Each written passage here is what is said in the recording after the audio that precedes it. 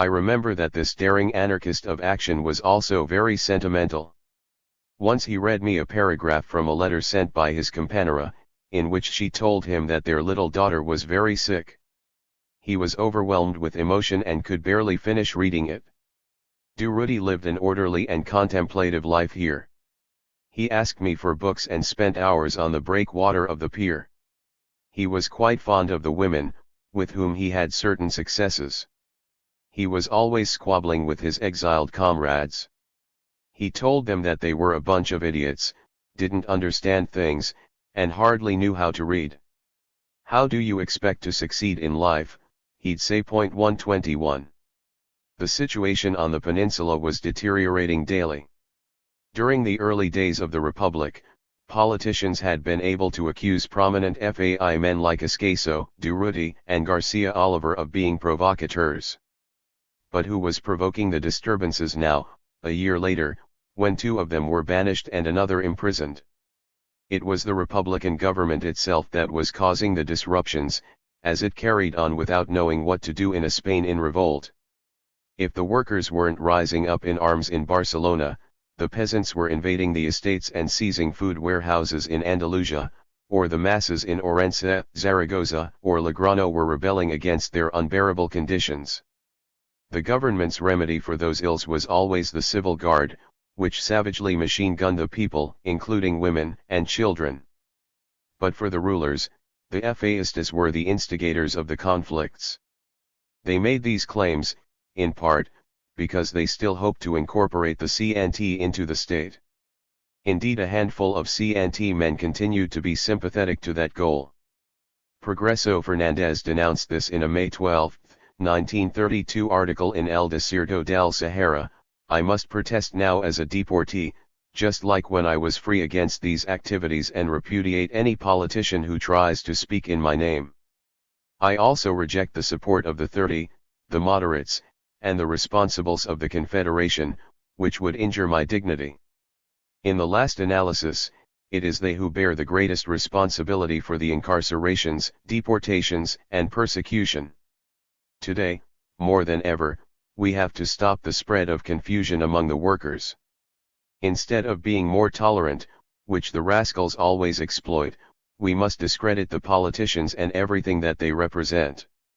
We can't stand aloof from political parties, we have to fight them all. Today, more than ever, we have to be openly and constantly at war with them. The Confederation, anarchism, and the revolution are much more than the deportees and the prisoners. The principles that shape our struggles are bigger than all of us and all the victims of the battle against the authoritarian system. If that weren't the case, we wouldn't find our ideas affirmed in social life, and the comprehensive revolution that we anarchists advocate would be impossible. Our liberation, the liberation of all the deportees and prisoners, has to be accomplished without whimpers or capitulations, with dignity, and without help from political factions that are hostile to our ideas. Only the forceful action of the CNT, Iberian Anarchist Federation, and revolutionary workers can achieve our freedom, and it must be achieved because it is a duty. Any departure from that principle would not only be inconsistent with the tactics of direct action and our anarchist doctrines, but also an unpardonable error that would undermine the possibilities for social transformation offered by the present historical moment. 122. This article, and Garcia Oliver's report to his union, point to the confusion in libertarian circles. The FAI tried to radicalize the CNT, but the moderate faction was still ensconced in its committees and not only opposed the FAI's efforts but also continued to advance an ambiguous, collaborationist position. This prevented the movement from offering a coherent, revolutionary strategy that would enable the workers to reach their objectives. And the government exasperated internal conflicts by protecting certain CNT leaders from persecution while acting harshly against the FAI and, indirectly, all workers' protests. Clearly the CNT would be unable to play its true historical role as long as it was trapped in that paralyzing confusion, even if the number of its members happened to increase. Durruti, Escaso, and Garcia Oliver all understood that, despite the geographic distances that separated them, the repression had to stop for the movement to address its difficulties, Yet it was growing increasingly more severe. It is enough to take a look at the anarchist press to be convinced of this. After each article there is a name and then, Prison of Sevilla, Modelo Prison of Barcelona, Porto of Santa Maria, Zaragoza Prison, Sahara Desert, etc. Almost all the well-known FAistas were incarcerated.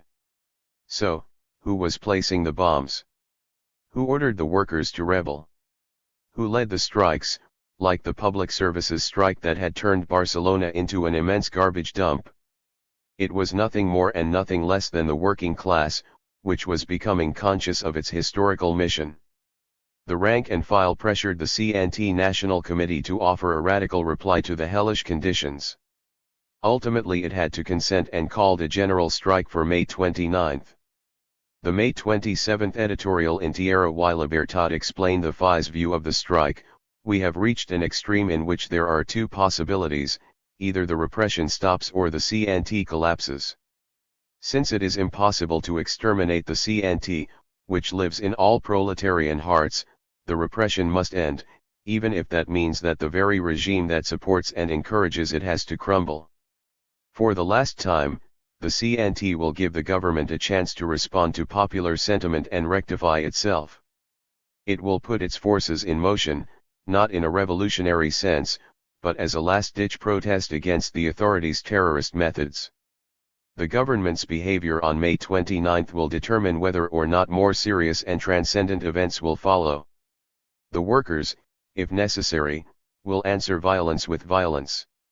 And if the government does not grant what the people demand after this date, on which the whole Spanish proletariat must demonstrate, the people will know how to take it themselves through revolutionary action. Now the workers know it: if the government does not yield after May 29, we will forcibly seize what it denies us against all reason. There must be an immediate attack on all the government's coercive practices. The people must destroy the prisons and free the inmates. They must reopen the unions. The slogan is, either fascism or the Confederación Nacional del Trabajo. Either Republican oppression or libertarian communism.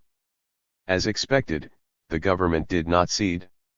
On the contrary, it mobilized the assault guard and civil guard and deliberately provoked the workers, sending new detainees to prison and new corpses to the cemeteries.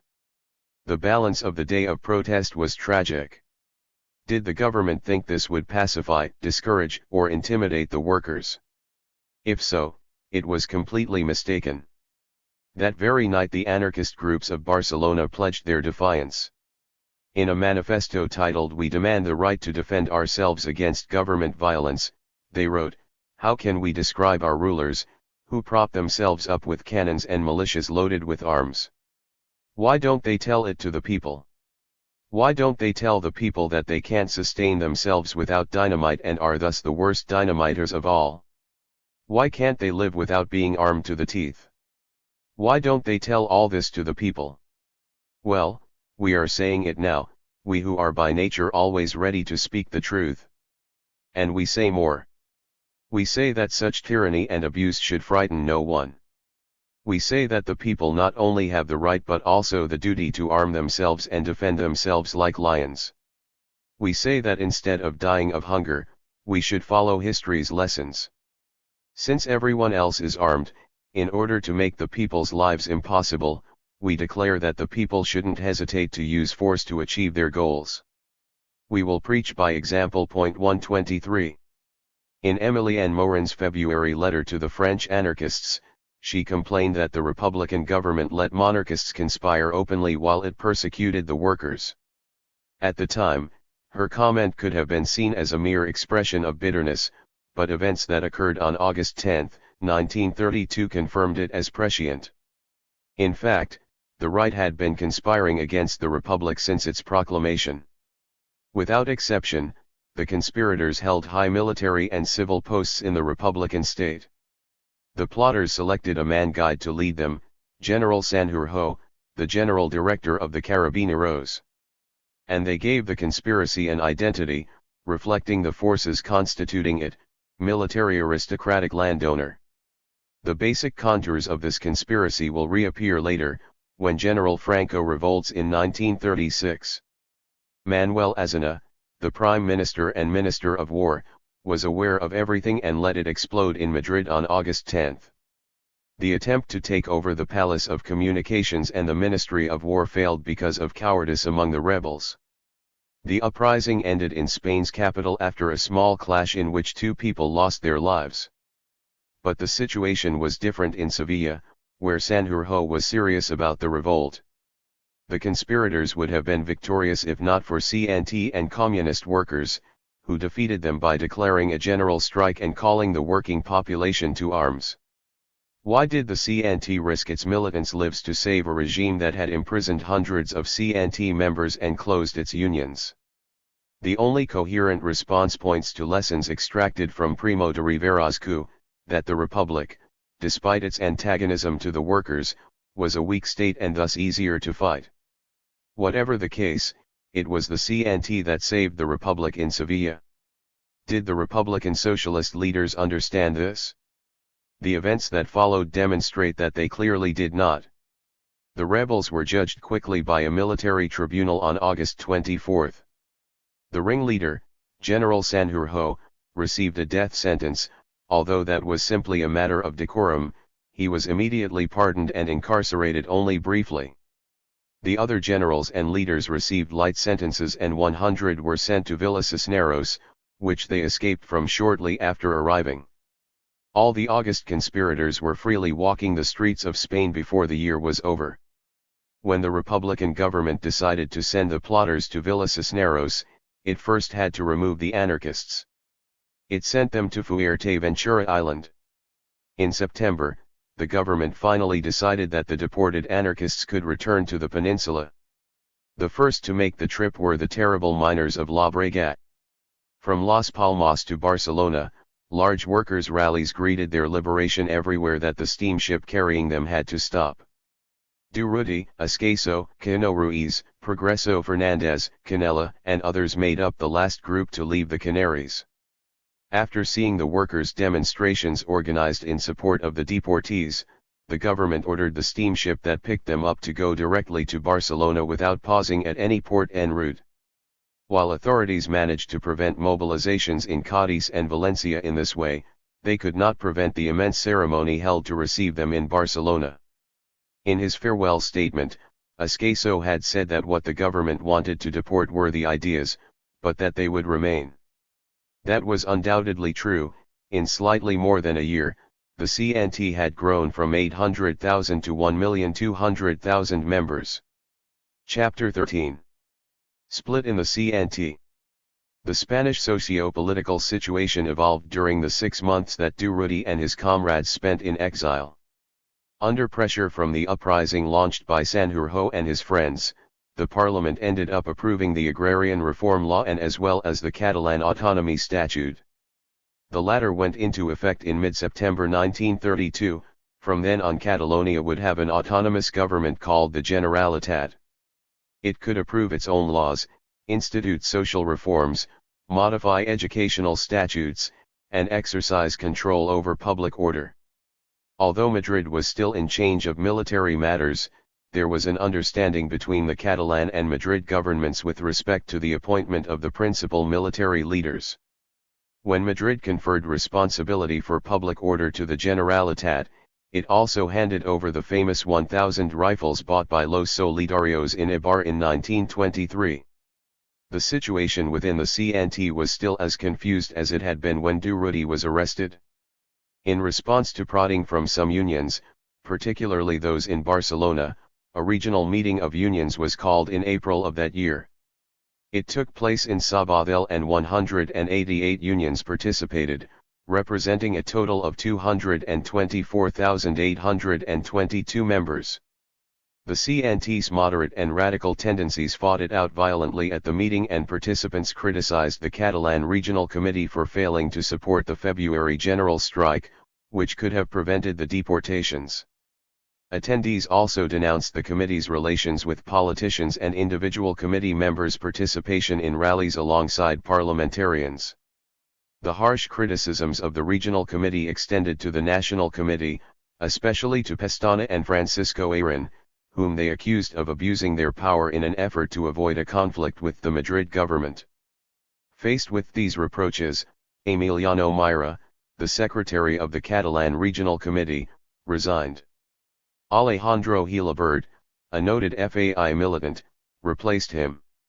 The Sabadell unions withdrew from the meeting to protest Gilabert's nomination, a move that indicated their intention to leave the CNT. There was a national CNT meeting in May and attendees decided to make May 29 a day of intense public protest. They also sanctioned Pestana for abusing his powers, and he, knowing perfectly well what such a rebuke meant within confederal circles, resigned.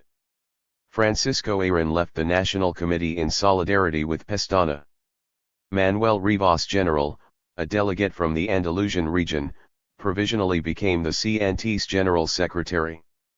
His nomination and a proposal about confederal cadre, or groups of confederal action, went to the unions for approval, modification, or rejection. This meeting had both negative and positive consequences for the CNT. We will first consider the positive results. Pestana and Ayrin's resignations gave the National Committee a greater degree of internal coherence, and the proposal on confederal defense cadre created a defensive shield for the CNT. The confederal group's idea was nothing new, they had more or less always existed within the Confederation, parallel to the anarchist groups.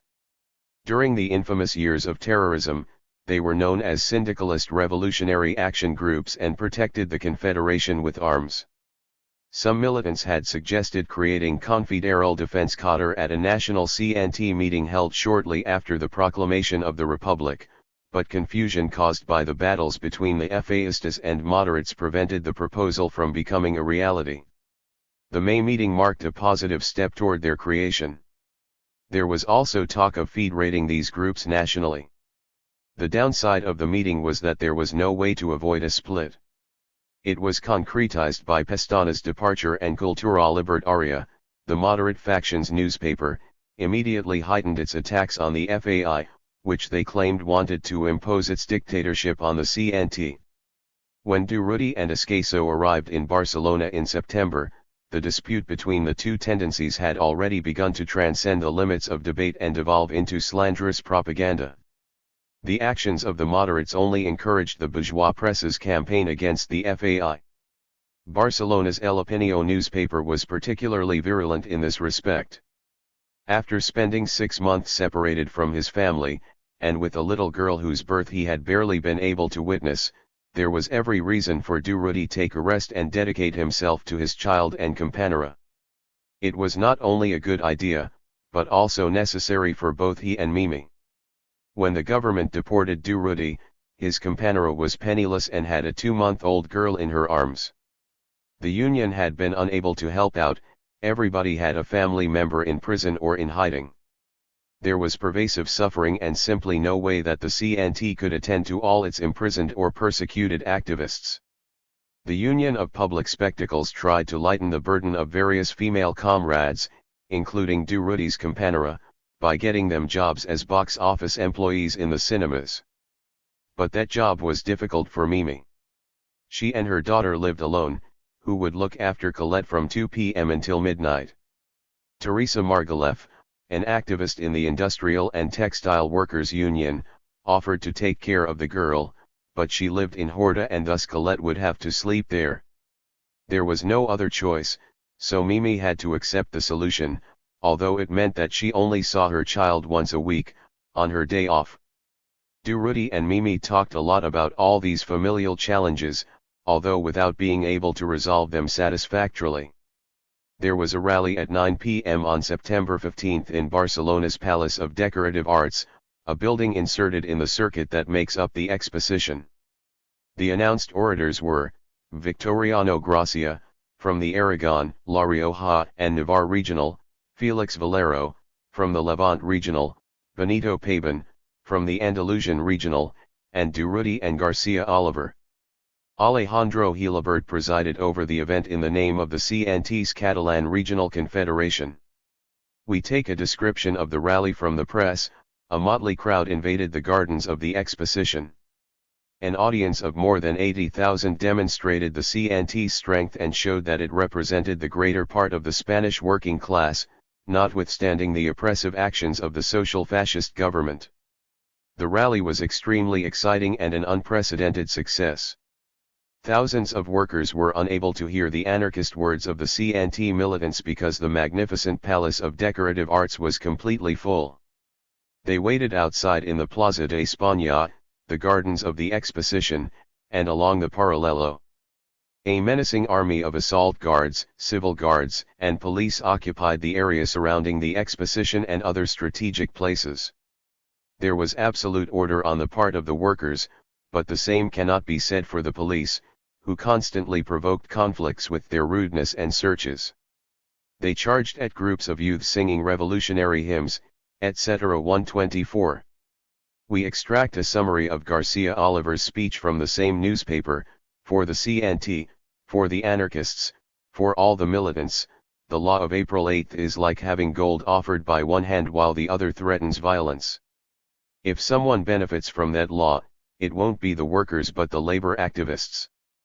The government wants to impose mixed commissions and, since there are 1,000 unions in Spain, there would be 5,000 men who as members of these unions would charge 150 pesetas or more per week, while the workers would continue receiving their miserable daily wages. The labor activists would forget their duty, betray their brothers, and the possibility of revolution would be lost. Durruti spoke just before Garcia Oliver. These were his words: "Your presence at this rally, like my presence on this platform, should enable the bourgeoisie to realize that the CNT and FAI are forces that grow when attacked and that adversity only enhances their cohesion." Despite all the abuse heaped upon the CNT and FAI, these organizations haven't budged an inch from their revolutionary goals. Tonight's demonstration will be a warning to the bourgeoisie, to the government, and to the socialists. They can see that the anarchists aren't broken when they get out of prison or return from exile. On the contrary, we are firmer in our aims and more secure in our objectives. The Republican and Socialist leaders thought that the men and women of the CNT and FAI were like a herd, like those that they govern and lead in their parties. And they thought that everything would be taken care of if they only imprisoned some bosses and deported some others. The CNT would stop functioning and they could continue calmly living off the trough of the state. But of course they were completely wrong and have once again revealed their ignorance of social reality and anarchism's raison d'être. The bourgeoisie and their journalists have tried to discredit us in the most absurd ways. Their accusations have been so outlandish that we've been bought off by the monarchists, that we're thieves and criminals, that the working class is going to be our best defender. The workers know perfectly well that thieves don't get up at 6 in the morning to work their butts off in a factory. And your attendance at this rally dispels the myth of the FAI bosses and anarchist thieves? Real thieves don't get up at dawn and their women don't crawl around on the floors, taking out the richest shit just to support their own families, as our compañeros have to do when the bourgeoisie deports, imprisons, or forces us into hiding. The real thieves are the bourgeoisie, who live by stealing the products of our labor. They are the traffickers of commerce, who speculate with our hunger. They are the great banking financiers who manipulate rates sprinkled with proletarian blood and sweat. They are the politicians who make promises and gorge themselves once they become deputies, accumulating salaries and forgetting everything they pledged as soon as they are in the stable of the state. But you, the workers who hear me, you already know them very well, just as I know them. Need I say more? When our colleagues, the gentlemen socialist deputies, voted to deport us, they only confirmed what we've been saying about them all along, that they suffocate the working class with their parliamentarian socialism. However, they actually helped us by deporting us. For once the money that the state robs from the workers has been worth something. By paying for our trip to the Canaries, they enabled us to carry out anarchist propaganda on those islands. If any workers believed the socialists and government men when they said that we'd sold out to the monarchists, our Sevillian comrades' response to Sanjurjo would have dispelled their doubts. But the Republican and Socialist leaders should pay attention to what happened in Sevilla. Sanjurjo said, "The anarchists will not pass," and the anarchists, making him choke on his own words, have passed. The CNT said no to Sanjurjo, but it also says no to a republic like the one that rules us. The Republican Socialists need to understand this, and so we'll say it very clearly: either the republic resolves the peasants' and industrial workers' problems, or the people will do so on their own. But can the republic resolve those and other pressing problems? We don't want to deceive anyone, and will reply firmly, so that the entire working class hears us: neither the republic nor any political regime of the sort, with or without the socialists, will ever resolve the workers' problems. A system based on private property and the authority of power cannot live without slaves. And if the workers want to be dignified, to live freely and control their own destinies, then they shouldn't wait for the government to give them their liberty. Economic and political freedom is not something given, it has to be taken. It depends on you, the workers listening to me, whether you'll continue being modern slaves or free men. You must decide. 125. A few days after this rally, the press published the news of Durruti's arrest. Terror brews in Barcelona's police headquarters. 18 comrades from Terrassa are still locked in cells. Escaso and Durruti are being held incommunicado in police dungeons. These were the headlines that Tierra y Libertad printed above its report on the September 23 arrests. It also stated, in the early morning hours on Saturday, police and assault guards burst into our editorial office. They were looking for Comrade Escaso. Afterwards, we read in the newspapers that police had arrested Comrades Domingo Escaso and Durruti, and that they are being held incommunicado in the foul and humid dungeons on Via Laytana. The terror is reborn. The offensive against the anarchists has intensified, and savagery is on the agenda among the gold-plated riffraff.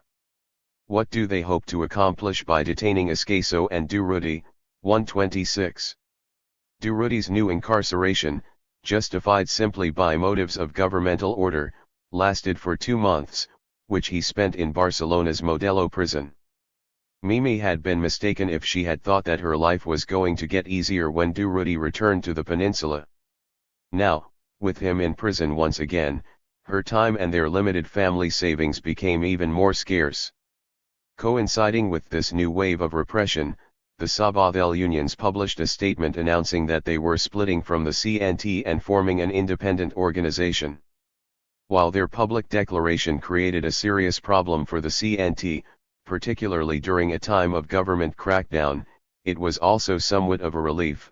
At least militants now knew where things stood and no longer had to watch every meeting descend into a bitter argument. Tierra y Libertad drew some conclusions from the statement, which it shared with its readers. The manifesto from the Sabadell militants shows that anarchists should not be on the margin of the workers' movement. On the contrary, they should be its vanguard. That is the only way to stop the servants of the bourgeoisie from taking over the workers' organizations. The newspaper also saw the syndicalism of the Sabadell activists as a creation of the bourgeoisie. Considering the bankruptcy of Spanish socialism, the capitalist class needed a new syndical monster, not like the Sindicatos Libres or Sindicatos Únicos, but one that would restrain the Spanish proletariat's pressing revolutionary demands. The politicians leading the Sabadell organization have now hatched such an ignominious monster. The Catalan bourgeoisie should be pleased with their new defenders. The right and left Republicans should also be pleased. Just like Republican police newspapers like El Opinio surely welcome this species of syndicalism that expels anarchists from its heart and calls those who do not yield to injustice extremists and disruptors. 127. As a precaution against the now inevitable split, the FAI released an orienting statement to the anarchists, signed by the Peninsular Committee, the Commission of Anarchist Relations of the Groups of Catalonia, and the Local Federation of Groups of Barcelona. The Nosotros group's perspective is clearly visible in the document, particularly in the paragraphs on the situation created by the Republic and the presence of certain individuals in prominent CNT positions who have obstructed the revolutionary process. This is not surprising, given that Garcia Oliver was a member of the FAI's Peninsular Committee.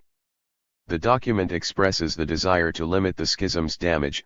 The CNT, which is the fruit of the creative spirit of the Spanish anarchists, is heading toward a painful and unprecedented split.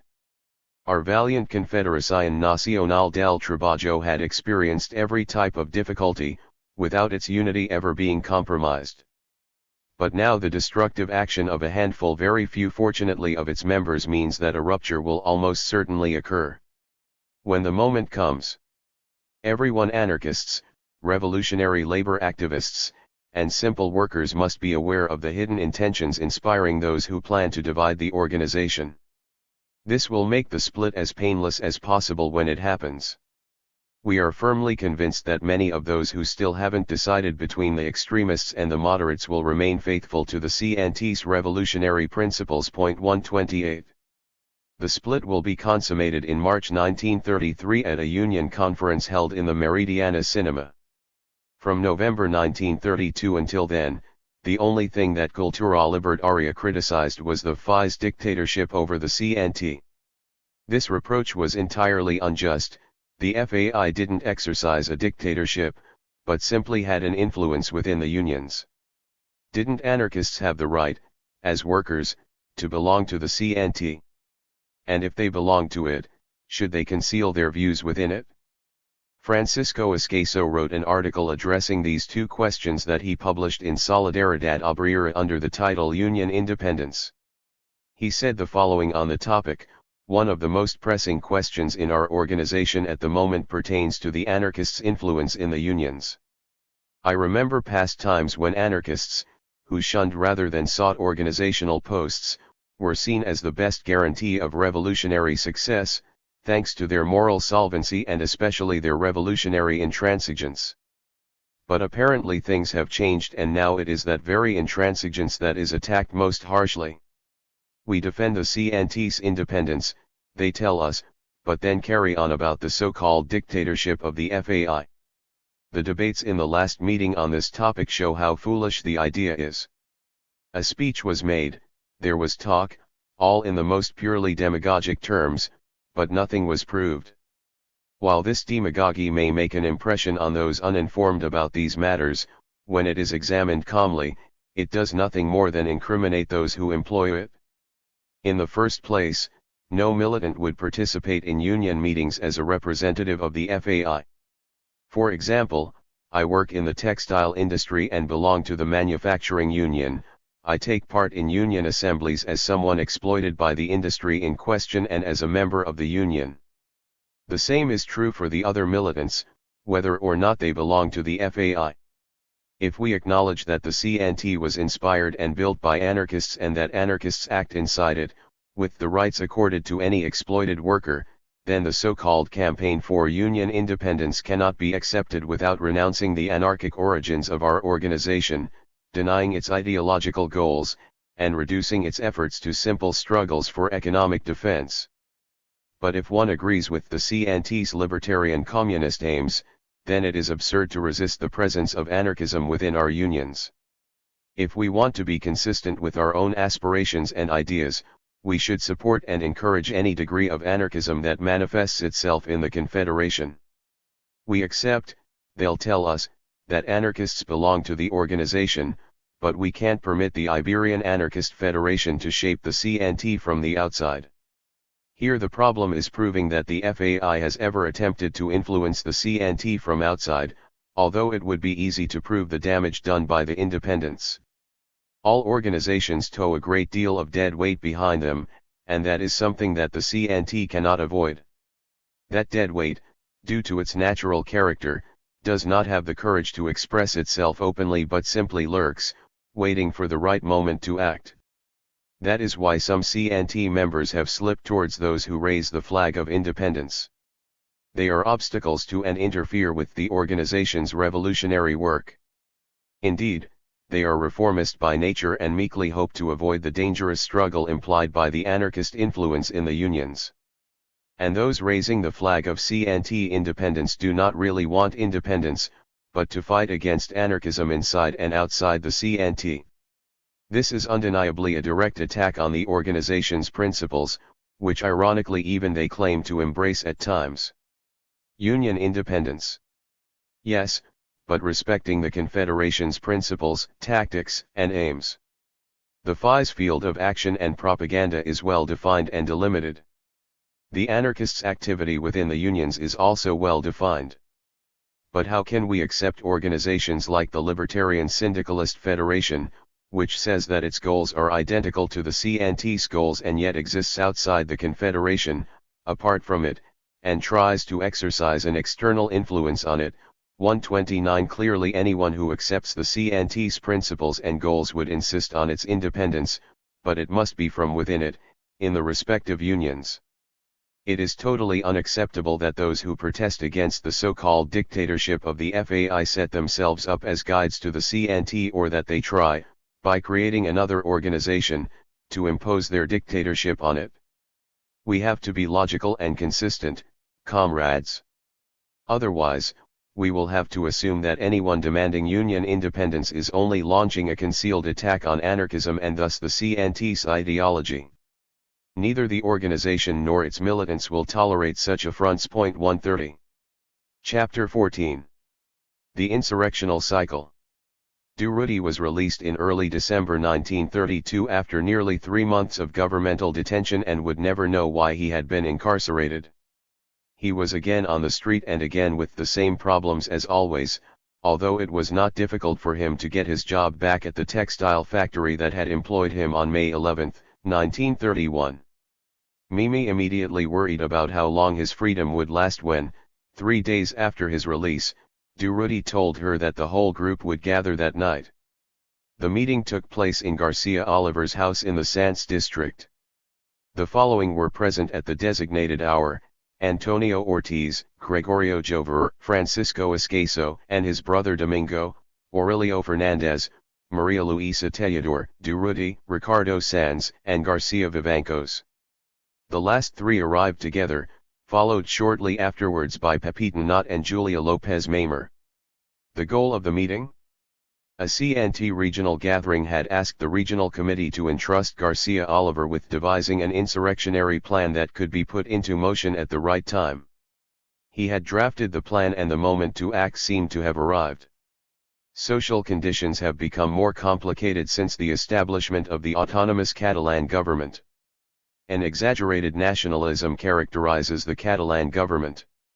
The former comrades Francesc Layret, Salvador Segui, Companies, Martí Barrera, and Jaume Aguador 131 lead the young party that dominates the regional government.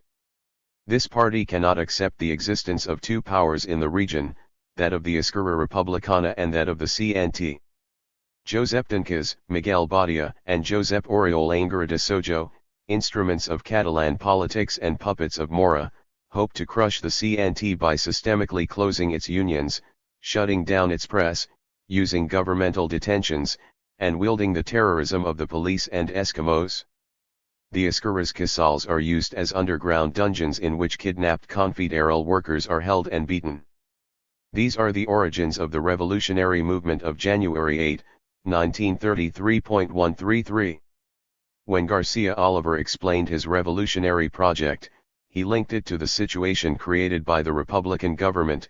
As soon as the Republican state put itself at the service of national and foreign capitalists, it was no longer relevant to have partial strikes in the factories, workshops, and businesses.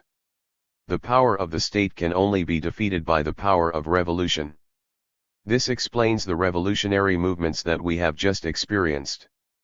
It also explains the revolutionary movements that we will doubtlessly see in the future, in which, bourgeois journalists say, Spanish anarchists will play the last card.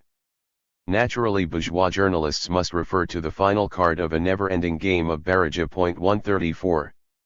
Everyone in the Nosotros group shared Garcia Oliver's views.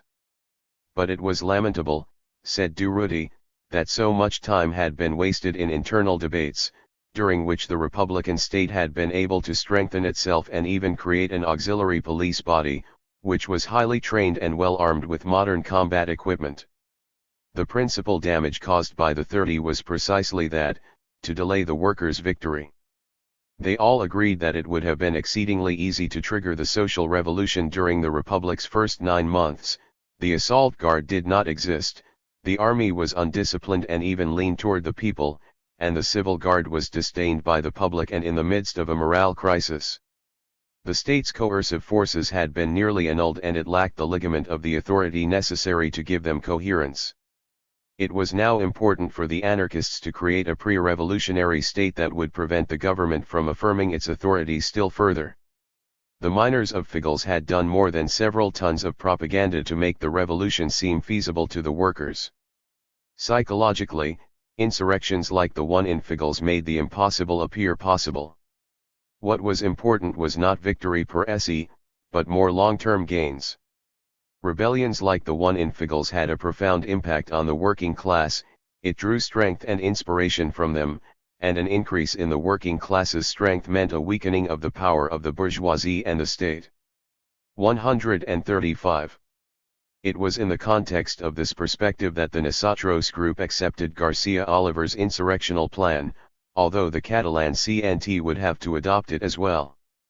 In mid-December the CNT's Catalan Regional Committee called a meeting and Garcia Oliver explained the project in detail there. Those assembled divided into two currents on the issue. Their positions were not completely contradictory, but there were differences, and these indicated the continued influence of the 30. Some felt the CNT should not precipitate things. Given the turmoil caused in the organization by the 30, they should first clarify internal matters and then attack later, when conditions are better. Others thought that time was of the essence and that the CNT had to make a show of force in order to get the Catalan and Madrid authorities to understand that they could not govern against the CNT. Furthermore, an insurrection like the one planned could have a strong impact on the working class, including those in the UGT. The CNT was in a difficult position. Nonetheless, meeting participants ultimately accepted the insurrectional plan. 136 They formed a revolutionary committee, which included Durruti, Ascaso, and Garcia Oliver as members, and the CNT National Committee appointed a representative, which also happened to be Durruti. Durruti went to Cádiz, where the CNT's Andalusian Regional Confederation had called a meeting to discuss how to carry out the revolt. The meeting took place secretly in Jerez de la Frontera. Informers had told police about the gathering and they mobilized to arrest attendees, but fortunately police did not know the gathering's exact location. While police patrolled Cádiz's entrances and exits, the meeting occurred in Jerez de la Frontera without disruption. Participants decided that Andalusia would go into action as soon as Radio Barcelona announced that revolutionaries had seized the radio station. If the rebellion failed in Barcelona, Andalusia and the rest of the country would not participate. They formed an Andalusian Revolutionary Committee to lead the rebellion movement there. It consisted of Vicente Ballester, Rafael Pina, and Miguel Arcas. The committee's principal mission was to orchestrate the revolt from Sevilla, where they would take over the radio transmitter and, with an agreed-upon code, use it to maintain contact with the local and provincial committees formed by representatives of the same organizations elsewhere. 137 Barcelona would be the center of the insurrection and all the regions committed to the rebellion would join the struggle once revolutionaries seized the radio transmitter. The operational plan was the following: they divided Barcelona into three areas. A. Terrassa Hospitalet, Sants, Hostafrancs, and the 5th District. Main targets: the Assault Guard Barracks, the Plaza de España, the Prat de la Brega Airfield, the Petrolbes Infantry Barracks, the Cavalry Barracks on Tarragona Street, the Modelo Prison, the Atarazanas Barracks, and the Border Police Barracks on San Pablo Street. The groups in Pobl Seconds would take over the main gas and electricity offices as well as those of Campsa. This sector was Garcia Oliver's responsibility. B. Militants in the districts of Poblenou, Sant Martí, and Sant Andrew were to prevent the departure of military forces from the artillery station and infantry barracks in Sant Andrew and also the artillery barracks on Icaria Avenue. They would also lay siege to the infantry barracks of the Parque de la Ciudadela. Francisco Ascaso was in charge of this area. C. Horta Carmelo Gracias sector.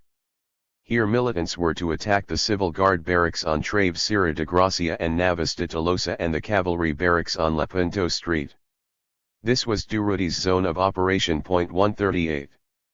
The primary goal in these three sectors was to stop the civil guard from leaving its barracks and thus support the work of the guerrilla groups operating in the center of the city.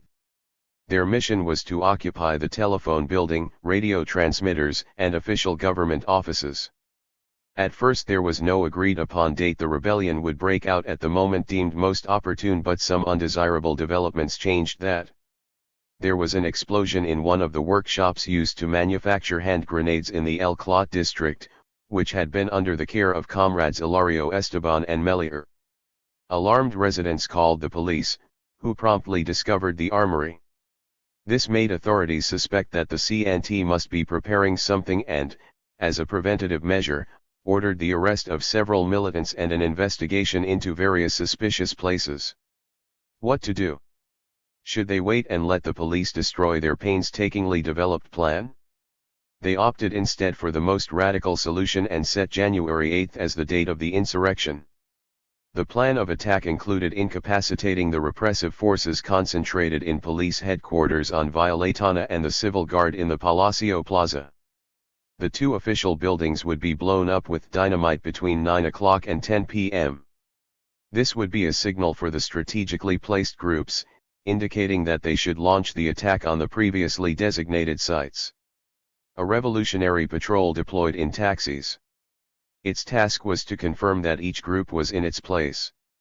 The arms used would be hand grenades and pistols. The bombs that were going to explode in the mentioned buildings were made of 2 tubes of autogenous solder, each 1.20 meters in height and 70 centimeters in diameter. On January 8, at exactly 8 a.m. on Mercators Street, 2 bricklayers and 1 laborer stopped pulling a small handcart, which was loaded with bricks, cement, and plaster. This camouflaged the devices. They set out to complete the operation. Their mission was to slip the 2 tubes into the sewer, haul them through it, and install them where they would serve their final purpose. It was difficult to carry the tubes through the sewer, because each one weighed 90 kilos. It was relatively easy to place the first one under police headquarters, because the sewer vault was 2 meters high there, but the one that had to be put under the civil government was much more challenging.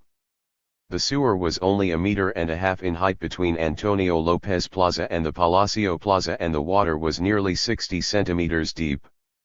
It was very hard for the bomb carriers to cover the distance, and there were only 2 of them there, due to the limited space for movement.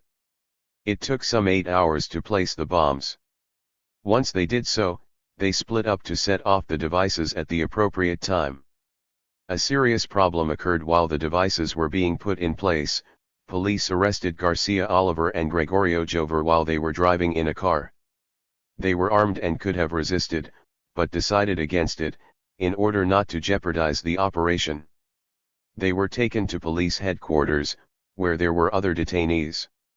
Garcia Oliver and Gregorio Jover must have been astounded by their bad luck, knowing that police headquarters was due to blow up at any moment. They accepted their fate, thinking that if they didn't die in the blast, perhaps it would be useful to be at the center of the occupation of the building. The bomb exploded at 10 p.m. that evening under police headquarters, although the one under the civil government failed for technical reasons. The police building did not collapse, as hoped. The building was set back more than 6 meters from the others on the street.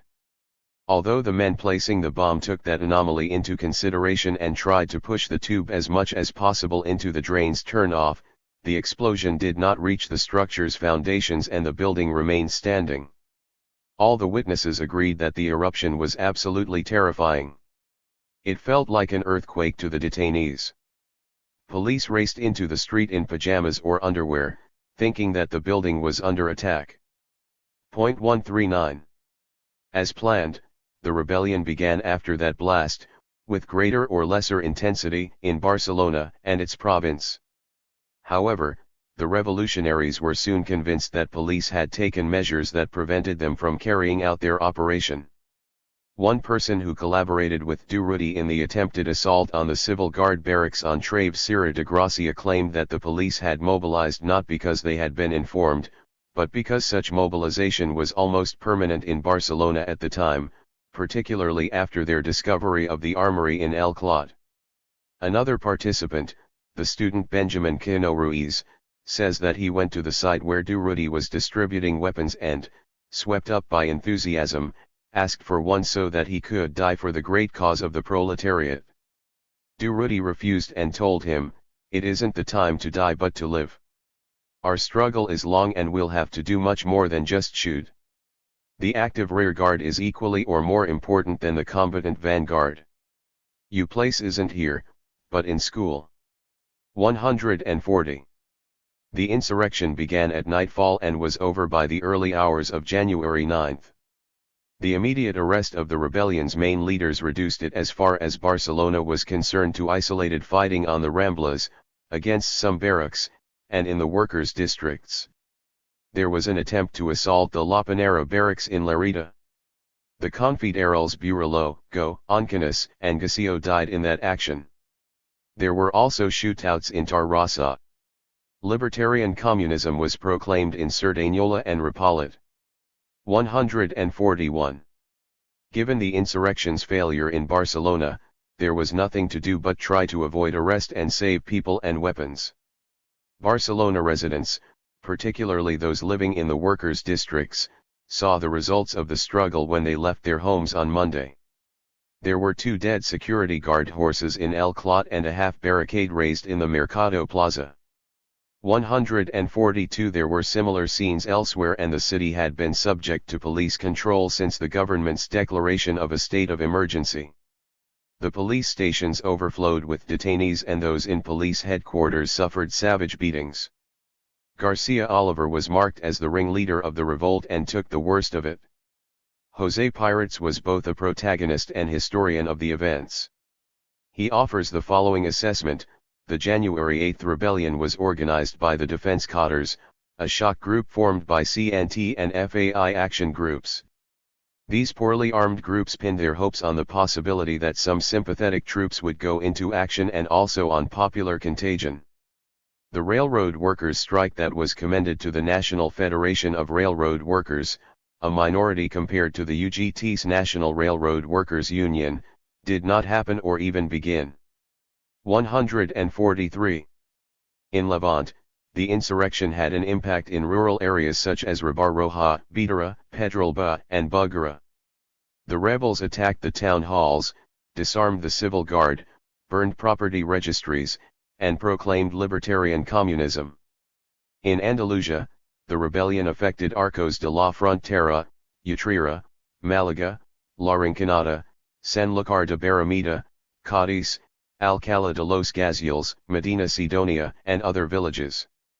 The conflict took on horrifying dimensions in Casas Viejas, where assault guards set fire to peasants' huts and burned their inhabitants alive on the orders of Captain Rojas.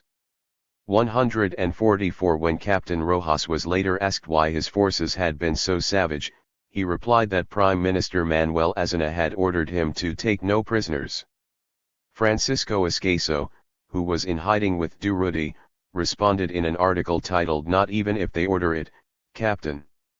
Captain, I've seen my comrades fall in slow death throes and then collapse on the ground, blood pouring out of their mouths, while life flees through small holes in their foreheads. These holes of death crush the skulls of their victims and comprehension in those who reflect upon them. Anado and Arlegui ordered it. I've seen kicks destroy teeth, eyebrows, and lips, men fall unconscious only to be revived with pails of water so that the beating can begin again and then drop, shattered, once more. I've heard this is worse, those being tortured shout out in pain. I remember a story that an old friend told me when I was in Chile. We Spaniards, he said, who boast so much about bringing civilization to the Americas deserve the hate that these Latin Americans feel for us. Captain, I saw a painting in a museum when I was in Mexico. It was a representation of Hernán Cortés and his followers' historic achievement. Montezuma and one of his chiefs were being tortured with fire so that they would reveal the location of the Aztec treasure. While Cortés's bearded men burned those Indians' feet, the latter smiled contemptuously, knowing that the Spaniards would discover nothing. Captain, in Tacuba I saw the giant and millennial tree of the sad night, where Hernan Cortés went to weep in impotence after his inquisitorial achievement. And I also saw in Villa Cisneros this wasn't long ago how a poor black man, a friend of Comrade Arcas, was tied to 4 stakes driven into the ground and given 50 whip lashings for stealing a plate of food from the local Air Force sergeant. I've seen so many things, Captain, that the wickedness of men no longer frightens me. I have suffered terrible things as well, but we don't need to speak of that. I have seen many things, I repeat, but I never imagined that someone could embody them all. I always thought that each instance belonged to a time, to particular circumstances and latitudes. Never did I dream that you could incarnate them all, Captain. Casas viejas.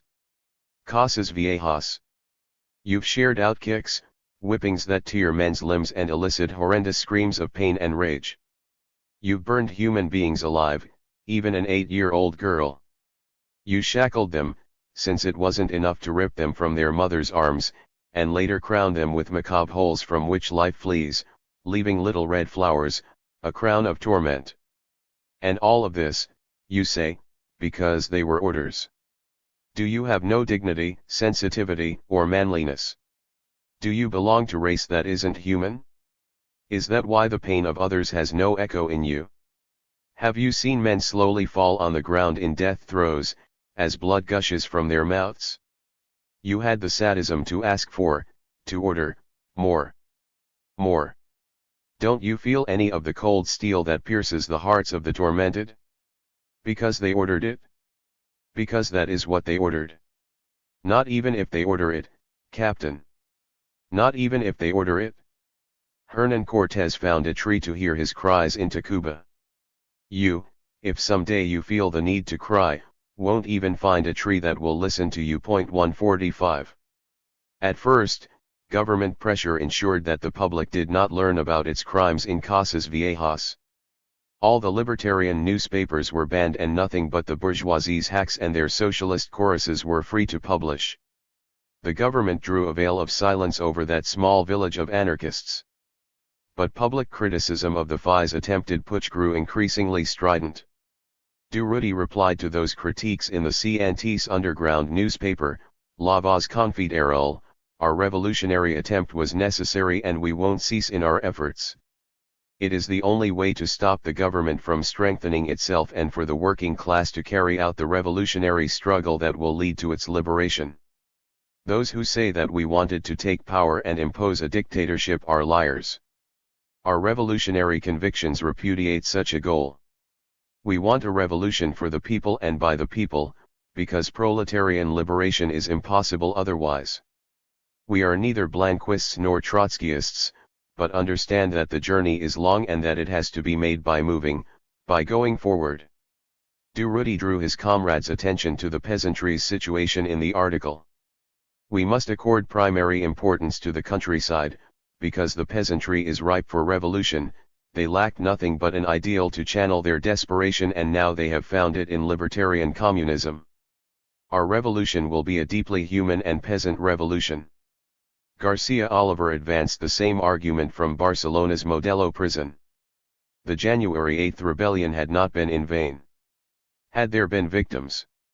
Yes, but a socialist republican government that commits atrocities like the one in Casas Viejas inevitably kills bourgeois democracy, even in the hearts of its most generous defenders. In the street, the 30 and their supporters took the January revolt as an example of the FI's dictatorship in the CNT and became even more virulent in their criticisms. The CNT Regional Committee had to confront the avalanche of complaints and called a regional meeting for March 5, 1933. The dispute finally came to an end there. The 30 and their backers were either expelled or voluntarily withdrew from the CNT and formed separate so-called opposition unions. What remained of the CNT in Catalonia were 20 counties and 3 provinces federated among themselves, with 278 unions totaling more than 300,000 members. The only defections from the CNT were in Sabadell and Levante, where the reformists had made an impact on the metal worker, woodworker, and transport worker unions. In Andalusia, they had an enclave in Huelva, but that was all. A total of some 60,000 members had left, with whom Angel Pestana would try to form the Syndicalist Party several months later. The conflict with the 30 was now over.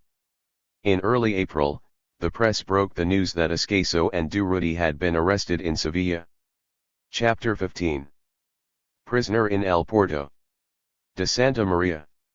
Like many of those who participated in the January 8 rebellion, Durruti and Escaso were able to elude the police and disappear for a time while they waited for the storm to pass. The police chief was then the ex-conspirator Miguel Badia. In 1925, he had planted a bomb on the Garraf coast in an attempt to blow up the train carrying Alfonso XIII to Barcelona. He asked Los Solidarios to help him carry out the attack and they provided him with the dynamite that he needed. Miguel Badia thus had extensive and long-standing knowledge of the anarchists, although that did not stop him from being a much more violent police chief with the Confederals than Colonel José Arlegui. Induced by a hatred of anarchism, he took the repression to the extreme, particularly against Garcia Oliver, who escaped death by a pure miracle. With respect to Durruti and Escaso, he swore that he would beat them to a pulp as soon as he laid a hand on them. The days passed slowly for the two men hunted by Badia, who were hiding in a house in Horta. Durruti probably saw his daughter and Campanera more frequently during the 2 months that he spent concealed there than at any other time, since he was in the home of the person who cared for Colette when Mimi began working in the cinema box office. In March 1933, some unions and libertarian Ateneos were closed and Soli was banned, but the CNT officially carried on its activity. As previously noted, the CNT's regional committee called a meeting around the time that settled the conflict with the 30. They and their supporters formally split from the CNT and soon formed opposition unions, which continued to identify as revolutionary syndicalist and anarcho-syndicalist. While the CNT was breaking in two, there was also a deep crisis in the government as a result of Azena's violent campaign in January, which reached new heights of barbarism in Casas Viejas. When the parliament met in February, Eduardo Ortega y Gasset, a member of the radical socialist left at the time, questioned the government about what had happened in Casas Viejas. Azena consulted briefly with Carlos Espla, the subsecretary of the Interior, and then cynically replied, "Nothing happened in Casas Viejas but what had to happen." In general, the public was still unaware of the full horror of events there. It also didn't know that the civil guard had seized the town and that a section of assault guards arrived later and began a house-to-house raid. In one of these, an old peasant nicknamed Six Fingers had dug himself in with his children, grandchildren, and 2 neighbors. They refused to surrender. More assault guards arrived with machine guns, who were under the command of Captain Rojas. The siege lasted throughout the night. At dawn, the assault guards set fire to the hovel, which collapsed in flames. Six Fingers was incinerated in the blaze, and guards machine-gunned those attempting to flee. There was something else that the public didn't know at the time, but that a judicial summary and parliamentary investigation revealed later. 2 hours after burning down the hut that Six Fingers lived in, Captain Rojas ordered an attack on the town and executed 11 people in it for no reason whatsoever.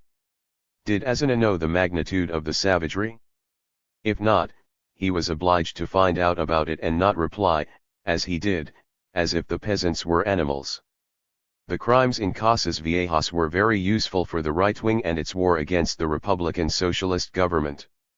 The government was so stupid that it persevered in its repressive conduct, thereby exasperating the CNT and giving more weapons to its political enemies. Azena and his cabinet lost all their credibility, what little they still had, in the 2-month parliamentary debate that followed. The government's situation became even worse when it came to light that Azena had told Captain Rojas to take no prisoners. When the parliamentary debate was at its most bitter, the Regional Committee of Andalusia and Extremadura called an extraordinary Congress of Unions in Sevilla on March 27. Avelino González Malata represented the CNT National Committee. Local CNT members asked the National Committee to send several orators to speak at the Congress's closing rally as well as other events that they had planned in Andalusia. It gave this mission to Durruti, Escaso, and Vicente Pérez Combina, who left Barcelona for Sevilla in late March. Numerous localities in Andalusia and Extremadura organized rallies and conferences in their respective areas when they learned that Durruti and Esqueso would be passing through.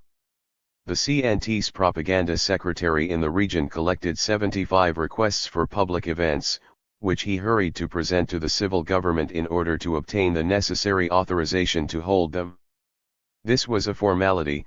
The governor could only deny such petitions in exceptional cases, such as when declared martial law had been declared, which was not the case in Andalusia at the time. The April 7 closing rally was a success. The theater where it took place was too small to accommodate all the attendees, and organizers had to place amplifiers on the street so that those outside could listen to the speeches. Durruti, Esqueso, Combina, and several other militants planned to start their propaganda tour through the province of Sevilla on April 8. The night of the rally they met with Avelino González Malata and Paulino Diaz and unsuccessfully tried to convince them to participate in some of the events planned in the 106 villages. Avelino said that he had too many obligations in Madrid and left for the capital in the early morning of the following day. The police showed up at the boarding house where they were all staying shortly after Malata's departure. They told them to come to the police station, without explaining why. Durruti, Esqueso, and Combina went, and the inspector informed them that they were under arrest for insults to authority and incitation to rebellion, crimes that they had committed during the previous day's rally. Authorities sent them to the Sevilla prison under this charge. Paulino Diaz joined them shortly afterwards, as a governmental prisoner. The Sevilla prison was packed with men that the police had arrested that day. No one knew why they were being detained. Vicente Ballester, secretary of the CNT's Andalusia and Extremadura Regional Committee, met with the governor, Mr. Labella, and asked him why Durruti, Esqueso, and Combina had been seized. The governor responded that he arrested them to expel them from Andalusia because he wasn't going to tolerate anarchist propaganda in the area. The governor's attitude precluded any other attempt to secure their freedom, and they had no choice but to try to settle the insults charge as soon as possible. As expected, the judge visited them in prison and communicated the charges to Durruti and Combina. He acknowledged that the crime was minor and said that they would be released once they paid 1,000 pesetas in bail each. 4 days after the visit, Vicente Ballester gave the bail to the judge and signed for the detainees' freedom. But, just as they were about to be let out, authorities told them that their incarceration would continue. At the governor's request they would remain as governmental prisoners. The Madrid papers reported on Durruti's arrest. The La Voz newspaper stated that it was because Durruti was organizing an uprising in Andalusia similar to the one that took place in Barcelona on January 8. Pío Baroja was in Madrid at that time and decided that he wanted to meet with Durruti when he learned about his detention. He traveled to Sevilla for the purpose and saw him behind bars. About their meeting, Durruti wrote, "When Pío Baroja came to see me in the Sevilla prison he told me, 'It's terrible what they do to you all.' And I asked him, 'What position, Mr. Pío, do you think we should take toward these arbitrary measures?' He didn't know what to say. I later read an article that he published in Ahora which contained the response that he didn't dare give me through bars." 146. We have been unable to locate the article mentioned by Durruti and therefore do not know what Pío Baroja asserted in it. But we do know that Durruti had exercised a strong attraction on the writer since their meeting in Barcelona after the proclamation of the Republic. Baroja compared Durruti to Pablo Iglesias in his memoirs. Buenaventura Durruti was diametrically opposed to Pablo Iglesias. He was not doctrinaire, he was a condottiero, restless, bold, and valiant.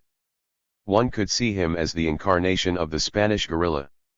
He had all the traits of the type: courage, shrewdness, generosity, cruelty, barbarity, and a depth of spiritual heart. In another epoch, he would have done very well as a captain with El Empecinado, with Zurbano, or Prim. Durruti appeared in the reception room of the hotel on the Rambla, where 2 or 3 of his friends and I were. His presence alarmed many of those there, so I suggested that we go to a cafe on a nearby side street. We sat and chatted in this small cafe. P.I.O. Braha recorded a conversation about Durruti's adventures which the reader already knows and we will not repeat, and clearly took pleasure in this literary personage. Durruti is the type to have a romantic biography, on a sheet of string literature with a blurry engraving on the front. 147 Braha escaped the temptation to make him into a literary character, perhaps because the flesh and blood Durruti was simply too real. The same is true of Ilya Ehrenberg, who also spoke with him around that time. The qualities that attracted intellectuals to Durruti terrified the politicians that governed Spain. After his arrest, Casares Quiroga hurled the most abject epithets at him, calling him an idler and delinquent and other insults of the nature. He was preparing to apply the law on vagrancy approved by the Republican Socialist government. Naturally, he would not use it for parasites and idlers by trade, but for the militant workers of the CNT and FAI.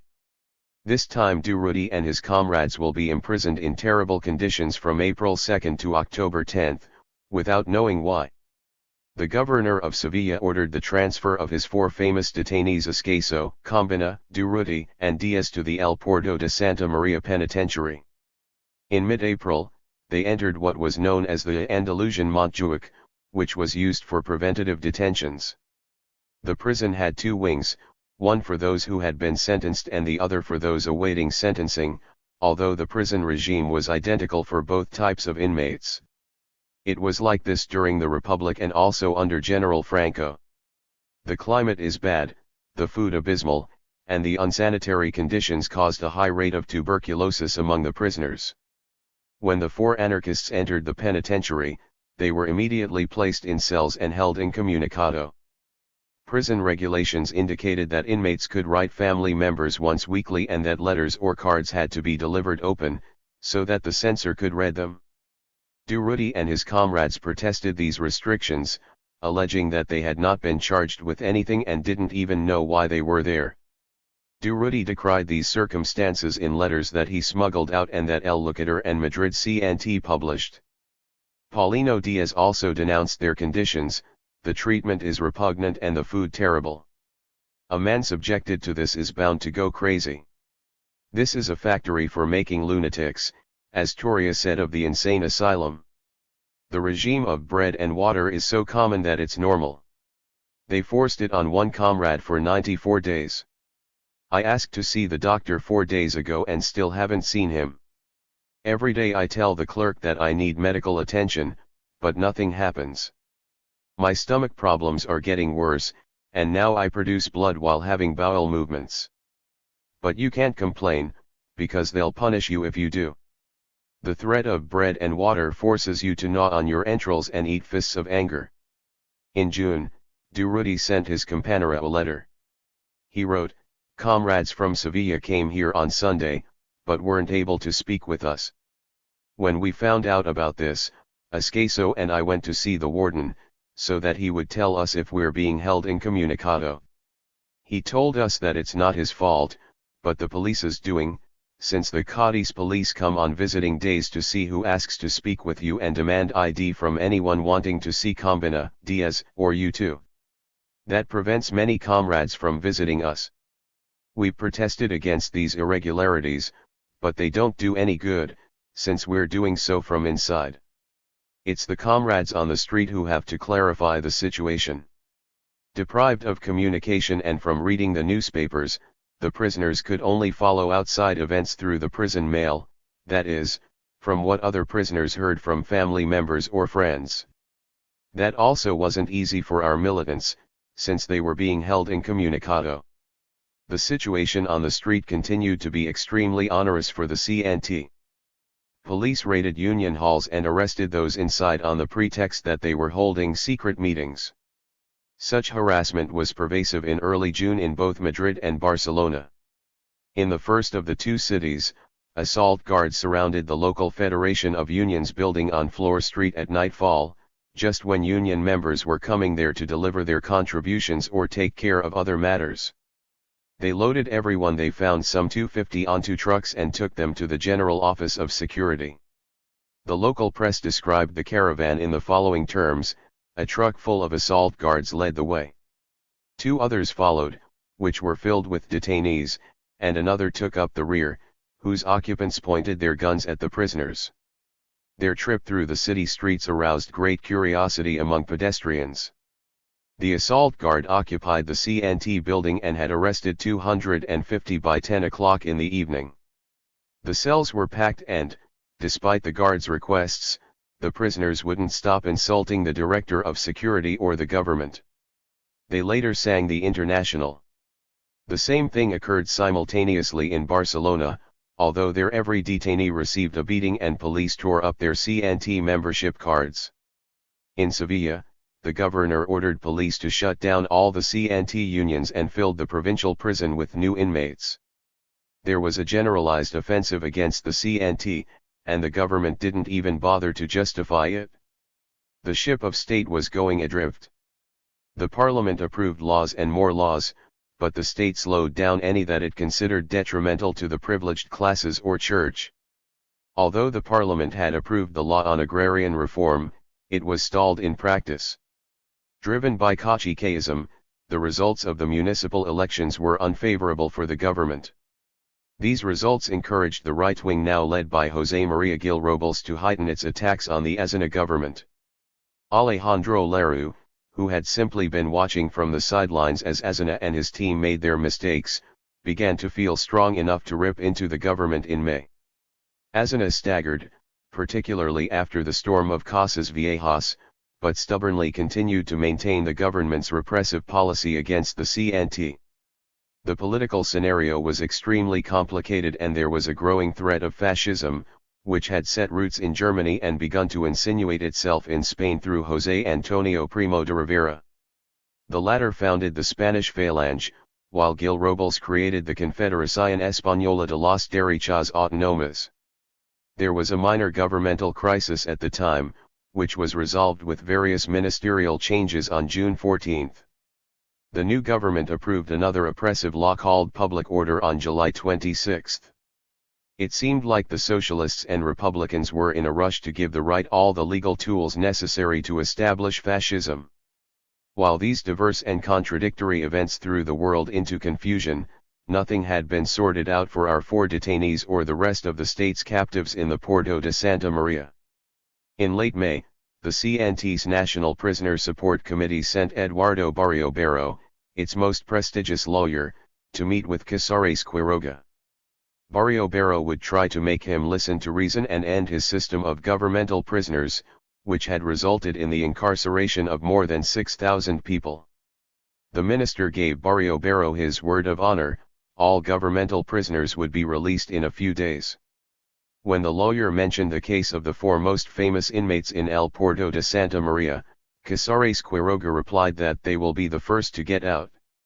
The minister was so convincing that the Prisoner Support Committee sent a telegram to El Puerto telling the men the good news.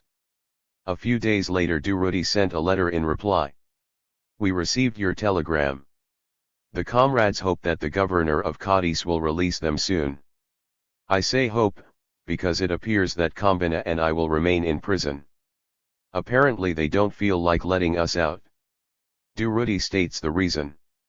"Moments before receiving your telegram, the local court came to the prison to notify Combina and me that the court of Sevilla had voided our bail and, as a result, we are still in its custody and will have to respond to that damned charge of insults and incitation to rebellion."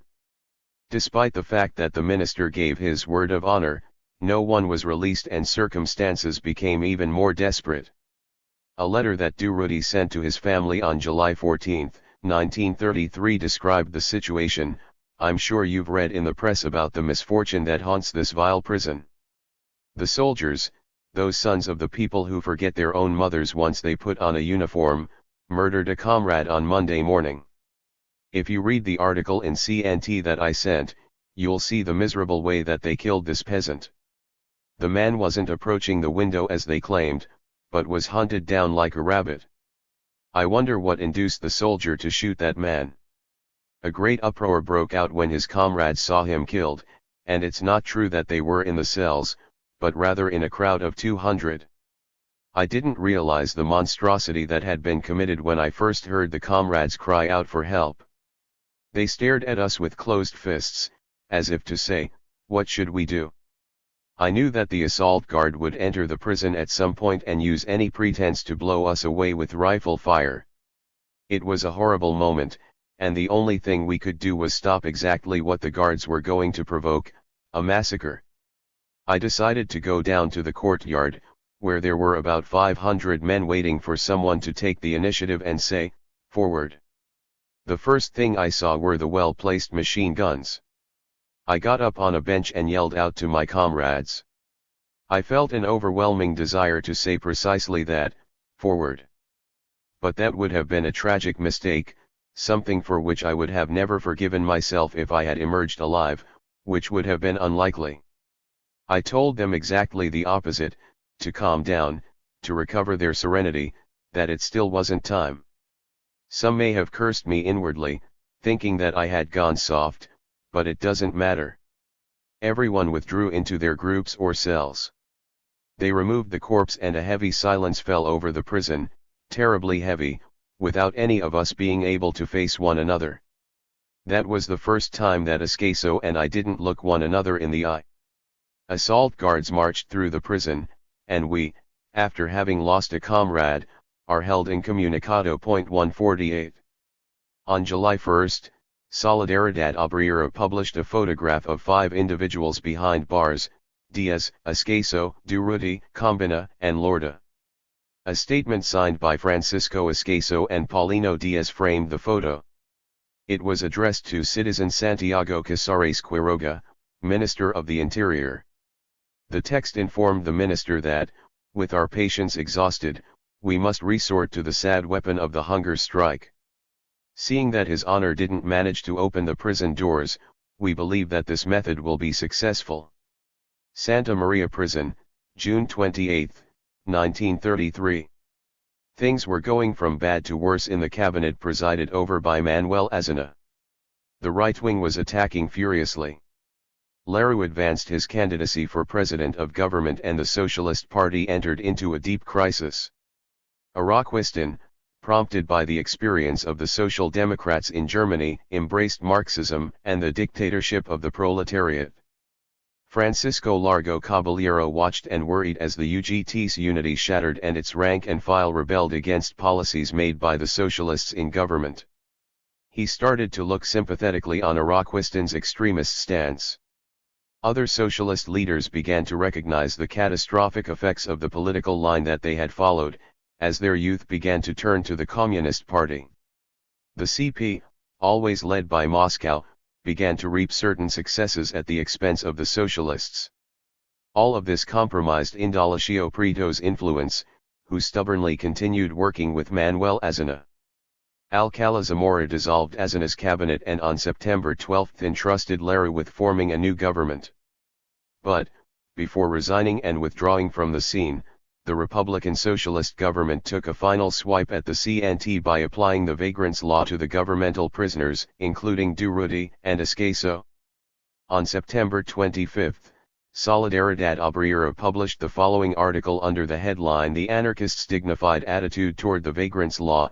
Durruti, Escaso, Combina, Joaquim Valiente, Paulino Diaz, and Trabajano are inmates in El Puerto de Santa Maria Penitentiary and the government intends to apply the disgraceful label of vagrants to them. Their special case has received the natural and dignified response that it merits. These comrades have refused to testify in the prosecution's inquiry initiated against them for vagrancy.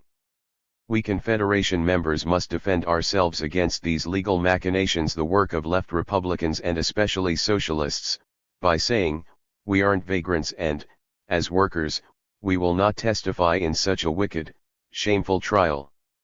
The comrades incarcerated in the Andalusian Montjuic sent 2 letters to the present Minister of Justice, Botella Asensi, which we have published in our newspapers.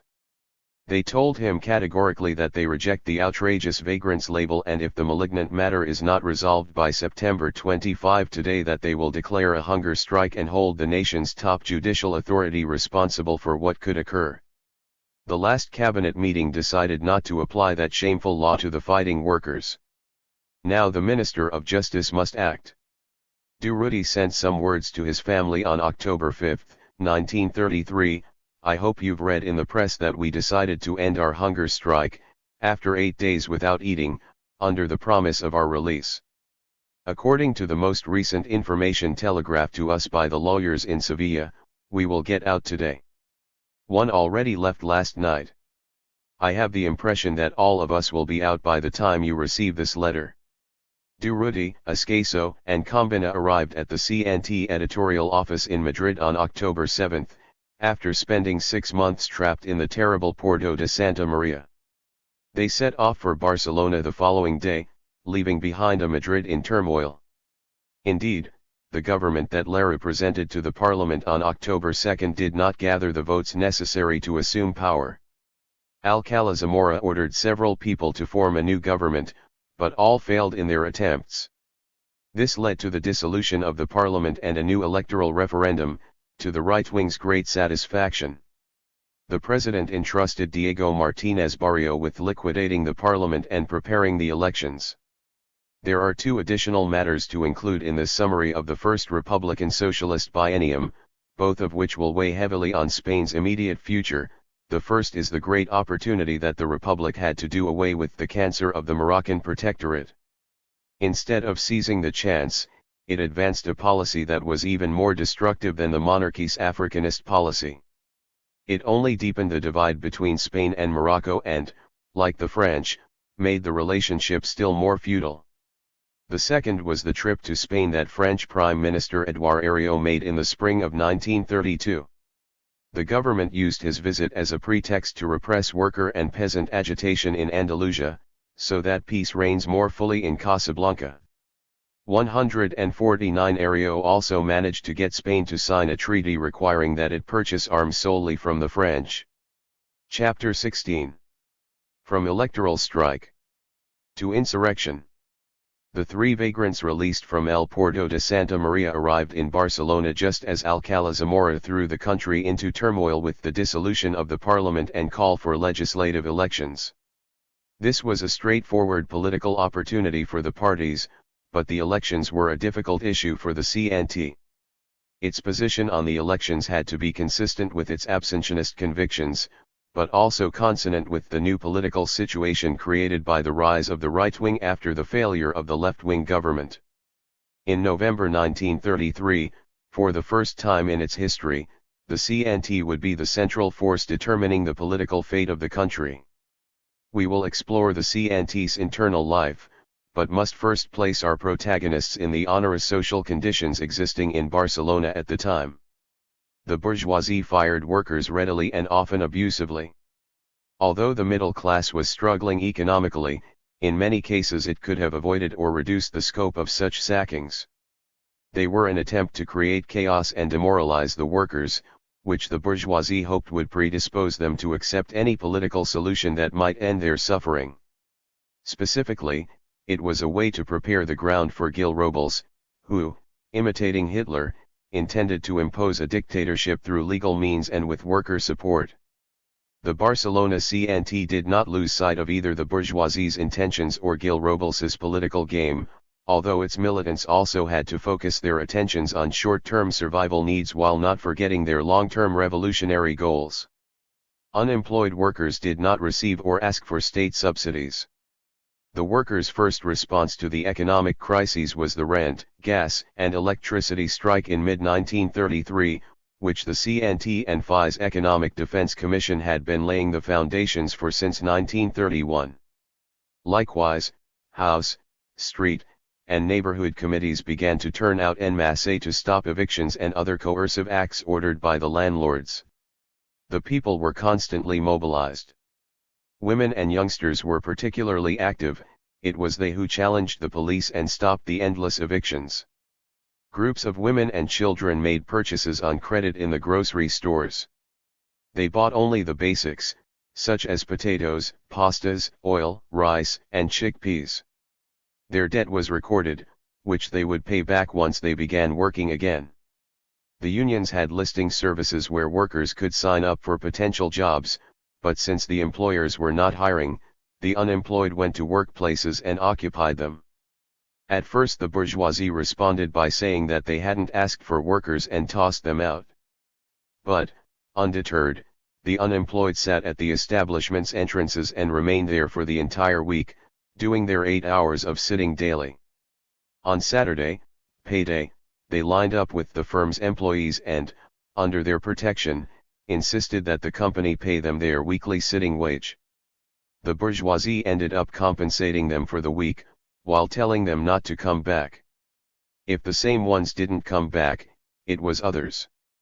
In addition to these actions, a union of unemployed workers urged the proletariat to go to restaurants in groups and eat at noon.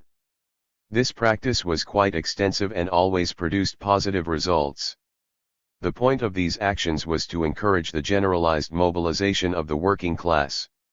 Linked by solidarity, they were ways to confront the bourgeoisie while building a revolutionary consciousness among the workers.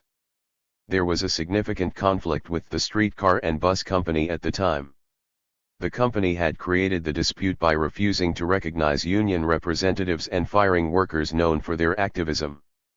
The Transport Workers Union took on the strike and, when the streetcar company refused to meet its demands, it had no choice but to use sabotage. Streetcars and buses were set alight in the late night hours after they had gone to lockup. There were also acts of sabotage in the central telephone offices, which the Telephone Workers Union had been using defensively since their strike in June 1931. All of this created an explosive climate in Barcelona. The practice of hold-ups, in which CNT or FAI workers were often implicated, made it even more volatile. The arrest of a CNT worker on robbery charges was enough to prompt the bourgeois press to go on the offensive and accuse the FAI of encouraging banditry. Instigated by the Generalitat, Catalanist newspapers in Barcelona disseminated Manuel Azaña's fiction that anarchists are criminals with an ID card. Escaso and Durruti had to confront the economic situation like the rest of the unemployed workers. They were turned away from the factory where they had worked before being locked up. Escaso, drawing on his first experiences in the work world, found a waiter's job in a Barcelona restaurant through Garcia Oliver, who plied the same trade in a café popularly called La Panza in the Plaza de España. Durruti went to the Metal Workers Union and signed up in its job pool. A rare thing happened one day. One of the larger workshops in Barcelona requested 3 mechanic adjusters through a union representative. The union sent Durruti and 2 other men. The head of personnel showed some discomfort when they turned up and, after consulting with management, told Durruti that he was very sorry, but that there had been a misunderstanding. The company needed only 2 not 3 workers. Durruti knew perfectly well that he was being blacklisted. This infuriated his comrades, who were prepared to reject the job themselves and report the incident to the union. Once they left the premises, Durruti convinced them that doing so would be a serious mistake, since it would cause a strike in the workshop and, by extension, the whole industry. "Don't tell the union anything about what happened here," he said. "Strikes are declared when the workers want them, not when the bourgeoisie provokes them. This strike wouldn't benefit us and would actually be very detrimental. Come to work tomorrow as if nothing happened and wait for better times. The iron still isn't hot, my friends." 150. Durruti met with Escaso that evening and told him about the incident. His friend approved of his behavior. The truth was that the bourgeoisie was desperately trying to antagonize the workers. It was enough to consult the press, which was daily more venomous on the subject of the hold-ups, to convince oneself of this. One of the newspapers that most abused the topic was La Vanguardia, which was particularly inflammatory because it published graphic photographs of crime scenes. Sometimes it was a blonde who had carried out the robbery and other times it was simply the FAI. Durruti and Escaso talked about whether or not it might be a good idea to visit the editor of La Vanguardia in the name of the FAI and convince him to end its mistreatment of the acronym.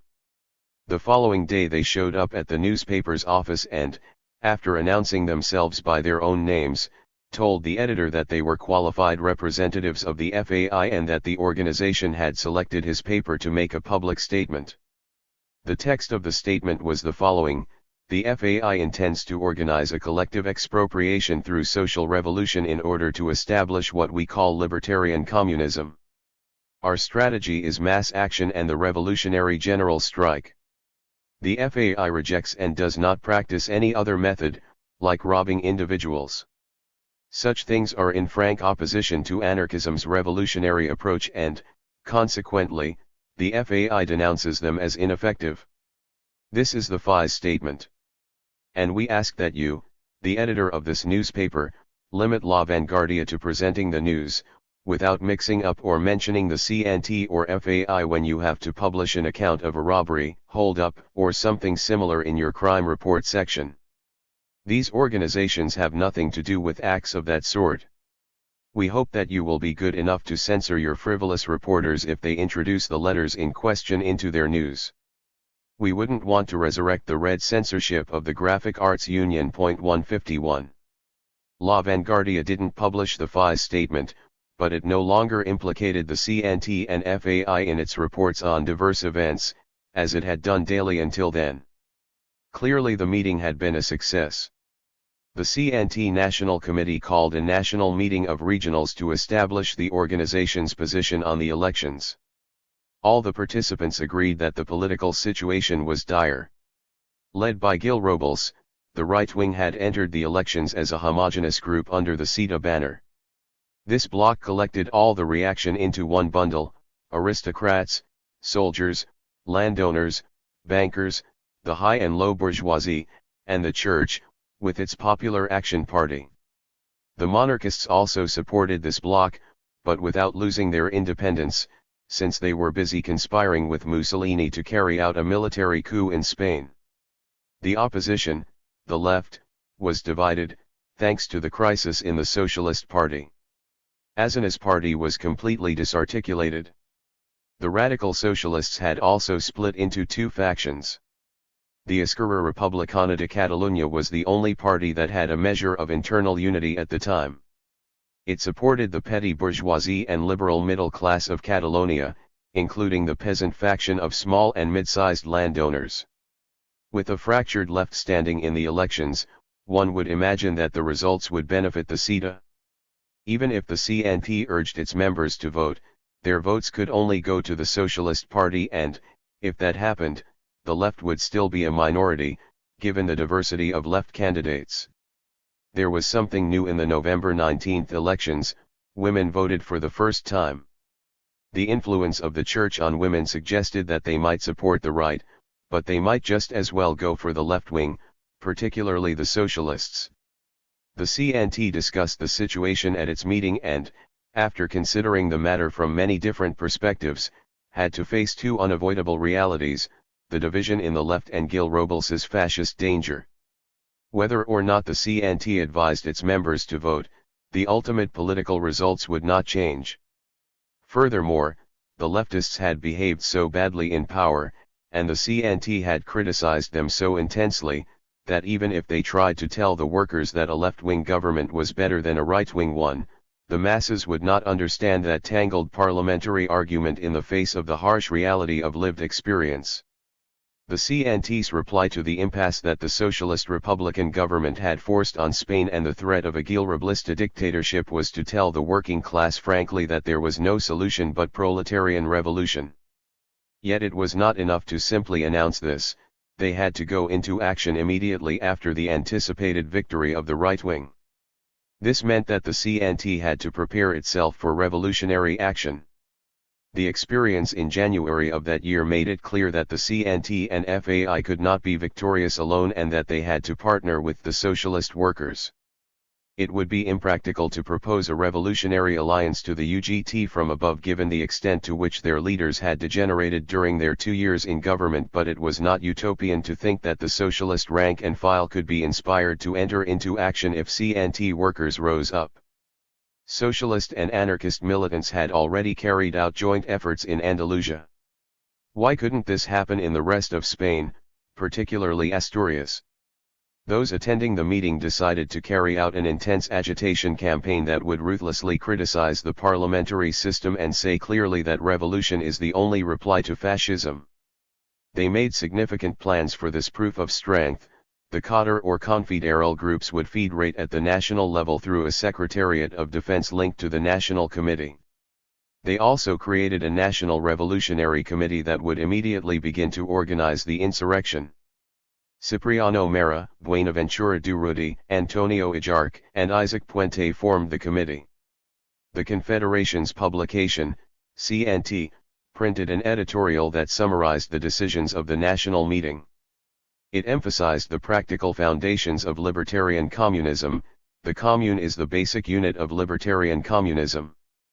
4 centuries of statist centralism have been unable to destroy the commune, which has deep historical roots in Spain.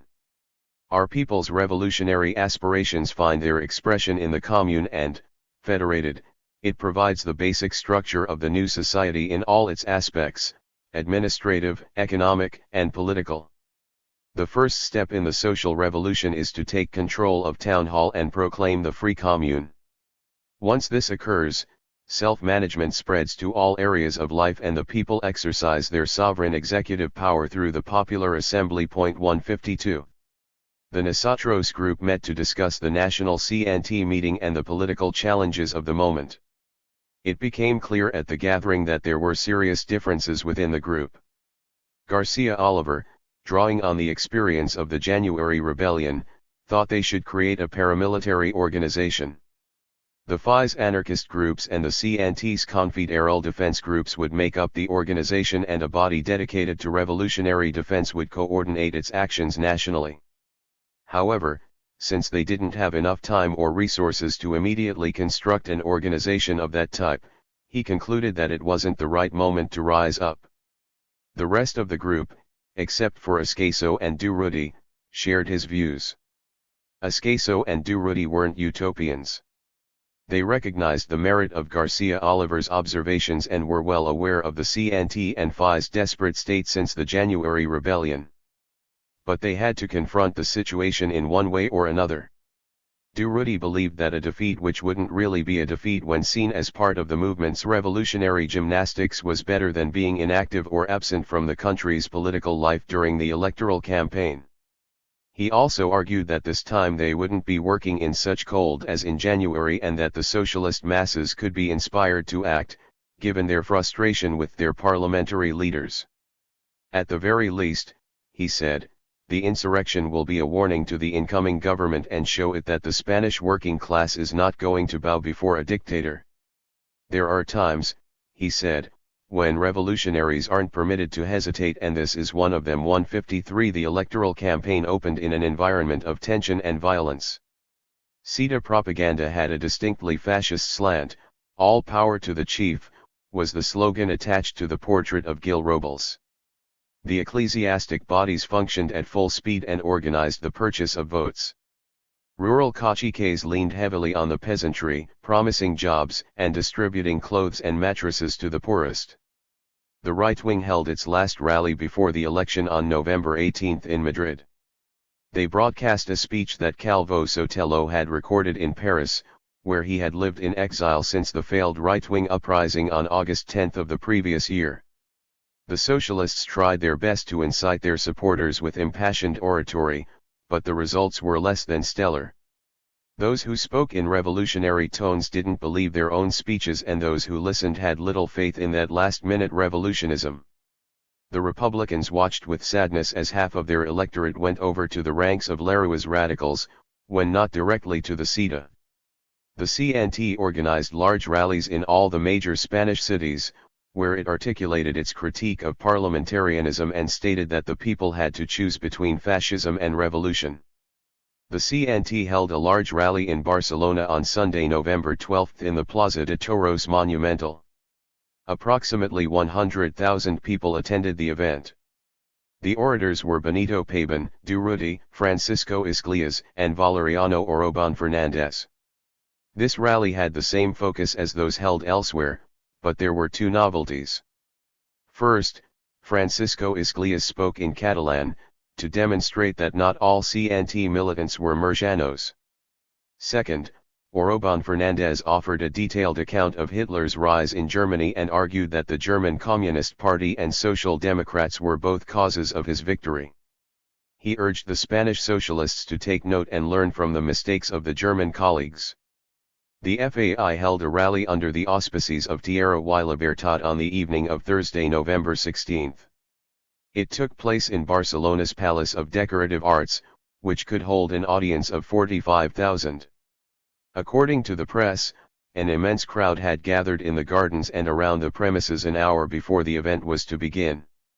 The number of people grew by the minute and began to spill into Lerida Street.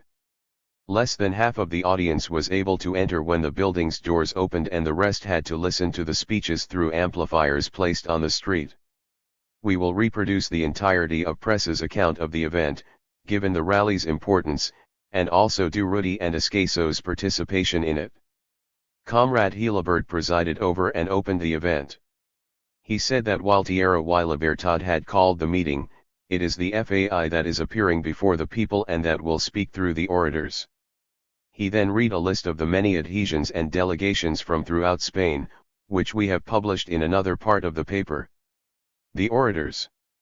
Vicente Pérez, your presence at this event is an emphatic refutation of the politicians' insidious campaign and expresses clear support for the ideals of the Iberian Anarchist Federation. Our enemies say that this disinterested and dignified anti-electoral campaign is supported by money from the monarchists. That's a disgraceful lie that no one believes. We anarchists are as staunchly against the right wing as the left. We won't betray our principles or the revolution, like the 30 and their supporters did on and before April 14. The only thing that political parties do, whether they're from the right or the left, is make laws against the workers, like the law of April 8, public order and vagrants. We're the only ones confronting Cambo. The scar tissue still hasn't formed on the wound caused by that bird of prey in 1919, when he created mercenary bands to kill the most militant anarchists. To the Catalan people, we anarchists say that the Ligia and Esquerras claim that they'll make the revolution if they're defeated is nothing more than impotent bravado. The CNT and FAI will rise above them all. Workers of all classes. If you want to destroy fascism, join to the ranks of the CNT and FAI, where real revolutionaries fight to create libertarian communism. Francisco Escaso, I reflected for a long time before taking part in this event. I feared that we would be confused with those shameless politicians who shout from the rooftops these days, asking for the people's vote so that they can rise to power. And I figured that we'd already had enough rallies and that the time to act had arrived. But, in these circumstances, it's imperative that the voice of the anarchists is heard. That's what made up my mind. If one looks at the Republic's work, one can immediately see that it has failed in every sense. It passed 3 laws that are anti-democratic in the most fundamental way. They are a disgrace: the law of April 8, public order and vagrants. The first was made exclusively against the CNT, to chain it to the cart of the state and encroach on the workers' rights; the second, to suppress civil guarantees and legalize arbitrariness; and finally, the vagrants law was passed specifically to attack the anarchists in an individual, cunning way. These are the Republic's most outstanding accomplishments. The government tells to us about economic crises around the world. They're simply trying to make excuses for Spain's problems. But we already know all that, which is why we're anarchists. The state has failed everywhere, and no party can resolve the social problem. The parties are nothing more than diverse forms of capitalism. How could the party called Esquerra resolve any problem, if before taking power it prostrated itself at the feet of capitalism? Some say that the CNT and the anarchists are making things easy for the right wing by advocating abstention. That's not true. We've simply discovered the falsehood of all parties, and they, in their impotence, can only defend themselves with slander. We've made all the political experiments fail and capitalism withdraw into its last refuge, which is fascism. While Spain's unique characteristics may prevent fascism from emerging here in the same way that it emerged in Italy and Germany, we have other dangers known as pronunciamientos 154. While the right and left fail, the military is lying in wait to replace them all. That's the real danger. None of the parties are ready to confront the problems of the hour, and yet the people, organized in the CNT, are capable of everything. The military is on guard against the anarchists' resolve, and pronunciamentos are a real threat. Militarism could be the axe blow that destroys all rights and liberties, but it could also arrive late. The CNT and FAI are prepared and will defeat them all. The Republic hasn't provided a solution to the economic or social problem. It couldn't and won't. The choice is either fascism or revolution.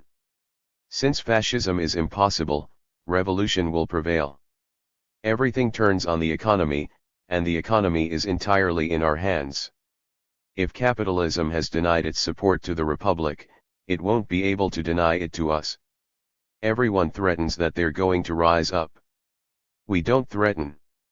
If they take to the street, they'll find us there, fighting back.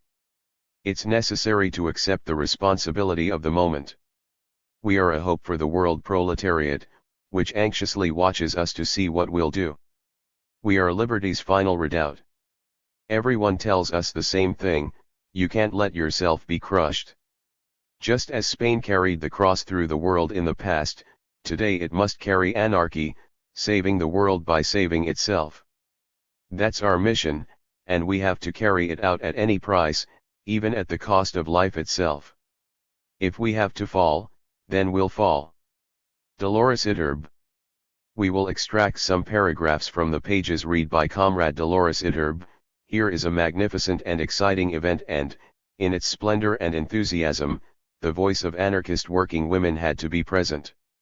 Their voice is one of fervent adherence to the ideals of the Iberian Anarchist Federation and one of energetic protest against all the outrages and crimes committed by the Republican government against our comrades and brothers. Comrades, we are living in extremely turbulent times. The bourgeois state is shattered and lost and wonders how it will recover its strength. It looks for the greatest threat to its existence among the various forces that surround it and discovers that threat in the FAI. That is its most powerful enemy, and that's why it puts so much effort into defaming it. When the bourgeoisie and the choir of hacks that grovel at their feet speak of the FAI, they do so as if it were an organization made up of wild-eyed murderers. Women, the FAI and the CNT are the only organizations fighting for your true and total emancipation.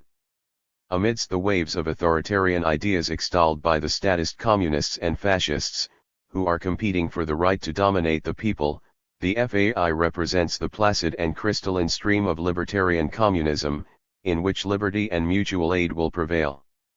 In a libertarian communist society, there will be widespread and generous solidarity in all acts of human association. Fortunately, the workers already know what matters. Experience has taught them to listen disdainfully to the political charlatans, who always speculate with their miseries and hunger, those men who have never taken a step to end the working class's suffering. Women of the anarchist youth, the ultra-reactionary parties put forward their women cadre, who are ready to support their terrible work. In response, we have to organize ourselves and defend our ideas gallantly.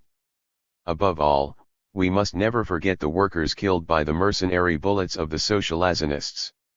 We must also remember our thousands of imprisoned comrades and the hundreds who are beaten and martyred in the police's dungeons. And we will always remember that a woman, almost a girl, died in that small village named Casas Viejas, burned to a cinder in that criminal blaze. The memory of Manuela Lago, the martyr of Andalusia, as well as that of the mother and boy killed in Arndo, will inspire us and incite our avenging wrath on the day of revolutionary justice. Domingo Germinal, comrades, greetings. This immense rally is the death sentence and coffin of the state. I remember working in Bilbao 35 years ago for the same ideas that I embrace today. Then, when you'd go to a public event, people shouted, "Kill him." And yet now, at the end of an anarchist rally in Alicante a few days ago, the children kissed me and called me father. The men and women hugged me. I remember the blacks of Cuba, who told me every time I exposed them to my ideas, "Don't put forward so much science. We don't understand you. Tell us where the rifles are and we'll go get them. We're going to get straight to the point, if it's possible to stick to a topic in a rally." Have you thought about what the state is? The state is the antithesis of the human, it puts itself before the individual, it's a repugnant institution, it's a monster that needs to sacrifice man to live, it stops the beacon of progress from enlightening the people and to exist, like King David, needs to go to bed with two maidens, capitalism and ignorance. The state is the vilest of institutions, it can neither teach, nor create, nor enlighten anyone. A friend of mine, a hero of the Mexican Revolution, said, "No one will obey anyone until we end with all the altars and idols." That's what we have to do if we want to turn our ideals into reality. Work is the only recognized value in the world, and the producers are the true artisans and gods of life. All ideas that triumph need to be great, and anarchism is the most perfect ideal existing today. Without right, there can be no liberty, without liberty, man is unhappy. Without liberty, thought stagnates and dies. That's why the echo of the arts, the desire of the multitudes, tends to break down the chains of slavery. The cult of the state is a lie, false, and deceitful. It's election time now and they'll promise you everything, even the moon. There are only two types of people in politics, the idiot and the rascal. Man, to live in society, has to be whole to be a man, he says, while explaining a drama by Grove. If you want to be men, you have to make the revolution or else you'll continue in slavery. The FAI is the hope of the world's dispossessed and is always ready to confront all difficulties. It has cleaned out the degenerates and sanitized the confederal organization, which now doesn't cower when the government attacks. Buenaventura Durruti. He begins by lamenting that the old master Sebastian IV couldn't be with us. Perhaps that comrade's moral authority would have helped us refute the politicians who accuse us of being unfaithful to anarchist doctrines and shown how those doctrines are really conceived and realized. I don't hope for the dialectic of a Castella or the persuasiveness of a Kropotkin. I'm a man of the 20th century. I live among the people and I've studied the masters. I know how to act. There has been talk of anarchy for many years now. We've created a chaotic situation and made life impossible for all the governments and caused all the political parties to fail. We're going to make the social revolution. The rulers trust only in brute force and lack the people's support. We saw how Azana was unable to speak in Alicante, Sagunta, and other cities. We, by contrast, draw crowds that receive us enthusiastically. These audiences tell us that they'll go with us to the revolution. We've talked enough already. Now it's time for action. Leroux says that we aren't good for anything except votes, but we won't cast any vote on November 19th. No party represents the Spanish people. To Leroux we say, forget the threats. The people have the right not to believe. How can one believe in politicians, after the bloody Republican experience? We won't vote. The Catalan Confederation will not vote. More than 50% will abstain in the next elections. What good are threats? What good is it to say that we'll be straightened out? Make all the threats you like, it's useless, we won't vote and we're ready to confront any rash actions from the reactionaries. Workers, the socio-political moment in Spain is very dangerous. The whole world is at the ready, with weapons in hand. Many talk about the FAI and all the political parties try to use it as a scapegoat. The FAI that they libel so consistently says, in these decisive hours, that it's present in the streets, factories, fields, and mines. They talk about the FAI, using the slander about the hold-ups to discredit and undermine it. The slanderers should try to prove that the FAI is responsible for the hold-ups. They should all take note of the following, especially any bourgeois journalists in the premises: the FAI supports the collective hold-up, the expropriating revolution. To go for what belongs to us, to take the mines, the fields, the means of transport, and the factory. All that is ours. It's the basis of life, our happiness comes from there, not Parliament. Say in your papers, bourgeois journalists, that the FAI only supports collective expropriation. There's talk of a dictatorship of the FAI in the Confederation. That is a complete myth, it's the assemblies that rule in our labor movement. The syndicalists accuse us of such things to justify their own behavior. They say that they can't accept this dictatorship, but what they don't say is that they've lost faith in libertarian communism and don't believe in anarchy. Why not have the courage to say so outright, if you don't believe in anarchist ideas? They'd rather chatter about dictatorship and use slander. We tell the workers to stay calm. Each one should take his place in the productive system. The eyes of the world are upon us. The Spanish anarchist movement is the only anarchist movement that's strong and capable of constructive transformations. The world expects the leveling revolution from us. If we don't rise to the occasion, the reactionaries will break through the dams and extend across the world. Since the CNT controls the factories and the workplaces, the FAI tells the CNT workers not to abandon your posts, stay at the foot of the machines, respond as one, energetically, if there is an attempt at dictatorship or a military pronunciamiento. The technical and factory committees must be on the alert too. A piece of advice to the FAists: your position is beyond the factory gates. Remember Italy. A complementary action is essential. In response to Gil Robles's fascism, against any attempted military coup, the workers should immediately seize the factories. The FAI men will go to other sites and complete the revolution initiated with the seizure of the means of production. Everyone at the ready, like one man. The moment has arrived. We have a concept of responsibility and we apply it in the daily struggle. This isn't Bolshevik.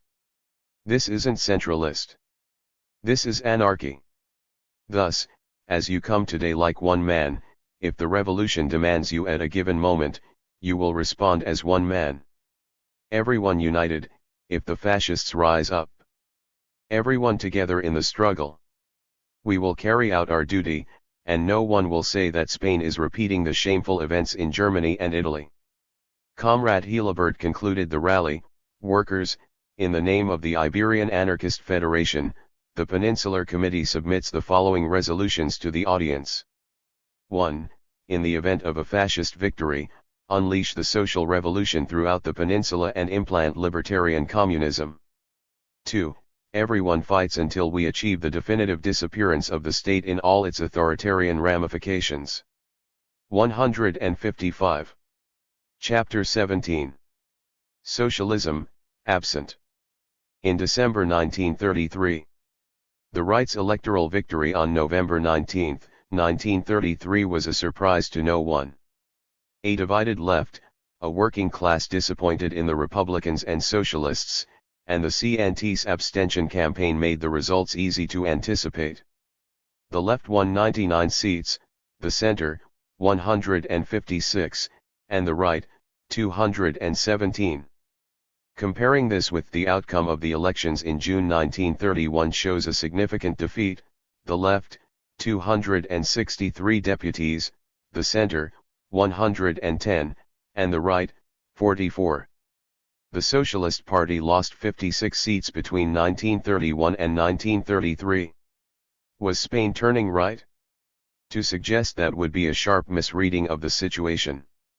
There were high levels of abstention in areas where the CNT was strong: Sevilla and its province, 50.16%, Malaga, 48.37%, Cádiz, 62.73%, and Barcelona, 40%. A deeper study would make the CNT's role stand out even more, although we insist that the origins of the left's defeat lay in popular frustration with the anti-worker policies that it instituted while in power, and also in the fact that it entered the election campaign as a divided force. On November 23, 1933, the CNT and FAI's National Revolutionary Committee set up base in Zaragoza, which would soon be the city most engaged in the insurrection. Its headquarters were on the second floor of a building on Convertido Street, and it was there that its three principal members, Durruti, Mera, and Isaac Puente, got to work. Aragon delegated Joaquim Escaso, Ejarque, and the Alcredo brothers to the group. They divided a map of Spain into colored zones, with each color indicating a region's potential. In the red zones the insurrection would be the most aggressive, in the blue zones it would begin with a general strike and then become revolutionary, in the green zones, where the socialists dominated, there would be a general strike and an attempt to draw socialist workers into the struggle. Valencia and Andalusia were marked in red-blue. The National Revolutionary Committee printed pamphlets urging the workers to take immediate control of the means of production by occupying the factories, mines, and workshops. They were to set up workers' committees in the workplaces, which would feed rate locally and form the local workers' council. People in rural areas were to form free communes and feed rate by county. They would seize the large food depots and distribute food products through cooperatives. They would also create an armed workers' militia that would provide revolutionary security. It would be organized in small and highly mobile guerrilla detachments, using trucks and other vehicles to get around. 156 They sent these pamphlets to the CNT defense committees and FAI groups, who reproduced them in large numbers and distributed them in all the villages. A problem came up at the last moment, just when it seemed like they only had to wait for the revolutionary spark. At a meeting of militants in Zaragoza, some raised doubts about whether their organization should start the rebellion. It had been decided that Zaragoza would rise up first and then the rest of Low and High Aragon would follow immediately after. Their hesitation created an unpleasant situation. Isaac Puente and Joaquim Esqueso made an unsuccessful attempt to get them to commit. Then it was Durruti's turn to speak to the group. Durruti knew most of them personally and was fully aware of their commitment and courage. Why, then, were these difficulties coming up now? As usual, he spoke frankly. He said that if Aragon backed out then all the CNT's creditability would go to pieces. No other region in Spain was capable of leading the rebellion that they intended to unleash. Barcelona was exhausted after the January 8 insurrection and the state's constant crackdowns. Conditions were the same in Andalusia. Aragon was the only area that seemed to have kept its forces intact. But, if they thought that they shouldn't participate, they were free to make that decision, he told them. However, the CNT and FAI had pledged to make a show of force and would do so with or without them. Whatever their decision, they couldn't afford to lose any more time. You have to make up your minds and soon, he said, so that the National Revolutionary Committee can change its plans if necessary. Durruti's straightforward speech impressed the assembly and, after a brief discussion, the Zaragoza militants pledged their willingness to partake in the struggle. 157. On December 8, there were general strikes in Barcelona, Huesca, Valencia, Sevilla, Córdoba, Granada, Badajoz, Gijón, Zaragoza, Logroño, and La Coruña, and partial strikes in the socialist areas of the north, Madrid, and Oviedo. The anarchist and confederal groups tried to make the strike revolutionary wherever it was declared, and there were soon confrontations with the police. The government declared a state of emergency and called out the entire police force and, in some places, the troops. Alejandro Lerroux was due to present his government to the parliament that day. Troops guarded government buildings and the civil guard mounted machine guns in the Plaza de los Abels and other important sites in Madrid. Militants instituted the NRC's directives in areas where the revolutionaries took control and armed militia patrols appeared. But 24 hours after the rebellion began, it was clear that it was doomed to fail. The revolutionary spirit had not spread, the socialist working masses followed their bosses' orders and stayed out of the struggle. It was only the CNT and FAI men who were on the streets, confronting the police and the army. Aragon kept its word and rose up aggressively. Barbastro, Zaragoza, Huesca, Teruel, and countless villages in High and Low Aragon rebelled. The insurrection spread from Rioja to Logroño and extended to diverse villages in Burgos. The struggle lasted for several days in Zaragoza, where revolutionaries took over the workers' neighborhoods. They proclaimed libertarian communism in the villages of Cenicero, Briones, Funmayor, Castellot, Valderobres, Alcoriza, Mas de las Matas, Tormes, Alcampel, Alcalá de Guria, Almudvar, Calahorra, and in neighborhoods of Logroño. There were some repercussions in parts of Valencia. In Alfafar, army troops bombed a union hall in which peasants had holed up. Railroad tracks were ripped up. In Villanueva de la Serena, a sergeant and several workers barricaded themselves in the recruiting office, where they resisted a mixed infantry column armed with machine guns and mortars for 2 days. The miners took control in Fabero. The rebellion was not completely defeated until December 15. For 7 days, in dozens of areas, the local revolutionary committees seized town halls, courts, telegraph buildings, and other vital centers. The government declared a state of emergency in Zaragoza and it was impossible for the NRC to escape the police. Its members decided to accept complete responsibility for the rebellion. At least there would be a public trial, which they could use to indict the capitalist system and assert the people's right to revolution. The crackdown was brutal. The government outlawed the CNT and closed its unions and cultural centers. It banned all anarchist and CNT newspapers, in addition to technical and scientific magazines like Tiempos Nuevos and Estudios. There were endless arrests and the state handed down roughly 700 sentences several months later. Ordiles, the governor of Zaragoza, wanted to apply the ley de fugas to the NRC but some politicians managed to dissuade him. Nonetheless, the police viciously beat the members of NRC. Countless other prisoners suffered the same fate and signed compromising declarations under torture. As the inmates went to prison, the government in which Gil Robles and Lara were united began abolishing positive laws enacted during the Socialist-Republican biennium, including agrarian and educational reforms. Naturally, the new government did not change the coercive laws decreed during the same period.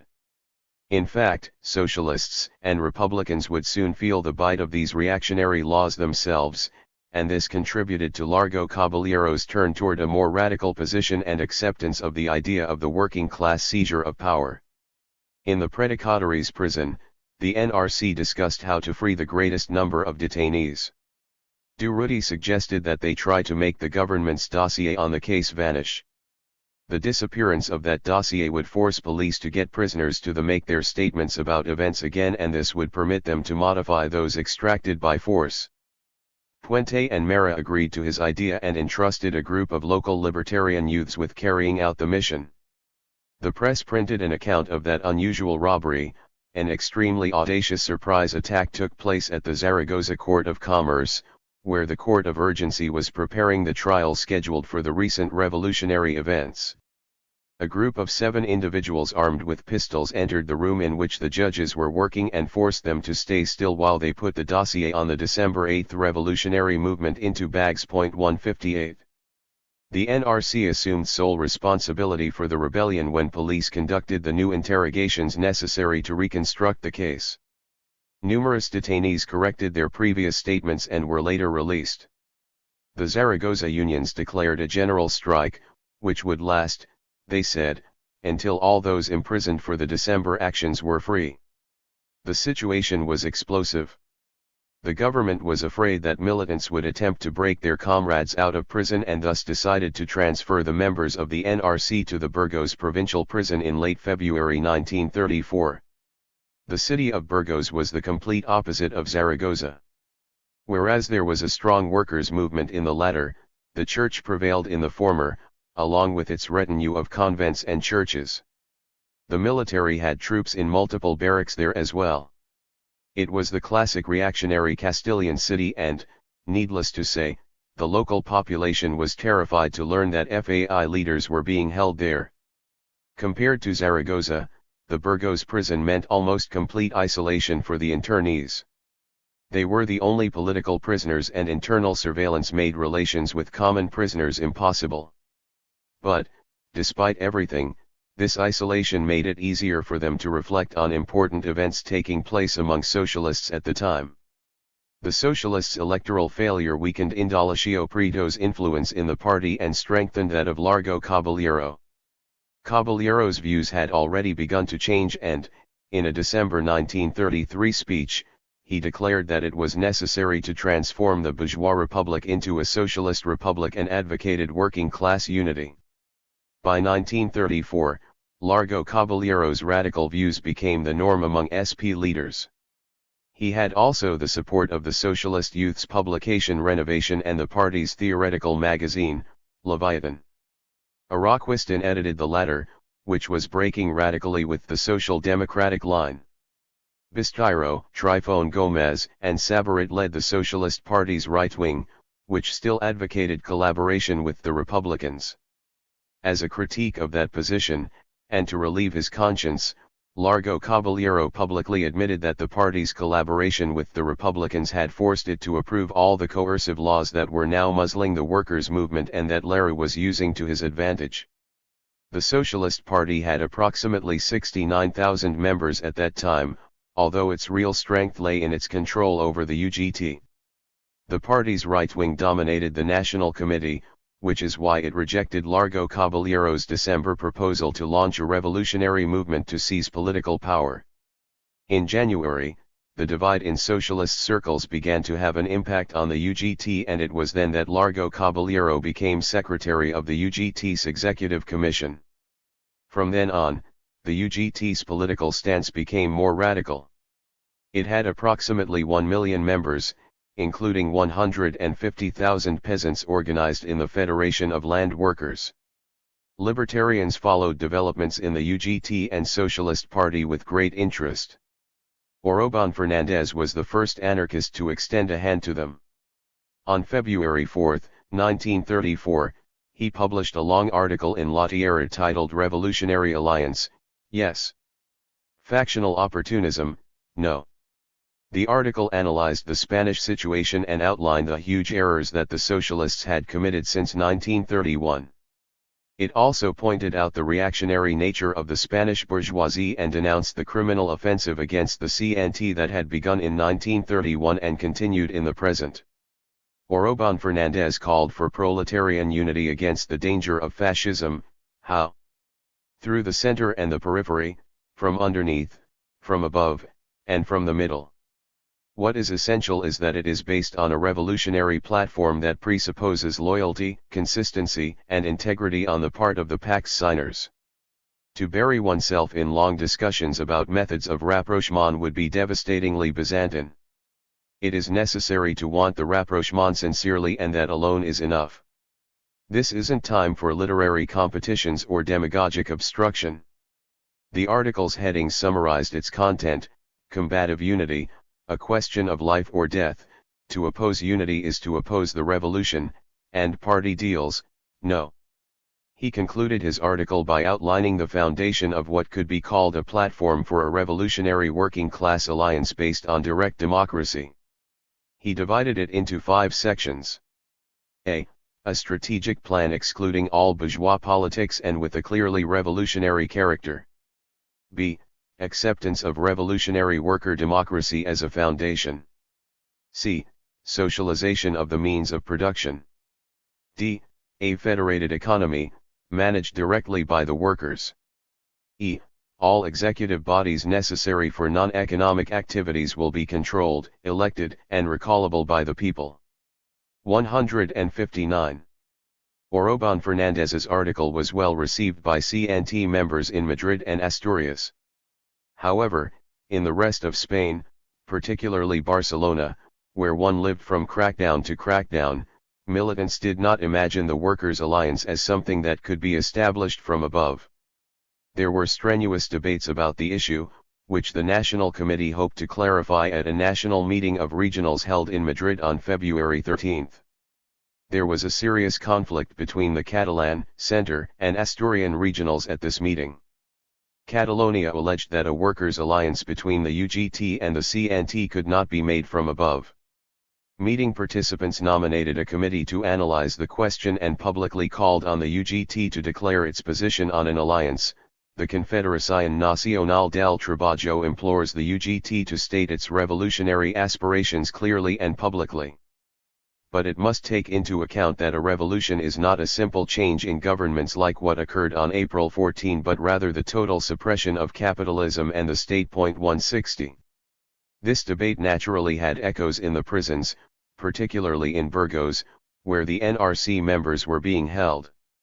Durruti articulated his opinion on the matter in a letter to Liberto Callejas: "The workers, real workers, have to make up the alliance if it's going to be revolutionary. No party, even a socialist party, can participate in a pact of that nature. For me, the factory committees are the basic organs of a workers' alliance, which the workers elect in open assemblies. Federated by neighborhood, district, locality, county, region, and nationally, I believe those committees will be the authentic expression of the base. In other words, I interpret the issue in the same way that we interpret everything, from the bottom up, with diminishing power as the bodies move further away from the factory, workshop, or mine committees. To think of the worker alliance in the opposite way is to denaturalize it. That's why I don't share some comrades' view that a workers' alliance can be made in any way. Of course, one of those any ways is from above, through the CNT and UGT national committees. But I reject that, due to the bureaucratic danger that it implies. I repeat, for a workers' alliance to be authentically revolutionary, it has to be felt, loved, and defended by the workers in the workplaces, because the primary goal of that alliance is to create worker control over the means of production, in order to establish socialism. 161. Durruti's comrades in Catalonia agreed with his perspective on the workers' alliance, but other militants imprisoned with him did not. This was true of Cipriano Mera, who was in Madrid's orbit of influence. The UGT did not respond to the call that the CNT made to it at its February national meeting, which suggested that its leaders did not want the type of revolution envisioned by the CNT. Years later it would come to light that the Socialist Party had drafted a political program in January 1934 that focused overwhelmingly on expelling the Larouxists from power. It was not genuinely revolutionary and was perfectly consistent with the party's reformist practice. In the program, it declared, if the revolution is victorious, the Socialist Party and UGT will have room for those who contributed to the revolution's triumph in the new government that is created. 162. This clause suggested that the Socialist Party either believed that it was capable of making the revolution alone or, more likely, that it did not want one and thought the best way to prevent it was by rejecting a revolutionary workers' alliance. Both things were complementary. They also continued to think of the Republicans as allies, and their vision of socialism did not go beyond a republic like the one existing between 1931 and 1933. The Larraguil-Robles alliance was bearing fruit. On February 11, 1934, the government issued a decree that annulled the few effects of the agrarian reform law in the countryside and that prompted the eviction of 28,000 peasants who had installed themselves on the large estates. Rural caciques took the initiative to cut salaries. The peasantry's situation returned to more or less what it had been prior to 1930. However, neither the workers in the countryside nor the cities were going to retreat. The years of struggle had given them a more acute and accentuated class consciousness. When the state tried to crush them, their response was agitation, strikes, and sabotage, confrontations between peasants and police. The construction workers' strike in Madrid, where the CNT began to place itself on equal footing with the UGT and the 44-hour work week was secured, the metal workers' strike in the same city, and shootouts between phalange and workers' groups. The question of the political prisoners came up in Parliament. The right wing was in a rush to pardon the leaders of the on August 10, 1932 rebellion, as well as various financiers imprisoned for the capital evasion. Amnesty was proposed as a way to resolve their situation, which would also benefit many workers arrested during the revolt in December 1933. The amnesty decree was approved in late April 1934. The President of the Republic was willing to pardon Sanjurjo and other leaders of the 1932 rebellion, but refused to restore them to their posts. This caused a governmental crisis, which was quickly resolved when Lara was replaced by the president's right-hand man, the lawyer from Valencia, Ricardo Samper. An apparently insignificant event occurred around the same time. Monarchists Antonio Goicoechea, General Barrera, Rafael Olazabal, and Antonio Lazarza traveled to Italy to meet with Mussolini and Italo Balbo, the Italian Minister of War. Together they decided to organize a coup in Spain that would abolish the republic and restore the monarchy. The Italian government gave the conspirators 1,500,000 pesetas to begin preparations. Mussolini's support for the plan reflected his desire to control the Balearic Islands and thus close England and France's maritime passage. Durruti and his prison mates left the Burgos prison when the government proclaimed amnesty. Durruti needed to return to Barcelona immediately, but lacked the funds to make the trip. Ramon Alvarez, a young Asturian who, despite his youth, was secretary of the CNT's Asturian Regional Committee and had gone to prison in that capacity in December, gave Durruti what money he had, while he waited for the Asturians to send him some cash so he could get back to Gijón, his place of residence. 163. Chapter 18. The General Strike in Zaragoza. Durruti left Burgos with the comrades from Zaragoza who had been imprisoned with him, and they paid a visit to local militants when they stopped in the capital of Aragon. They could see the effects of the general strike declared in solidarity with the prisoners as soon as they set foot in the Zaragoza train station. The union said that the strike would last until the government freed everyone detained for the December events, and, since there were still militants in prison, the strike continued. Nothing functioned in the city except vital services like hospitals, dairies, and bakeries. All the other branches of production were suspended, including lighting and public services like garbage collection. Zaragoza seemed like a city under siege, but there was enormous enthusiasm among the workers. The CNT in other parts of the country offered to send shipments of food, but the Aragonians rejected this and only agreed, after much insistence from Francisco Escaso, to let CNT members elsewhere care for their children. When Durruti arrived, some Barcelona militants were already there, organizing the shipment of youngsters to the Catalan capital. There was a group from Madrid as well, which would also take responsibility for a large number of the strikers' children. After meeting with the CNT men from Catalonia, Durruti went to Barcelona to prepare the children's reception. During the trip, Durruti read the underground paper that Barcelona's local federation of anarchist groups published as a substitute for the banned Tierra y Libertad. Its description of the situation in Barcelona reminded him of the worst times of Anadó and Arlegui. The Catalan prisons are packed with inmates, who are treated terribly. Rojas the executioner has returned to run Barcelona's Modelo prison. Our newspapers are banned, and so Solidaridad Obrera and Tierra y Libertad can't reach the working masses. Police raid our editorial offices. They arrest magazine editors and staff. Authorities fine Tierra y Libertad supplement 5,000 pesetas for no reason at all. They outlaw CNT unions. Cafes and bars where comrades meet are now secret meeting places. Thugs and police hunt down FAI and CNT militants with unprecedented ruthlessness. Militants suffer brutal beatings in the police stations.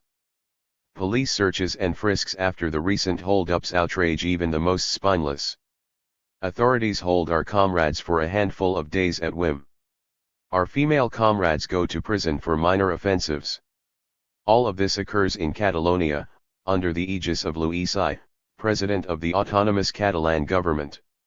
What should we do? We have to respond from the underground into which the Generalitat has forced us. The illegal publication of this newspaper is the beginning of our response to the threats made by Catalan authorities, who say that they're ready to exterminate us. The FAI begins a new revolutionary stage with this publication. Comrades should distribute it in the factories, workshops, workers' neighborhoods, and in every workplace.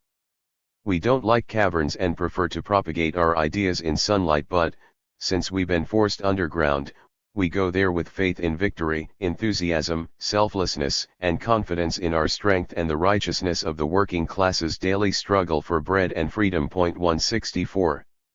Reading that article, Durruti must have thought of the hypocrisy of politicians. Durruti had conspired with Francesc Macià in Brussels and France, and on multiple occasions had provided the old Catalanist with resources that he needed. During Primo de Rivera's dictatorship, the Solidarios acquired weapons for the Catalanists who were now beating CNT men in the police stations. Maisha reached the height of political theatricality when he and Durruti were both at a rally in Lerida shortly after the proclamation of the Republic. Hugging him, he tearfully said, "In you I embrace all the anarchists who fought so valiantly for the Republic." A few days after this emotional outburst, the Generalitat's autonomous police attacked the 1931 May Day demonstration. They had even had the nerve to declare that it was impossible to clean up the repressive forces because Catalans still lacked full self-government. Of course, the enactment of the Catalan Autonomy Statute did not stop authorities from hounding the CNT with unprecedented severity. Durruti was shocked to see his daughter Colette when he returned to his home on Fresser Street. He hadn't been able to watch her grow or learn to walk or speak, and now she was talking, running around, and infusing everything with her little girl's joyousness. The pleasures of home did not last long. That very night several comrades came to talk with him and the subject of government repression dominated their conversation. They told him about the loss of two good friends at the hands of the police. One was Bruno Alpini, an Italian comrade who Durruti had met in Belgium. He worked as a shoemaker on Rajan Street, not far from Durruti's home, and Mimi used to take shoes to him for repair. Bruno's activities in Barcelona had more to do with Italy than Spain. He sustained contacts with the comrades living under Mussolini's regime and provided them with weapons and other types of support. His elimination was inexplicable unless Italian and Catalan authorities were working together and had decided to kill Bruno because of his revolutionary efforts against the Italian fascist government. Whatever the reason, Bruno was arrested at work around 9 o'clock in the morning and found dead at 11 o'clock that evening on Cruz Cubierta Street with 6 bullets lodged in his head and one in the nape of his neck. The newspapers published a police statement that said the following: Bruno Alpini, a 30-year-old Italian from Milan, was arrested while carrying out a robbery. He resisted, but police were able to capture him. He tried to escape when they were taking him to the police station, and it was then that the unfortunate accident of his death occurred. It was the same excuse as always, the lei de fugas. The incident did not end with Bruno Alpini's murder. A young militant from the Manufacturing and Textile Workers Union who went by the name El Centim was a good friend of Aplani's and wanted to avenge his death by assassinating Miguel Badia, the General Commissioner of Public Order. El Centim knew that Badia frequented a cabaret on the Paralelo and waited for him one night at the cabaret's exit. He tried to fire his pistol at the person he held responsible for Alpini's death, but unfortunately El Centim did not accomplish his aim. Badia's numerous guards protected their patron and shot down the assailant, leaving him dead in the street. 165. These constant losses enraged Durruti. He had a generous spirit and formed strong bonds with his friends and comrades, despite his reputation for cruelty, which was cultivated so assiduously by the bourgeois press. Durruti repudiated violence and never used it willingly. He only accepted it as a last resort and something that had to be applied as carefully as possible. Nonetheless, that night his gestures and demeanor suggested that he would have destroyed Badia if he could have laid a hand on him. One of the first things Durruti did in Barcelona was discuss the situation in Zaragoza with the CNT Regional Committee, whose secretary happened to be Francisco Escaso. For the moment, there was nothing they could do but attend to the thousands of children that were about to arrive. Barcelona's population had responded enthusiastically to the CNT's call for solidarity. More than 25,000 came to Solidaridad Obrera's editorial office and pledged their willingness to take in the youngsters. This was the second time that a fraternal demonstration of this type had occurred in Spain. The first was in 1917 during the long riot into miners' strike, although now the magnitude of the act was much greater, given that Zaragoza was a large city. Escaso told Durruti that they were likely to have problems with the Catalan authorities.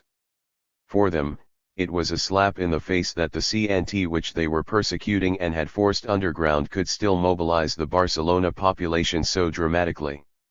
When the Barcelona City Council found out that the CNT was preparing to receive the Zaragoza children, it sent a representative to the local Aragonian community center to say that the Generalitat would take care of the youngsters. CNT militants and sympathizers were a majority on the Aragonian Community Center's Administrative Council, and the group had already voted to support the Confederation's initiative. They told the Generalitat's spokesperson that Aragonians living in Barcelona have a responsibility to help their striking compatriots and fully intend to honor it. It was the Generalitat's interference that made Escaso think that authorities would devise something to try to stop that act of workers' solidarity. Durruti reproached him for his skepticism and told him that would be too outrageous.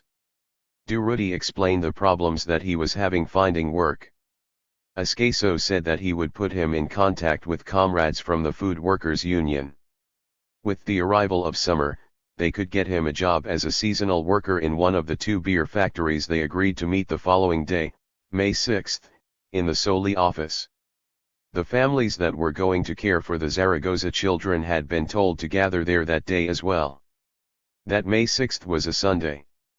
The expedition was due to arrive at 6 o'clock in the evening, but by 4 p.m. there were so many people there that it was impossible to take a step on Concho de Ciento Street or the block holding the Soli editorial office. More than 25,000 people had come to receive the children. Women and youngsters were everywhere. Militants had brought their whole families in order to emphasize that day's fraternal and comradely character. At 6 o'clock in the evening, a CNT activist announced over a loudspeaker that the children had been significantly delayed because the residents of several towns along the way insisted on greeting them and expressing their support for the strikers. The expedition was now scheduled to arrive around 9. Many of those waiting decided to stay where they were, for fear of losing their place near the building's entrance. The size of the crowd remained essentially unchanged. The expedition was not there at 9 p.m. Several CNT taxi drivers became suspicious and set off in their cars to find it. It was nearing 10 p.m. and there was still no news. People were wondering about the delay when a cavalry squad of security guards appeared out of nowhere and began to charge on their horses, shouting, "Clear the area!" The crowd contracted into itself and women and children cried out. The men, fearing the worst, tried to protect their companeras and sons and daughters by surrounding them and turning their backs to the guards. The horsemen advanced, knocking people down and stomping them. There was tremendous shouting. A representative from the Aragonian Community Center, foreseeing a massacre, urged everyone to stay calm. Another member of the same group tried to speak with the guards, but firecrackers suddenly started exploding everywhere. As if that were a sign, the security guards redoubled their attacks. A large number of assault guards emerged from nearby vans and joined in. With truncheons in hand, they began to attack without concern for the numerous women and children present. There were scenes of unbelievable sadism. The men did their best to sustain the protective cordon around their families while the guards mercilessly pounded on their backs. The yelling and children's screams mixed into a horrendous sound. It seemed like an inferno. The level of terror increased when the assault guards began to fire their pistols. A space began to clear and bodies were visible on the ground. There were several injured and one dead person. Some guards grabbed the leg of the corpse and threw it into the middle of the street. Escaso watched this unimaginable brutality from the balcony of the Soli office. He was absolutely enraged. Durruti, at his side, regretted chastising Escaso for his suspicions the previous day. But what to do? The people's response was more instinctual than reasoned. Those forming the human wall against the police valiantly endured the onslaught, which enabled the women and children to move to a safer space. Later, those remaining decided to stop passively accepting the blows and attack the guards en masse. The guards were surprised and withdrew, although not without first taking some well-directed swipes. 166. People spontaneously went toward the city center, forcing the streetcars, metros, and buses to come to a standstill.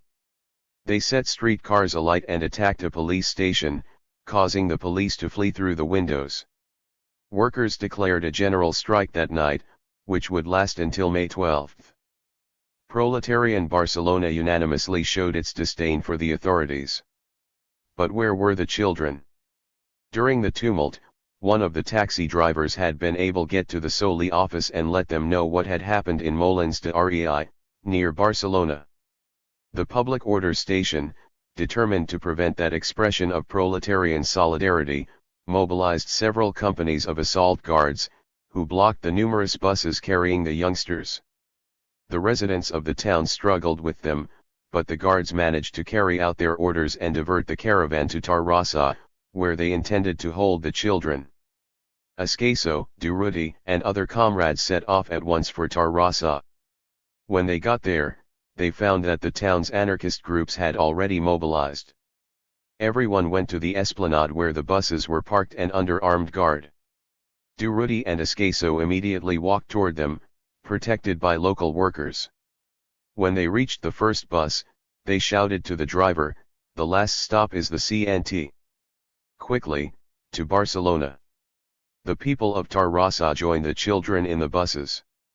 The taxi carrying Durruti and Ascaso placed itself at the head of the caravan. That night, the children from the Zaragoza slept soundly in the designated proletarian homes in Barcelona. Chapter 19. A historic meeting between the CNT and companies. Scholars of this extremely agitated period in Spain's history have passed over this meeting between the CNT and Generalitat President Luis Companys. Indeed, we have never seen it cited and were ourselves unaware of it for a time. We learned of the meeting only by chance, while reading the CNT's underground publications from the era. There is an article on page 3 of the first issue of La Voz Confederal, entitled Report on the Meeting between the President of the Generalitat and Comrades Sanz, Isglias, Garcia Oliver, Herreros, and Carbo, representatives of the CNT's Catalan Regional Confederation. The meeting took place on Wednesday, May 9, 1934, 3 days after the brutal attack described in the previous chapter. Had the encounter been arranged before or after those events? We don't know. We also do not know if a CNT regional gathering had mandated the meeting or if it was arranged by militants in some other capacity, although it is notable that Ascaso, the regional committee's secretary, did not participate. A curious fact about the comrades' meeting with company stands out: all except for Ricardo Sanz were Catalan. Was this an attempt to show companies that the CNT's leading men were not Murcianos, as the Catalanist newspapers of the Esquerra and the Estat Català continually claimed? Possibly. And it might have also been a way to appeal to companies' nationalism and thus strengthen their position in the discussion. Whatever the case, their effort was doomed to fail at the outset. The conflicts between the CNT and the Catalan government were equally or even more severe than those between it and the Madrid government. There was a social war between authority, the government, and the freedom represented by the CNT, an organization created by the working class to destroy capitalism and the state.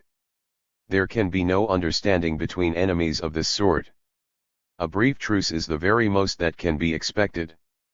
Before examining the meeting, we should point out several things. One issue pertains to Garcia Oliver, whom we saw distance himself from Durruti and Ascaso during the discussion of the December 8, 1933 rebellion. By this time, Ascaso and Durruti functioned as a pair, whereas there is a vacuum with respect to Garcia Oliver's activity. We wonder if his participation in the meeting with companies indicates that he was moving away from his earlier revolutionary positions, given that it went against the prevailing current of opinion within the CNT and FAI. There is no evidence of objections to the meeting in the CNT, but a careful reading of the editorial in the 4th issue of FAI suggests some discord. The title is suggestive: Warning, a yellow traffic light. It discusses disagreements within the CNT and the Esquerra's continued efforts to recruit CNT activists. It also underscored the brusque change within the socialists, who seemed to wink at the CNT as they talked about social revolution. The piece says: Warning. The traffic signal is turning from yellow to incandescent red. It's time to expose the loafer, the opportunist, and the informer, who hide behind their bureaucratic positions and leaderesque vanities. In another article, while discussing the last meeting of anarchist groups in Catalonia, the paper declared, The FAI has embarked on a new stage of its revolutionary journey in Barcelona, and its effects will soon be felt. The recent signs of revisionism in the Confederation should prompt all anarchists to be vigilant. The FAI will know how to carry out its duty with regard to such things. Nevertheless, the publication also carried an optimistic piece titled Salutation. It noted that the FAI had urged the CNT to print underground propaganda to ensure that the workers were not left without guidance.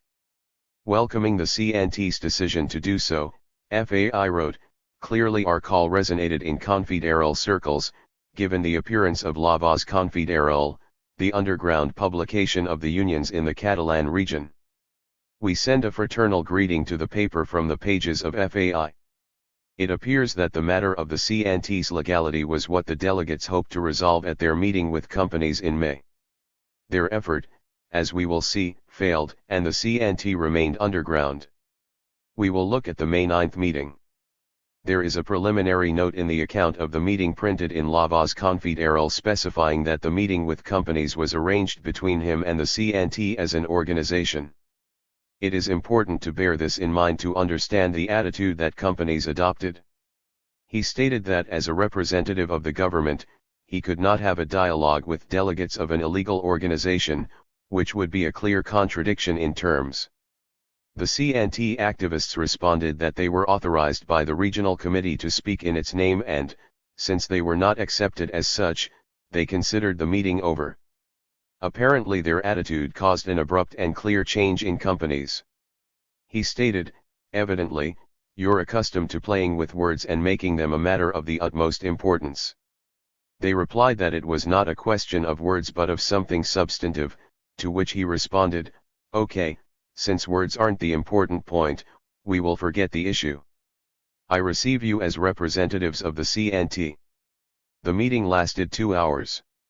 According to La Voz Confederal, the CNT men gave companies a detailed statement, explaining that the government's ruthless actions against the Confederation are making its life impossible. A key issue was clarifying why there was such an acute difference in how authorities treated the CNT nationally and how they treated it in Catalonia, and even a difference in how they treated it in the rest of Catalonia and Barcelona. In other parts of Spain or the 3 Catalan provinces, the government might close a union, but never as completely and permanently as in Barcelona. The pretext for banning the CNT in Barcelona was that it did not submit to the law of April 8, although that was patently absurd. The CNT did not submit to that law anywhere.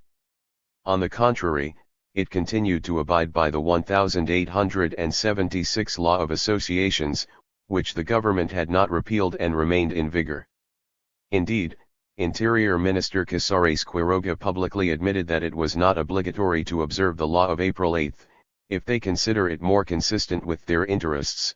The unions can follow the 1876 Law of Associations, which was reinforced by the August 6, 1906 decree and which has not been annulled. According to the CNT representatives, companies claimed that he was unaware of these things and limited himself to taking note. They also protested the practice of the ley de fugas and the harassment and suspension of the workers' newspapers. Lewis Companies again limited himself to taking note when they raised these issues. At the end of the meeting, he declared that he had heard the CNT's complaints with pleasure, due to the frankness with which they had been expressed. On May 12, the Generalitat sent a note to the press, stating, "The President informed the government about the complaints made by members of the CNT, who assert that they receive an inferior treatment in Catalonia as compared to that applied to them by Republican authorities elsewhere. The government does not know how it could improve its treatment of citizens or socio-political organizations, because it has no directive other than the law, within which it hopes all can coexist, without the need to force them to do so. The government protects all ideologies within the legal framework, without distinctions or exceptions of any sort. But we cannot make deals or accord special treatment to any group, as this would undermine the authority and prestige of the state, which is a direct expression of the free and articulated will of the people. Consequently, the government sees no reason to change its conduct and will continue as before." It will fulfill its duty and act in the interest of the moral and effective defense of autonomous Catalonia and the Democratic Republic. 167. If the CNT men had hoped that companies might alter the government's stance toward their organization, they must have been discouraged after reading the above statement. The Generalitat made it clear that it would not modify its posture, which was a duty to the moral and effective defense of autonomous Catalonia and the Democratic Republic. Did autonomous Catalonia really demand that the government fight a war against the CNT? Or was it actually imposed by Miguel Badia and Josep Dinkas, who held the Esquerra and Lewis companies as captives? Events demonstrate that it was Badia and Dinkas who dominated Catalan politics at the time.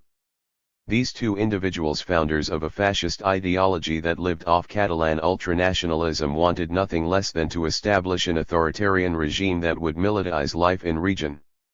It is safe to assume, given what was later learned about Josep Dinkas and Mussolini's penetration into Spain through the island of Majorca, that Dinkas was operating under the guidance of Mussolini's agents and attempting to destroy the workers' movement and push companies into taking impossible positions on Catalan independence. Did companies know that he was a pawn of the Estat Català? Possibly. This would explain his frenzied attempt to create his own Eskimos during those months.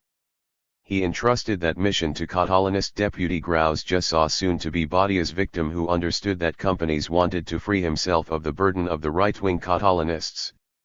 Catalan authorities' preoccupation with these power struggles in the region made it impossible for them to institute reforms that might mitigate the suffering caused by the deep economic crisis.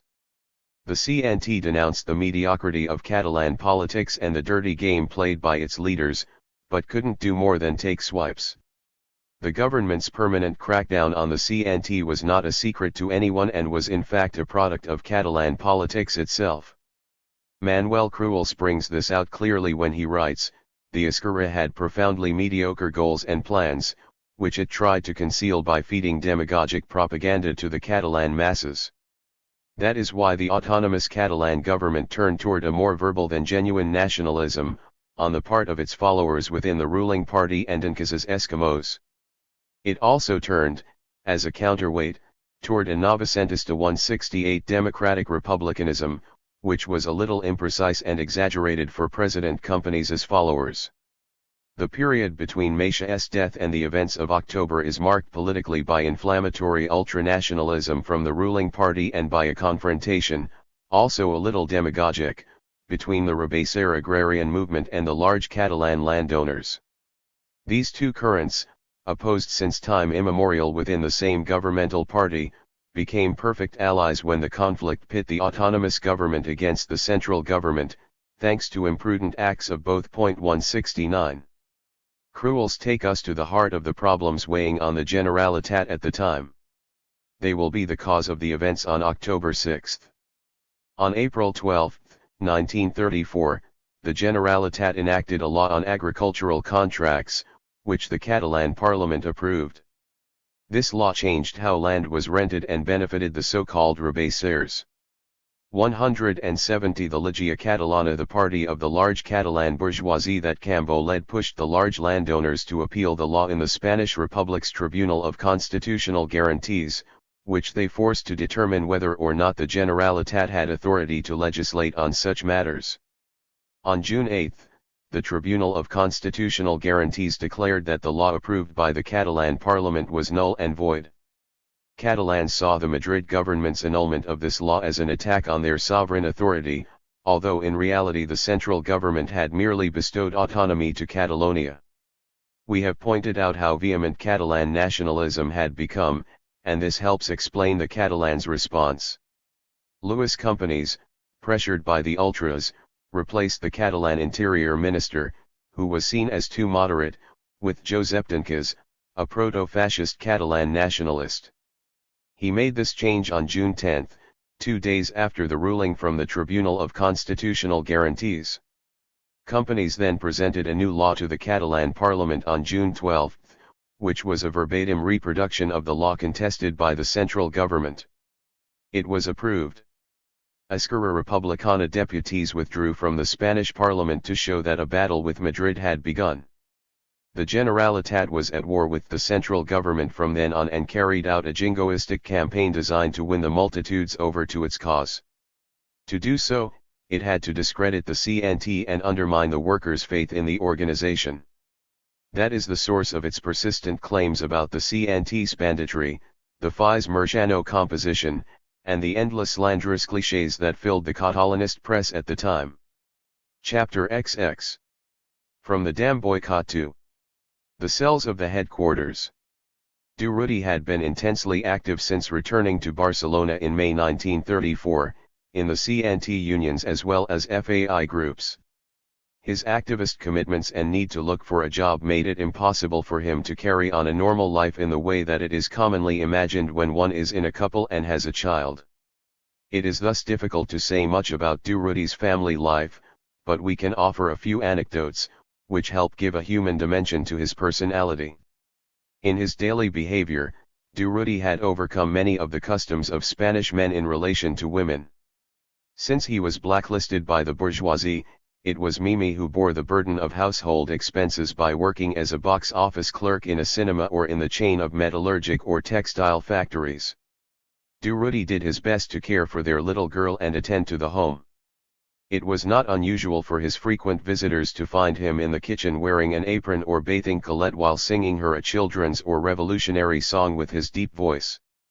His comrades often asked if Mimi was sick when they found him doing these things.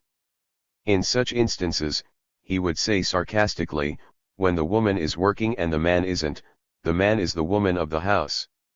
When will you stop thinking like the bourgeoisie, that women are men's servants? It's enough that society is divided into classes. We're not going to make even more classes by creating differences between men and women in our own homes." 171. These exchanges took place repeatedly, although things were different with his closer friends, particularly Escaso. During the latter's visits, the two men spoke while Durruti peeled potatoes or cleaned beans. Escaso, like his other intimates, knew him well enough not to be surprised by his behavior. Durruti was characteristically optimistic, although he went through a period of depression during this time. He was not happy with how things were going within the CNT. He was also frustrated with militants who, in his opinion, did not work hard enough to educate themselves and learn about events, which he thought was essential if activists were to be well-rounded. In his case, he tried to read publications from diverse political tendencies, in Spanish as well as French. His wide-ranging reading was apparent in letters that he sent to his brother Pedro, especially when he reflected on problems like the war, which seemed like as an imminent threat on the world horizon. Durruti's will to overcome and sharp intuition gave him an intellectual equilibrium that revealed itself during discussions of topics like Catalanism or the Workers' Alliance, which was promoted by the socialists at the time.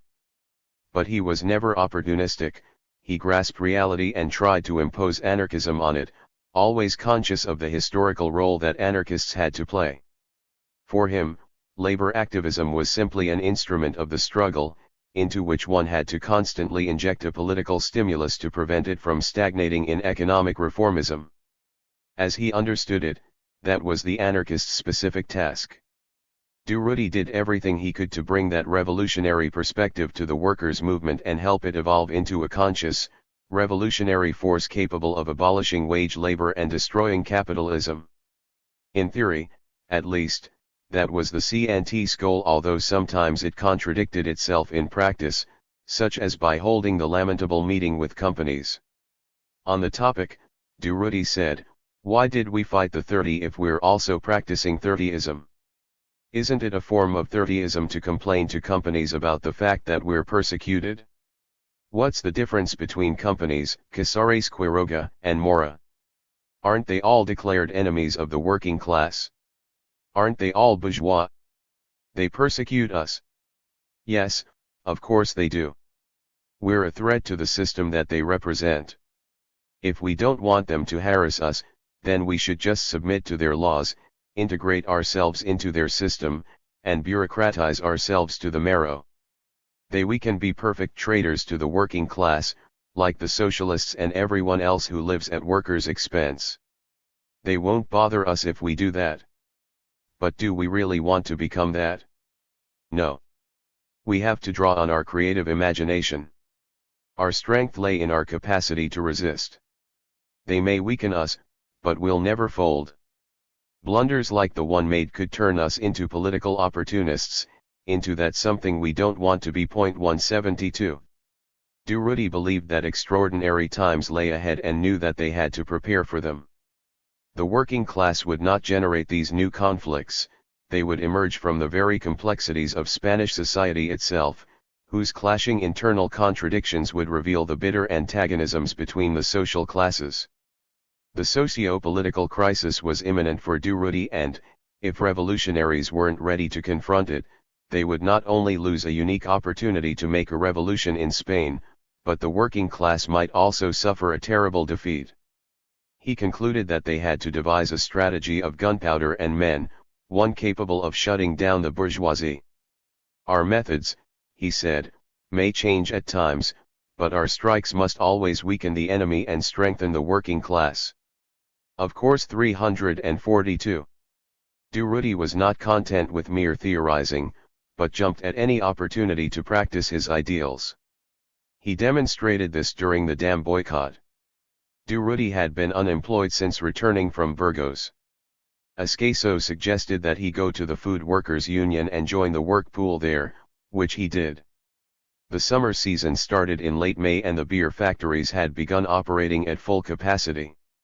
They divided the day into 3 8-hour work shifts, but they still needed additional seasonal personnel. Durruti was among the first group of seasonal sent by the Food Workers' Union to the dam factory. However, when the men arrived, they were dismayed to discover that management agreed to hire all of them except Durruti. What to do? They immediately considered going on strike, but Durruti suggested another tactic that would be much more effective: a boycott of dam's products. The workers would continue producing, but if the boycott was well orchestrated, the company would be unable to sell its goods. That is exactly what happened.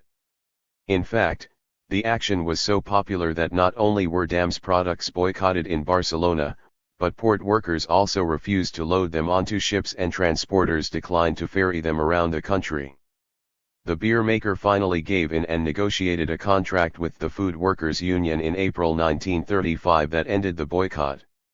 The contract won 8 months of back pay for the union's workers and required that the company reimburse the union for the costs of union propaganda and lawyers' fees.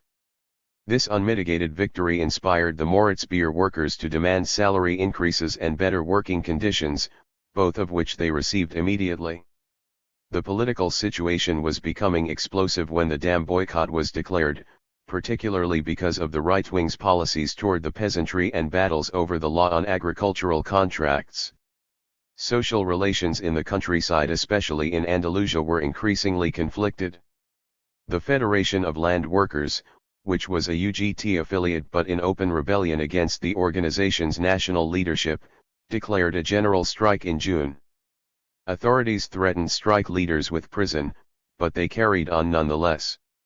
The strike was general in Jaén, Granada, Cáceres, Badajoz, and Ciudad Real, and partial in Córdoba and Toledo. CNT peasants used the action as an opportunity to strengthen their ties with the UGT workers, and a grassroots peasant alliance emerged, just as the anarchists had wanted. This united front from below, formed directly by the peasant workers themselves, frightened Largo Caballero. He criticized the peasant leaders harshly, alleging that the strike weakened the workers' capacity to participate in the Socialist Party's revolutionary plans. However, what actually scared Largo Caballero was not the erosion of strength, a debatable assertion, but the formation of a rank-and-file worker-peasant alliance outside the normal channels of union bureaucracy. If workers did the same thing elsewhere, their grassroots initiative would overwhelm the socialist bureaucrats and disrupt their conspiratorial plans. That was the real source of the socialist leaders' fear. In the heat of these events, the CNT National Committee called a national meeting of regionals for June 23 in Madrid. In anticipation of the meeting, it urged regional confederations to study the issue of the Workers' Alliance. Although they had been forced to hold the regional meeting in Catalonia clandestinely, The organizers tried to make it as representative as possible. Durruti played an important in preparations for the gathering. Following the example set by the Andalusian peasants and others, attendees decided to challenge the UGT and created alliance committees on workers' foundations. They absolutely discarded any agreement with the UGT that was not premised on their February call for a revolutionary workers' alliance. The regional meeting nominated Durruti, Ascaso, and Eusebio Carbo to defend these positions. There was an important disagreement between the Asturian regional and rest of the country at the national meeting, although we should note that the center regional defended Asturias. The source of the disagreement lay in the fact that CNT militants in Asturias had formed some alliances with the UGT in their region and allowed the Asturian Socialist Federation to become a signer of their accord. Critics reproached them for the following reasons. A. The UGT had not responded to the call made to it in February and the CNT needed to maintain a coherent position as a whole. Asturias weakened the CNT nationally by forming an independent alliance with the UGT. B. A workers' alliance between the two labor organizations is positive, but why include the Asturian Socialist Federation? C. Such an alliance made it easier for UGT leaders to demand that the CNT sign an accord in which the Socialist Party plays a role. That would be a repetition of the errors of the 1917 alliance. In essence, they told the Asturians that even though the exceptional conditions they faced might justify an alliance, the presence of the Asturian Socialist Federation would limit its effectiveness and have a negative impact on the CNT nationally. Given the serious debates at the meeting, and the heavy charges leveled against the Asturians, we will conclude our account of the CNT meeting with the Asturian delegate's summary. After assessing the rebellion in Aragon, which only had weak echoes in other parts of Spain, there was a passionate debate about the worker alliance. Some reproached our regional for signing a pact with the UGT in March. There were desperate attempts to find common ground and erase or at least ease the tensions, but the disagreements were more powerful than the generous efforts of Durruti, Ascaso, Orobon Fernandez, Ijarc, Servant, and Martinez. The national meeting could only agree that a national deliberation on the matter would determine, by means of a vote, the CNT's position on this issue. The meeting sent the following mandate to the National Committee: it was to call a national conference of unions within the 3 months and the decisions made there would be binding for all regionals. Asturias would rescind the alliance agreement, if that was the freely expressed will of the majority of the CNT. Or, if the conference supports the Asturian position, the Workers' Alliance, which was previously not valid outside our region, would then become national. The Revolution of October exploded 3 months after the meeting. Since the National Conference of Unions had not occurred, we alone remain responsible for our intervention in the Asturias Rebellion, even if everyone has suffered the consequences of the failure. 173. When the national meeting ended, the Catalan delegates returned to Barcelona and reported to a clandestine regional meeting. Everyone could see that the police commanded by the ruling Esquerra Republicana continued their persecution of the CNT. They became even more severe after Duncas occupied the Catalan Interior Ministry on June 10. The Esquerra was creating a volatile environment in Catalonia by exasperating its conflicts with the central government. It repeatedly declared that it would defend Catalan liberties with arms in hand. However, while it raved about Catalan freedoms, the working class, of which 60% belonged to the CNT, did not even enjoy the right of assembly. Propaganda and reality were at odds. If companies hoped to attract the workers to his party, his strategy was a disaster. He would not appeal to the workers by trying to disassociate them from an organization that fought for their interests so resolutely. A Catalanist revolt forged in such a way was destined to fail.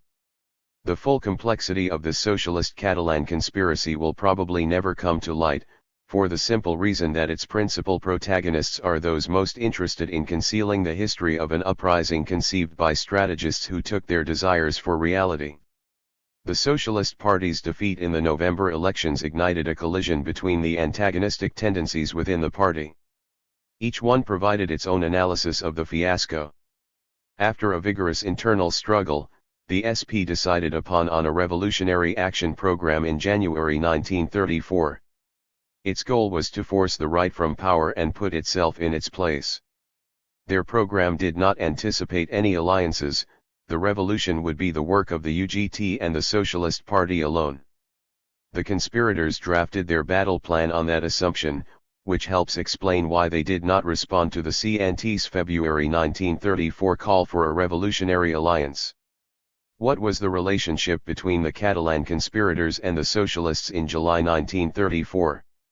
There was a conversation between SP men and companies' representative in Madrid, in which Luis told the Socialist Party that the Catalans had no intention of handing over power if the Madrid government declared a state of emergency. But, otherwise, there is reason to think that the socialists, especially after their electoral defeat, would have been supportive of the Catalans. In reality, the Catalans did not figure into their plans, for the simple reason that factoring in the Catalans would have required that they deal with the CNT, the only serious force in the struggle in Barcelona. This enables us to conclude that the Catalan revolt being planned, as well as the appearance of a worker alliance in the region based of the Bloc Obrero y Camperal, had no relation to the socialists' designs on power. Although the Socialist Party had summarized its aims in a program that they would implement if they took power, they hadn't set the date for their rebellion. The socialists ultimately decided that they would set off the revolt as soon as the CETA joined the government. That was a good pretext, because the CETA's entrance into the government would violate the constitution, given that it had not declared its support for the republic.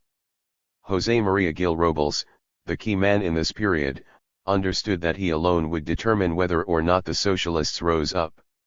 It was important for Gil Robles to have the initiative, because it permitted him to plot his march to power in the best possible conditions.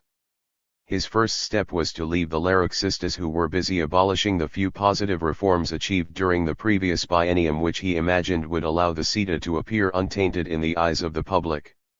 Ricardo Samper's clumsy handling of the Catalan problem complicated things. And they became even more complicated when the Treasury Minister tried to institute a new tax policy in the Basque region, which reduced the already scarce liberties possessed by the Basque peoples. In response, the municipalities denied power to the provincial deputations and elected management boards that would take responsibility for collecting and administering taxes. 174 The Madrid government retaliated by declaring those elections illegal. Just like in Catalonia, the government transformed an administrative problem into a political one. With the Basque and Catalan crises, the situation was becoming uncontrollable. It would only take a spark to set off a widespread revolt. Meanwhile, on the other side of Europe, important things were happening in Russia that would have a significant impact in Spain. The Communist International began to make a turn, which was a prelude to what would become the theory of the Popular Front a year later. We will explore the reasons for this change below, but here it is important to note that on May 31 the French Communist Party got the green light to form alliances with those who had previously been its enemy, the reformist socialists and French parliamentarians, whom they had labeled social fascists before.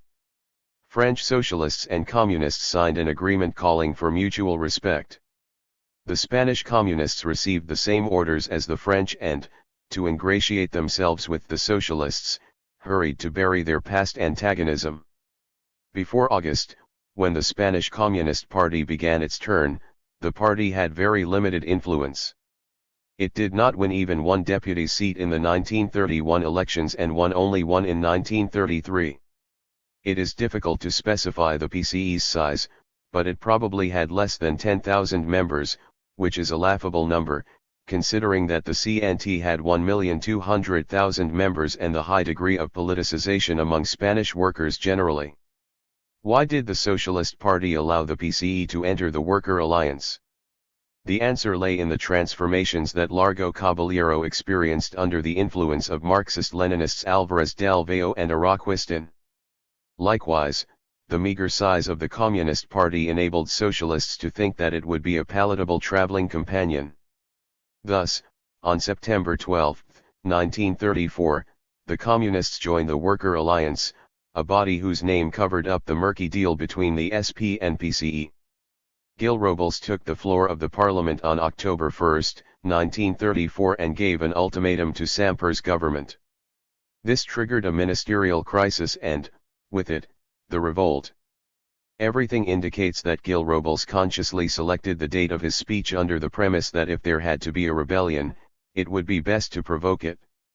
The socialists fell into their own trap and aggravated their error even more by trying to save the legal aspect of their revolt, thus depriving themselves of their best chance of victory.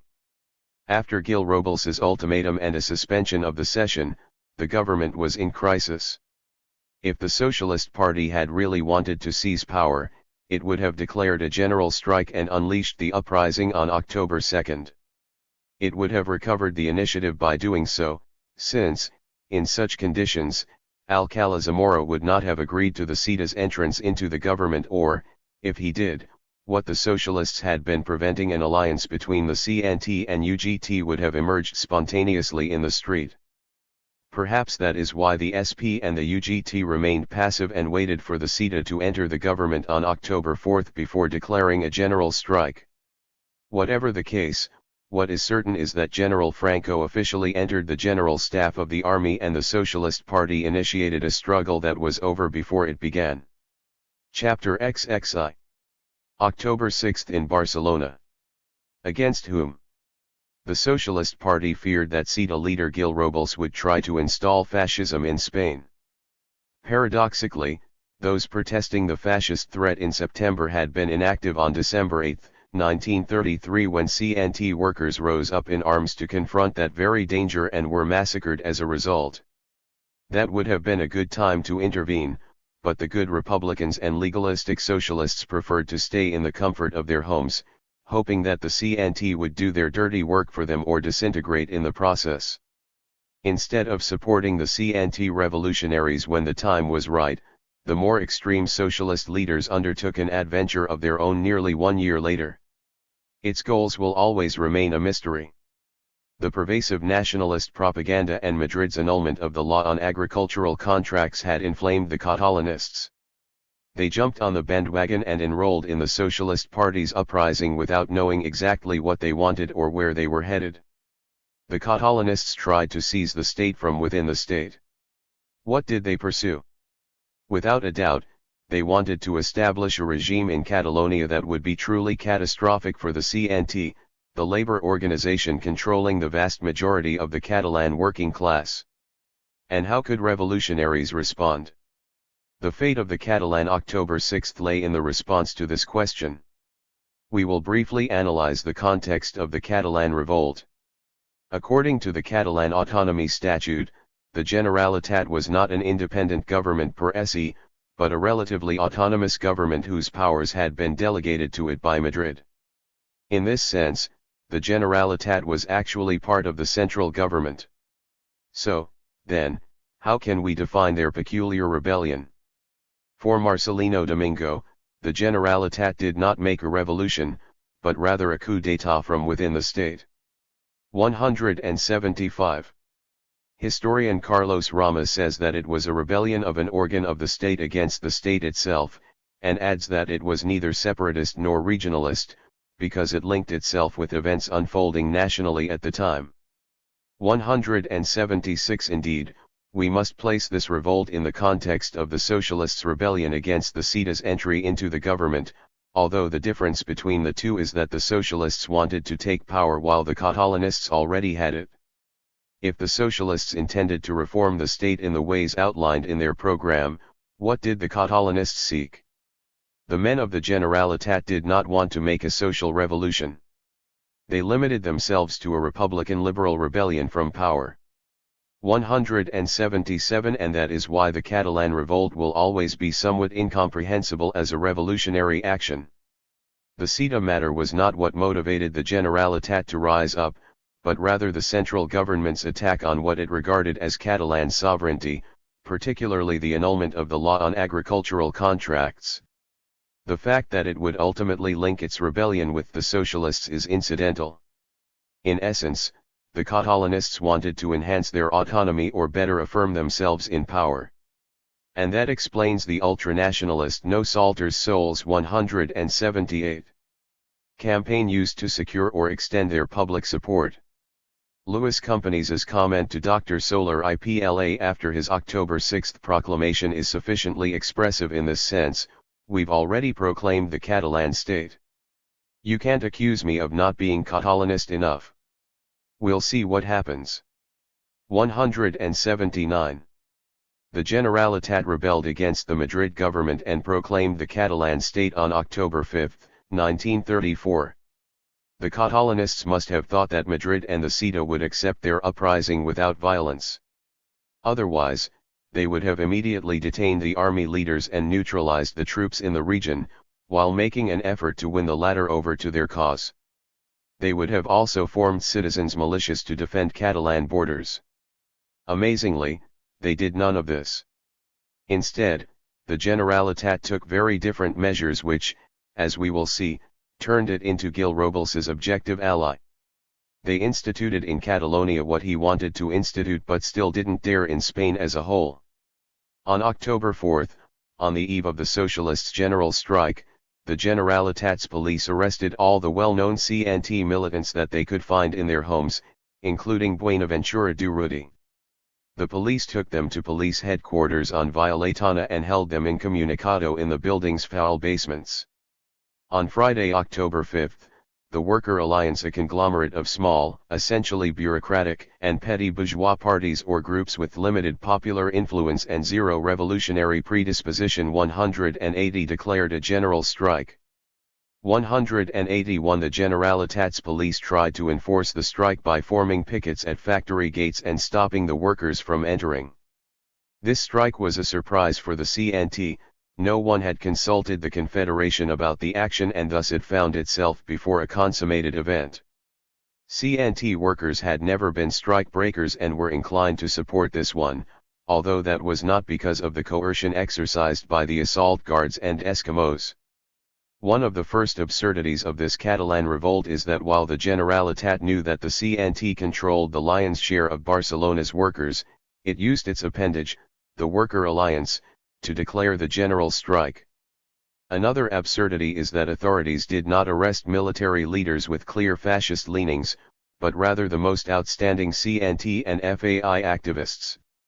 Why was it necessary to prevent the CNT from engaging in the rebellion, whose aims were a mystery to everyone?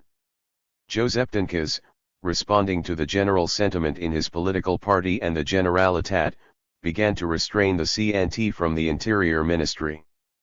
They feared that the anarchists would overwhelm the revolt if they participated and cause the Generalitat to lose its control as well as the political advantages that it hoped to extract. 182. Cruels's explanation is persuasive, particularly if we consider that Dunques had worked to restrain the CNT long before the rebellion erupted. The Generalitat has been clamping down since September 1932 and increasingly after May 1934. That was when the CNT offered companies a truce. As we know, companies not only rejected the truce but also increased the pressure and even undertook the October adventures while the CNT's unions were still closed. But we continue with the events. Solidaridad Obrera appeared several hours late on October 6 due to delays caused by censors. Because of that, the CNT Regional Committee printed an illegal leaflet to help orient the Confederal Workers, Catalan Regional Confederation and Barcelona's local Federation of Unions. To all the workers, to the people in general. During these intensely agitated moments, when every popular force is in play, the Catalan Regional has to take part in the struggle in a way that corresponds to its revolutionary anarchist principles. A conflict battle has erupted and we are in the first stages of events that could determine our people's future. Our response cannot be contemplative. We need strong and forceful action that will end the present state of affairs. These are not times to theorize, but to work hard. Action from the revolutionary proletariat, making its decisions for itself. Vindication of our libertarian principles without the slightest involvement with the official institutions that reduce the people's action to their own interests. We must turn this morning's rebellion into a popular movement through proletarian action, without accepting police protection, and shame on those who allow and call for it. Authorities have bitterly stifled the CNT for some time now, and it can no longer continue in the reduced space they mark out for it. We demand the right to take part in this struggle, and we take it. We are the best obstacle to fascism, and those who try to stop us from acting only help the fascists. We thus concentrate our forces and prepare for the coming battles. Immediate instructions of the Catalan Regional Confederation. 1. Open our union halls at once and assemble the workers in the premises. 2. Articulate our anti-fascist libertarian principles in opposition to all authoritarian principles. 3. Activate the district committees, which will be entrusted with transmitting precise instructions as events unfold.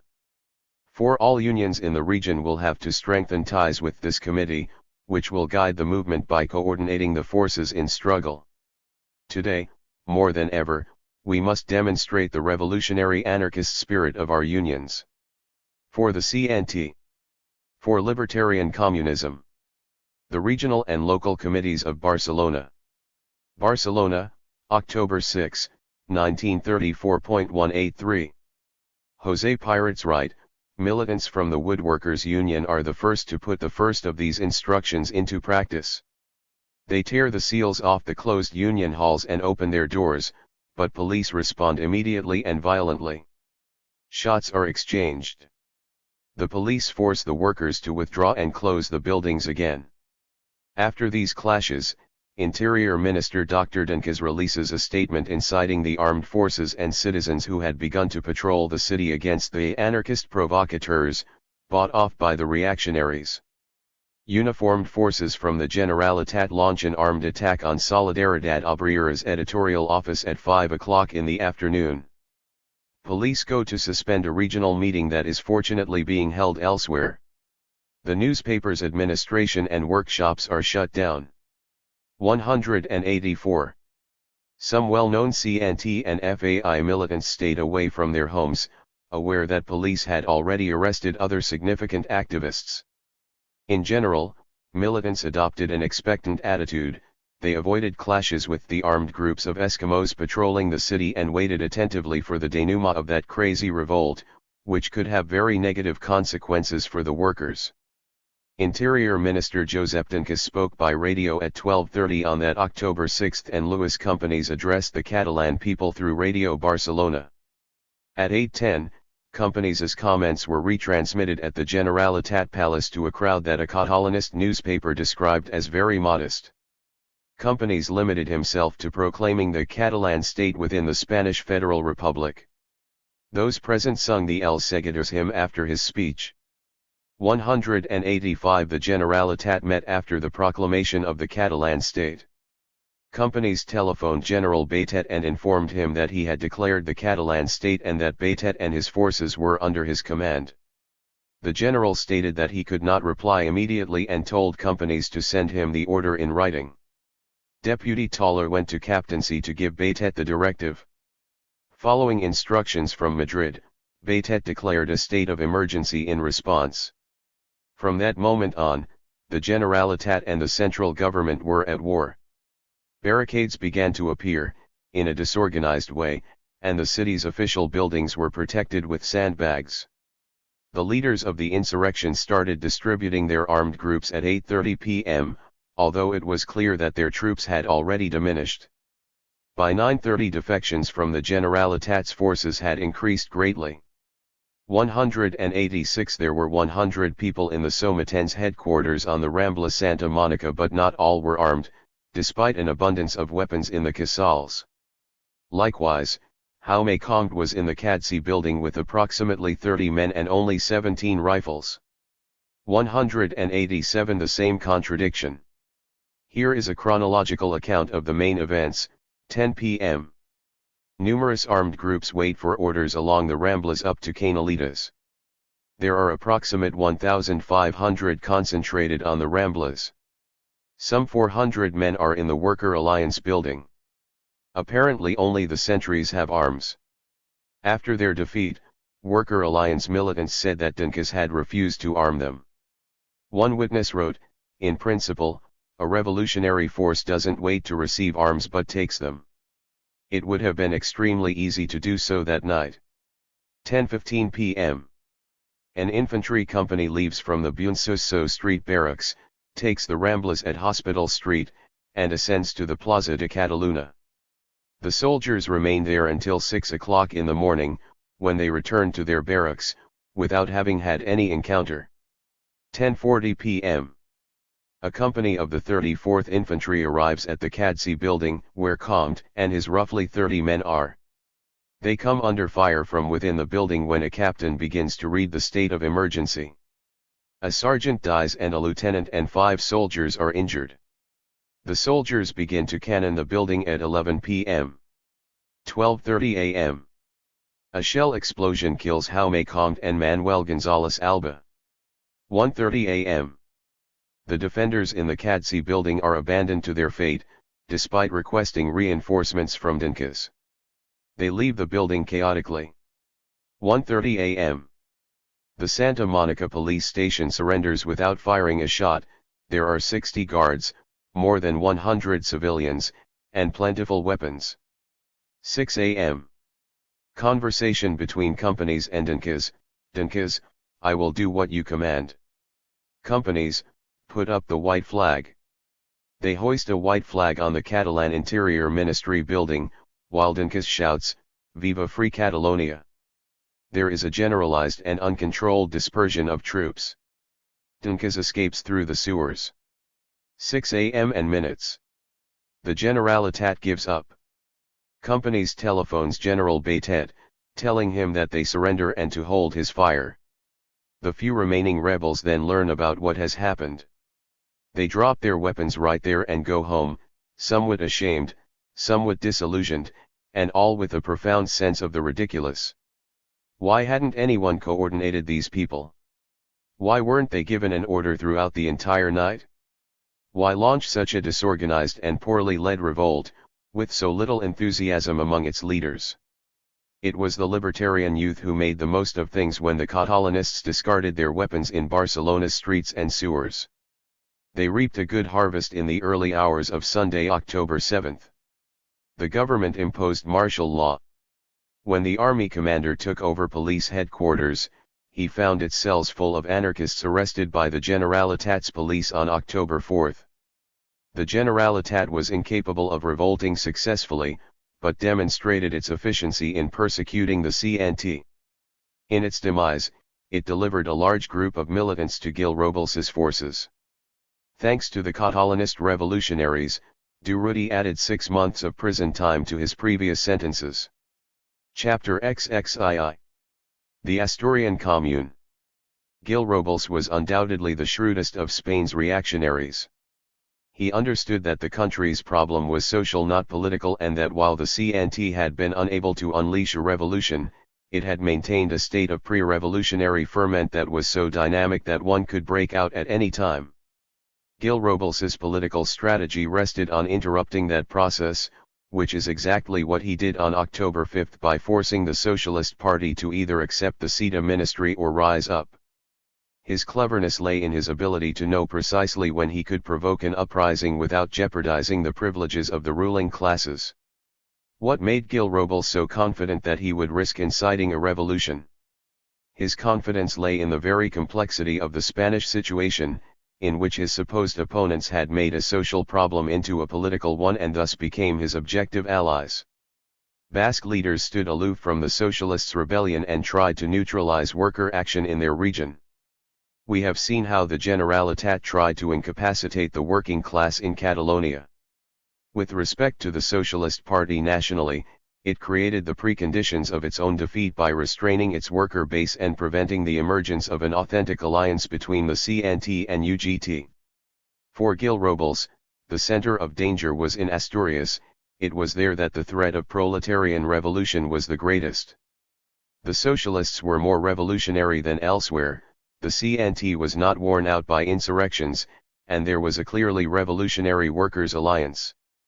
It was imperative for Gil Robles to crush the rebellion there, if only to prevent it from spreading to the rest of Spain. In fact, the socialists and Catalanists helped the government suppress the Asturian Revolution. The chatter about whether the CNT could have seized control in Barcelona after the Catalanists' defeat is nothing but conjecture.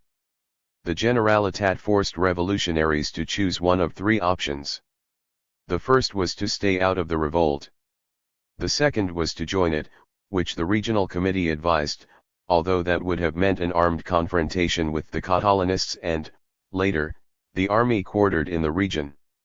The final option was to wait for the defeat of the Catalanists and throw themselves into a venture against the army, which by then controlled the capital and had the support of elite units brought in from Africa and unloaded on the afternoon of October 7.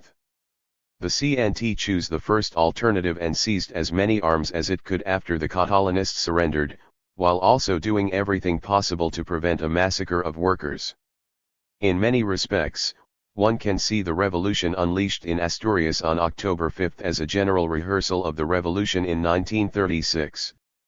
Although the Asturian workers were defeated militarily, their undertaking was ultimately a victory and one that had enormous consequences for the Spanish workers' movement. The national repercussions of the socialists' revolt were soon localized. The party failed to accomplish its aims anywhere. In Bilbao, the Basque Nationalist Party urged its members to abstain. Its labor organization, Basque Workers' Solidarity, told its members to go to work but return home if they encountered difficulty or danger. It also ordered them not to undertake any activities that it hadn't sanctioned. There was a more or less general strike in Bilbao, but it was passive. In nearby villages such as Portugalete, Hernani, and Ibar revolutionary committees were formed and there were armed conflicts. There was a general strike in Madrid, businesses closed, the newspapers did not publish, and there was no vehicular traffic. On October 5 and 6, there were battles between groups of workers and police in the proletarian neighborhoods of Cuatro Caminos, Tichuan, Atacha, Delicias, and others. Workers also attacked the head postal office and the General Office of Security, which resulted in shootouts on the Gran Via, Alcalá Street, and in the Puerta del Sol. However, police arrested the socialist leaders almost as soon as the struggle began, just as they had done during all their previous rebellions. Authorities captured them in the studio of socialist painter Quintana, where they had established their headquarters. The insurrection was headless from that moment on and destined to fail. Nevertheless, there were fierce struggles in Asturias and the government mobilized at once to neutralize the Asturian revolutionaries. At 9 o'clock in the evening, Spanish Interior Minister Eloy Vaquero made a statement over the radio typical of all governments in similar situations: "Calm reigns in Spain," he said. This did not prevent the government from hurrying to meet in full at 11 p.m. in order to discuss the situation. Its first act was to censure the press. The Prime Minister told journalists that the presence of a revolutionary movement obliges the government to declare a state of emergency in Asturias. On October 6, the government extended the state of emergency throughout Spain and ordered General Baitet to subdue the disorders in Barcelona. Lerroux stated that he would be implacable against the Asturian anarchists and Catalan separatists. Minister of War Diego Hidalgo ordered General Franco to draft a plan of attack for Asturias. Hidalgo went to sleep at 2 o'clock in the morning on October 7, after conferring with General Baitet, who assured him that the Catalan revolt would be suppressed in 4 hours. He gave General Franco and Lieutenant Colonel Yag the task of crushing the Asturian rebels. Various people visited Lerroux on October 7 and offered their unconditional support during those critical moments. One of those to volunteer his aid was José Antonio Primo de Rivera. The government met that evening and, afterwards, the Minister of War stated that the Army's combined land and sea forces are very close to achieving their objectives in Asturias. The Interior Minister asserted that the total submission of the Asturian rebels will occur in a matter of hours. The Parliament met on the afternoon of October 9, without the left-wing deputies. The government was congratulated for its quick response. A rumor was circulating that Manuel Aznar had been arrested in Barcelona and loaded onto a ship. The Socialist Party's uprising, without leadership from the beginning, had failed. But what collapsed in the rest of Spain became a deep proletarian revolution in Asturias. The rebellion began there at 3 o'clock in the morning on October 5, when workers attacked all the civil guard barracks in the region with dynamite. By the midday, 23 civil guard barracks and all their armaments had fallen into the workers' hands. The barracks in Myers surrendered with its 45 guards, and the barracks in Reboleta, Suntulano, and Sama capitulated on October 6. The workers had failed to take Oviedo, but fought against the civil guard and army there. The military commander declared a state of emergency and sent troops to the areas where the revolutionaries were holed up or controlled completely. He sent a detachment of assault guards to Manzanita, which the revolutionaries held, but the guards were foiled by a workers' column hiding out in Armadilla, Pico del Castillo, and on the other side of the valley in St. Ian's. Meanwhile, rapidly organized workers' columns advanced on Oviedo and prepared to seize it. There was street fighting in Gijón, but the workers completely took over the Cimadevilla neighborhood and raised barricades at its entrances. The revolutionaries controlled the situation in Aviles, where they occupied the gas factory and the electric company's main office. They called upon the civil guard to surrender in La Felguera, where there was an arms factory that employed 3,000, predominantly CNT metal workers. The civil guard refused and the miners attacked their barracks, which they took at midnight. The rebels controlled La Felguera from then on and published a manifesto signed by the Revolutionary Committee and headed with the letters, CNTFAI. It said, "The social revolution is victorious in La Felguera. Our duty is to organize distribution and consumption properly. We ask for good sense and prudence from all. There is a distribution committee, and all those entrusted with attending to domestic necessities must go there." 188. Rebels proclaimed a socialist republic throughout the entire Turan Valley, which took on anti-authoritarian characteristics in areas of anarchist influence and bureaucratic characteristics where Marxists dominated. In that sense, the Asturian Revolution offered a material expression of the differences between the two systems. A careful study of social relations established during the Socialist Republic's 15 days would be extremely valuable as a study in revolutionary transformation. On October 5, Madrid ordered General Bosch, the military leader in Leon, to bring his troops to Asturias. He could not transport them by train because revolutionaries had blown up the Los Fierros bridge. He had to move them in trucks, but workers entrenched in Vega del Rey held them back for 2 weeks. General López Ochoa suffered the same fate when workers detained his forces in the narrow Peñaflor Gorge while they tried to go from Galicia to Asturias. The workers' column surrounding Oviedo attacked on October 8. One entered through the San Lázaro neighborhood after defeating a company of assault guards near the Aguila River. When they occupied the Adoratrices Hill Convent, women in the workers' neighborhoods welcomed them with enthusiastic cheers. Groups of miners entered another part of the city and forced their way through with dynamite on Fierro, Santo Domingo, and Guillermo Estrada streets before finally taking over Town Hall at 2:30 p.m. On Leopoldo Alas and Arzobispo Gizasola streets, the Carabineros tried to stop a miners' column led by Sergeant Diego Vázquez but were overcome by dynamite and shouts of "Viva the Social Revolution!" At 3 p.m., the column had complete control of the surrounding neighborhood and had occupied the hospital. The miners' onslaught made the civil guard and army troops defending Oviedo retreat, who took refuge in the Pelayo barracks and the cathedral. The arms factory, now in the miners' hands, offered a significant booty, 21,000 rifles, 300 machine gun rifles, and numerous machine guns. While the fighting occurred, revolutionaries began to transform social relationships and establish a type of socialism that the population genuinely supported. They abolished private property and declared it collective. Now that the metallurgic centers were in workers' hands, the factories in La Felguera and elsewhere began to work overtime in an effort to rapidly produce munitions. They managed to turn out 30,000 cartridges per day in La Felguera, although even that was not enough for the thousands of fighters ready to die for the Asturian Commune. Rebels set up the Provincial Revolutionary Committee in Oviedo, which maintained contact with revolutionary committees in the villages. However, there was a dispute between the socialists and the anarchists.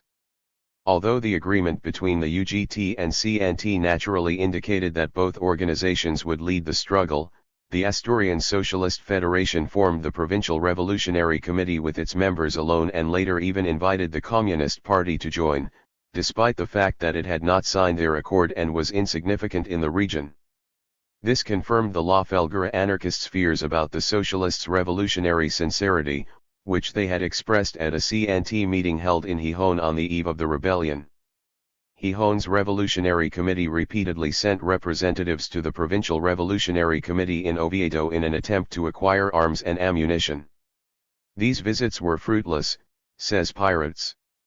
189 The villagers formed the revolutionary committees in two different ways.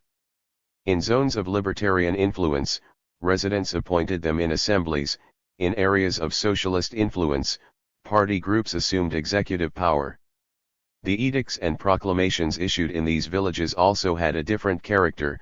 The libertarians appealed to the population's sense of solidarity and goodwill to carry the struggle forward, whereas the socialists issued commands and announced that draconian measures would be applied to anyone who didn't follow their orders.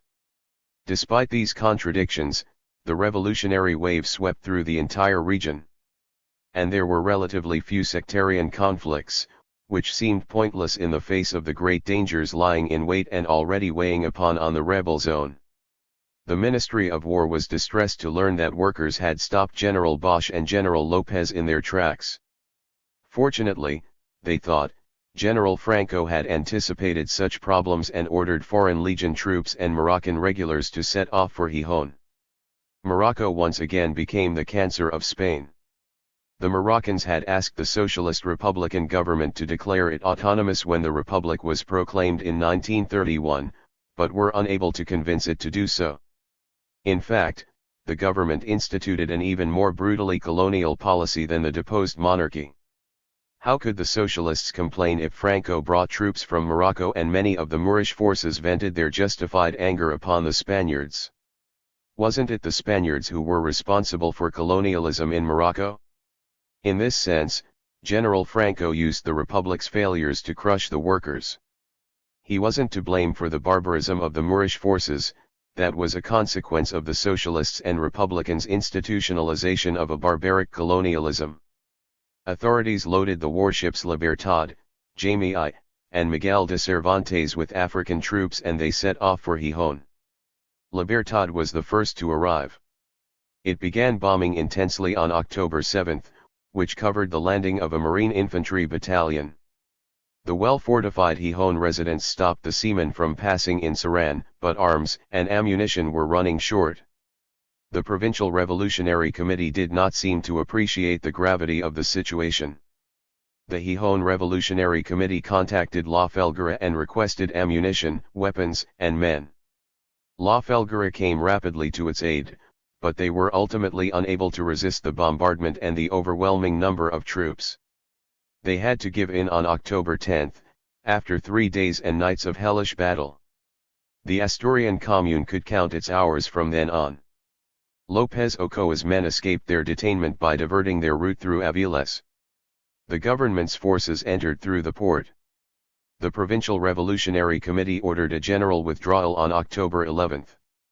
Some militants opposed this order and from then on the CNT forces began to act with some independence. José María Martínez died in Sotillo on October 12 while carrying out a mission for the Provincial Revolutionary Committee. Government forces detected a renewal of the resistance and called in the Air Force, which promptly began bombing mercilessly. The planes also dropped pamphlets demanding that the insurgents give up, rebels of Asturias, give up. It is the only way to save your lives. You must surrender unconditionally and hand over your arms within 24 hours. All of Spain is against you and ready to crush you without pity as a just punishment for your criminal madness. All the damage that the troops and bombs have caused thus far is nothing but a foretaste of what you will receive if you do not end your rebellion and relinquish your arms before sunrise. 190. Despite these threats, the Asturian revolutionaries continued fighting until October 18, when the Provincial Revolutionary Committee called for an end to the resistance. It released a statement that said, after proving the strength of the working masses, a pause in the struggle is necessary. But this withdrawal is honorable, because it is only a stop in the journey. The proletariat can be beaten but never defeated. The spirit of Karl Liebknecht's declaration on the eve of his murder impregnates this manifesto: there are defeats that are victories, and victories that are more shameful than defeats. Indeed, the government's triumph over the Asturian revolutionaries was the most shameful of victories. It did not even respect the single condition that the miners imposed before surrendering, that the mercenary troops not occupy Asturias. General Aranda, after giving his word of honor, offered the region to the Foreign Legion and regulars as war booty. Chapter XXIII. Peace and Order. Reign in Asturias. When the government ended its military operations in Asturias, it told journalists that peace and order reign in the rebel zone. That peace and order caused 1,335 worker deaths, 2,951 injuries, and an undetermined number of exiles, who took refuge in the mountains. The working class paid dearly for that bourgeois peace and order. The government entrusted the mission of imposing order to Civil Guard Commander Lisardo Doval and Judge Alarcon. Instruments of torture were improvised in the cells and the legal system ground on. 30,000 people were detained. But this wasn't enough for the right wing, it wanted an even harsher crackdown. Calvo Sotelo stated as much in the November 6 session of the parliament. Alejandro Lerou declared that his government would be merciless in Asturias. Until the seeds of revolution are exterminated in the mother's wombs, insisted Calvo Sotelo. There were a number of prominent political figures among the 30,000 people imprisoned as a result of the October events. Manuel Aznar was arrested in Barcelona, despite his opposition to the rebellion, which he objected to because he considered it class-based. Authorities released him on December 2 after he proved that he had not participated. However, the prosecutor demanded that life sentences be imposed on Lewis companies and the Generalitat ministers for the crime of military rebellion. Various members of the Socialist Party's executive committee, including Francisco Largo Caballero, joined the other inmates from the high political circles in prison. Ramon González Pina, who had been prominent in the Provincial Revolutionary Committee, was also incarcerated. He was facing the death penalty. All the detainees had to respond to judges' questions about their conduct and participation in the revolt. This was easy for Socialist Party and UGT leaders, since they had decided beforehand that no one would take responsibility for the uprising if they were captured and that they would declare that it had emerged spontaneously from the working class. Largo Caballero describes his interrogation in his memoirs and illustrates the conduct of those deserter bosses at the hour of truth. He appeared before the examining magistrate, an army colonel. "Are you the leader of this revolutionary movement?" "No, sir." "How is that possible, being president of the Socialist Party and general secretary of the Union General de Trabajadores?" "Well, anything is possible." "What role did you play in organizing the strike?" "None." "What is your opinion of the revolution?" "Mr. Magistrate, I appear here to answer for my acts, not my thoughts."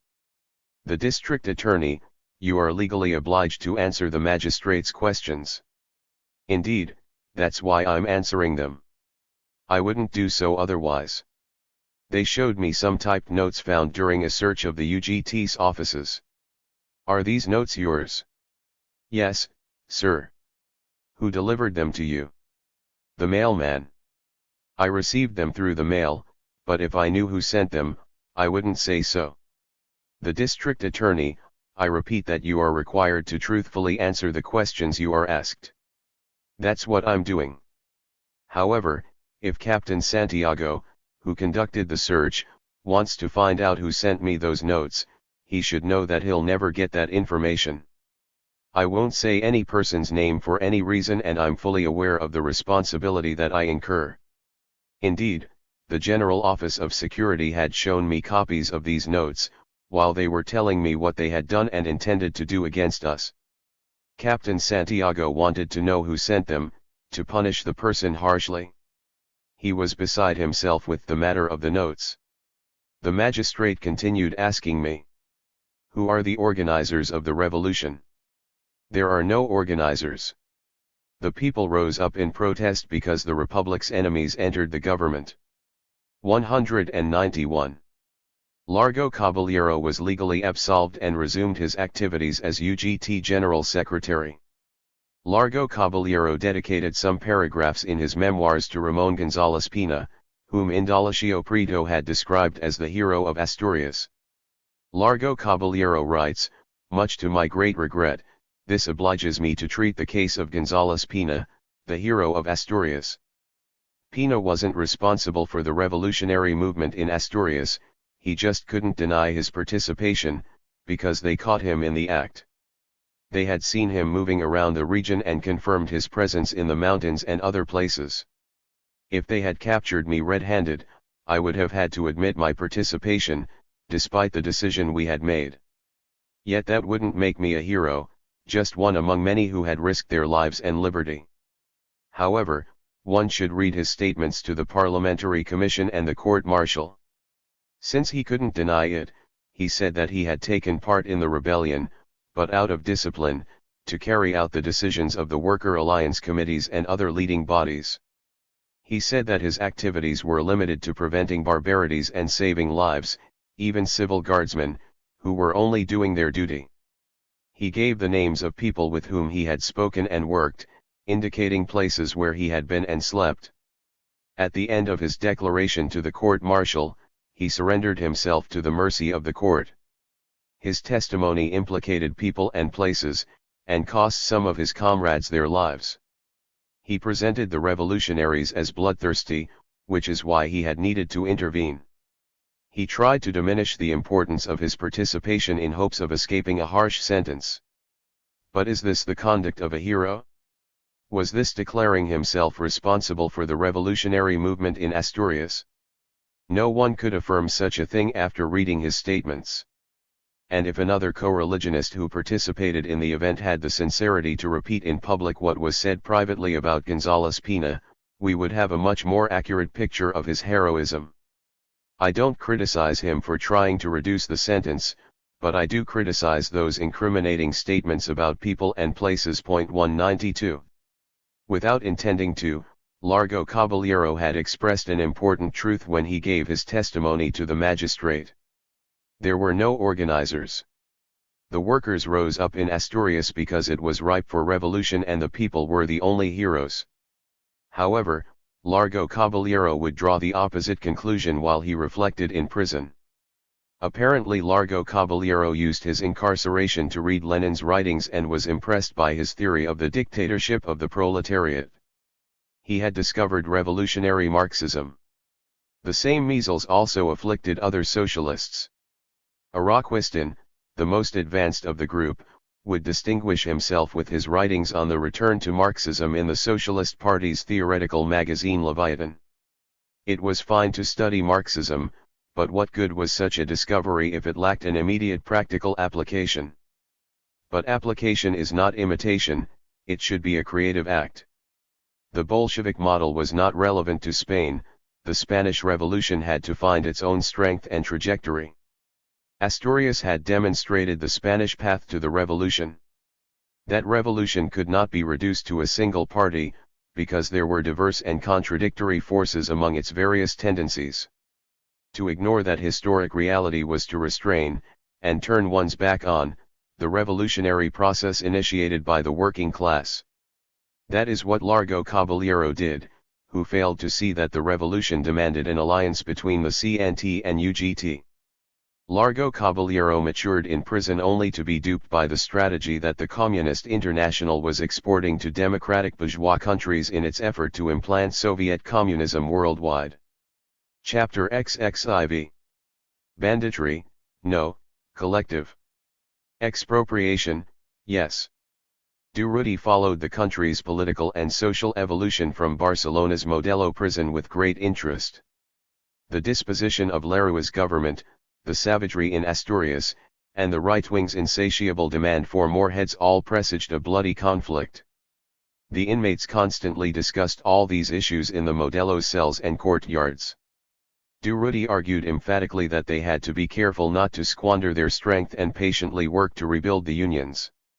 He saw organization as the key element in a revolutionary victory or a confrontation with the reactionaries. He also noted that if the right tries to take power, it won't do so like Primo de Rivera. Asturias should be an example. The issue in Spain is not bourgeois democracy or fascism, but fascism or social revolution. Bourgeois democracy died after the elections on November 19, 1933. 193. The question of the Revolutionary Alliance came up as well, now with greater urgency than before. The CNT had shown that it could not make the revolution alone and, after the October experience, the socialists clearly faced the same problem. Would the socialists draw relevant conclusions from the revolt in Asturias? The libertarians were skeptical. The reformists had betrayed them so many times, there was no reason to expect them to confront the new situation with revolutionary decision. The socialists still haven't demonstrated their revolutionary commitment, they said. Durruti replied by saying, "Yes, that's correct, but the coup won't be delayed forever. We'll have to deal with it one way or another. That, and also the fact that we'll suffer the first blows, is why we should work harder for the Workers' Alliance. We have to draw UGT workers into our camp or at least make them understand the seriousness of the times. Ultimately, the intensity of our propaganda will determine the number of workers swept along by the revolutionary avalanche." 194 months passed in discussions of this sort, as authorities continually admitted new guests into Barcelona's Modelo. Some of them had been convicted of armed robbery and entered complaining about the CNT and even the FAI. The proliferation of this crime, now known as the hold-up measles, alarmed militant anarchists in the prison. And they became even more concerned when some of those charged with the offense demanded that the CNT's Prisoner Support Committee procure defense lawyers for them. Durruti took a strong position on the issue at a prisoners' meeting called to discuss the matter. It isn't time for individual expropriations, but to prepare the collective one. Of course that didn't sit well with those arrested for robbery, but it was impossible to resolve the question halfway. The Prisoner Support Committee ultimately embraced Durruti's more radical stance. Durruti's time as a governmental prisoner came to an end in early April 1935. It is outrageous enough that Durruti had to spend 6 months in prison just to satisfy a governor's whim, but his problems didn't end there. Shortly after being released, Durruti read an article in La Publicidad authored by a specialist in armed robberies. His name was José María Planas, and he had asserted in the paper that Durruti and his gang are behind the latest hold-ups in Barcelona. This absolutely infuriated Durruti. He took off in a rage to find the writer, whom he described as a shameless hack.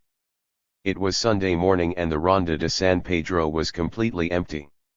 I suddenly saw someone coming in the opposite direction along the sidewalk. It was Durruti. He walked by without noticing me. He had a newspaper in his hand and a sour look on his face. As soon as he passed, I said loudly, "Don't friends at least say hello to one another?" He stopped in his tracks, looked in my direction, and then approached as soon as he recognized me. "How could I miss you? Why are you walking around so blindly? What's going on? Take it, read." He gave me the newspaper that he was holding. It was La Publicidad and he had circled an article by José María Planas in red. "I'm going to beat the living daylights out of that shameless hack," Durruti said irately. "Where are you going?" "To La Publicidad to kick that liar out of there." "But there's no one at the newspaper now." "Let's go right now." And so we went. As I'd said, there was no one there except the night watchman. Durruti pushed him aside and we entered. He walked through the editorial office, convinced himself that it was empty, and we left.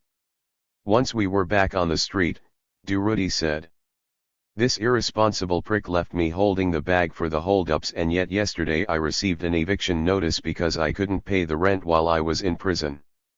Tell me if that's not enough reason to smash his face in." 195. The Spanish political situation was intensely conflicted in early 1935. There were nearly continuous governmental crises.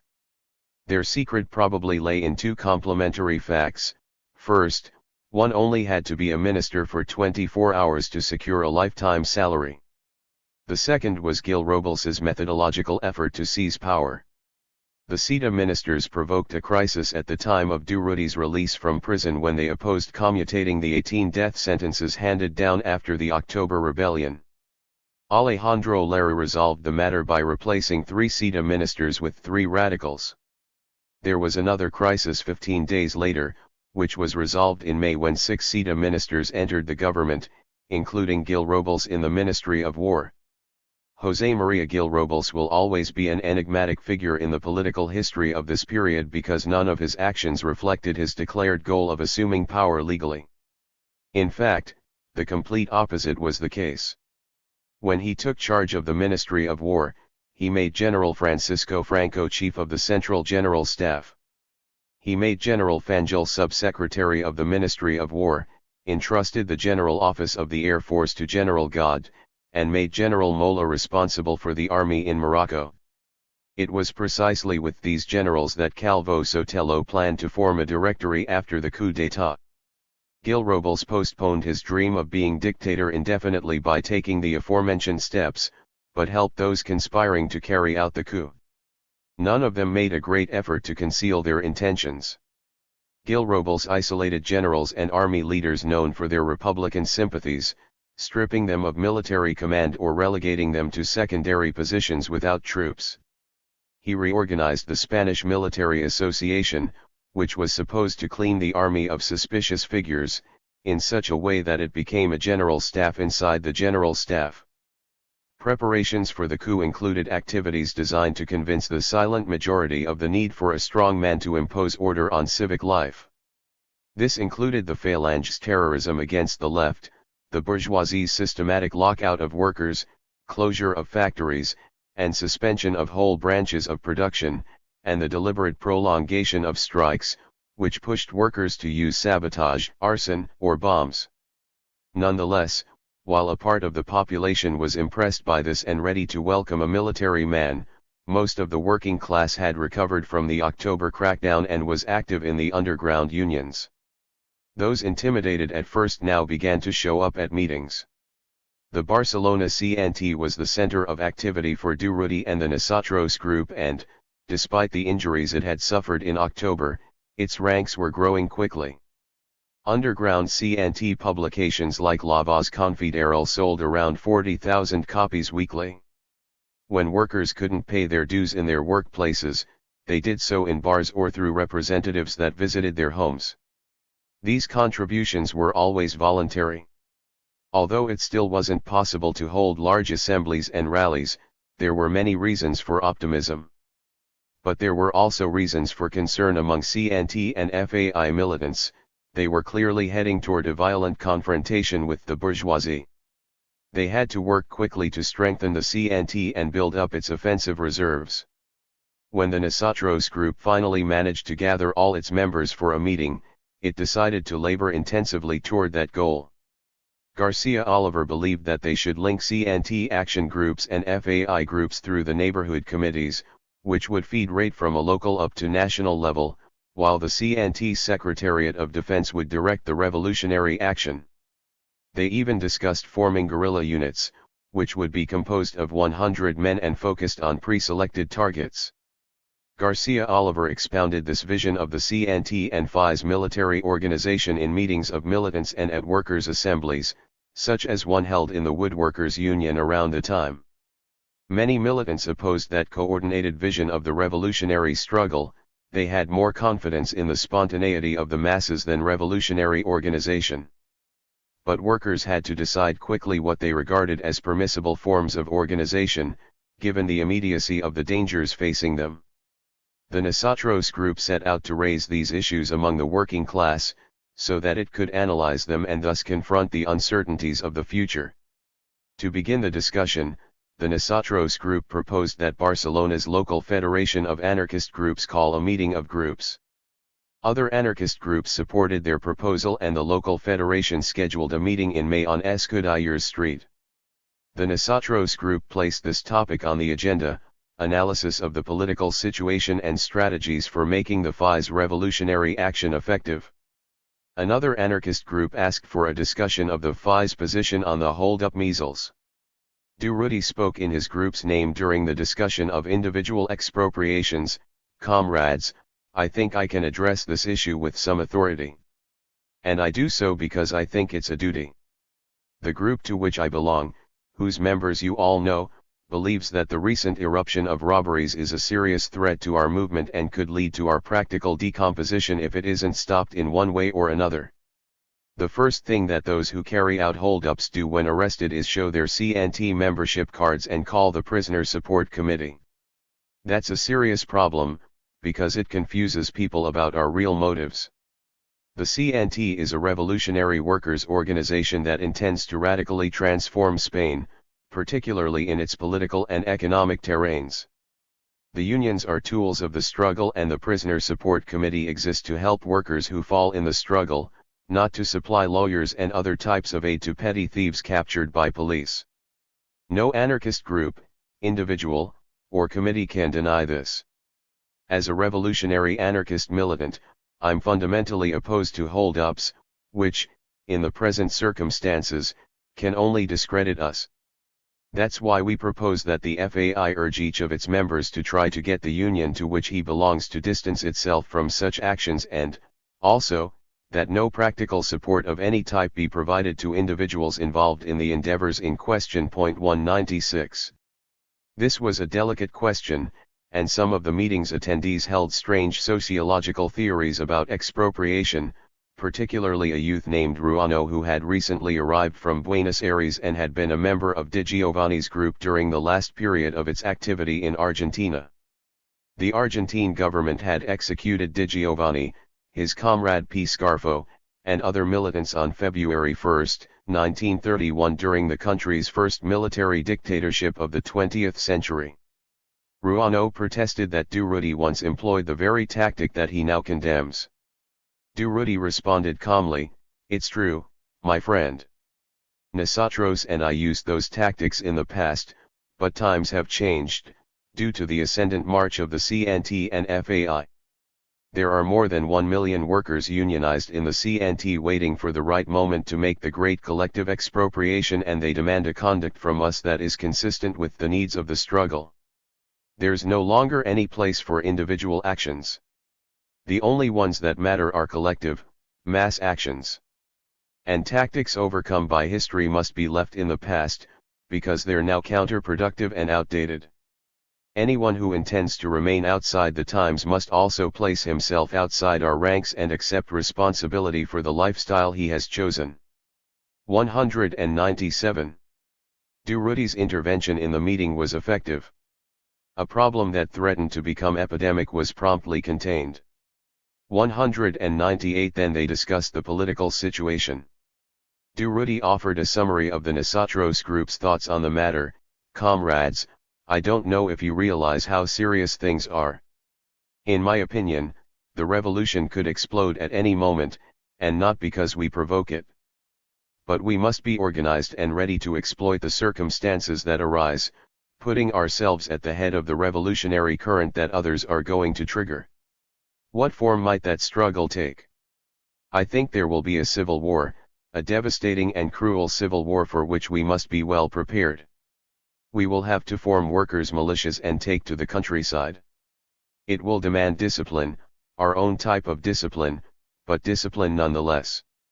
Think about what I'm saying.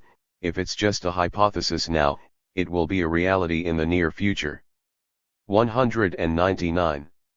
In June, shortly after this meeting, police again arrested Durruti and incarcerated him as a governmental prisoner. Chapter XXV. Toward the Popular Front.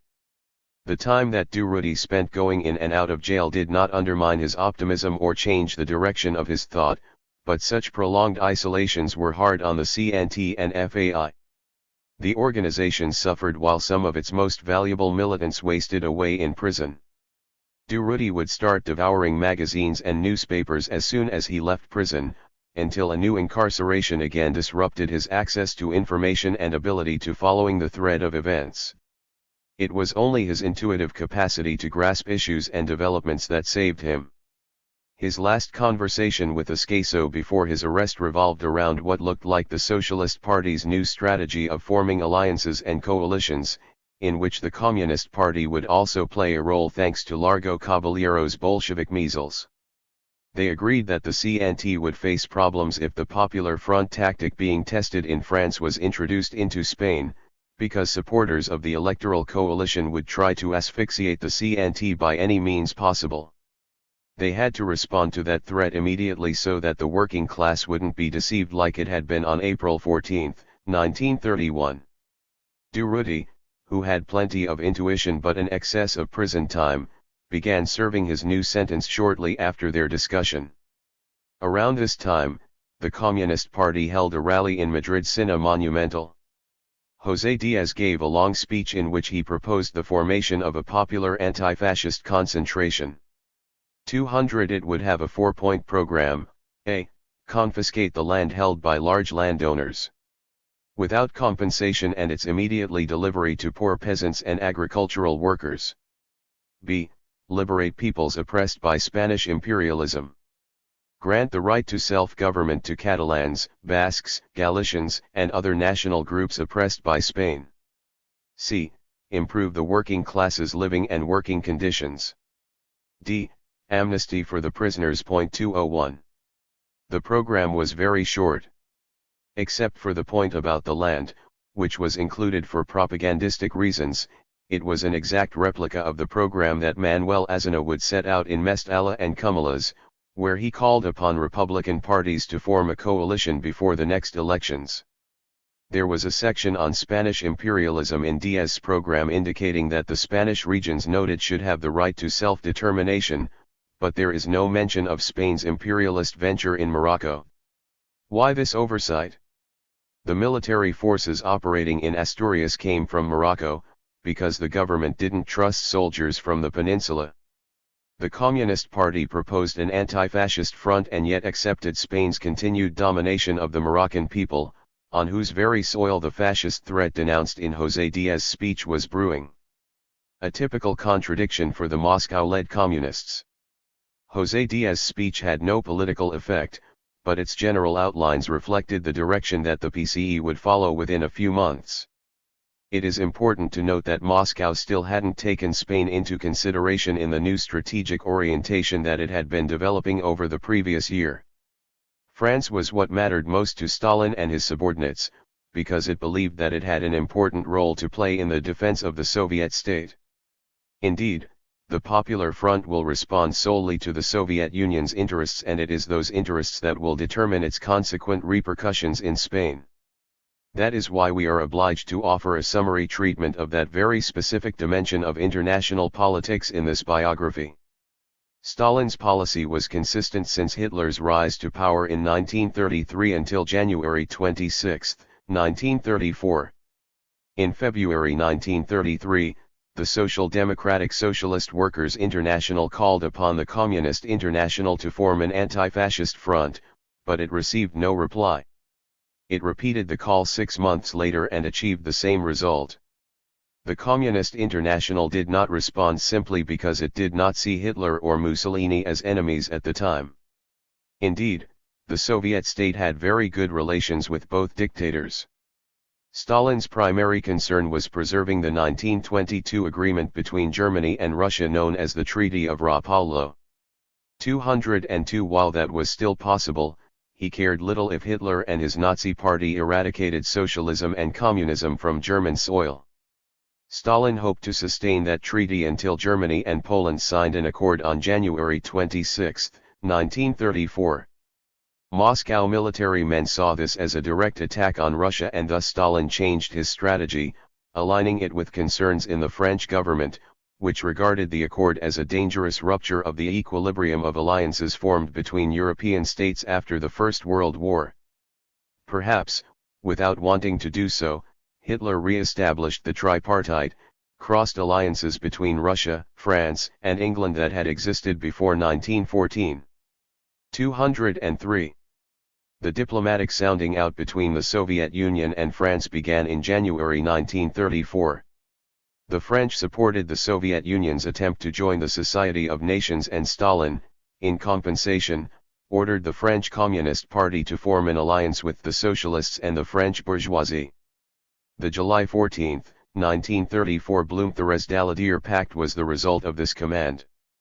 204 That was the first act of the Popular Front Comedy. The second occurred on May 2, 1935, when France and the Soviet Union signed the Mutual Assistance Pact. After signing the agreement, Stalin declared that he understood and fully approved of France's national defense policy, in which it maintains its armed forces at the level of its security. Prior to that date, the French Communist Party had always refused to vote for military credits. In fact, a month and a half earlier, Maurice Thérèse 205 stated in the National Assembly that we will never allow the working class to be dragged into a war called in defense of democracy against fascism. Stalin's declaration caused an abrupt change in their stance. That very May 2, posters proclaiming Stalin a raison covered the walls of French cities. The central organ of the French Communist Party did its best to explain the new strategy to French CP members. The third act of the comedy took place between July 25 and August 17, 1935, the dates of the 7th Congress of the Communist International. The actors were Georgy Dimitrov and Palmiro Togliatti, in front of an audience of Communist International representatives. The Popular Front tactic called for an alliance between the working and middle classes to block the path of the fascist offensive.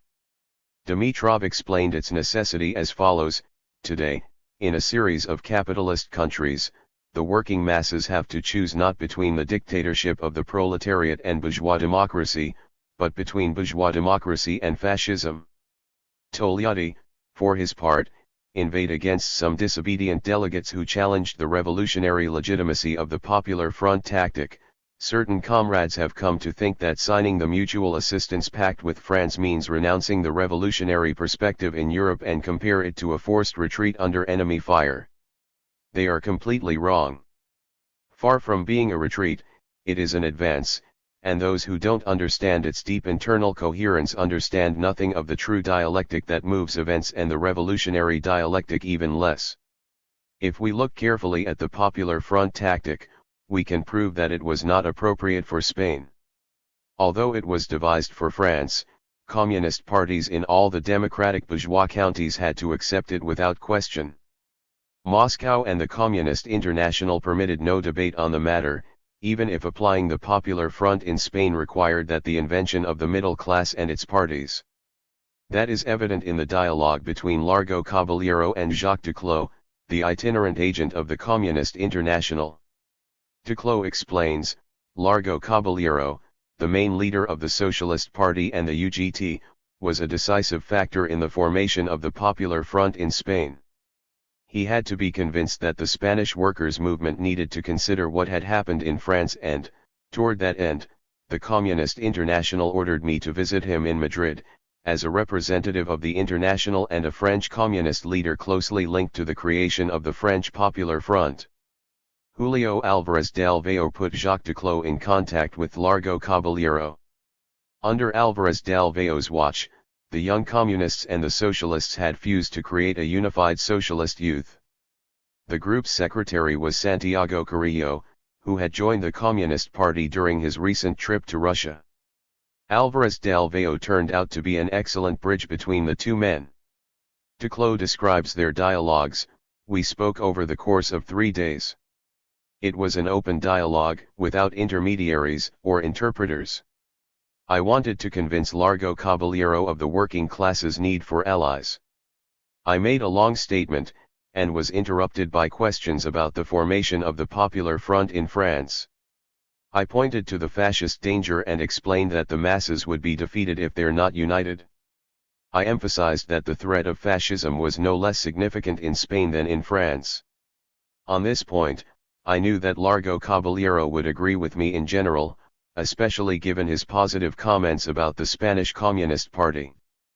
But I also knew that he wouldn't agree with the need for an alliance between the working class and the other social categories. Duclos spoke at length about why the workers had to form a partnership with the middle class and intellectuals, in light of the elections, etc. He says, on this point, Largo Caballero began by expressing the intransigence that I anticipated. He talked about the middle class's lack of importance and explained that the working class was the only consistently revolutionary class.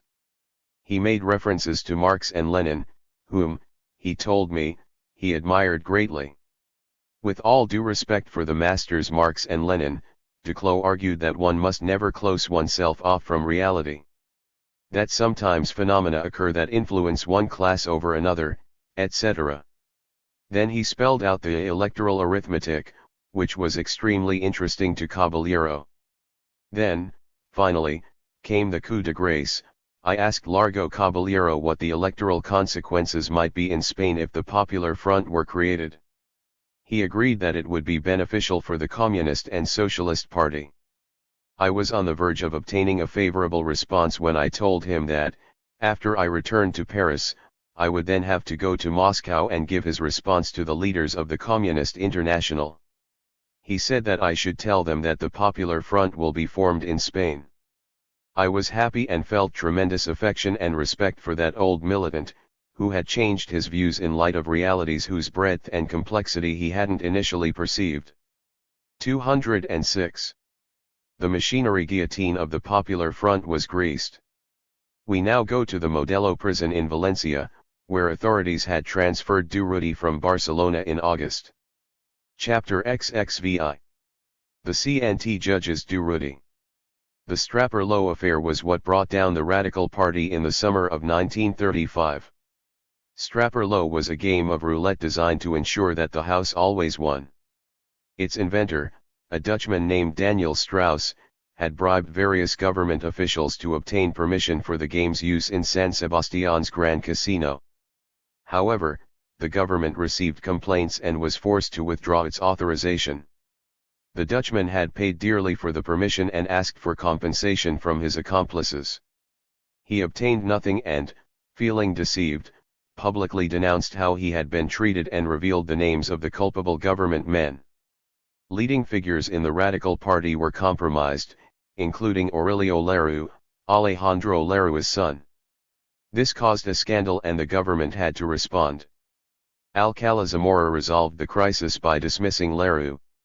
After sounding out various political figures, Alcalá Zamora then asked the financier Joaquim Chapa Prieta to form a new government. 3 radicals, 3 CETA members, and an agrarian joined on September 29. On October 20, on the Cumulus Esplanade before an audience of some 400,000 people from all over Spain, Manuel Aznar gave a speech in which he analyzed the past 2 years of right-wing government and urged the left to form a united bloc to compete in the upcoming elections. We have to create a political program that all the left parties can support, Aznar said, and one that addresses the country's urgent problems. But, right now, the important thing is the electoral unity of the left. Aznar hardly concealed his moderate views. We have to give Spanish society the vaccine of social reformism, he affirmed, so that tomorrow it can cure itself of the black smallpox. There was an unambiguous concordance between Manuel Aznar and Jacques Duclos' ideas. Indeed, the Communist International could celebrate that it had found in Aznar someone capable of creating the Popular Front. The electoral campaign had begun and, with it, the race to merge the parties. In Claridad, its recently launched newspaper, the leftist faction of the Socialist Party reported that it was leaning towards signing a deal with the Communists. Álvarez del Valle played an important role in that turn, given his close ties with Largo Caballero. Moscow's agent in Spain, Vittorio Codovilla, who led the Argentine Communist Party and was known as Medina, also urged Largo Caballero to fuse the socialists and communists. Largo Caballero was not particularly drawn to the idea and even noted his annoyance with Medina in his memoirs. However, Caballero's apprehensions did not stop the CP from beginning to infiltrate the SP. One of its initial successes was the merger of the Communist and Socialist youth organizations and also the December 1935 entrance of the Confederación General del Trabajo Unitaria into the UGT. The CP had created the CGTU to compete with the CNT in Andalusia.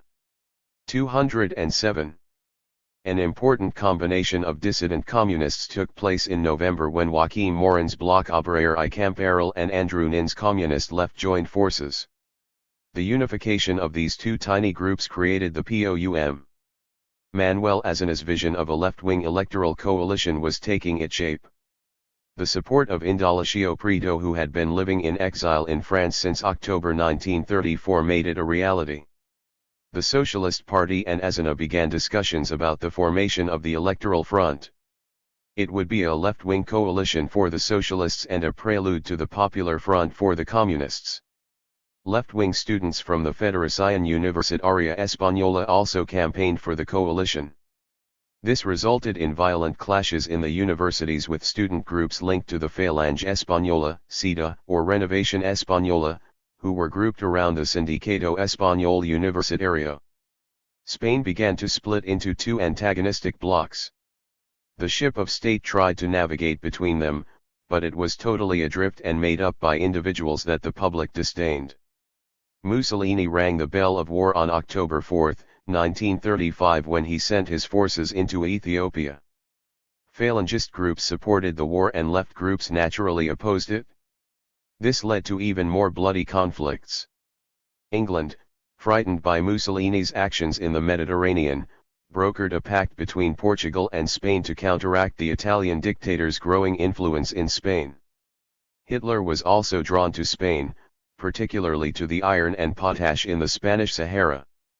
When General Sanjurjo's requested Nazi support for a fascist uprising in Spain, Hitler began to focus more intently on the Iberian Peninsula's riches. He offered disinterested technical help in the form of aviation specialists and instructors. Each of the countries intervening in Spain's internal affairs in late 1935 sought out their own allies among the Spaniards. The fascist powers found them amidst those conspiring against the Republic, whereas England had them on the left as well as the right.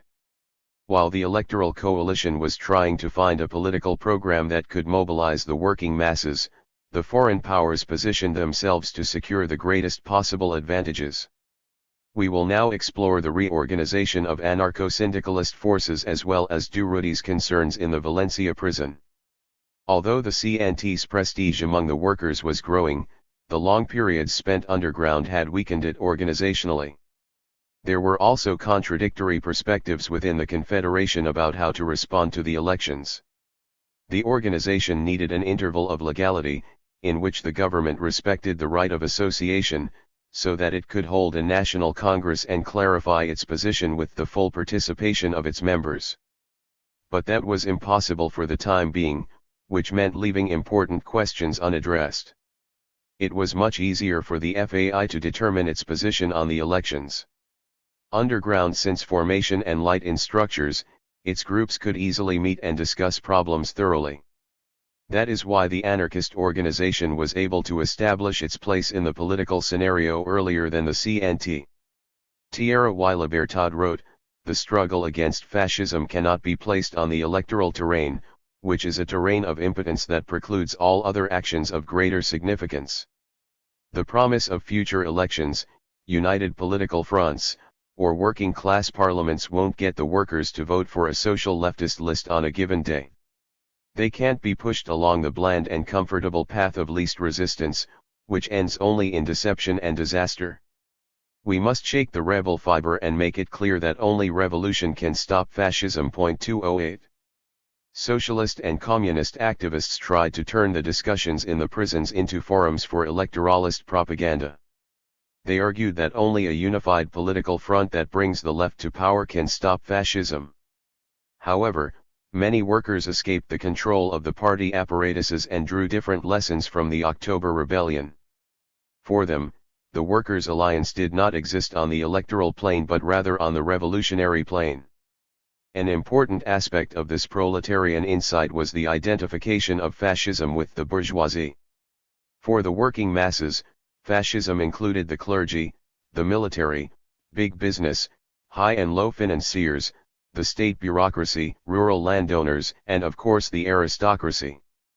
Those who embraced this anti-fascist outlook were completely against Popular Frontism and the Republican Socialist Electoral Alliance.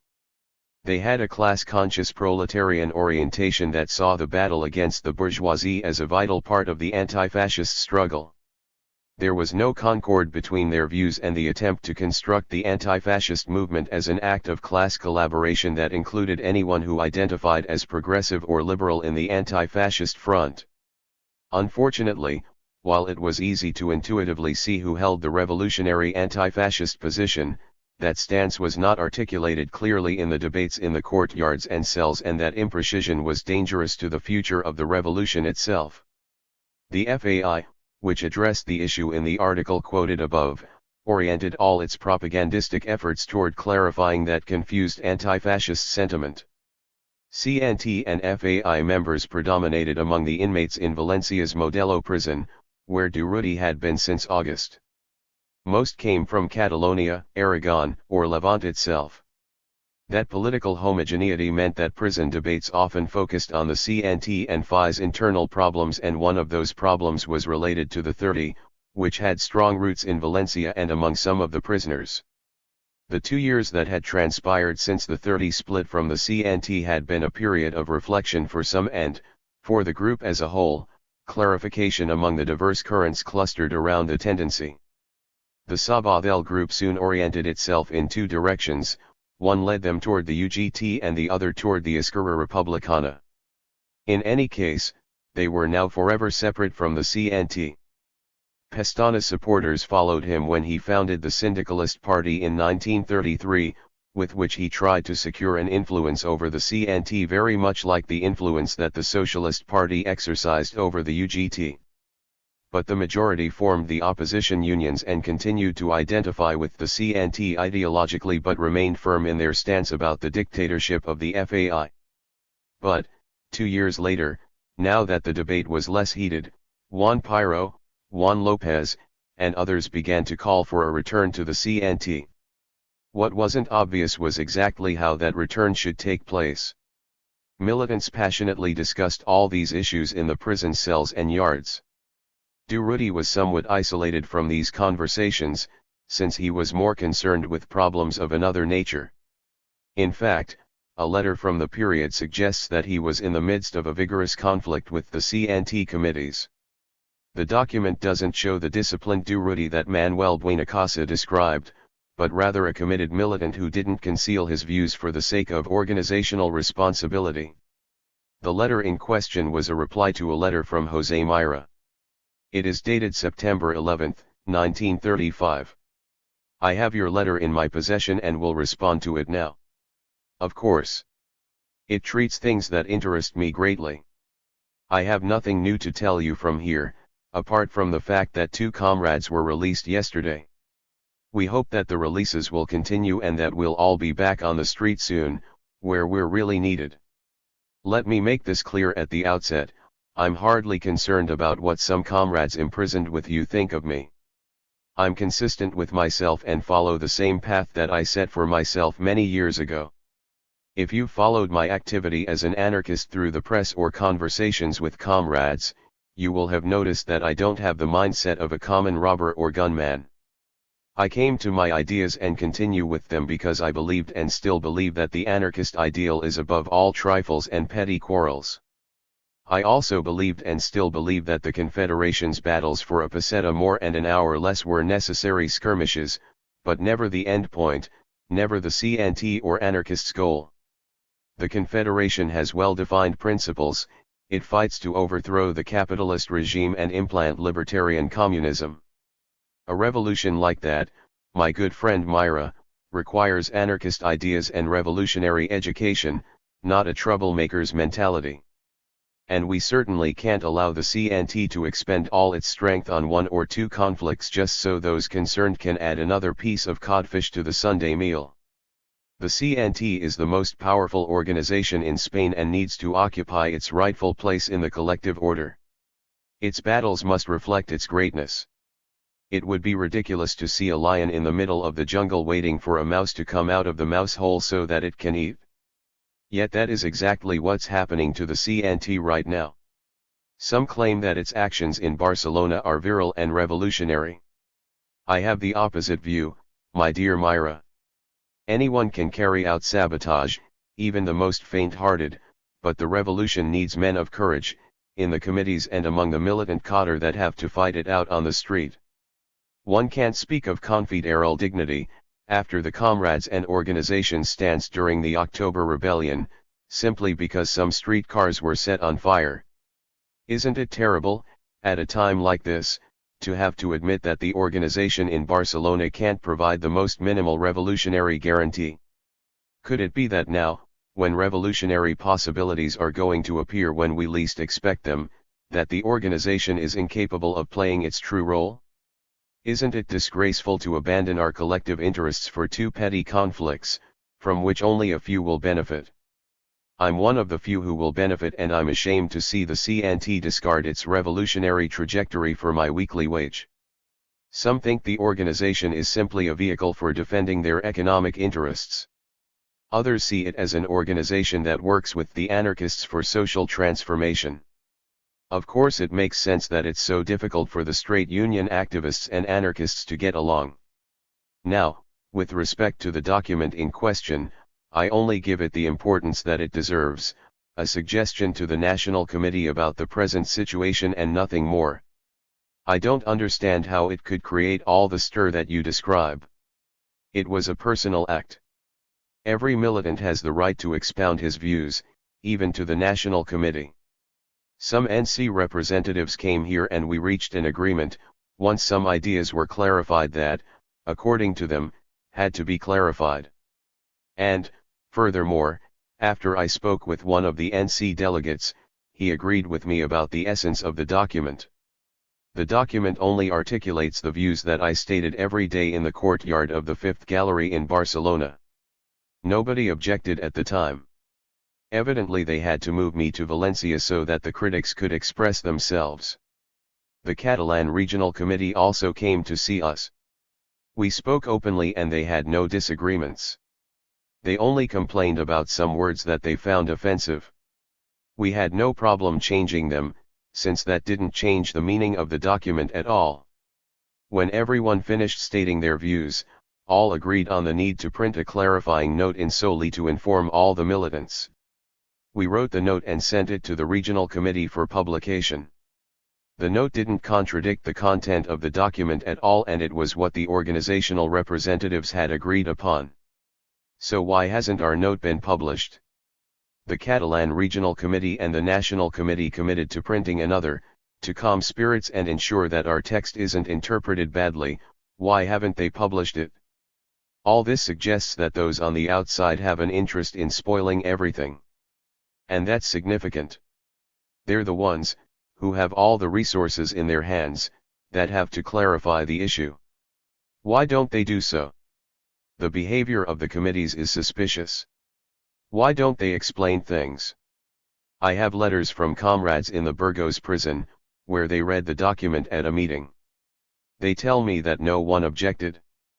But nonsense was said before it was public, and now that it is, there's a more sensible reflection. One could say a lot about the Barcelona strategy, but I have to be prudent by mail. The only comment I'll make is that, after so much sabotage, they've had to place themselves contacting the boss of the Ramo del Agua and the Urban Transports Company somewhat beyond confederal principles. I'm not condemning them, given the exceptional circumstances that we're facing, but I'm conscious of the great damage that systematic sabotage has caused and causes us. It mustn't become the norm. It's very debatable as a tactic and has lost us much more than we can win with it. We have to consider the costs and benefits in any struggle. I've never supported walking away from strikes, but it's one thing to stick to our guns and another to make all our activities revolve around a single conflict. That limits the CNT's scope of action. To reduce it to salary battles is to limit its ultimate goals. Fortunately, the political situation is getting clearer, although our comrades have to ask themselves if we'll be prepared to engage it with all our weight. No one is talking about the CNT in prison now. Everyone looks to our enemies for solutions, because the CNT offers none. The feeling among the prisoners is, open the parliament, end the state of emergency, hold the elections. Not a word about the CNT. That's what the organization's position has done, killed their faith in our strength. Most prisoners belong to the CNT, which unfortunately won't play an important role either before or after the elections. CNT prisoners will have to get out of prison thanks to the politicians. And, for me, as an anarchist, that doesn't make much sense. I want my freedom because of my comrades' efforts and not because of the philanthropy of someone I'll have to fight tooth and nail as soon as I get out. 209. This letter, more than anything that Durruti ever wrote, shows his critical mind and unambiguous revolutionary anarchist convictions. A spirit of pride in the CNT's work pervades the text, which he clearly wanted to transmit to his comrades so that they would have the courage necessary to ensure that the CNT plays its historic role. He raised various issues, but focused on what should be the CNT's ultimate goal. For Durruti, it was a proletarian organization that worked with the anarchists to implant libertarian communism. He agrees that economic struggles are essential, but not at the expense of the Confederation's primary aims. The Nosotros group attacked the expropriators for the same reason that Durruti was now criticizing the waste of forces in the daily acts of sabotage. Both strategies were ineffective and distracted militants from more important issues. The dangers of the underground had become apparent once again. It had separated the CNT from the workers who are always the source of momentum and creativity and put men in the committees who lacked the capacity to confront the challenges of the day. Durruti got out of the Valencia prison in November 1935 and had to defend his position at a meeting of militants. His main fault-finders were from the Transport Workers Union, who felt directly affected by his observations. Some of his accusers implied that Durruti's time in prison had softened his radicalism. José Pirates, who took the meeting's minutes at Durruti's request, gives a sense of what occurred. Durruti's own fame trapped him. They would have reproached him severely for any deviation from his tragic trajectory, which is what occurred in the trial that the Barcelona transport workers heard against Durruti after he got out of the Valencia prison. They would have pardoned anyone else for human weakness, but not Durruti. To defend himself, he had to renew his reputation as a warrior, beating the table with his fists while he spoke. This was more convincing than his arguments. He was absolved. 210. A few days after this meeting, Durruti and Esqueso spoke at a rally for Geronimo Misa, a young libertarian sentenced to death in Sevilla for having freed a group of prisoners being sent to El Puerto de Santa Maria. Esqueso spoke first. Before addressing the main topic of the meeting, he made some philosophical comments about the right to life. Then, when it was least expected, he violently denounced the state's plan to garrote Geronimo Misa. It was already too late by the time the policeman on duty reacted. Everything had already been said. They tried to arrest Esqueso, a scuffle ensued, and Esqueso escaped in the confusion, thanks to Durruti's help. The police charged Esqueso and Durruti with insults to the government. Durruti, now semi-underground, received a request from friends in Leon to participate in a rally there. It had been a long time since he had seen his family and his mother was always urging him to spend a few days relaxing in Leon. He accepted, excited by the thought of both helping comrades and seeing loved ones. As always, the Bull Ring was the ideal place for such events and the spectacle of Durruti's last appearance there was repeated. Not only did residents of Leon pack the site, but also many who came from Asturias and Galicia by bus. Durruti's speech was more cautionary than aggressive. Days of struggle are brewing, he said, and they had to be prepared and ready to take to the street. This will be the difficult, final battle. 211. While he was leaving the rally, a civil guard officer instructed Durruti to accompany him to the command headquarters, where the superiors in charge wanted to speak with him. Once there, they told him that he could not remain in Leon and that they had orders to take him to Barcelona. They detained him only briefly. He was released on January 10, 1936. Chapter XXVII. February 16, 1936. Manuel Aznar and the Socialist Party began discussing the creation of the Electoral Coalition on November 14, 1935. Leaders of the SP proposed a platform that could serve as its foundation, although only the clause on amnesty in their suggested program would be retained later. The program that was ultimately adopted was an extremely modest Republican platform in every sense. It called for a. Amnesty for prisoners convicted of social political crimes committed after November 1933. Anyone sentenced for such crimes between 1931 and 1933 would not receive amnesty, which meant that a large number of anarchist militants would remain in prison. B. Rehire state employees that the right wing fired for their political views. C. Re-establish the Constitution. D. Address social's problems in the countryside and carry out administrative reforms, like reducing taxes, etc. Other points included were salary increases, educational reform, and the re-establishment of the Catalan Autonomy Statute. The document was silent on the increasingly pressing question of Morocco. The following organizations and political parties accepted and endorsed the program: for the Izquierda Republicana, Amos Salvador; for the Union Republicana, Bernardo de los Rios; for the Socialist Party, Juan Simeon Vidart and Manuel Cordero; for the Union General de Trabajadores, Francisco Largo Caballero; for the Juventud Socialistas, José Cazorla; for the Communist Party, Vicente Uribe; for the Syndicalist Party, Angel Pestana; and for the Partido Obrero de Unificación Marxista, Juan Andrade. While the left formed its coalition, Joaquim Chapaprieta's government entered into crisis as a result of another financial scandal. Alcalá Zamora held meetings with right-wing leaders, but was unable to find a prime minister who could assure even minimal political stability. To resolve the matter, on December 13 Portela Valadares pledged to form a government without the CETA or the radicals, which would mean the dissolution of the parliament and new elections. In response, CETA leader Gil Robles urged right-wing members of the government to resign. This would be the last crisis of the right-wing governments, as Alcalá Zamora formed a government made up by individuals entrusted with dissolving the parliament and organizing the elections scheduled for February 16, 1936. The elections presented a difficult problem for the CNT: should it tell its members to abstain or to vote for the left-wing list? The latter option was attractive, because a popular front victory would mean freedom for the prisoners. On January 9, the CNT's Catalan Regional Committee issued a circular calling the unions to a regional conference in Barcelona's Meridiana Cinema on January 25.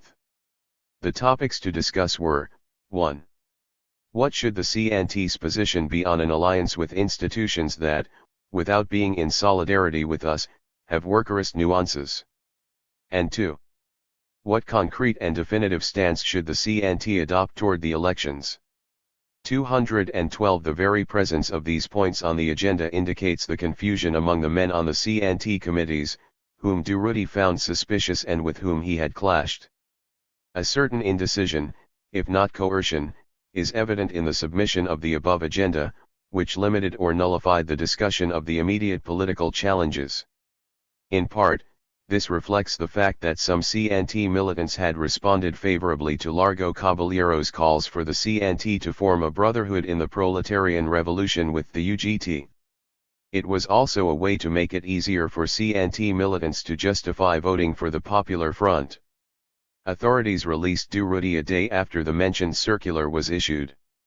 The atmosphere in the street had changed during his short incarceration. As if by magic, the bombings, attacks on individuals, and clashes with the police had stopped. This suggested that at least some of those actions had been the work of phalange provocateurs. An air of tragedy seemed to float in the air and there was a general feeling of dispiritedness. Few could hazard a confident guess about the outcome of the political moment. Durruti noted the confusion in conversations he had with militants, who didn't know whether or not they should abstain. He expressed himself bluntly in one of those discussions. We anarchists are really very few in Spain. Although our ideas and propaganda influence the workers, This only happens under the right conditions. The results of the November 1933 elections would have been the same whether or not we had advocated abstention, for the simple reason that the Socialists and Republicans were completely discredited. There were no other left candidates and the workers wouldn't have voted for the right. They would have abstained on their own accord. Then, the important thing was making the abstention conscious and active, a way of making the proletariat class conscious. We did that and the Republican socialist policies actually helped us. But the situation is different today. We've suffered 2 years of harsh oppression and the immense majority of the working class is fed up with it. Furthermore, there are 30,000 inmates in the prisons and it seems like all we need to do is vote to get them out. That's what the left-wing politicians encourage us to think in the rallies that they're holding throughout Spain. Unfortunately, the workers are too generous. Do you remember when Barcelona workers supported Francisco Largo Caballero's deputy candidacy to get him out of prison after the sad strike in August 1917? They forgot the socialists' behavior during that strike and only thought of freeing an incarcerated man. Today most of the workers have forgotten the repression from 1931 to 1933 and only think of the right's atrocities in Asturias. Whether or not we advocate abstention, the workers will vote for the left, but we should do the same thing that we did in November 1933. We must not deceive the proletariat. We have to make it aware of the reality that's right under our noses. If the reactionaries win, they'll impose a dictatorship legally and, if they lose, they'll attempt a coup. Either way, a confrontation between the working class and the bourgeoisie is inevitable. That's what we have to say clearly and decisively to the working class, so that it's warned, so that it's armed, so that it's prepared, and so that it knows how to defend itself when the time comes. Bourgeois democracy is dead and the Republicans killed it. 213. Durruti will maintain this position consistently in the months of life remaining to him. The regional conference took place on January 25, 1936. The majority of the delegations did not carry mandates from their respective unions, the bulk of which were still closed. The limited time between the call for the conference and the conference itself meant that militants could not make decisions in the normal way. Most of the decisions emerged out of meetings of militants. This prompted sharp criticisms against the conference organizers. Many claimed that the regional committee was trying to force them to take an accommodating stance toward the electoral situation. The delegation from Hospitalet del Llobregat was particularly emphatic. It proposed censuring the regional committee for alleged coercion. A delegate pointed to a decision from a national meeting of regionals as a response to the issue. That decision established the following: all propaganda, during elections and otherwise, will be a doctrinal exposition of our principles and practical goals. We will fight politics and its parties in equal measure, without falling into demagoguery. We will carry out abstentionist propaganda at every possible opportunity, in a way that is consistent with the organization's decisions and without subordinating our conduct to elections. The relevant committees will oversee these efforts. But, nevertheless, most delegates saw the CNT's anti-electoral position as a matter of tactics more than principle and thus managed to start a debate on the topic. The discussion revealed a state of ideological vacillation within the CNT, despite all the exegetes who spoke endlessly about the intrinsic value of the apolitical and anti-political perspectives. The conference finally nominated a committee to issue a statement.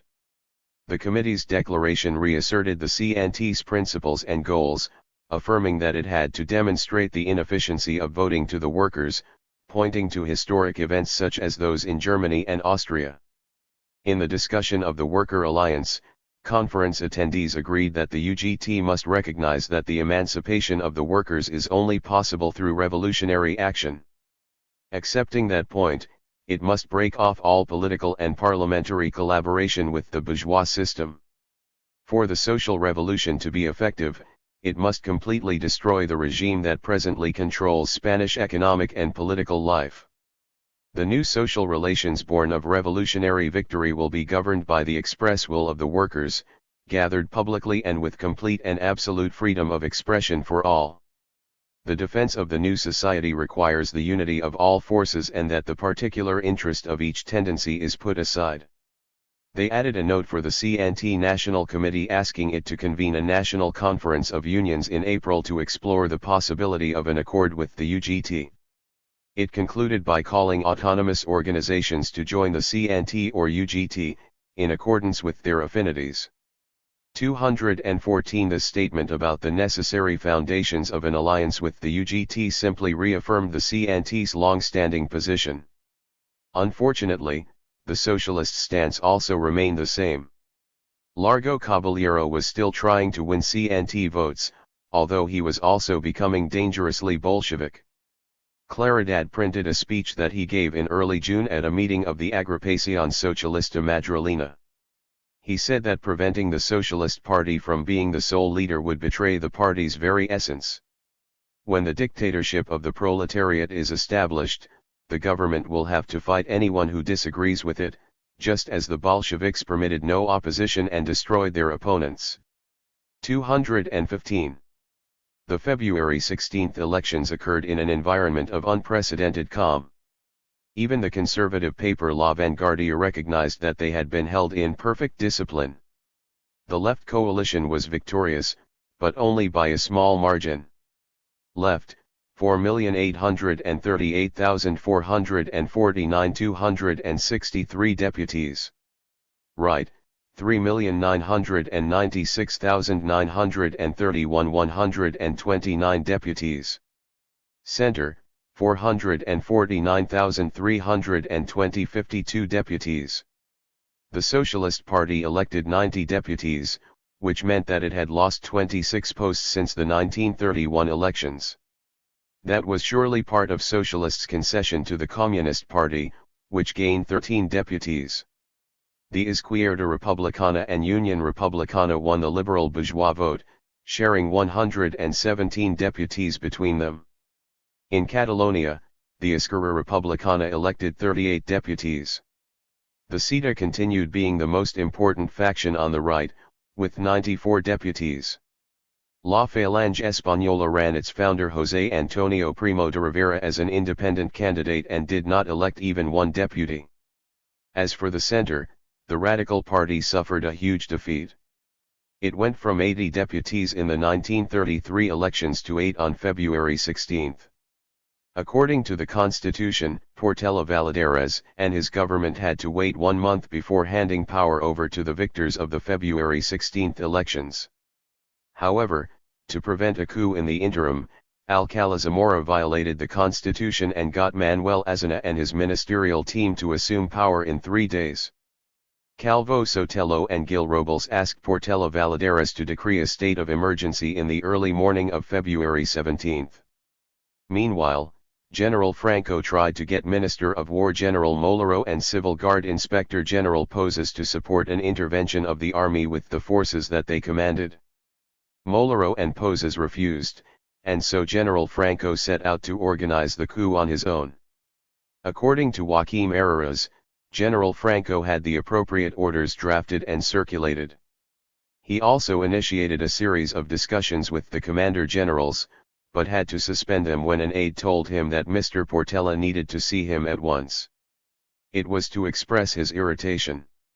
216 Although there was no coup that night of February 18, that had less to do with Portela Valladares and Alcalá Zamora's actions than the indecision among the military leaders that Franco consulted. But, given the circumstances, Alcalá Zamora decided that it would be imprudent to wait a month to transfer power and entrusted Manuel Aznar with forming his government on February 19. Manuel Aznar put together a left-wing Republican government. The workers, who had been holding public demonstrations and forcibly releasing inmates from the prisons, again awarded their trust to the left Republican leaders, hoping that this time they understood the need to break with the policies of the past and take the country along a new path. During the electoral campaign, the left coalition had presented itself as an obstacle to fascism.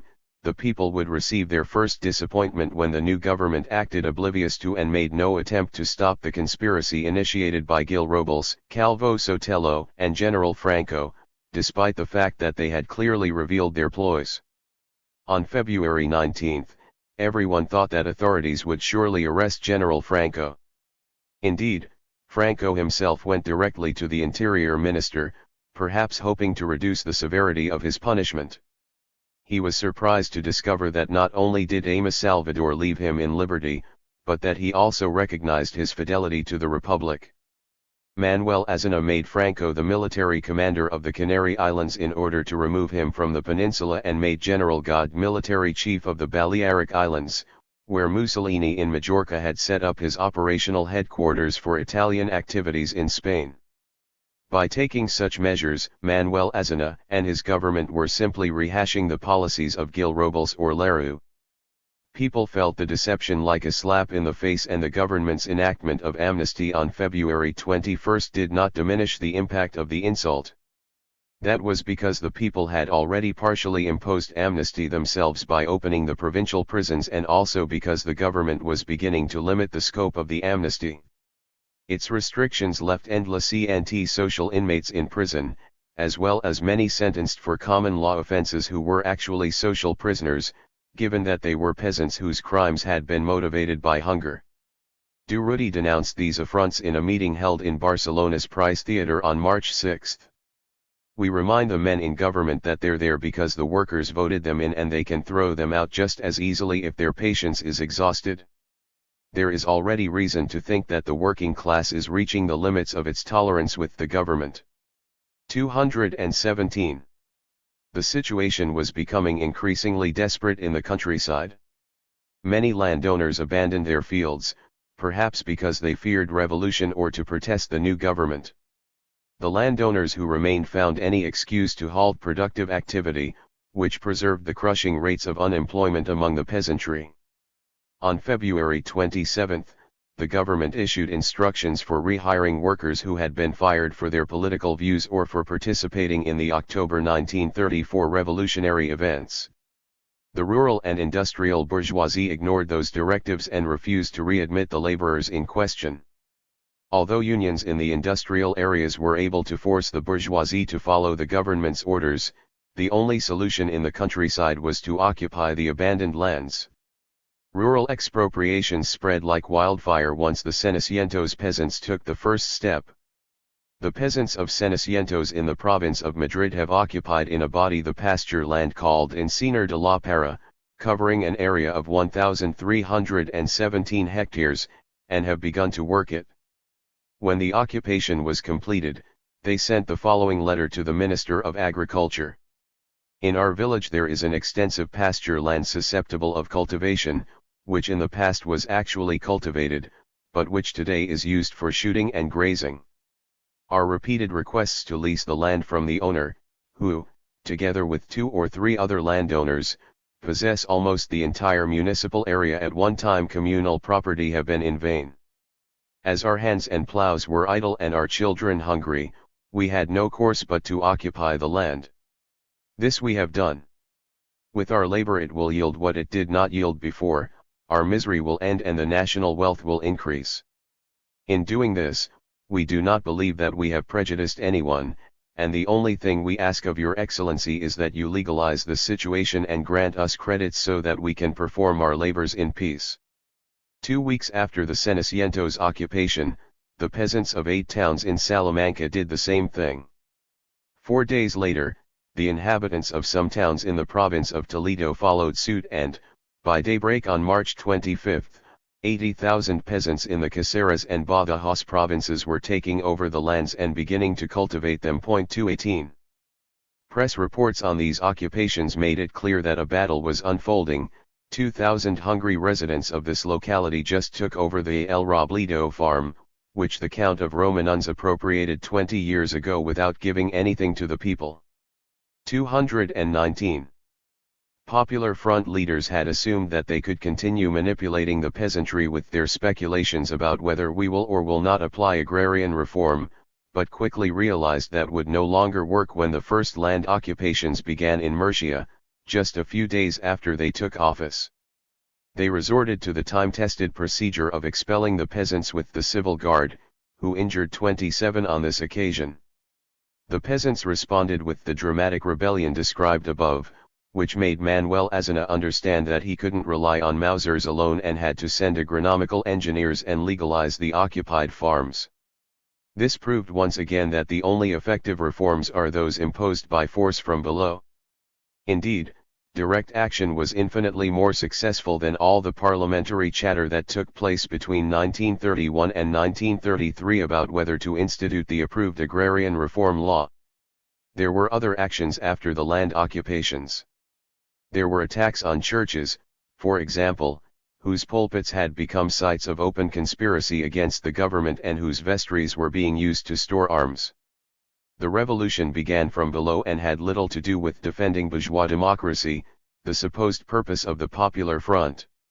Statistics from the period between February 16 and June 15, 1936 show that a class war was breaking out, 160 churches burned down, 269 deaths, 1,287 injured, 113 general strikes, 228 partial strikes, and 145 bombings. The political physiognomy of the country was, UGT, 1,447,000 members, CNT, 1,577,000 members. These numbers totaled more than 3 million, indicating that more than a third of the country's 8 million workers were unionized.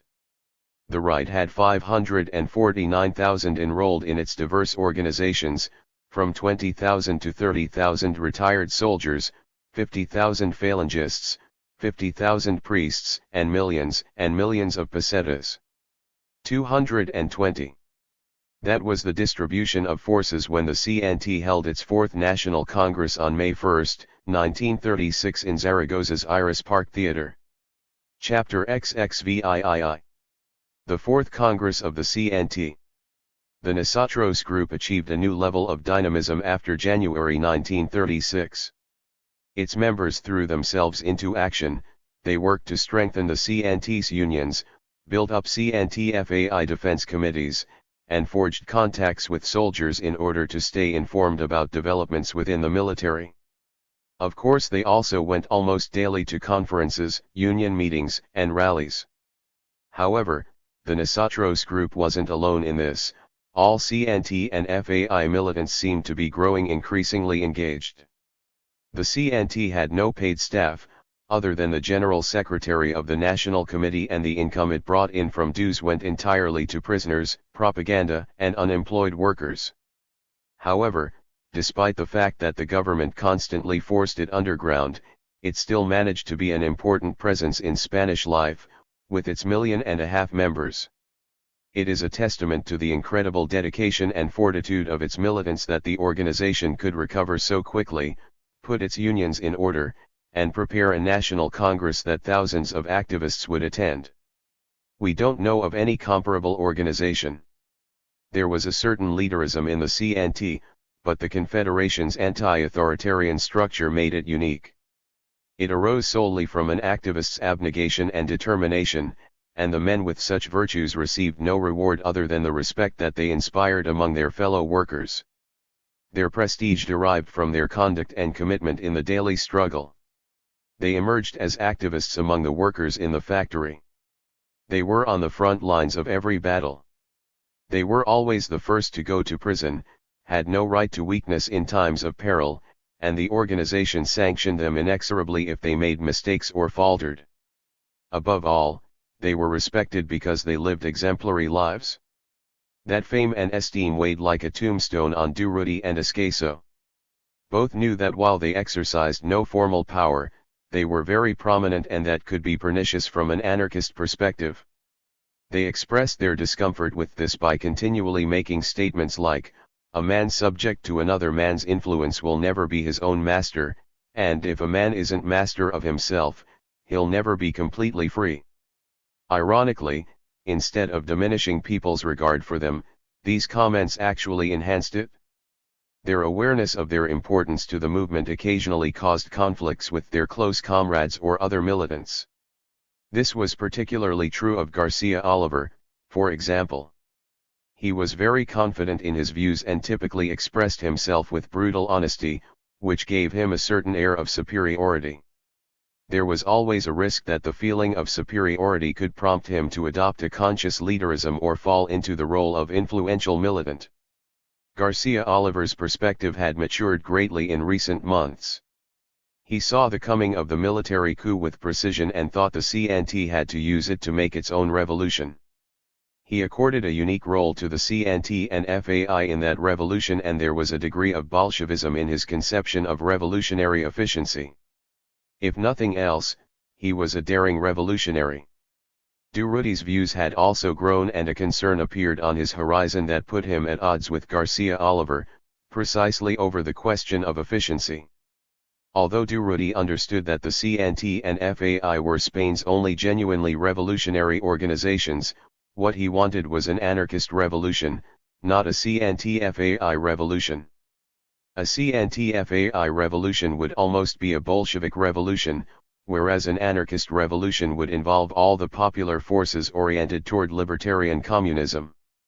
Garcia Oliver was a very practically minded revolutionary, but his practical sense could lead him to a dictatorship of the CNT and FAI. Durruti, even while recognizing the revolutionary singularity of those organizations, did not want a CNT-FAI dictatorship because obviously an anarchist dictatorship would still be a dictatorship. Implicit in both of their views was the question of revolutionary power, a taboo topic that yielded misunderstandings to the extent that it was not addressed directly. Although those misunderstandings were not a terribly pressing issue at the moment, they would be as soon as the CNT and FAI had to confront a real revolution. Durruti and Garcia Oliver clashed at a meeting of the Manufacturing and Textile Workers Union during a discussion of revolutionary preparation and defense. Garcia Oliver argued for building a paramilitary organization to resist the anticipated coup, whereas Durruti believed that would be untenable, even from the perspective of efficiency. "It's true," he said, "that Garcia Oliver's theory is more efficient, in military terms, than the guerrilla strategy that I advance. But there's no doubt that a paramilitary organization of the sort will lead to revolutionary defeat. It will impose itself as an authority precisely in the name of efficiency and end up asserting itself over the revolution. The Bolsheviks crushed the Russian Revolution in that way exactly. I'm sure that wasn't their intention, but it was inevitable. We shouldn't repeat their mistakes." 221. A majority of Barcelona's Manufacturing and Textile Workers Union supported Garcia Oliver's motion. Textually, his proposal read, "CNT action groups and anarchist groups will form a national defense organization. With the local group as its point of departure, it will form centurias, the primary element of the proletarian army." The CNT Congress had a very full agenda. One item focused on clarifying the meaning of libertarian communism. Trying to define such a thing would have been an idle exercise under other circumstances, but it was absolutely essential in the turbulence of May 1936. There were two conflicted tendencies within the CNT. The simple syndicalists believed that CNT structures should provide the foundations of the new society, whereas the anarchists argued that an organization formed to wage class war should not serve as the model for the new social order. In the 3 months preceding the Congress, there were vigorous debates on libertarian communism and revolutionary defense in workers' meetings, rallies, and newspapers. These discussions sensitized militants to the challenges that they would soon face and helped them clarify their views. On May 1, 1936, the CNT inaugurated its 4th Congress in Zaragoza with a large rally in the city's bullring, which was packed with local workers as well as thousands who traveled there from Barcelona, Valencia, and Madrid in specially commissioned trains. The Congress first had to resolve the question of the opposition unions, that is, the militants who had left the CNT in March 1933 and now wanted to return en masse. Activists had discussed the issue at length in meetings prior to the Congress, and the general sentiment was to allow them to rejoin the Confederation. The Congress now had to decide if that would, in fact, happen. The matter was pressing, too, because the opposition unions had brought resolutions bearing on several items on the agenda. They argued that the CNT should readmit them because the need to stop the Marxists from overwhelming us makes unity imperative. The Marxists have neither made revolutionary sacrifices nor created an environment susceptible to working-class insurrection. The future Spanish Revolution must not fall into their hands. Congress participants have to appreciate the primary importance of unity, so as to forestall any Marxist deformation of events. 222 Although some asserted that important issues about the anarchists' role in the unions were being left unresolved under the pretext of unity, the majority wanted to end the dispute. Garcia Oliver's speech was representative of the spirit: comrades of the opposition, minorities always win when they're right. Everyone should learn from us, everyone should fight to win the majority as we fought. If you're right but not victorious, it's because you lacked energy, because you didn't emphatically propagate your views. Fight to win, but everyone must respect decisions made by the organization. That has to be the norm. And disputes must be addressed from within the Confederation. The CNT had only one 4-page newspaper. Then we released another in Madrid. Barcelona's Solidaridad Obrera grew first to 6 pages, later to 8, and then quickly to 12. This, comrades of the opposition, is the CNT that you'll find when you return. We should settle the split at this Congress. Our forces must be solidly united for revolutionary action in support of our program. Point 223. Another important point on the agenda was a discussion of the cycle of insurrections that the CNT had launched over the past 4 years. There were circumstances in 1931 that favored the proletariat and our libertarian revolution. These circumstances have not been repeated since. The regime was in crisis, the state was weak, and still hadn't consolidated itself or fully taken the reins of power. The army was relaxed by indiscipline, there were fewer civil guards, a poorly organized police force, and a frightened bureaucracy. It was the propitious moment for our revolution, and the anarchists had the right to make it. At the time, we said the further we are from April 14th, the further we are from our revolution, because we're giving the state time to recover and organize the counter-revolution. The CNT made 2 revolutionary attempts, one in January and another in December. These cleared the way. The first completely pulverized the left, after the crime of Casas Viejas, and threw the masses and the socialists themselves on the revolutionary path. It removed all obstacles and crushed political illusions. Yes, it's true that we failed in both attempts, but those failures made it clear that the CNT, for the first time, could undertake vast national struggles. Until then we had been absorbed by local conflicts with employers, and now we're known around the world. We represent the hope for a libertarian communist society. We've given a flag and a symbol to the working class. The Congress also passed resolutions on the following topics: libertarian communism, unemployment, the military political situation, agrarian reform, and the Revolutionary Worker Alliance. With respect to the final issue, the CNT invited the UGT to join it in the struggle against capitalism and for a socialist society based on workers' democracy. The Confederation marked the end of the Congress with a large rally in Zaragoza, followed by others in Barcelona, Valencia, Sevilla, Madrid, and elsewhere. In its final piece on the Congress, Solidaridad Obrera wrote, "The Congress is over, now the great work of confederal reconstruction and revolutionary preparation begins." No one's personal opinion prevailed at the Congress, but rather the organization's collective thought. There was unanimity, and it is unanimously that we must put its decisions into practice. We will show the workers of the world how we prepare to make the revolution. 224 A million and a half workers declared themselves for libertarian communism through revolution. Were they utopians? Events will soon show that their understanding of Spain's situation was completely lucid. The Popular Front had only the most tenuous control over the country.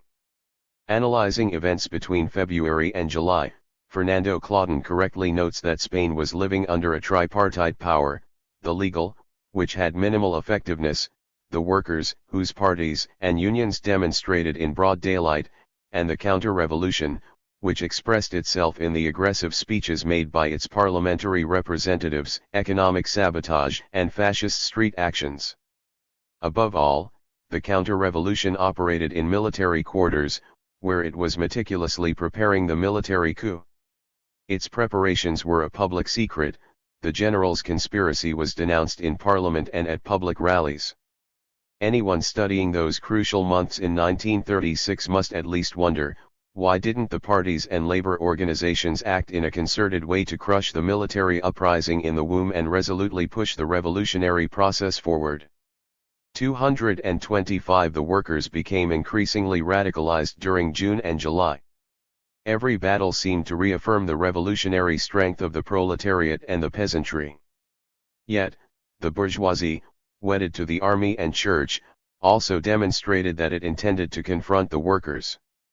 Durruti had been right to assert that the dilemma was between bourgeois dictatorship and social revolution.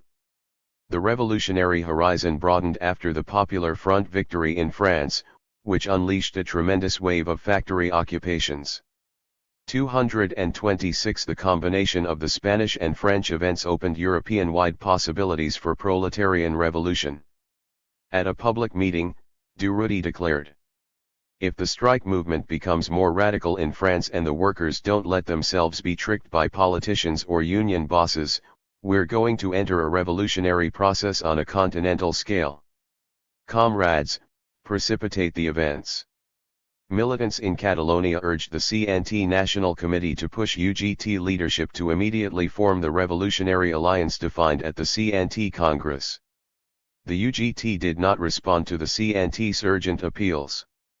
Francisco Escaso denounced their silence at a rally. "Socialist comrades, why wait?"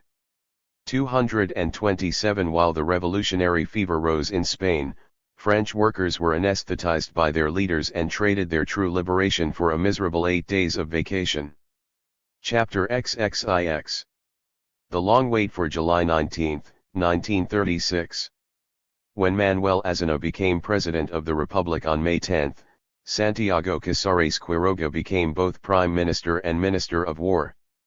Casares Quiroga responded to the conspiracy against the Republic in the same way as his predecessor. He acted oblivious.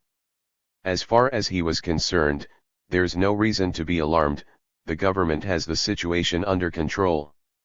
The absurdity of this attitude became clear after July 10, when everyone saw that the government had completely lost control. The soldiers enlisted in the plot took orders only from General Mola, the leader of the rebellion who had installed his general staff in Pamplona. When soldiers loyal to the Republic saw the ineffectiveness of the Ministry of War, they put themselves at the disposal of the workers' organizations or political parties of their preference and prepared for the battle that everyone now believed was inevitable. Falange Española groups escalated their terrorism in an attempt to create panic among the people. Assaults on individual left activists multiplied. They seriously injured socialist legal expert Jiménez de Azua, the vice president of the parliament, among others. Largo Caballero had a long conversation with Casares Quiroga in Araquistan's house in Madrid before leaving on July 8 to attend the Congress of the International Syndical Federation in London. The socialists emphatically warned the Prime Minister that a military coup was imminent. Casares Quiroga dismissed them as alarmists. 228. A Falangist group took over Radio Valencia on July 11. It broadcast, "The Falange Española is occupying the studio of Union Radio," and ended its statement with a "for the heart." The next day in Madrid, 4 gunmen shot down assault guard Lieutenant José Castillo, who was well known for his leftist views. The execution was carried out on the orders of the Union Milita Española or, according to some, Falangists. 229 That night a group of assault guardsmen pulled Calvo Sotelo out of his home to take him to the General Office of Security. His corpse was found early the next morning in Madrid's Eastern Cemetery.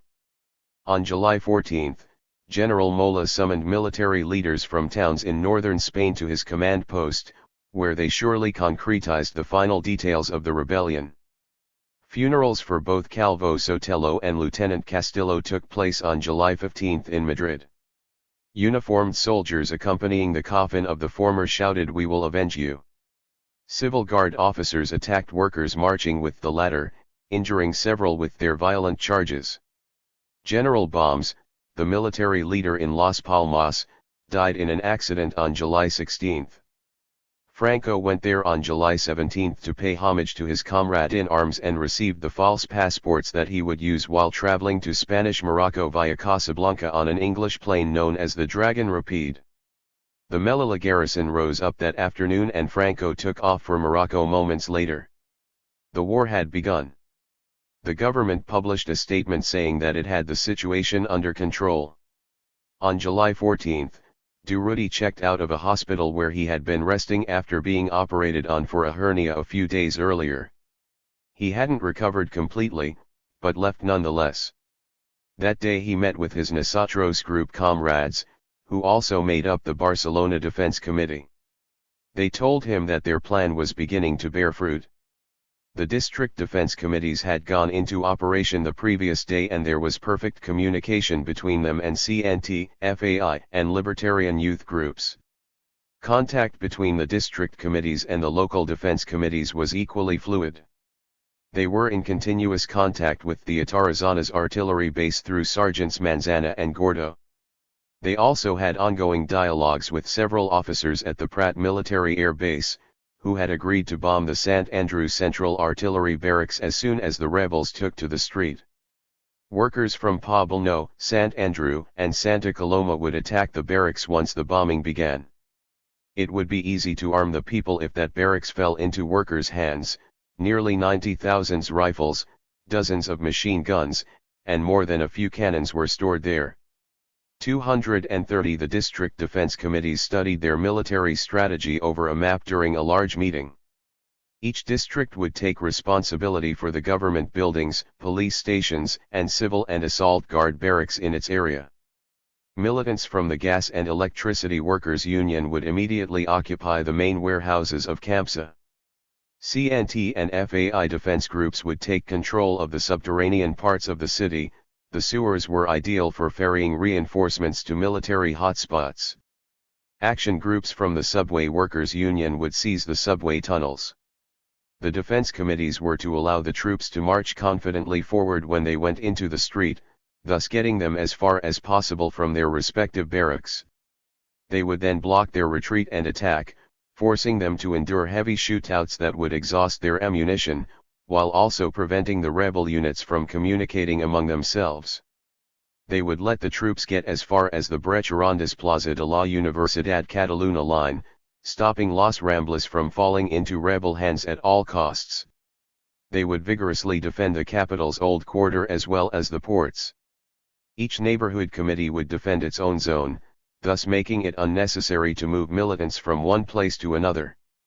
The fighters' familiarity with one another would also limit the possibility of enemy infiltration. On the July 15, Solidaridad Obrera reported that CNT and FAI militants had been patrolling the city the entire night, on the lookout for suspicious enemy movements. They had very few arms in their possession, only small caliber pistols and limited ammunition as well. They had some Winchesters that Estat Catala forces discarded on October 6, but they were holding them in reserve, since the Generalitat's police who were also patrolling the streets had been frisking people and in some cases taking their arms. The police soon returned the weapons. Neither the police nor the workers wanted to spark a battle between potential allies. That day, an individual dressed in an elegant summer suit visited Durruti. They shut themselves up in a room and spoke for a good quarter hour. When the men left, Durruti said, "It was Pérez Faras, the commander of the Mozos de Escuadra. He came to sound us out and find out what we're scheming. They know that they'll suffer the same fate as they did in October without us, but they're scared of us and don't want to give us weapons. They're planning to use us as cannon fodder." 231. An important meeting of the defense committees occurred on the night of July 16 at the Manufacturing and Textile Workers Social Hall in El Clot.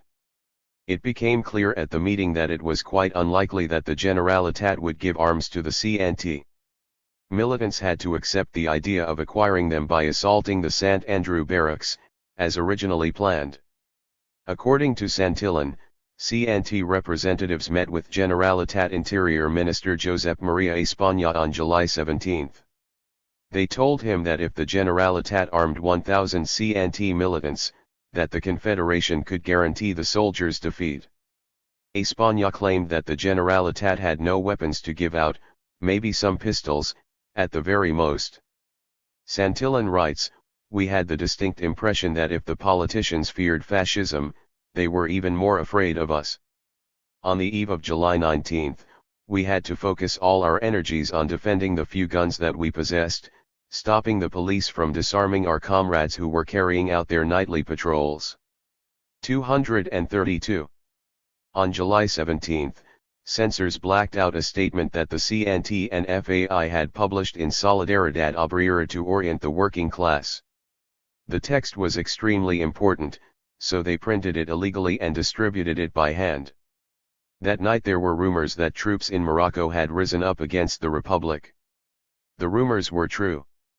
The evening papers made no mention of the event, although they did print a note from the government claiming that it had the situation under control.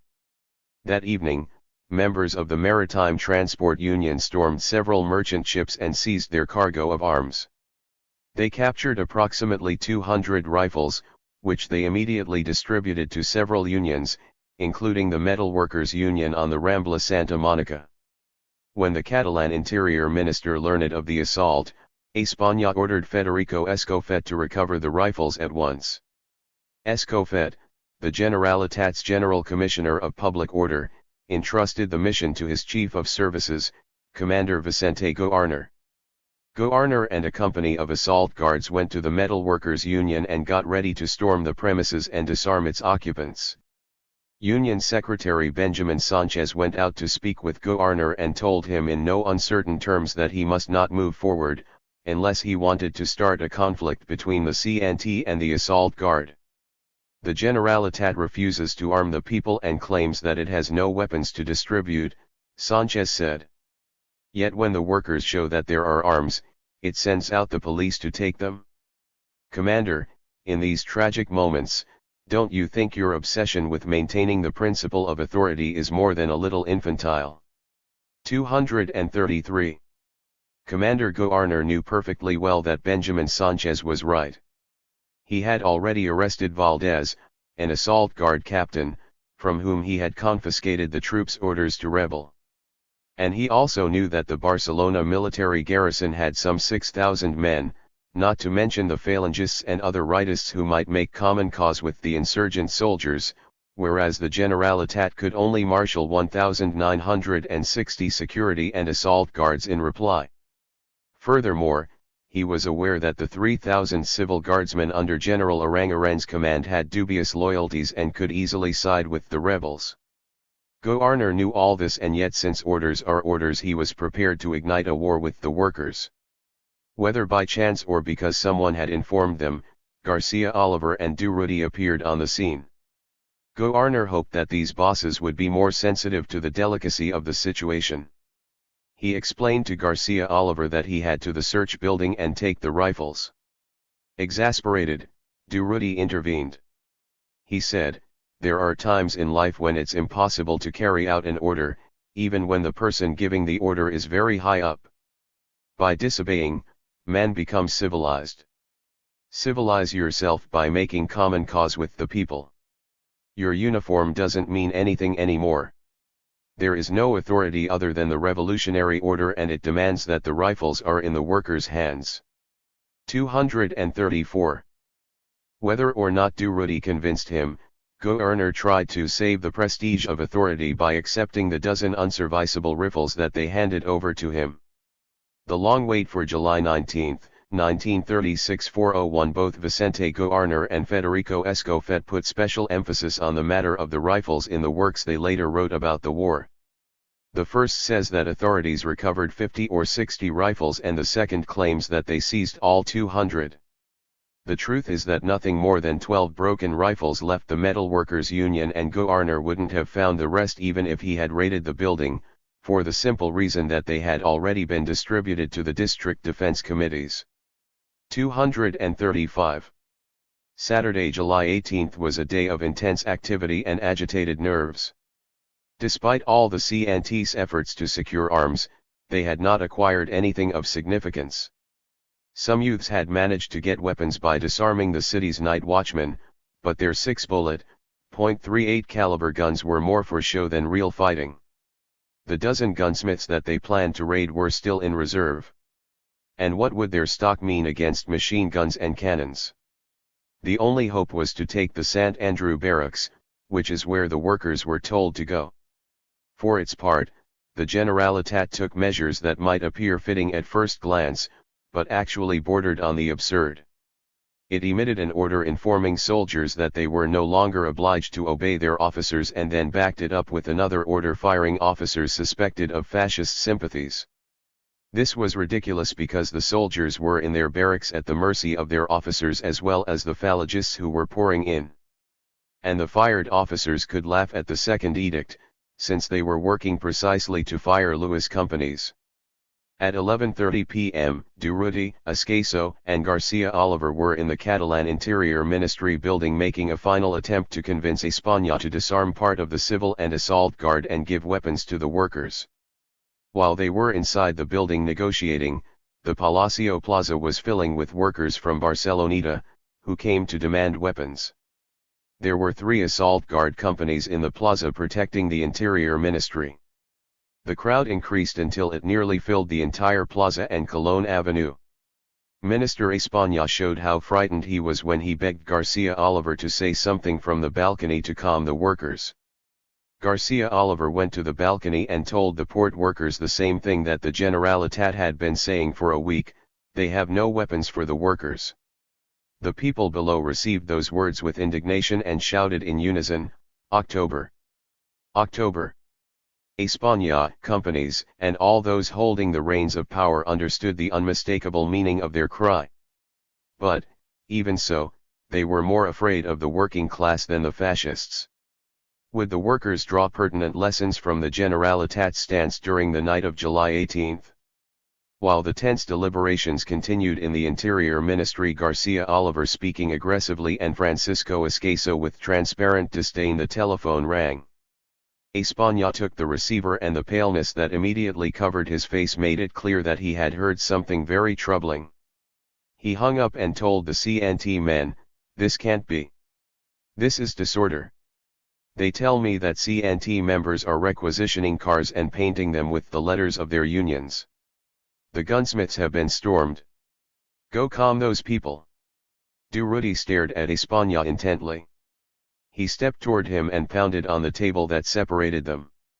"Who do you take us for?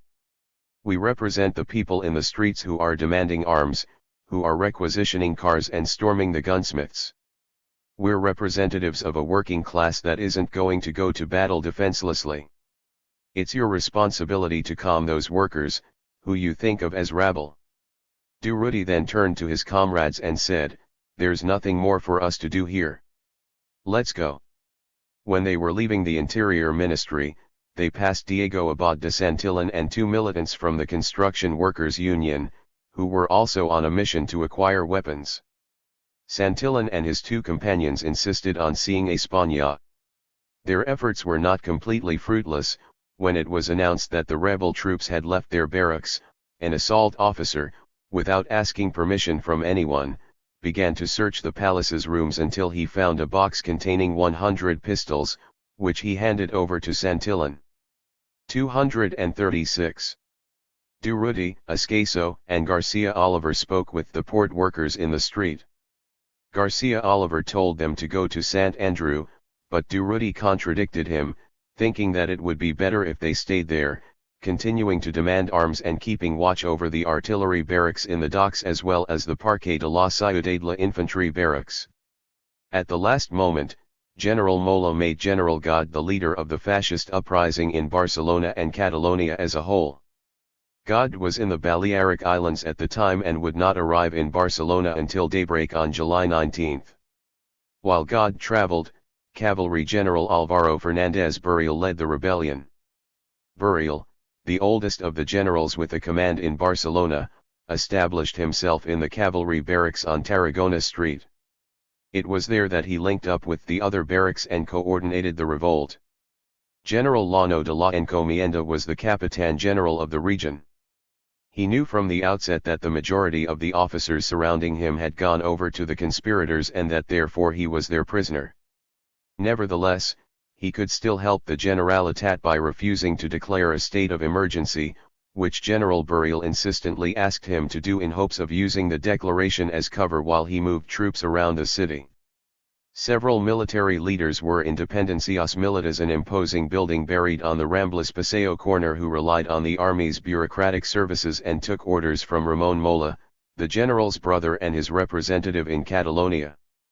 We will now review the military forces planning to rise up at dawn on July 19. 237. Regiment No. 10, of the 7th Infantry Brigade, which General Angel San Pedro commanded. The regiment's barracks were in Pedralbes, under the control of Colonel Fermín Espalargas. Almost all its officers participated in the uprising. Commander López Amor took command of its 2 battalions after imprisoning Fermín Espalargas and San Pedro, who had remained faithful to the Republic. Given the many men on summer leaves of absence, the exact number of soldiers in the regiment at the time is not clear. But there were at least 600, in addition to the Phalangists and right-wing youth that joined the rebels that afternoon. Its armament consisted of 17 machine guns and 4 mortars. Regiment No. 34. Parque de la Ciudad La Barracks. Colonel Jacobo Roldan, who supported the rebels, was in command.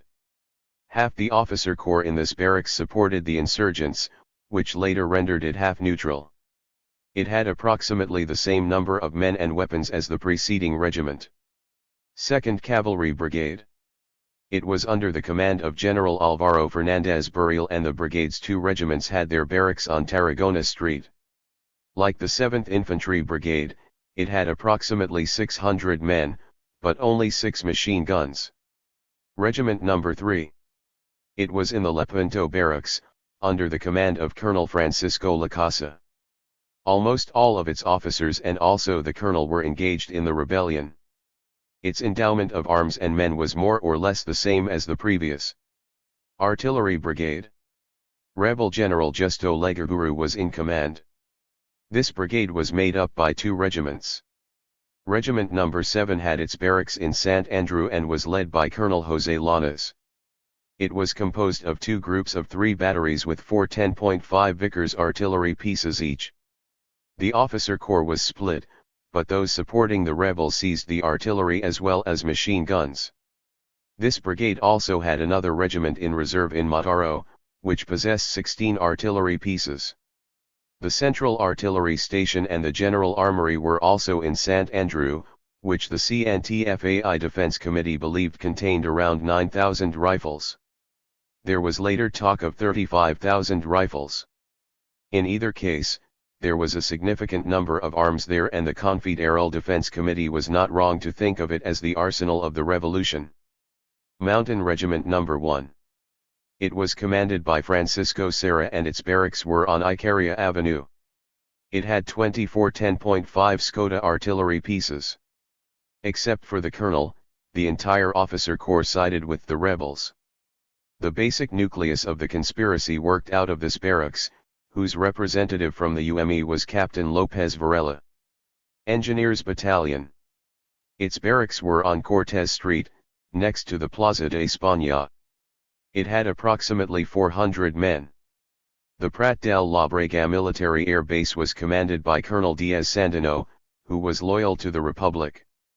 It had 3 small squadrons with 5 Breguet planes each.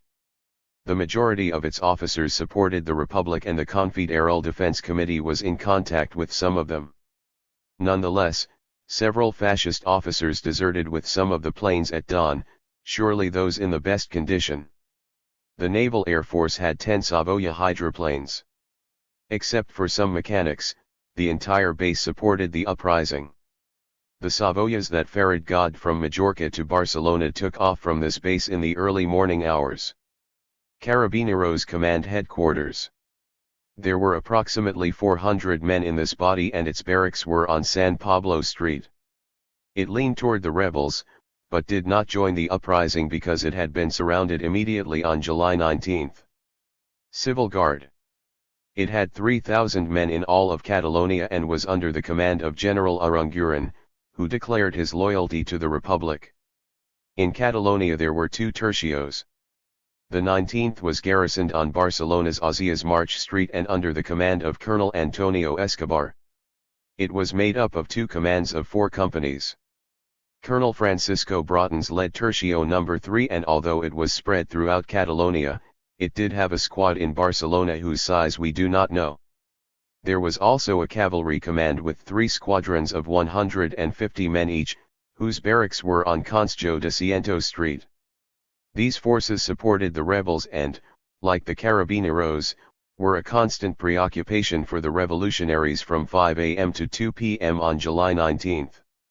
The Generalitat, in hopes of controlling these forces, ordered General Aranguren to concentrate them in the Palacio Plaza.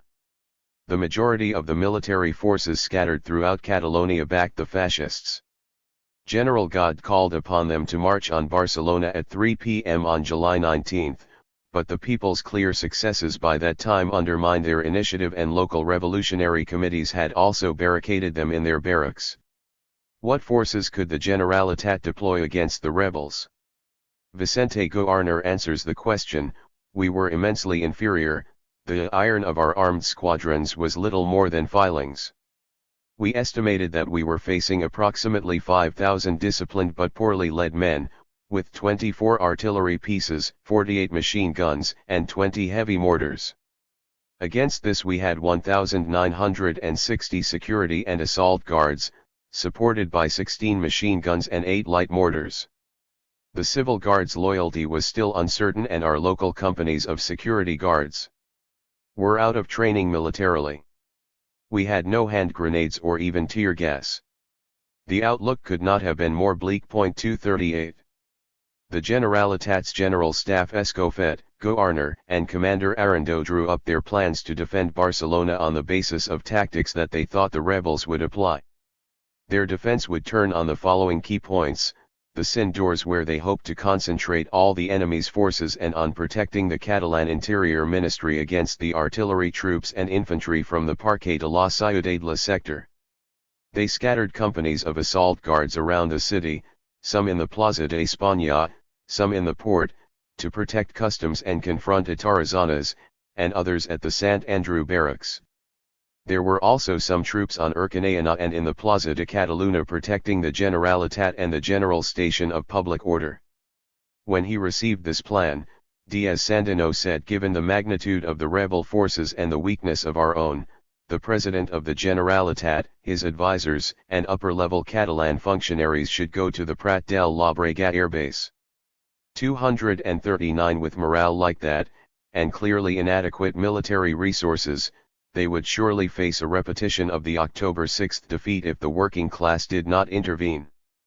And yet during the week preceding the rebel uprising, authorities did their best to demoralize the workers, when not confronting them with arms in hand, such as during the July 18 episode at the Metal Workers Union.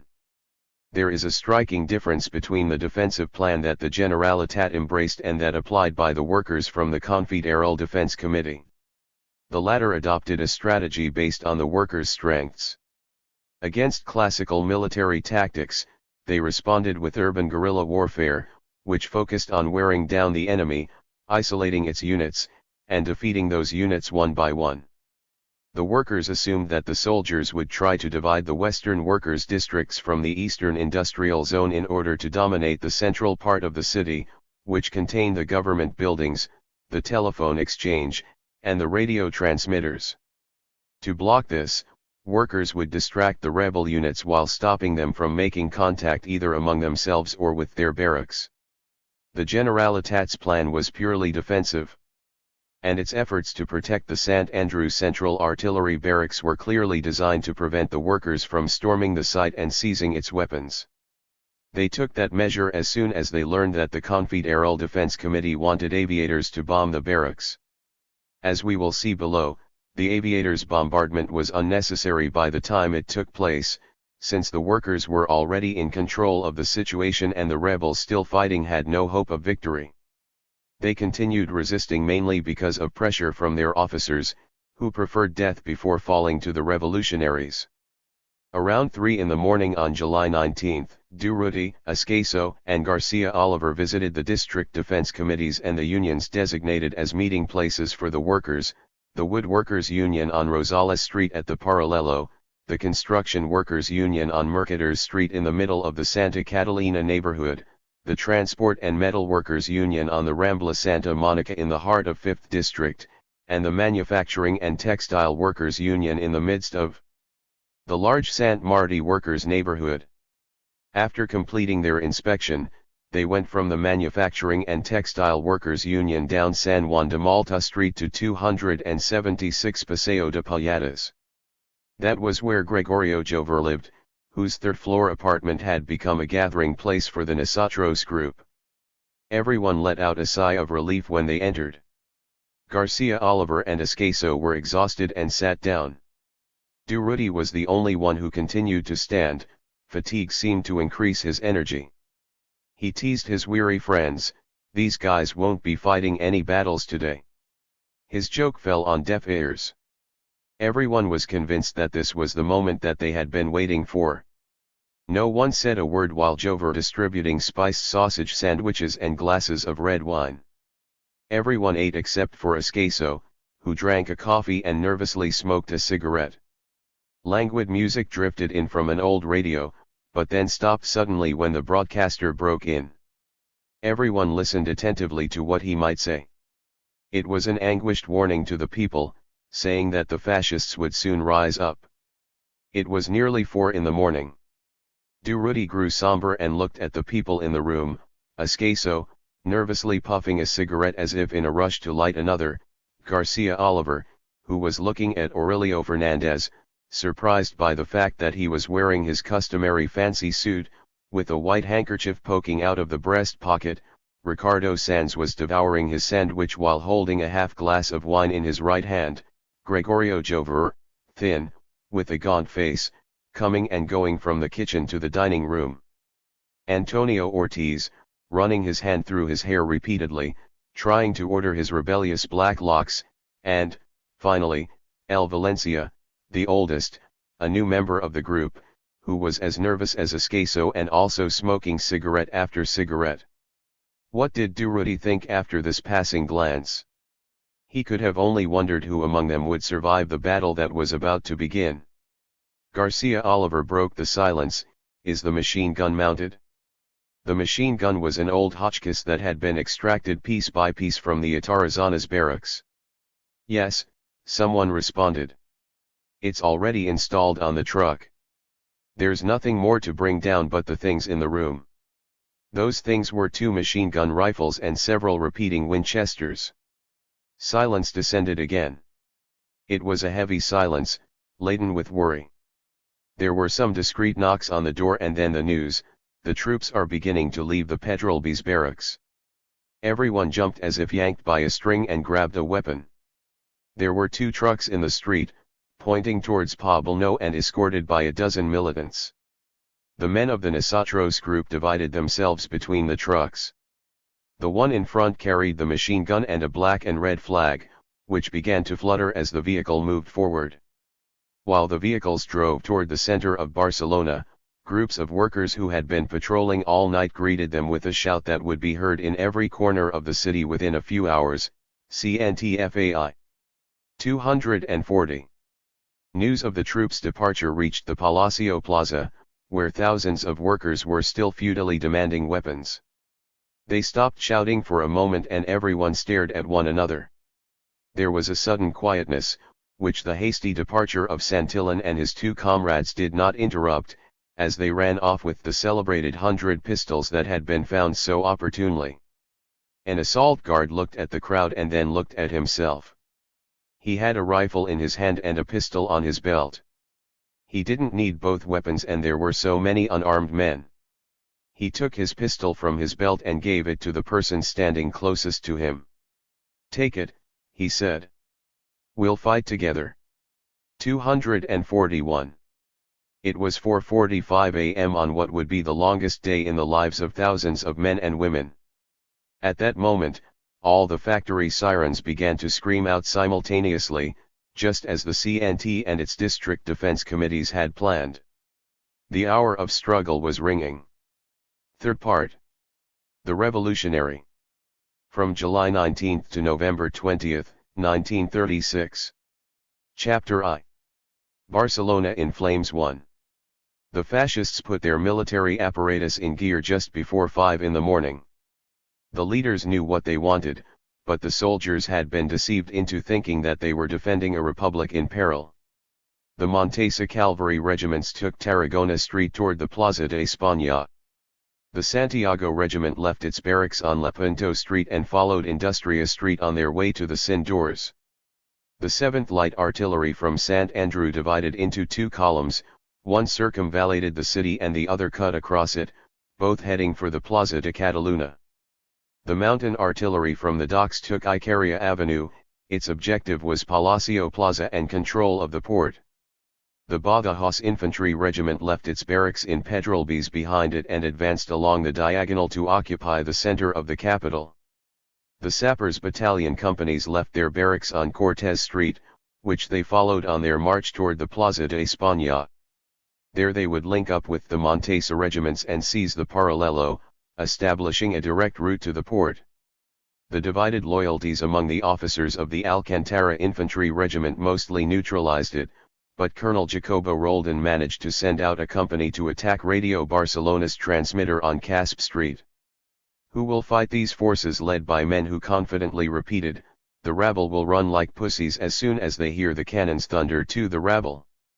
Assault guards were already breaking ranks, they were fraternizing with the CNT and FAI workers and, together, they all formed an urban guerrilla force that would determine the outcome of the battle. They were joined by POUM groups, UGT militants, and, later, the Esquerra Republicana's boldest activists, whom the Generalitat had armed generously. The ideological differences that existed among the members of this human conglomerate melted as they faced the common danger and threw themselves against the military machine that was declaring war on everything in its path. Where was each side's general staff? The fascists installed theirs in general captaincy, where General Fernandez Burial would lead the rebellion after Captain General Llano de la Encomienda was abandoned by his men. Where was the general staff of the other camp? Not exactly in the Catalan Interior Ministry, where Minister España showcased his inability to give an order or coordinate anything, despite having the assistance of General Aranguren, 3 companies of assault guards, and the Civil Guard's 19th Tercio in the Palacio Plaza. Nor was it in the Generalitat. Its leader, Luis Companys, had accepted the struggle whatever fate awaits him, but hightailed it to Violetana as soon as the first shots rang out. Captain Federico Escofet urged him to do this, thinking that location more secure for his person. 3. It certainly wasn't in police headquarters, where Escofet, Goarner, and Arando hoped to lead the battle from a map of Barcelona. Escofet had disdainfully rebuffed Julian Gorkin when he demanded weapons for the POUM. Then where was the general staff of the rabble? In reality, it had no general staff. The popular resistance was a decentralized initiative led by unions, district committees, and an enthusiastic multitude of women, men, and youngsters who laid in wait for the enemy, built barricades throughout the city, and invested a firm resolve to crush the rebels in every cobblestone that they passed from hand to hand. The situation had already clarified by 8 a.m., as a truly Mediterranean sun rose over the capital of Catalonia. When the light 7th Artillery Column came out into Bomb Street at the diagonal, Loyalist assault guards stopped it with hand grenades, pistol fire, and musket shots. Groups holding an intersection on Clara Street blocked the other detachment of the 7th Artillery. The rebel officers ordered their soldiers to retreat, who tucked into doorways and planted their machine guns. The Pedralbes infantry, protected by a squadron of Montesa cavalry, erupted into the Plaza de la Universidad shouting "Long live the Republic!" This created enough confusion for them to seize several workers on guard and also send part of the regiment toward the university. The rest of the soldiers took off for the Plaza de Catalunya, in hopes of descending along the Ramblas, but soon encountered gunfire, which broke their military formation and caused a dispersal of troops. They occupied the Hotel Cologne, the Casino Milita, the Maison Dorée and, after a scuffle with assault guards, the telephone exchange. The Montesa cavalry entered the Plaza de España with a cannon operated by Captain Sancho Contreras. These soldiers also shouted "Long live the Republic," and immediately began to take positions. This caused the same turmoil as elsewhere, which grew more intense when the assault guards joined the rebel soldiers. The workers reacted quickly and began firing pistols and hunting shotguns. The insurgent officers took advantage of the disorder to occupy part of the Plaza de España and distribute their troops along the Paralelo and on Cortés Street in the direction of the Plaza de la Universidad. Meanwhile, Captain Sancho Contreras placed his cannon and fired at a barricade erected in front of the Alcaldía de Hostafrancs building. He wounded 19, but no one ran, except to attend to the victims. People recovered from their shock and the assault guards abandoned their captain and went over to the workers' side. The din of rifle and cannon fire drew more people to the scene and the fighting became more severe. The cannon fire left strips of human flesh hanging from a tree. Women threw whatever they had on hand at the troops from the balconies and let out enraged shouts of assassins. Captain Sancho Contreras had his first surprise. The rabble didn't run from the cannon's fury, but remade its defenses and continued to resist defiantly. This was no October 6th. The struggle in the Plaza de España, which was perhaps the first that really exploded that morning, created enough confusion for a rebel infantry company led by Captain López Belda to pass by. General Burial also sped by in a car on his way to the captaincy, where he intended to deal with Llano de la Encomienda. That was the only rebel victory. After linking up in the Plaza de España, the soldiers from the Montesa regiment and the sappers took the Paralelo and then faced off against the barricade that militants from the Cientis Woodworkers Union had erected at the Brecha de San Pablo. The workers turned back the soldiers, who shielded themselves with the men that they had taken prisoner earlier. This enabled them to position several machine guns, whose gunfire nearly swept the width of the Paralelo. The workers continued fighting, despite the carnage caused by the machine guns. They stabilized the front here. That group of rebels was also unable to reach its objective. The mountain artillery forces that departed from the docks soon encountered a big surprise. Using electric forklifts from the port, the workers made a gigantic barrier out of numerous huge balls of pressed paper. Then, with the support of assault guards, they formed a line of resistance behind them that confronted the relentless cannon fire ordered by Captain López Varela and Commander Fernando Urzu. This astonished Urzu. He had been the braggart who insisted that the rabble would run once they heard the cannon fire, just as they had run when he shot at the Generalitat on October 6. That was not the case at all. But there was enormous confusion. Shots rang out from everywhere, from the rooftops as well as the barricades. The rebels tried to protect themselves, while their mules neighed and swung from side to side under the weight of the armaments loaded upon them or simply broke into pieces when a marksman was skilled enough to hit their cargo of explosives. The Santiago Regiment and a civil guard squad led by Commander Ricas had to bring their advance to a halt in the Cindores. Workers as well as assault and security guards stopped them in their tracks. The barricades appeared immediately, as soon as the shooting ended. There was also intense fighting around the statue of Columbus, in the area encompassing customs, the Puerta de la Paz, the Atarazanas barracks, and Dependencias Militares. General Mola's brother Ramon was operating out of the latter location. There was a crossfire between Atarazanas and Dependencias Militares that swept the port area and the entire width of the Rambla Santa Monica up to the old street market of second-hand books. Further above, militants from the transport and metal workers' unions had erected an imposing barricade across the Rambla, which effectively trapped the troops. The local CNT and FAI Defense Committee installed its coordination post in the Plaza Arco del Teatro and used liaisons to maintain contact with the CNT Regional Committee. The latter had set up camp in the large building at 32 Violetana called Casa Cambo, which had previously held the offices of the Ministry of Public Works. They communicated with the fighters on the Paralelo through the alleys of the 5th District and with the area around the Palacio Plaza through the so-called Gothic neighborhood. The CNT's control of the Paralelo, one of the city's principal arteries, would be a central factor in the workers' victory, as Garcia Oliver later noted. 4 by 11 in the morning, the workers had the upper hand in all the hotspots mentioned above. At 9:30 a.m., the Mountain Artillery Regiment fighting around the Palacio Plaza realized that it would not be able to advance. Before accepting complete defeat, the force's commander ordered the troops to withdraw and try to win the barracks in the docks. This was not going to be easy.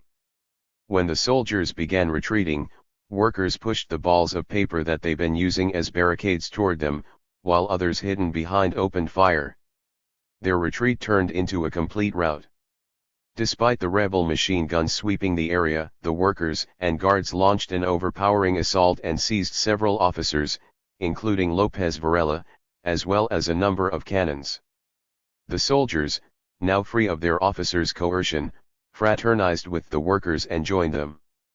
This occurred around 10 in morning, in front of Durruti, who had just arrived on scene to hear a report on the situation from the assault guard captain commanding the guards fighting with the workers there. 5 This was the first battle that the workers won that morning. The cannons, now in the hands of impromptu artillerymen, hastened the people's victory. The rebels managed to reach the docks and shut themselves in the barracks there, but the workers controlled the surrounding streets and erected barricades less than 100 meters from barracks' main door. The siege there would last until the final assault on the building. Unable to communicate among themselves, the rebels were in a state of disorder.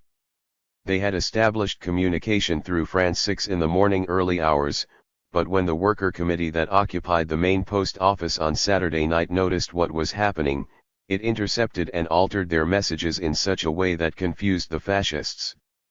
The insurgents were in disarray. They simply did not know what was going on. The infantry company that departed from the Alcantara barracks ran into groups of workers at the Arco del Triunfo that prevented it from occupying the radio transmitter on Casp Street. Its captain, Maestu, was losing men through desertion and injury. He ordered them to retreat to Urcanayana Plaza. They managed to take refuge in the Hotel Ritz around 10 a.m. However, Captain Maestu had little reason to be optimistic, since they had entered a zone of trouble. At the intersection of Claris and Cortez, workers decided to finish off the 7th Light's machine guns by driving 3 trucks into them at 120 km per hour, running over firearms and men in the process. As soon as the rebel lines broke, the workers seized their machine guns and quickly turned them against their old owners. Barcelona was on fire. People roaming the streets were shot from church bell towers, bourgeois homes, or right-wing centers. Workers also erected barricades and patrolled the streets in areas outside the main centers of the struggle. When they found someone shooting from a house, church, or clerical center, they attacked the building on their own initiative. They burned down churches when they found a priest or priests inside firing. Pressure from the Santiago regiment in the Sindors prompted a change in tactics. When Colonel Lacasa realized that his troops were about to be cornered, he ordered them to make a staggered retreat and take refuge in the convent next to the Carmelitas. What remained of the Santiago regiment and Commander Rica's civil guard squadron were shut in there and killed. Ricas also died there during the final attack. There was fighting in the Plaza de España, Plaza de la Universidad, and the Plaza de Catalunya. Neither side was giving an inch. The situation became truly dangerous in the Brecha de San Pablo. Although the troops there had been unable to move forward, they had made contact with the Plaza de España and the port. It was essential to control the latter, given the potential that rebel troops might be shipped in. Garcia Oliver, Ascaso, and Durruti met in the Plaza Arco del Teatro to talk about the issue around 9 o'clock in the morning. A militant from the Woodworkers Union by the name of Belmonte joined their discussion. He told them about the situation in the Brecha San Pablo, where soldiers had planted their machine guns and driven the workers from the barricade on the Paralelo. But the comrades didn't give up, he said. They fired from the terraces and doorways, from anywhere that they could get at the enemy. However, the situation is difficult and we have to rid ourselves of those machine guns that are pinning us down. 7 Sergeants Manzana and Gordo were also present. They had failed to take the Atarazanas and had been forced to escape through the gate opening onto Montserrat Street. Fortunately, they had been able to grab some boxes of rifle ammunition and machine gun ribbons as they fled. Antonio Ortiz and Aurelio Fernandez came to participate in the conversation as well. The latter had parted with his iron jacket. His shirt, once white, now clung to his body, yellowed by gunpowder. "They're shooting from the Hotel Falcon," they said while approaching the group. "And they'll roast us with bullets if we don't respond soon," Durruti replied. 8. They stormed the hotel and cleaned out the rebel marksmen. When the area around the Plaza Arco del Teatro became calm again, they decided to move an available machine gun to the balcony of the building holding the Casa Juan restaurant in order to attack Dependencias Militares from there.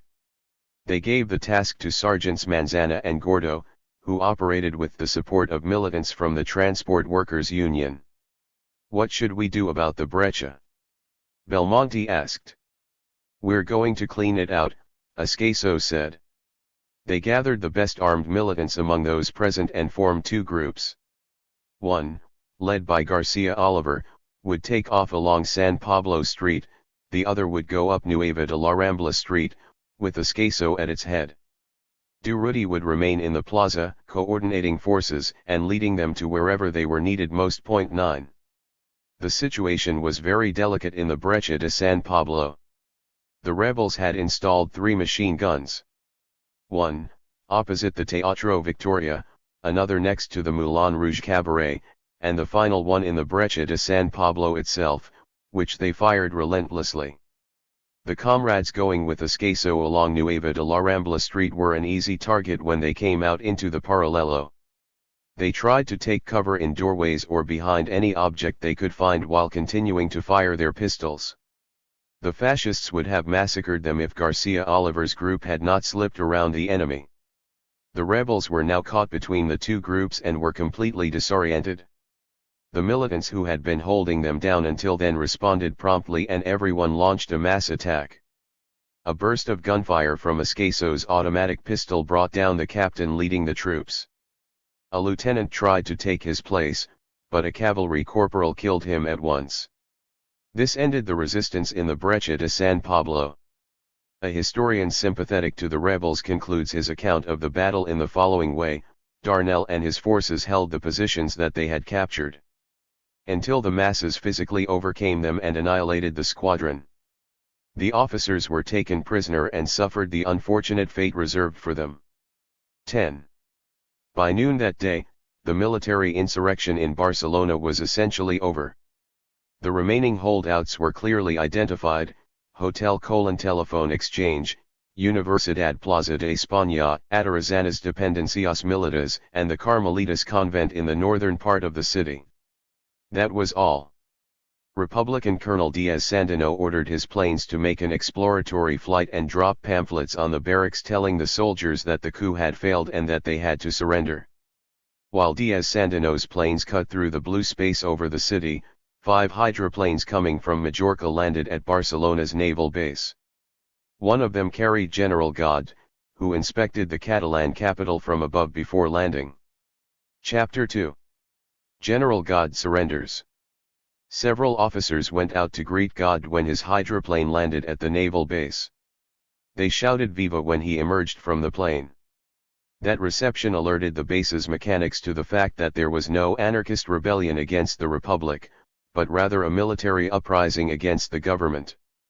They went into action against the seditious officer corps.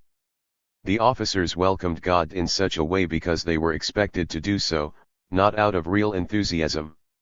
However, even if they had been genuinely excited, it is unlikely that they could have cheered him up after what he saw while flying over Barcelona. Commander Lazaro, leader of his general staff, stepped toward God and whispered, "My general, I think we've stuck ourselves in a mousetrap." "I know, but I've given my word and here I am." The clamor of the fighting outside, rifles firing and machine guns rattling, was clearly audible in the room. An officer approached to tell God that the route to the captaincy was extremely dangerous. A cannon thundered in the distance. "Is the artillery on the street?" asked God. "Yes, my general," an officer said. "Some batteries went out this morning, but fell into the masses' hands. They got into an armor-plated car, which took them to captaincy around 1 p.m. God could not suppress his rage when he saw Llano de la Encomienda. "Traitor! You're the traitor!" God put his hand on his pistol, but Burial intervened. "An honor tribunal will judge your treason." Llano de la Encomienda smiled sarcastically. 11.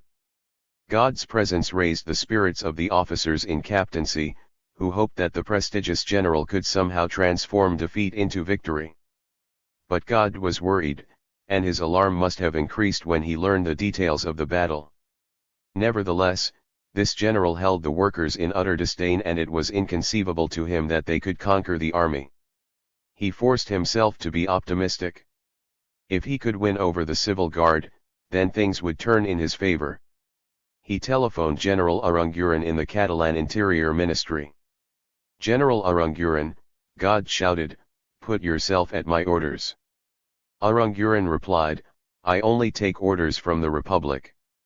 God let out an exclamation, "It is unbelievable that you, General, say such a thing in the face of the ruin of Spain." Aranguren asked calmly, "But, God, are you rebelling against the government or the regime?" "Against the government. The regime is something else, we'll take care of that later." "If that's the case," Aranguren declared, "then you should know that a new government has been in place since the morning." "It is not a new government," said God, losing his patience, "but the same parties." Then, trying to adopt a more affable tone, he continued, "You should know, General Aranguren, that the army is ready and our victory is inevitable. Are you aware of what has actually transpired? The government controls the situation and the uprising is a complete failure." God interrupted furiously, "Is that your final word, Aranguren?" "My final word? Well, it will be very sad for us to fight against the civil guard, but there's no alternative." 12. Aranguren's calm drove God crazy. He stared scornfully at General Llano de la Encomienda, who was impassively following God's comings and goings around the large room in captaincy. He burst out, "Aranguren is a traitor like you." Llano suffered the insult in silence. Burial, nervous, wanted to shrink to avoid God's fury. This trio of generals faced one another, as their entourage of colonels and officers stood nearby, not knowing what to do. God grabbed the telephone and asked to be put through to the Alcantara regiment. Colonel Roldan took the call. "Roldan, is that you? I've called to tell you that I've taken charge of the division and I'm going to launch a reconquest operation." "What forces do you have there?" "Almost the whole regiment, but the masses have surrounded the barracks. They decimated the 2 companies that tried to deploy. The soldiers think we're fighting to defend the Republic. This situation can't last much longer. God knows what will happen when the troops find out that we're rebelling against the Republic." "Wait for my orders," the general told him. Commander Lazaro continued telling God, "Just like I said, a mousetrap." That reminded him of the hydroplanes. "Lazaro, send a messenger to the naval base ordering the hydroplanes to stay there." Captain Lecuona brought the response to his order minutes later, "My general, the hydroplanes took off for Mahon as soon as we left the base." It was 2:45 p.m. "Lazaro, you're right, very right, we are abandoned," God told the commander. But he refused to accept defeat and contacted Roldan again. "Send forces to the artillery barracks in the docks, which you'll lead. And wait until I instruct you to leave escorting a battery that Commander Urzu will send." He called Commander Urzu and gave him the corresponding orders. "Commander Urzu, it's imperative that you send 2 batteries. The infantry forces will support them, which will arrive or have already arrived, under the command of Lieutenant Colonel Roldan." Urzu replied, "If that's my general's command, then I will carry it out, but I must tell you what happened before you arrived. I went out with 2 batteries, with all their artillery pieces, and others with muskets to protect them. Groups of compatriots and assault guards attacked us with such viciousness that the advance pieces fell into enemy hands. So did the officers, including Captain Varela. It was only with great difficulty that I could withdraw the other one. Now it's much harder to leave the barracks. The masses have built a barricade less than 100 meters away and have the main exit covered. We're presently under heavy fire, because the people on the barricade and in the area Saroldan's reinforcements enter. It's truly miraculous that the reinforcements made it to us. That's my situation, General. Stay there, until we can organize something else, God told him. After hanging up, he repeated, abandoned, abandoned. Lano, sitting on the other side of the room and guarded by the officers, corrected him, defeated, God. It's not the same thing. God looked at Lano like he wanted to eat him. Not yet, he growled. Lazaro, God said, send a telegram to Palma and get them to send us an infantry battalion and a mountain battery as soon as possible. Send another to Zaragoza asking them to dispatch forces at once. Tell Mataró and Gerona to march on Barcelona. Commander Lazaro left the room but promptly returned. My general, the radio telegrams have been sent, but I can't reach Mataró and Gerona, communications are cut. Send an officer to Mataró to personally ensure that the orders are carried out. The officer came back in 5 minutes. It's impossible to leave captaincy. We're surrounded. 13. The atmosphere was suffocating. The spirited officers who wanted to kill General Lano earlier now looked at him with a certain deference, as if hoping to erase the tense scenes of the morning. They whispered among themselves, without caring about God's presence, who stood by himself, isolated from the other men. The latter had divided into 2 groups, those who wanted to surrender immediately and those who wanted to fight to the end. God paced around the room. At his side, the frightened commander Lazaro continued muttering, a mousetrap. A mousetrap. By midday, the revolutionary contagion had spread. The crowds in the street grew as people learned of the soldiers' multiple defeats.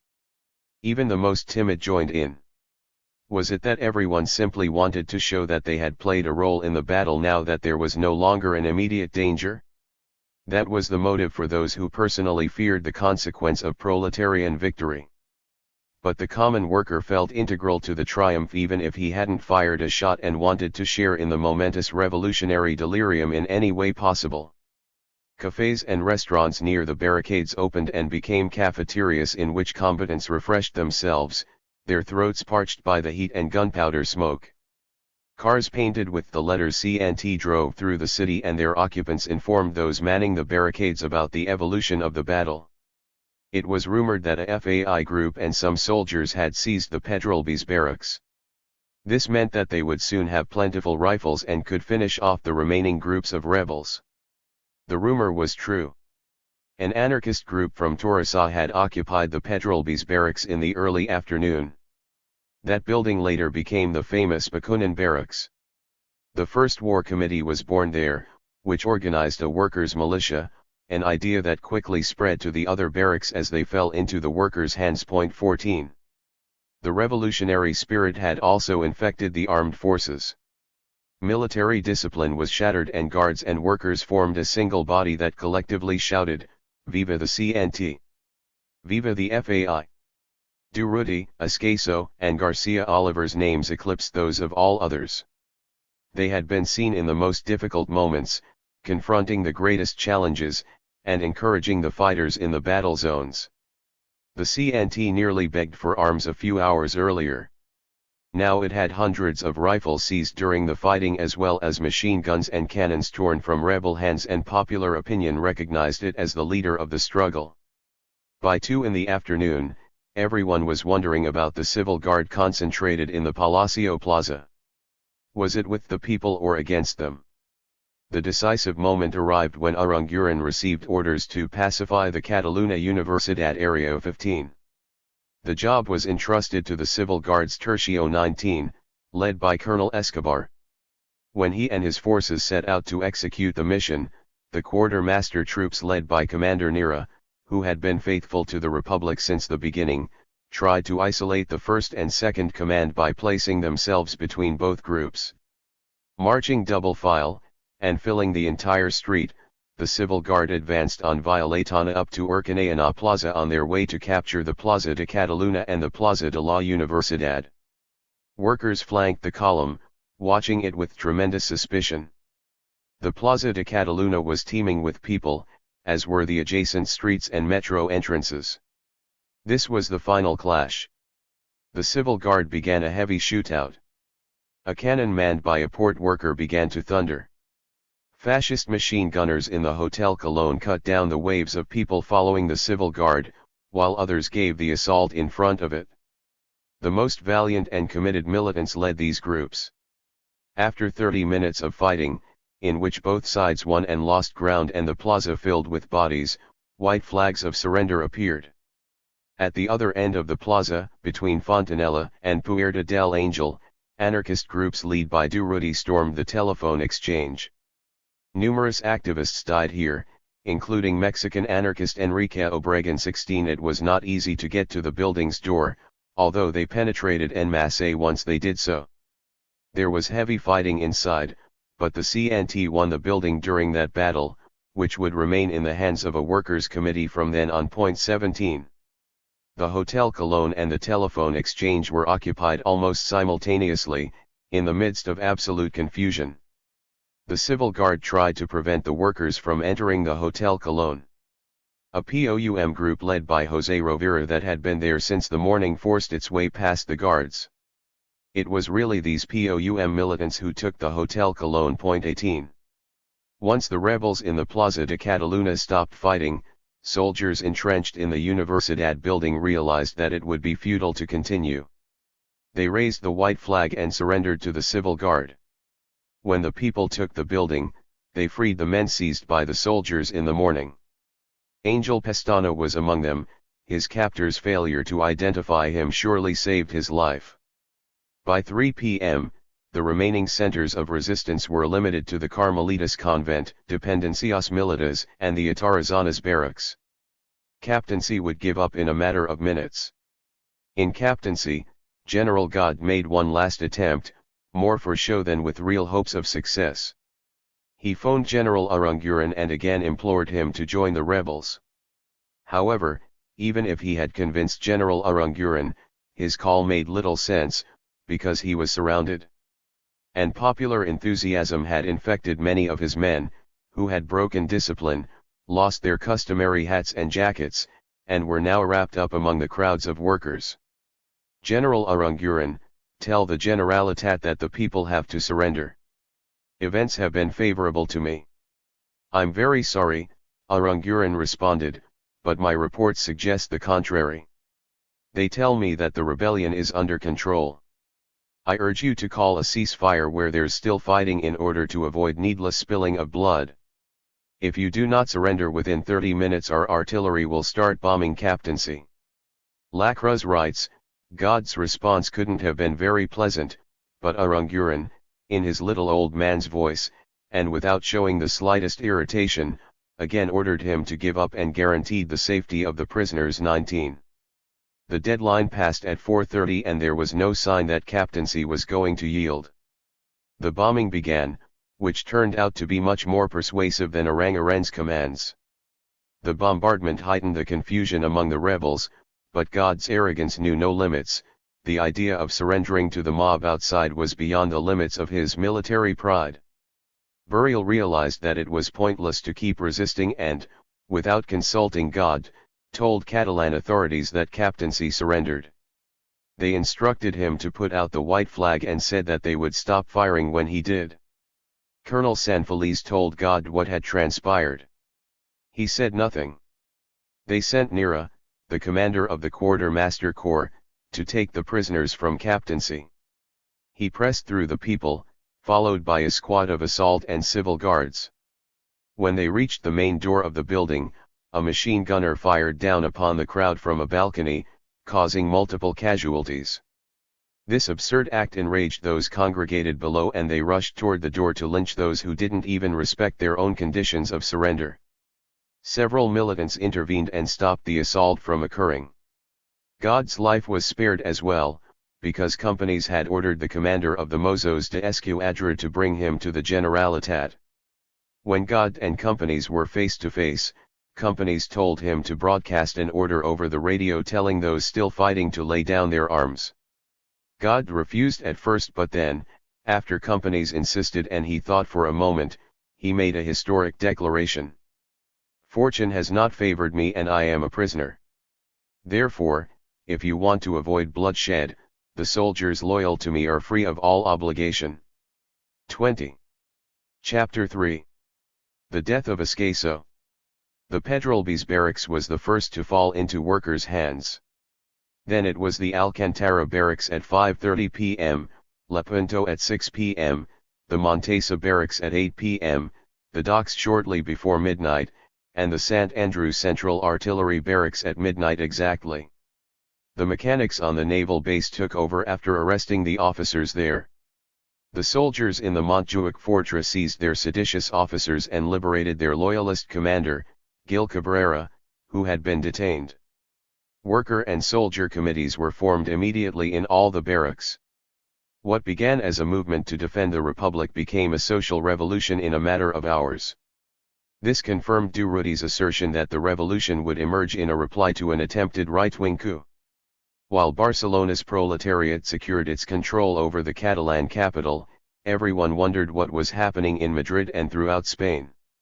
No one knew at the time, but that didn't stop the workers implanting themselves solidly in Barcelona and throughout the region. Workers shouldered arms and patrolled Barcelona's streets that night, confronting snipers hidden in the darkness. They consolidated the barricades and established rigorous control over the city's entrances and exits. The only slogan was CNT, CNT, CNT. People surrounded the remaining groups of rebels and waited for the sun to rise so that they could finish them off. The neighborhood defense committees became revolutionary committees and formed what was called the Federation of Barricades. It was the committees that held power in Barcelona that evening. They also took responsibility for defending the Catalan region and sent emissaries as well as arms to support revolutionary committees created in the villages and, wherever necessary, help crush any rebels still fighting. 21. There was encouraging news from other parts of Catalonia. The people were in control in Tarragona. The soldiers and reactionaries had taken over in Girona and Ciudad Urgell, but the leaders and soldiers joined the people once they learned of the defeat of their forces in Barcelona. The situation in Lerida was confusing in the morning, but clarified in favor of the proletariat by midday. The POUM and the CNT formed a revolutionary committee there. The Catalan masses had overthrown the rebel army in less than 24 hours. But what was happening in the rest of the country? On Saturday, July 18, people knew that Queipo de Llano had risen up in Sevilla and that there was fighting in the streets. The same was true in Córdoba, Cádiz, Las Palmas, and Morocco. Authorities had also told them that the government had the situation under control in Madrid. But what happened after Saturday? What was occurring in Valencia? And in Zaragoza, where fascist troops had apparently set off for Barcelona? In the north? The workers in Madrid did not trust the government. They gathered on Friday and spent the next 24 hours doing the same thing as their peers in Barcelona, asking for arms. The CNT was in a difficult situation there because it did not belong to the Popular Front, which the socialists dominated and which controlled the few weapons that socialist soldiers had taken from the barracks. They had distributed those arms to the socialists and communists, leaving almost nothing for the CNT. Given those circumstances, the CNT decided to act as an independent force. The CNT Center Regional Committee called a meeting, which people from Madrid and elsewhere attended. They decided to form defense committees, made up by members of the CNT, FAI, and Libertarian Youth. The neighborhood committees federated locally and village committees federated by county. The Center Region Defense Committee would link them all into a whole. Members of the CNT, FAI, and Libertarian Youth made up this last committee, which took on diverse responsibilities, such as coordinating anarchist forces in Madrid, procuring arms, and pressing the government to release the prisoners. At first, the government only freed David Antona, secretary of the CNT National Committee, but not the other incarcerated militants. The CNT decided to attack the prison if the government continued to hold the rest. For the moment, what seemed most important was to organize a force that could effectively resist the rebels. Militants formed groups of 5, and each group received 1 pistol and 1 hand grenade. Using staggered street patrols, they provided nighttime security and stayed in close contact during the day. July 18 was a day of meetings and fruitless visits to the ministries in search of weapons. Casares Quiroga's government refused to arm the workers and the people were losing patience. As in all moments of great political turmoil, the Puerta del Sol became the central meeting place. News arrived there continuously and passed through the immense crowd gathered in the square. Cuerpo de Llano was in control in Sevilla.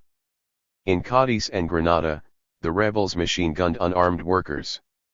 The Republican governor in Zaragoza and the CNT Regional Committee decided that the CNT should gather its members in the Union Hall and wait for orders. The governor assured them that the army was loyal to the Republic, although this turned out to be untrue and the insurgents shot down the trapped workers. The rebels were victorious in Valladolid. And it seemed that they were going to ferry troops from Morocco to the peninsula, unloading them in Algeciras. 22. The tension increased a notch with this news from Zaragoza. No one wanted to fall into the same trap as the workers there. That night, after growing frustrated with Casares Quiroga's continued inactivity, some socialist soldiers decided to hand over weapons themselves, but only to the socialists in their Casa del Pueblo. The situation was always the same for the CNT, no arms. CNT group seized one of the socialist trucks when it passed through Cuatro Caminos Square on its way from the artillery station to the Casa del Pueblo. It was loaded with rifles. They quickly doled out the weapons to CNT militants from the Tichuan district. These arms were used to fight the fascists wherever they had concentrated, Campamento Militar and the Mountain Barracks, which was General Fangel's headquarters. 23. Casares Quiroga submitted the resignation of his government around 4 o'clock in the morning on July 19, while port workers and assault guards were fraternizing in Barcelona's Palacio Plaza. Aznar nominated Martínez Barrio to form a compromise government, which was to contact General Mola and offer him the Ministry of War. When news of this maneuver circulated among the people, they immediately began to call the new government the treason government. Martínez Barrio made the offer to Mola, who told him that a ministry wasn't the issue and that no deal was possible. Martínez Barrio resigned 3 hours after becoming prime minister. Manuel Aznar entrusted José Giral with forming another government at 7 a.m. Things changed a bit with Giral's nomination. He freed the most prominent CNT activists, including Mora and Cipriano Mera, although he left many others behind bars.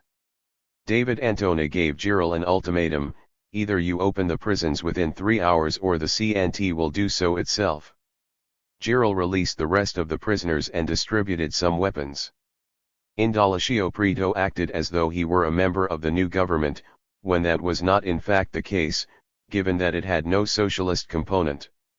Largo Caballero had just returned from London, where he had represented the UGT at the International Syndical Federations Congress, and took his place as UGT General Secretary. On July 20, the people of Madrid got ready to attack the mountain barracks and the Campamento Militar.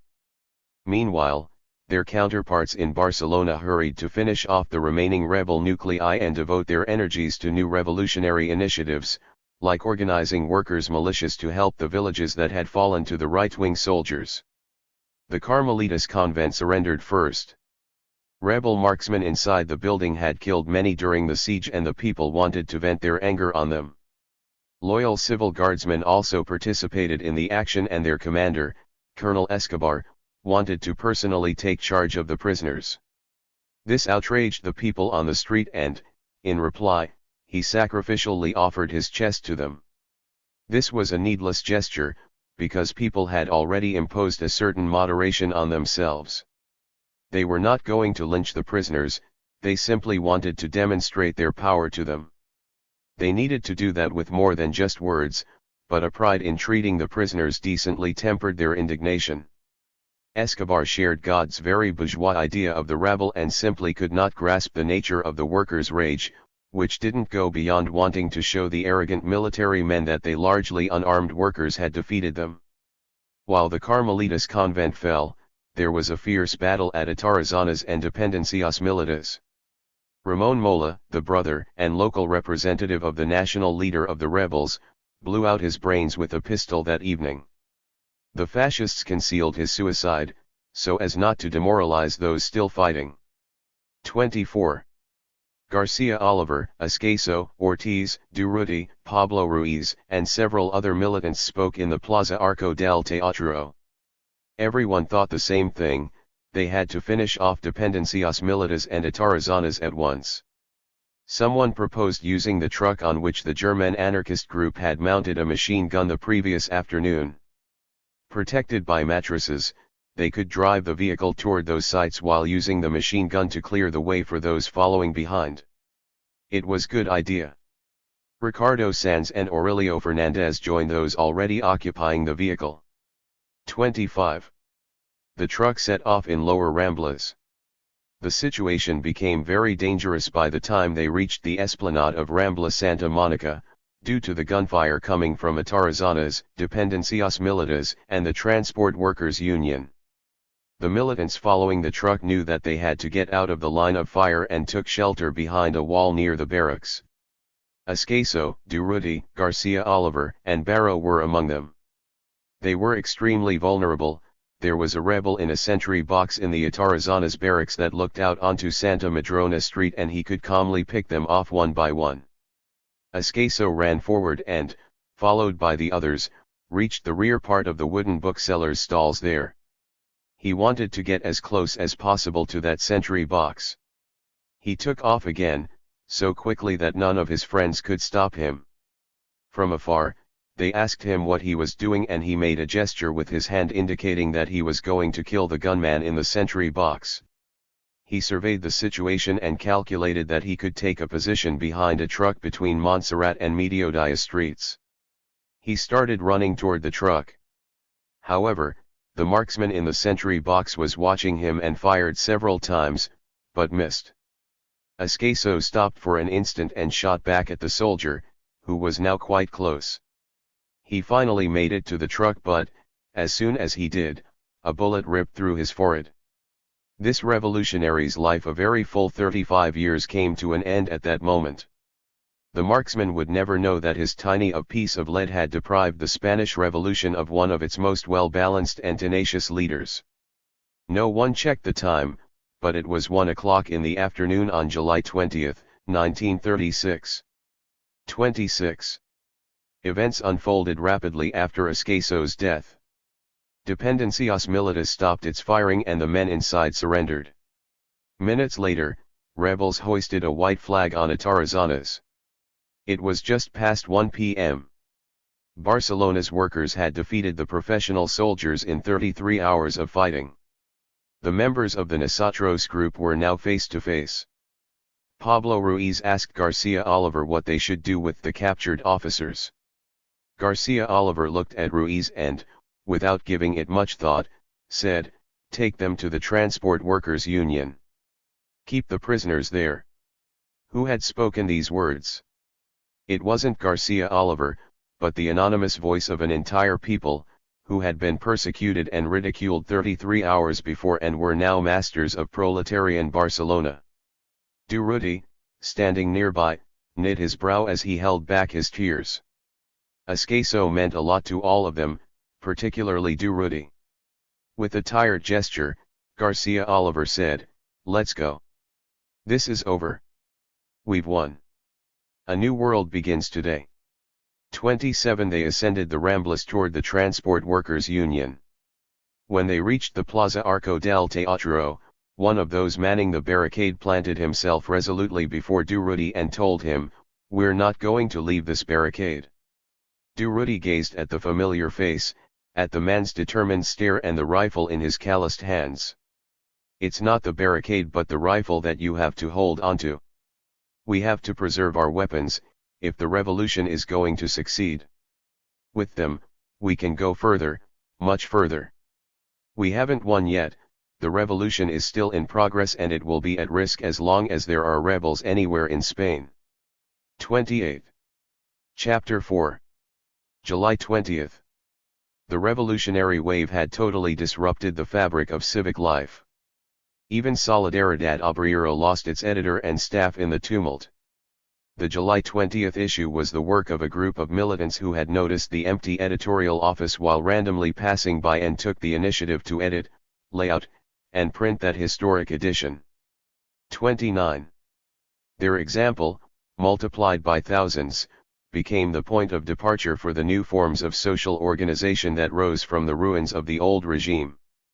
Daily life had been transformed and the first forays into industrial self-management began. Power lay in the street on July 20th, represented by the people in arms. The army and the police had disappeared as institutions. Soldiers, policemen, and workers formed a united bloc. The spirit of solidarity and fraternity was pervasive. Men and women, freed from the prejudices that bourgeois ideology had instilled in them over centuries, broke with the old world and marched towards a future that all imagined as the realization of their most cherished desires. A new life began in radical and rich Catalonia, where the immense industrial sites were held by the workers, where the fertile fields had been forever redeemed from the feudalist and priest. The entire city of Barcelona soon became a theater of the revolution unleashed. Women and men attacked the convents and burned everything inside, including money. The old concepts of master and slave burned with the religious icons in the bonfires ignited by the people. July 20th was like an enormous party, liberating energies and passions. 30. Life took on a new momentum and it both destroyed and created as the people worked to resolve practical necessities born from a collective life that lived and wanted to continue living in the street. The street had become everyone's home, a world of barricades, workers' patrols, and permanent vigilance against the snipers on the balconies, rooftops, or wherever they might lurk. The street and the people in arms were the living force of the revolution, its vanguard. The defense committees, now transformed into revolutionary committees, backed up this force. They organized what was called the Federation of Barricades. Militants, standing resolutely behind these barricades, represented them in the revolutionary committees. Their most immediate task was to secure the revolution's success and protect it against reactionary attacks. But there was more. While the revolution had triumphed in Barcelona, important battles were occurring outside the Catalan capital. They had to extend their victory over the soldiers to the country as a whole. And there was more still. Barcelona had over 1 million inhabitants, who had to continue eating and attending to quotidian needs. The social mechanisms that had satisfied such exigencies 40 hours earlier were now gone and had to be replaced by others. They had to create new mechanisms that would link the city and the countryside, while ensuring that the city would reciprocate with the country and also supply militia fighters who would leave their jobs to go confront the fascists on the front. They had to build new circuits of consumption and distribution, new types of social relations between the proletariat and peasantry, and new modes of production. In essence, the revolutionaries had to build a new world to secure and defend their victory. But how should it be organized? This was the question of power. The revolution had to find its own response to that crucial issue. The revolutionaries allowed the Generalitat to live on as a symbol, although its real power had been destroyed when the people deprived it of its monopoly on violence. Was it enough to reduce the Generalitat to a symbol? Was it really a symbol? According to Jaume Miravitlles, Lewis Companies put it this way: the state is not a myth, some machine that functions independently of human events. It is made up by living beings that follow a pre-established system of command, a liberal or authoritarian hierarchy that forms its chain of transmission. The president gives an order and it is automatically transmitted to the minister or advisor entrusted with carrying it out. That minister has his own chain of transmission which passes through his secretaries and sub-secretaries and ultimately reaches the bottom steps of the hierarchy, where the state shakes hands with the citizen and directs him along the route designated by the president. That is how a normal state operates. On July 19, I pressed the bell in my office to summon my secretary. The bell didn't ring, because there was no electricity. I went to my office door, but my secretary wasn't there, because he had been unable to get to the palace. But if he had been there, he wouldn't have been able to communicate with the secretary of the general director, because he hadn't come to the Generalitat. And, if the general director's secretary had made it somehow, after overcoming thousands of difficulties, his superior was absent. Miravatlis adds, as a result of the brutal clash in the street, because of the eruption of the armed Miserable, the state was only companies. But it was not a state like that of Louis XIV, in the fullness of his practical powers, but a state reduced to his person, without bells that ring, without secretaries at the doors of the ministries, without a chain of transmission capable of putting its complex and fragile machinery into motion. We, the few witnesses of Company's drama during the first days, will never forget his anguish, bravery, and desperate attempt to channel the infernal river of overflowing passions. 31. Reduced to himself, what could Companies do? Very little, if he had really been reduced to himself, but he wasn't. Who was with him? The Popular Front. It was here that the revolution in Barcelona encountered its most substantial obstacle. The revolution left the Generalitat, the symbol of power, standing, and with it the Popular Front. Who would shield themselves under the Popular Front banner and help the symbol of power recover real effectiveness? The enemies of the revolution, the counter-revolutionaries. Representatives of the minuscule Communist Party in Catalonia were the first to come to Louis Companys' aid, while fighting still raged in the street. Official communist historians write, a liaison committee was formed to link the Partit Comunista de Catalunya, La Federació Catalana of the Socialist Party, the Unió Socialista de Catalunya, and the Partit Català Proletari. It would create a unified Marxist party between them. This committee pressed upon Companies to call a meeting of the Catalan Popular Front to prepare an extension of the Generalitat and permit the various Popular Front parties to enter it. Companies agreed and the meeting occurred on July 20, 1936. Vidiella, Comarera, Valdez, and Sisi participated for the workers' parties, Tarradellas and Aguador for the Esquerra, and Tasis and Marcos for Acción Catalana Republicana and the POUM. There was a spirit of consensus at the meeting. Everyone agreed that it was necessary to create a Catalan Popular Front government. They also accepted the organization of popular militias. Means of implementation and the editing of decrees were already being discussed. Suddenly, a large group of anarchist leaders entered the room en masse: Garcia Oliver, Durruti, Vasquez, Santillan, Arrels, Portela with ammunition belts and pistols, some with rifles. They came to present an ultimatum. 32. This final paragraph is confusing, because it does not explain exactly how or why that group of anarchists entered the picture.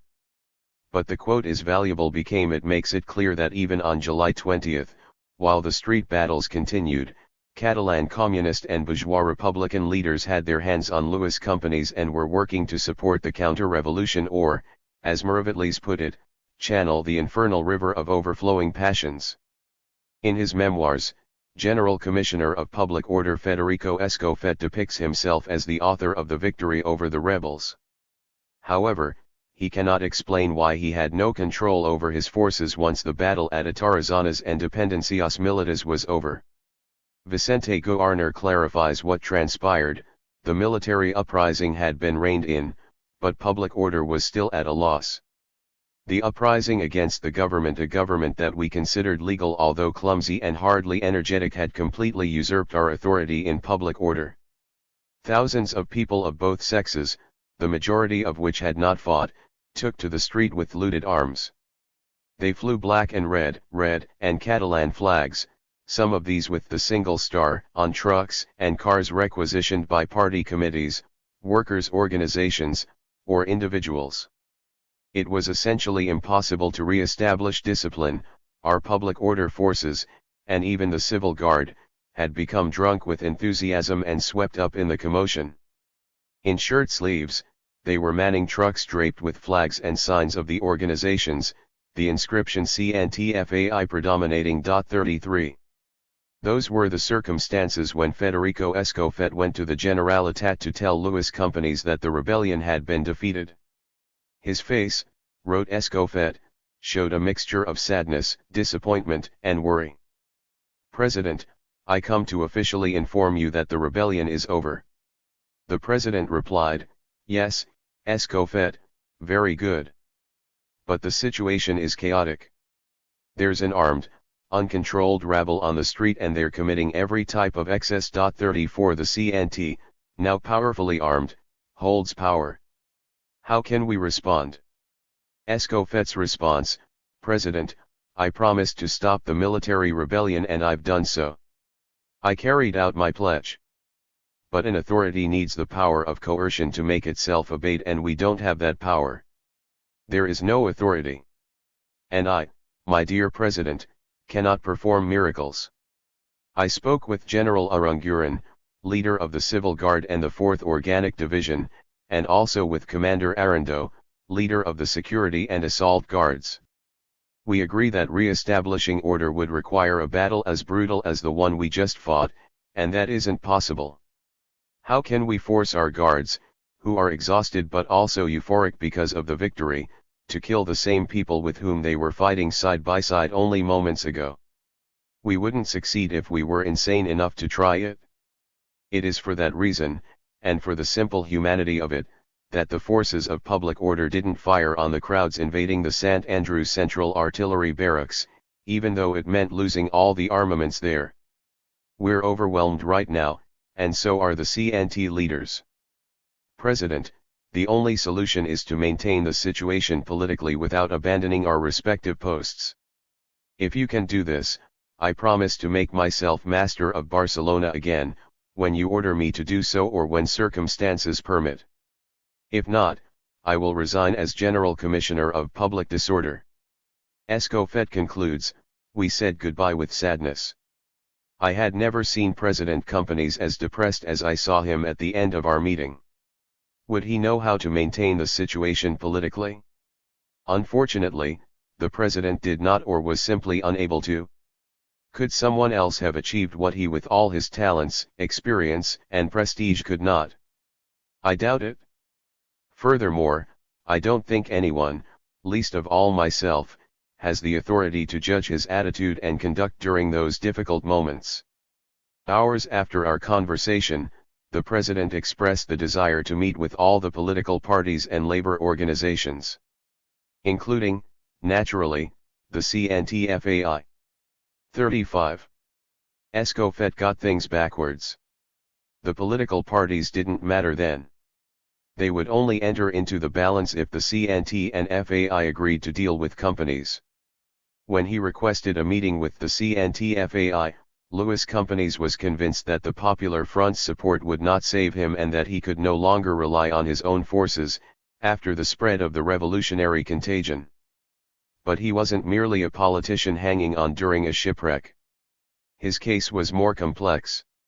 To clearly understand Companies' concerns, and why he ultimately swallowed his pride, we must recall the meeting that he held with the CNT on May 10, 1934.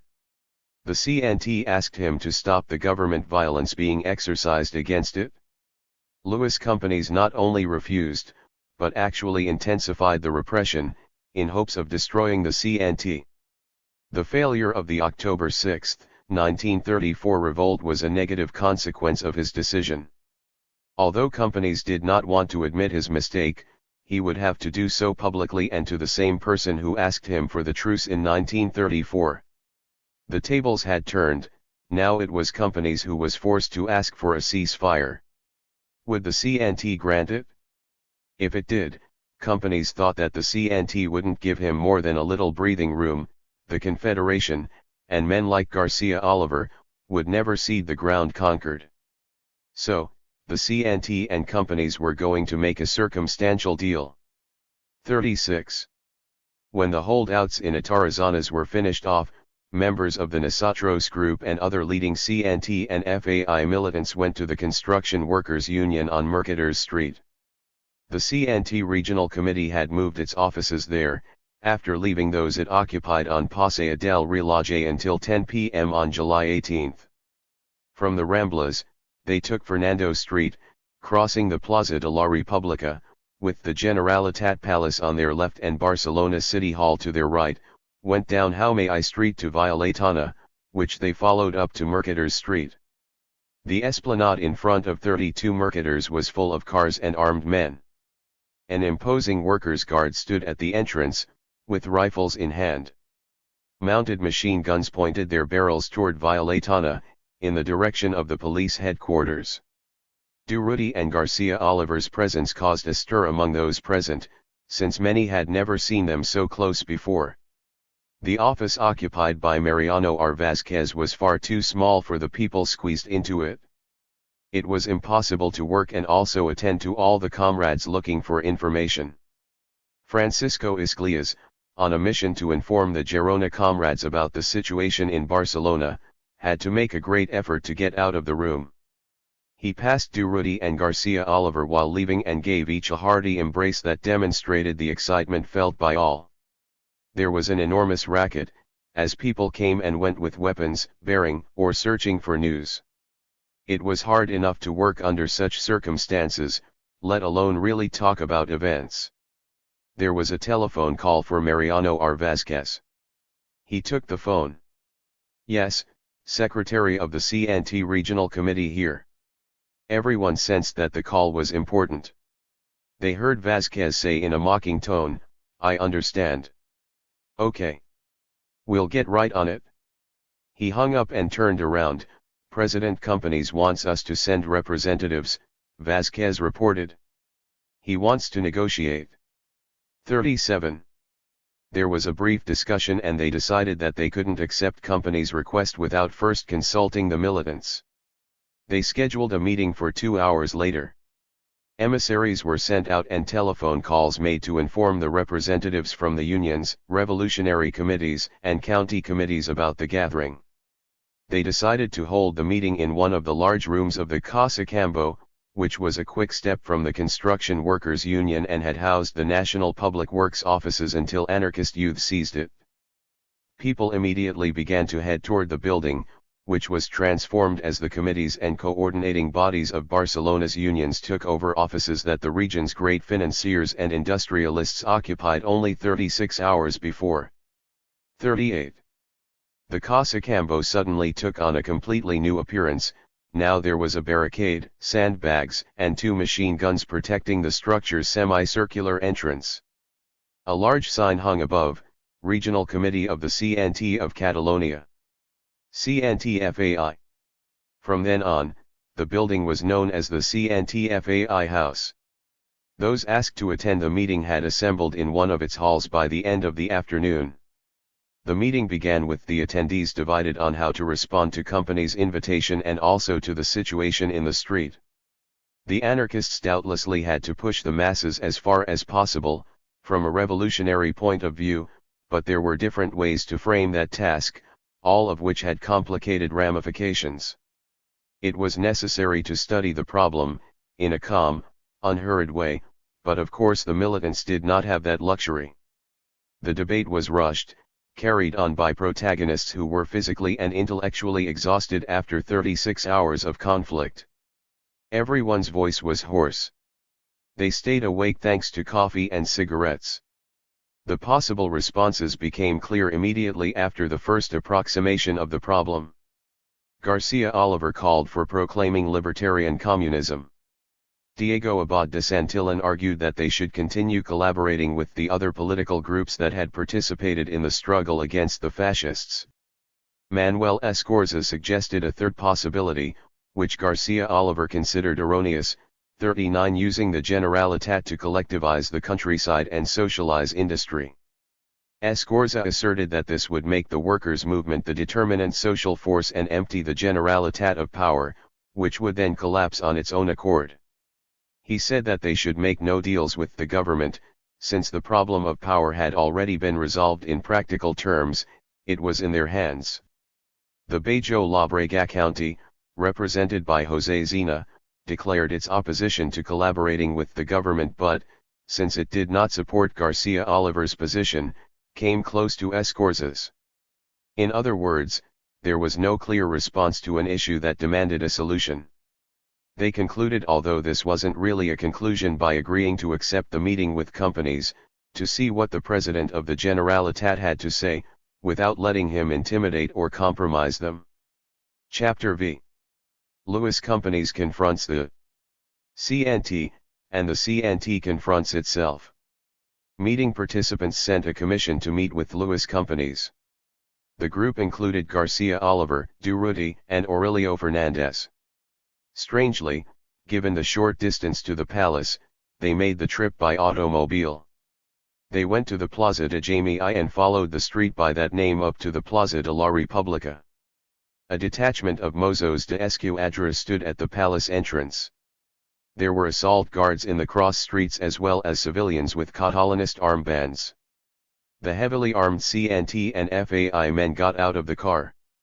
The leader of the mozos de escuadra greeted us at the entrance of the Generalitat. We were armed to the teeth, rifles, machine guns, and pistols, and ragged and dirty from all the dust and smoke. "We are the CNT and FAI representatives that companies called," we told him. "Those with us are our guard." The leader of the mozos de escuadra greeted us warmly and led us to the Patio dels Tarongers. We left the guard there, and it became an encampment. Companies stood to receive us, visibly excited. The introductions were brief. We sat down with our rifles between our knees. Companies said the following to us: "First of all, I must acknowledge that the CNT and FAI have never been treated as merited by their true importance. You have always been harshly persecuted. Even I, who had been your ally, was forced by political realities to oppose and persecute you, much as it pained me. Today you are masters of the city and Catalonia. You alone defeated the fascists, although I hope you will not take offense if I point out that you received some help from guards, mozos, and men loyal to my party." Companies thought for a moment and then continued slowly, "But the truth is that, harshly oppressed until 2 days ago, you have defeated the fascist soldiers. Knowing what and who you are, I can only employ the most sincere language. You've won. Everything is in your power. If you do not want or need me as president of Catalonia, tell me now, so that I can become another soldier in the battle against fascism. However, if you think that in this post, which I would have only left if killed by the fascists, that I, my party, my name, and my prestige can be useful in this struggle which has ended in Barcelona, but still rages in the rest of Spain, then you can count on me and on my loyalty as a man and politician. I'm convinced that a shameful past has died today, and I sincerely want Catalonia to march at the head of the most socially advanced countries." We had gone to listen. We could not commit ourselves to anything. Our organizations had to make the decisions. We stated this to companies. He told us that representatives of all the anti-fascist groups in Catalonia were waiting in another room. If we allowed him to gather us all together, he would make a proposal geared toward giving Catalonia a body capable of continuing the revolutionary struggle until the consolidation of victory. We agreed, in our capacity as intermediaries and reporters, to attend the proposed meeting. This occurred in another room where, as companies had said, representatives of Esquerra Republicana, Rabasers, Unió Republicana, POUM, and Partit Socialista were waiting. 41 I don't remember the names well, either because of the rush, exhaustion, or because I never learned them. Nin, Comarera, etc., etc. 42 companies explained the advisability of creating a malicious committee. It would reorganize life in Catalonia, which the fascist uprising had disrupted so profoundly, and organize armed forces to go fight the rebels wherever they might be. Indeed, in those moments of national confusion, the balance of the fighting forces was still an unknown. 43. Companies made such an obliging speech because he recognized that he had no control over the situation. As a savvy politician, he tried to earn the CNT men's trust, affirming that there was no way to take a step back.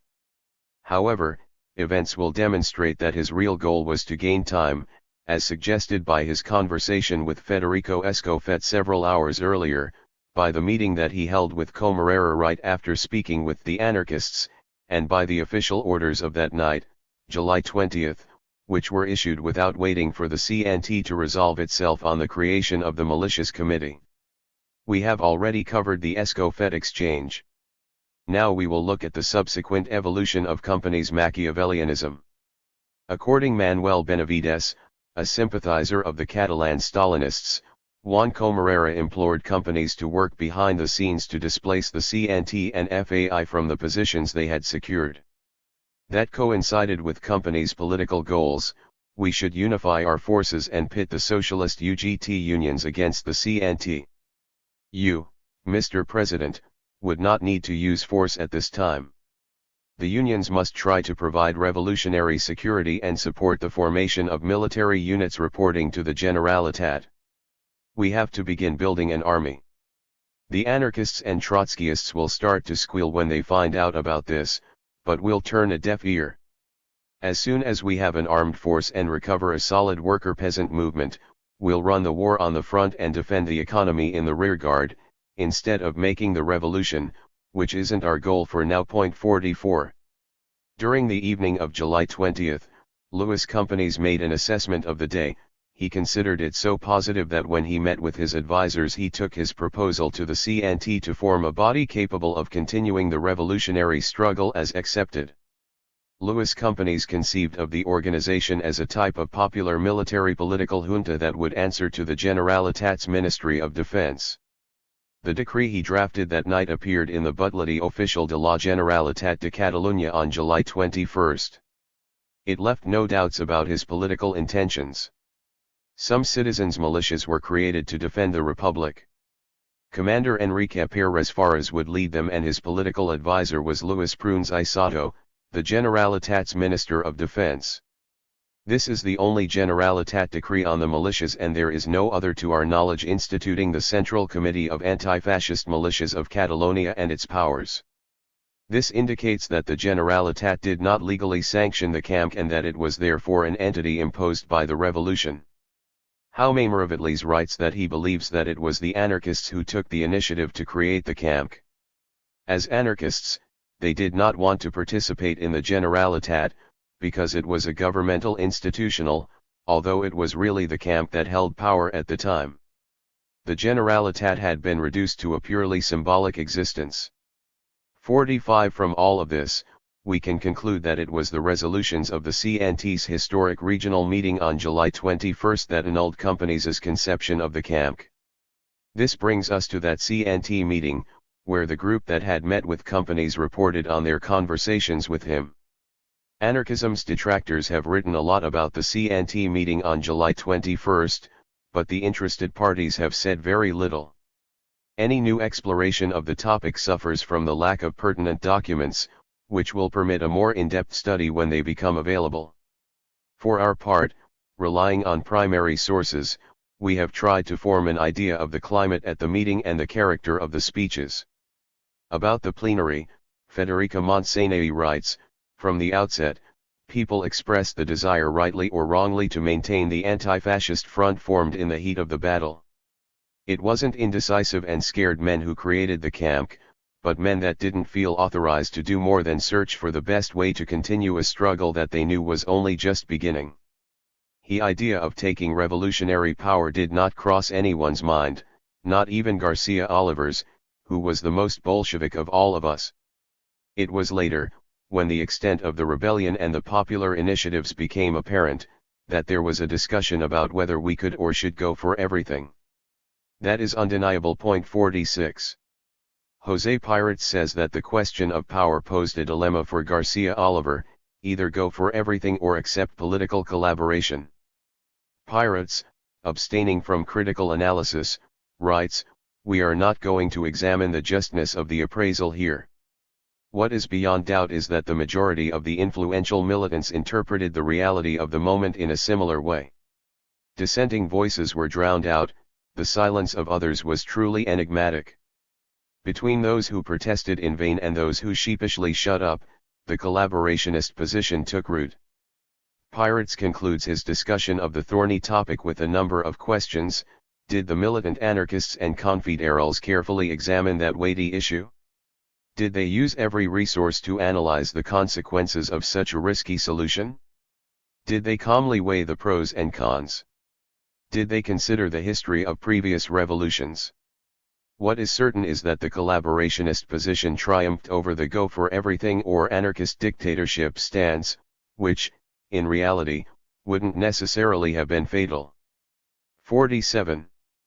Garcia Oliver. A discordant piece in this matter addressed the delicate question in a letter to us. I should state that the term all-embracing is more appropriate than go for everything. The term totalitarian is not applicable, but these issues were touched upon in our writings equivocally then. If you had been able to read the meeting's minutes, you would have seen the content of my speech, in which I supported my thesis for more than an hour, and also the impoverished arguments advanced by my adversaries. Another assembly meeting was held later, where I reaffirmed my perspective against Marionette's vagueness, who argued that without going for everything, we can still control the situation from the street. I had to say that such ideas were not serious at all. The totality of the revolution's problems demanded that the CNT take revolutionary power. 48. The militants rejected Garcia Oliver's argument and decided, with the exception of Bajo Labrega County, to accept political collaboration and maintain the anti-fascist front formed in the heat of the battle. The supporters of this view believed that such collaboration would prevent the imposition of a dictatorship. The CNT's report at the 8th Congress in December 1937 contains the most concrete defense of their actions. José Zena, David Antona, Horacio M. Prieto, and Mariano R. Vázquez represented the Confederation there. They stated the following: the Central Committees of Anti-Fascist Militias of Catalonia was created to coordinate the fighting forces on the fronts. Our libertarian movement accepted that committee, but only after resolving our revolution's central question, anti-fascist collaboration or anarchist dictatorship. We accepted collaboration. Why? Levant was shaky and defenseless, with the rebel garrison inside its barracks, with groups of workers armed with shotguns and sickles fighting in the mountain. No one knew what was happening in the north, and we thought the rest of Spain was in fascist hands. The enemy was in Aragon, at the gates of Catalonia, and we didn't know the true extent of its strength, nationally or internationally. We suddenly faced a revolution, and the problem of how to lead and channel it, but were unable to see its full breadth and depth. In those climactic moments, circumstances suggested that we collaborate with the other anti-fascist forces. Bear in mind that the totality of events and political, social, military, geographic, and economic conditions that we have noted constituted the circumstances in this case. Likewise, the anxiety at foreign consulates translated into a heavy presence of warships near our ports. From the very beginning, our revolution had to look to itself. There was no other way. We could not expect anything from abroad. To protect their liberties, lives, and illegitimate interests, no leader of the international proletariat went to prison for helping the Spanish Revolution. None lost their lives for standing in solidarity with us. Not one single strike or rebellion has occurred to counteract the asphyxiating pressures that fascist and democratic governments impose upon us. Several thousand workers have come to Spain to share our enormous tragedy, but their sacrifices take place on the margins of global proletarian action. A people in revolution cannot pause to contemplate. The libertarian movement made the only choice that it could, given the indifference and passiveness of the international proletariat. The revolution had to adapt to the possibilities at hand. 49. Pirates raises additional questions without responding to any of them, possibly because as a witness and participant he knows that he cannot give an impartial answer.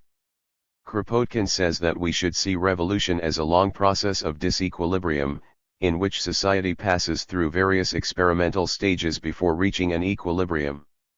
Anarchists' role, he says, is to prevent a new power from replacing the old, because such a power will necessarily be conservative and counter-revolutionary. 50. Kropotkin is doubtlessly correct and historical experience is instructive here. But it is one thing to theorize and another to confront an event as overwhelming as the Spanish Revolution. In this case, militants were in a tremendous rush to resolve the question of power and were unable to appreciate the revolution's breadth and depth, as noted in the report quoted above. Had they embraced Garcia Oliver's position, the revolution's problems would have become clear immediately. Creating the camp was not an error in itself, nor was collaborating with the other revolutionary forces, such as those existing in the UGT and the POUM. What might have been an error was letting the Generalitat stand. Escorza had argued that they could use it to advance the revolution, although it turned out to be its gravedigger. Finally, and perhaps most importantly, the Spanish Revolution lacked the key ingredient needed for it to become contagious and coherent on a national and international level. The revolution's success required an effective revolutionary alliance between the CNT and UGT, which is to say geographically and socially speaking the Madrid-Barcelona axis. That did not exist on July 19. In Barcelona, as we will see, the proletariat smashed all the bourgeois structures and built the revolutionary foundation upon which the camp could eliminate the Generalitat's power for several months. But in Madrid, thanks to the Socialist Party, bourgeois structures were left intact and even fortified. A semi-dead state received a new lease on life and no dual power was created to neutralize it. The drama of the Spanish Revolution resided in the great weight of anarchism on the one hand and an equally powerful social democracy on the other. The revolution needed to transcend that polarity through a workers' alliance that would have improvised its own forms of organization. As we will see, these forms emerged everywhere, but they did so in a largely incoherent manner. Those defeated at the CNT meeting were the strongest supporters of the revolution, Durruti and Garcia Oliver. However, they did not give up. Even though both of these men were bound by organizational decisions, each fought in his own way to deepen the revolution. Garcia Oliver will transcend the boundaries of the camp and Durruti will extend the libertarian revolution through Aragon. Chapter 6. The Central Committee of Anti-Fascist Militias of Catalonia. The CNT accepted democratic collaboration and, according to Garcia Oliver, the structural result was as follows: the Central Committee of Anti-Fascist Militias was accepted and the balance of forces within it established. Although the distribution of seats wasn't just the UGT and Socialist Party, who were minorities in Catalonia, received as many as the triumphant CNT and anarchists, this was a sacrifice designed to lead the dictatorial parties down the path of loyal collaboration and to avoid suicidal competitions. 51. This was not a bad idea, but groups make concessions when they are in the minority and not the majority. In any case, the CNT and FI's political enemies will avail themselves of this generous sacrifice in Catalonia, but won't make similar gestures in places where the CNT lacks predominance. This new body, due to the composition of the groups forming it, would be democratic bourgeois. Along with the CNT, FAI, and POUM, the Esquerra Republicana and Acció Catalana Republicana were also members of the coalition. These parties represented the petty and middle bourgeoisie, which the revolutionary expropriation of the means of production would impact most strongly. Between the extreme left and the right, there was a newly formed party, the Partit Socialista Unificat de Catalunya. The PSUC, an appendage of the Communist Party, was a party of order. After the CNT's meeting, its representatives returned to the Generalitat to give companies the Confederation's response. There was a sharp difference between what the CNT thought the camp should be and what companies wanted. The latter thought it should be a secondary body controlled by the Generalitat, whereas the CNT believed that it should be a popular entity that controlled economic, political, and military life in Catalonia and reduced the Generalitat to legalizing its decisions. Lewis companies reacted as one would expect to the CNT stance, but the CNT men were intransigent. Either Lewis companies accepts a popular and fully empowered camp, or the CNT will wash its hands of the matter and let the revolution unfold on its own accord. Companies capitulated since, for him, any break on the revolution was better than nothing. The CNT considered this a victory, but, from a revolutionary perspective, it was really a defeat. Garcia Oliver had correctly regarded that new body as a counter-revolutionary force. But the reality was that CAMC held power and the CNT and FAI had a controlling influence within it. This at least allowed them to hope that the proletariat could launch the final strike at a later date, particularly if French workers, inspired by Spain, entered the struggle. All was not lost, and to ensure that it would not be lost, they formed the Central Committee of Anti-Fascist Militias of Catalonia that night of July 21, 1936. 52 The following political forces belonged to the body: the CNT, the FAI, the UGT, the Socialist Party, the Esquerra Republicana, Acció Catalana Republicana, Unió de Rabaissers, and the POUM. To clearly mark its independence from the Generalitat, it installed itself that night in a large modern building in the Palacio Plaza. Its meeting first took place around a large table in the school's central room. Few of the participants had a clear idea of what the organization was going to do. It was only the CNT and FAI representatives who really knew what they wanted. That, and the fact that they genuinely represented the revolution, put the others in an expectant stance, as if waiting for orders. Jaume Miravitlles represented the ruling party in the Generalitat at the meeting. He recorded his impressions of his first encounter with the CNT and FAI. I participated in the sessions as a representative of the Esquerra, a liberal left-wing party. We came dressed as typical bourgeois intellectuals, tie, jacket, and fountain pen, and suddenly found ourselves facing a group of anarchists who entered the room. They were unshaven, wearing combat uniforms, and carrying revolvers, submachine guns, and ammunition belts from which they hung their dynamite bombs. Their leader was a man whose appearance, speech, and dynamic presence made him seem like a giant, Buenaventura Durruti. I once wrote an article stating that there was no substantial difference between the fascists and the FAI. Durruti, a furious warrior, remembered that piece all too well. He approached me, put his large hands on my shoulders, and said, "You're Miravitlles, right? Be careful. Don't play with fire. It could cost you dearly." This is how the Central Committee of the Anti-Fascist Militias began its activities, in an atmosphere of tension and threats. 53. No one but the CNT, FAI, and POUM had any interest in building the camp and using it to neutralize the Generalitat. As if to illustrate that, Miravitlles, who took the meeting as a sort of discussion circle, started a debate. He asked, who had made the revolution and, in view of that, what would be the best way to serve it? The sans-culottes made the revolution in France, and it had been the shirtless in Perón's Argentina. 54 Who made it in Barcelona? I raised this question at the first meeting of the Central Committee of Anti-Fascist Militias on the night of July 21 in the Nautical School in the port. Myself, Josep Tarradellas, Artemí Aguador, and Joan Pons participated as representatives of the Esquerra Republicana. Who made the revolution? I asked. The question was significant, and our answer to it would determine our political strategy and tactics. For the Esquerra men, it was important to reduce the historic panorama to the framework of the reality of events. Despite the name of the committee to which we belonged, we did not believe that a fascist rebellion had occurred and that extreme right groups should be left in liberty if they hadn't participated in the uprising. Being a Ligia member was not the same thing as being a fascist, and even less being a member of the Federation of Christian Youths, known by the unfortunate phonetic of Fijicistas. The FAI men, as well as the POUM and the communists, received my question with a shrug. As far as they were concerned, they were facing a historic opportunity and were not about to let it pass them by.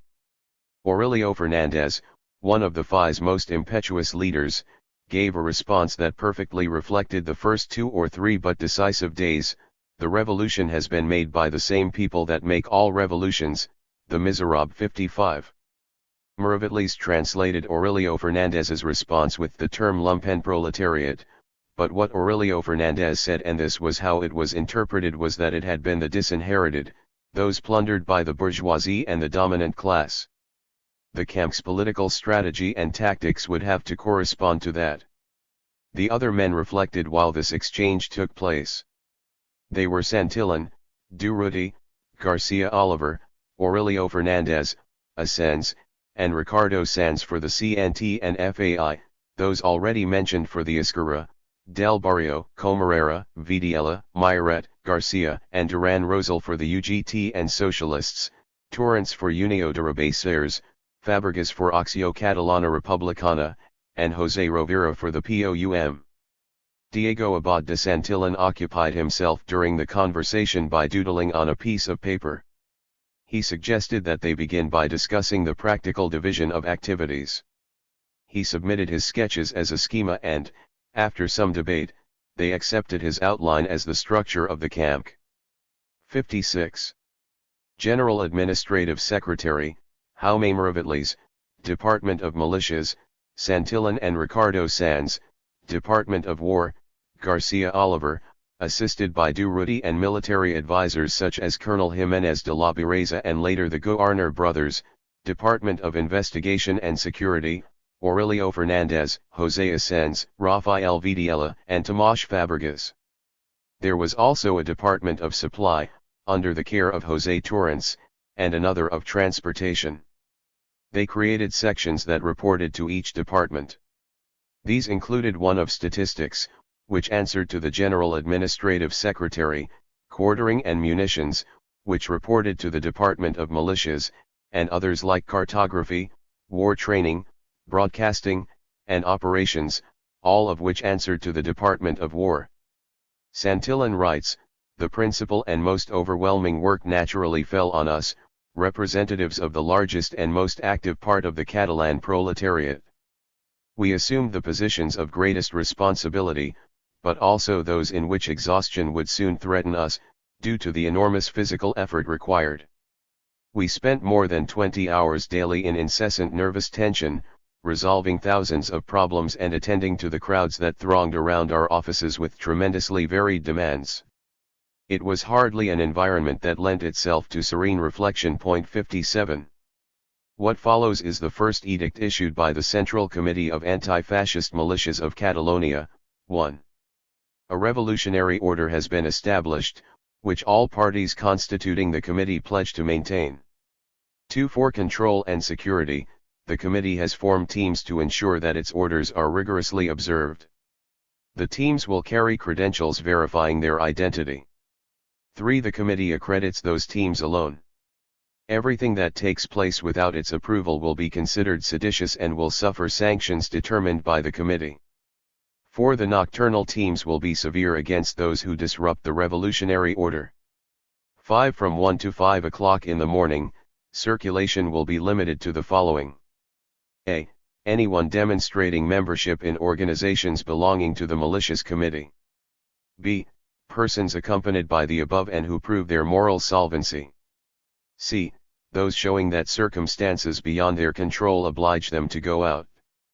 6. To recruit people to the anti-fascist militias, organizations belonging to the committee are authorized to open enlistment and training centers. An internal order will detail the conditions of recruitment. 7. Given the need for revolutionary order to confront the fascist nuclei, the committee hopes that it will not have to take disciplinary measures to ensure that it is obeyed. 58. And they signed, in the name of the Esquerra Republicana, Acció Catalana Republicana, the Unió de Rabasers, the Marxist parties, the CNT, and the FAI. When the first camp session ended, Manuel Benavides says that Durruti and Garcia Oliver told Comarera, the Socialist Party representative, "We know what the Bolsheviks did to the Russian anarchists. We'll never let the communists treat us in the same way." 59. At that meeting, the camp decided to send a group on a scouting mission to Aragon, to find out about the rebel soldiers' actual positions. It also decided to mine Barcelona's access routes as a precautionary measure against a possible attack of a motorized enemy column. Barcelona's urban and productive life also had to be normalized, which could only happen with the support of the unions and revolutionary committees. The main weight of this task fell on the CNT and FAI, as Santillan said, because they were the only organizations that could work with these groups. There was also a pressing need to organize workers' militias to engage the enemy outside of Barcelona. The first of these columns left on July 24, led by Buenaventura Durruti. 60. Although Durruti only participated in the camp very briefly, Miravitlles offers a valuable commentary on his experience with the body. Miravitlles highlights some of Durruti's personal qualities, which the new military campaign would not change. The cabinet continued functioning as always in the governmental palace, but only as a phantom government that impotently contemplated the revolutionary situation. With an exception, the president of Catalonia, Luis Companys, who was a man of great personal merit. He had previously been a defense lawyer for the anarchists and had friends in the CNT. We all stood the first time that he came to a meeting of the camp, except for the anarchists, who stayed seated. There were often vehement arguments between the CNT-FAI people and Companys, who reproached them for jeopardizing the revolution with their violent actions. Durruti got fed up one day and told the Generalitat's representatives, "Send my regards to the president, but it's better if he doesn't come around here again. Something bad could happen to him if he insists on lecturing us." Durruti immediately realized that the camp was a bureaucratic organization. It discussed, negotiated, took minutes, and carried out official tasks. But he wasn't the type of man who could endure that for long. There was fighting outside and he couldn't sit on the sidelines. He organized his own division, the Durruti column, and took off for the Aragon front. 61. Before July 21, barracks and other military building were in the hands of the men who had conquered them, that is, in the hands of the CNT and FAI. But those organizations made a big mistake when the camp was established by allowing each political party to organize its own militias and by ceding the barracks and weapons to them. The militias should have answered to the Department of Militias. This would have allowed arms seized by the workers to remain in their hands. Indeed, the first disarmament of the working class occurred when they permitted the political parties to organize their own columns. That only benefited those who had not fought, since they didn't have weapons, or, if they did, they were holding them in reserve until they thought it was time to unleash the counter-revolution. Under this system, the Esquerra Republicana took control of the Montjuic fortress, the cavalry barracks on Tarragona Street went to the POUM, and the infantry barracks of the Parque de la Ciudadela to the party that was going to become the PSUC. The Partido Federal Ibérico received an old convent. The CNT and FAI kept the Pedralbes infantry barracks, the Sant Andrew Central Artillery Barracks, the barracks in the docks, and the cavalry barracks on Lepanto Street. All would share the artillery station and the quartermaster corps. The organizations named their barracks as soon as they occupied them. The Stalinists baptized theirs the Karl Marx Barracks, the POUM called theirs Lenin, and the anarchists, not to be outdone, named theirs Bakunin, Salvochia, Spartacus, etc. The division of organizational headquarters came after the distribution of barracks. The POUM ceded the Hotel Cologne, which its militants had taken, to its PSUC rivals, and a hotel on the Ramblas, which they had also occupied during the struggle, was reserved for its central committee. The CNT remained in the Casa Cambo. In the neighborhoods, the revolutionary committees installed themselves in places that were adequate to their needs. The unions occupied large buildings as well. The canteens created in the clamor of the struggle became popular kitchens, and they were installed in hotels. The Hotel Ritz became a hotel for the militiamen. The general strike called at the beginning of the rebellion remained in effect, although it was not long before the most important services began operating again. This permitted the phenomenon that militants were unable to see on July 20 to manifest itself clearly, that is, workers' self-management. Hospitals, laboratories, and pharmaceutical centers, which had been occupied during the initial moments of the battle, now functioned under workers' control, as did streetcars, buses, metros, and railroads, as soon as they resumed operation. The Workers' Committee holding the telephone exchange started repairing lines damaged during the fighting and installing new lines in the workers' centers established during the first 3 days. In these centers, the workers met in assemblies and nominated committees, which formed links with workers in other industries. The Food Workers Union, which had created hubs for food distribution and popular kitchens from the outset, immediately began providing food for the entire city, collectivizing the central markets of fruits, vegetables, fish, and meat. Those who supplied these markets before July 19 continued to do so, but now introduced their products under a collectivist regime. Although the new collective procedures were rudimentary, they were able to immediately satisfy the basic needs of Barcelona residents. To a great extent, people simply gave things away, particularly food items in the popular kitchens. It seemed as though a classless, moneyless society had been created. The rapidly established camp prevented the emergence of new, more profound forms of social organization that could have transformed human relations in previously unknown and untried ways. Nonetheless, the collectivization of distribution and production was irreversible once it began, despite the controls and restraints that the camp tried to impose. Once the rebels were defeated and people began to return to work, it became possible to appreciate the depth of the proletarian revolution. Factory owners, technicians, and managers had felt threatened as a class and disappeared. Some went into hiding and others fled to France. The workers couldn't care less and devoted themselves to producing and collectivizing the factories, workshops, and other production sites in Barcelona and Catalonia. Factory assemblies resolved the most immediate problems and appointed factory committees. Important metallurgic centers like Hispano-Suiza, Vulcano, and La Maquinista Terrestre y Maritimo began to build armored trucks. This was the first step toward what was going to be a war industry in a few days. Camps's petroleum and gasoline depots, the electricity headquarters, and the gas factories had all been occupied immediately and started operating under workers' self-management on July 22. Gas stations filled the tanks of cars from the committees after getting the union's approval. Money disappeared from circulation. Artillery Colonel Ricardo Jiménez de Bereza arrived in Barcelona around this time, after having fled Pamplona. Garcia Oliver immediately enrolled him as an advisor in the Department of War. He asked his opinion on the emerging forms of revolutionary organization. His response was unequivocal: militarily, it's chaos, but it's a chaos that works. Don't disturb it. 62. The neighborhood committees, which had diverse names but all shared a libertarian outlook, federated and created a revolutionary local coordination committee.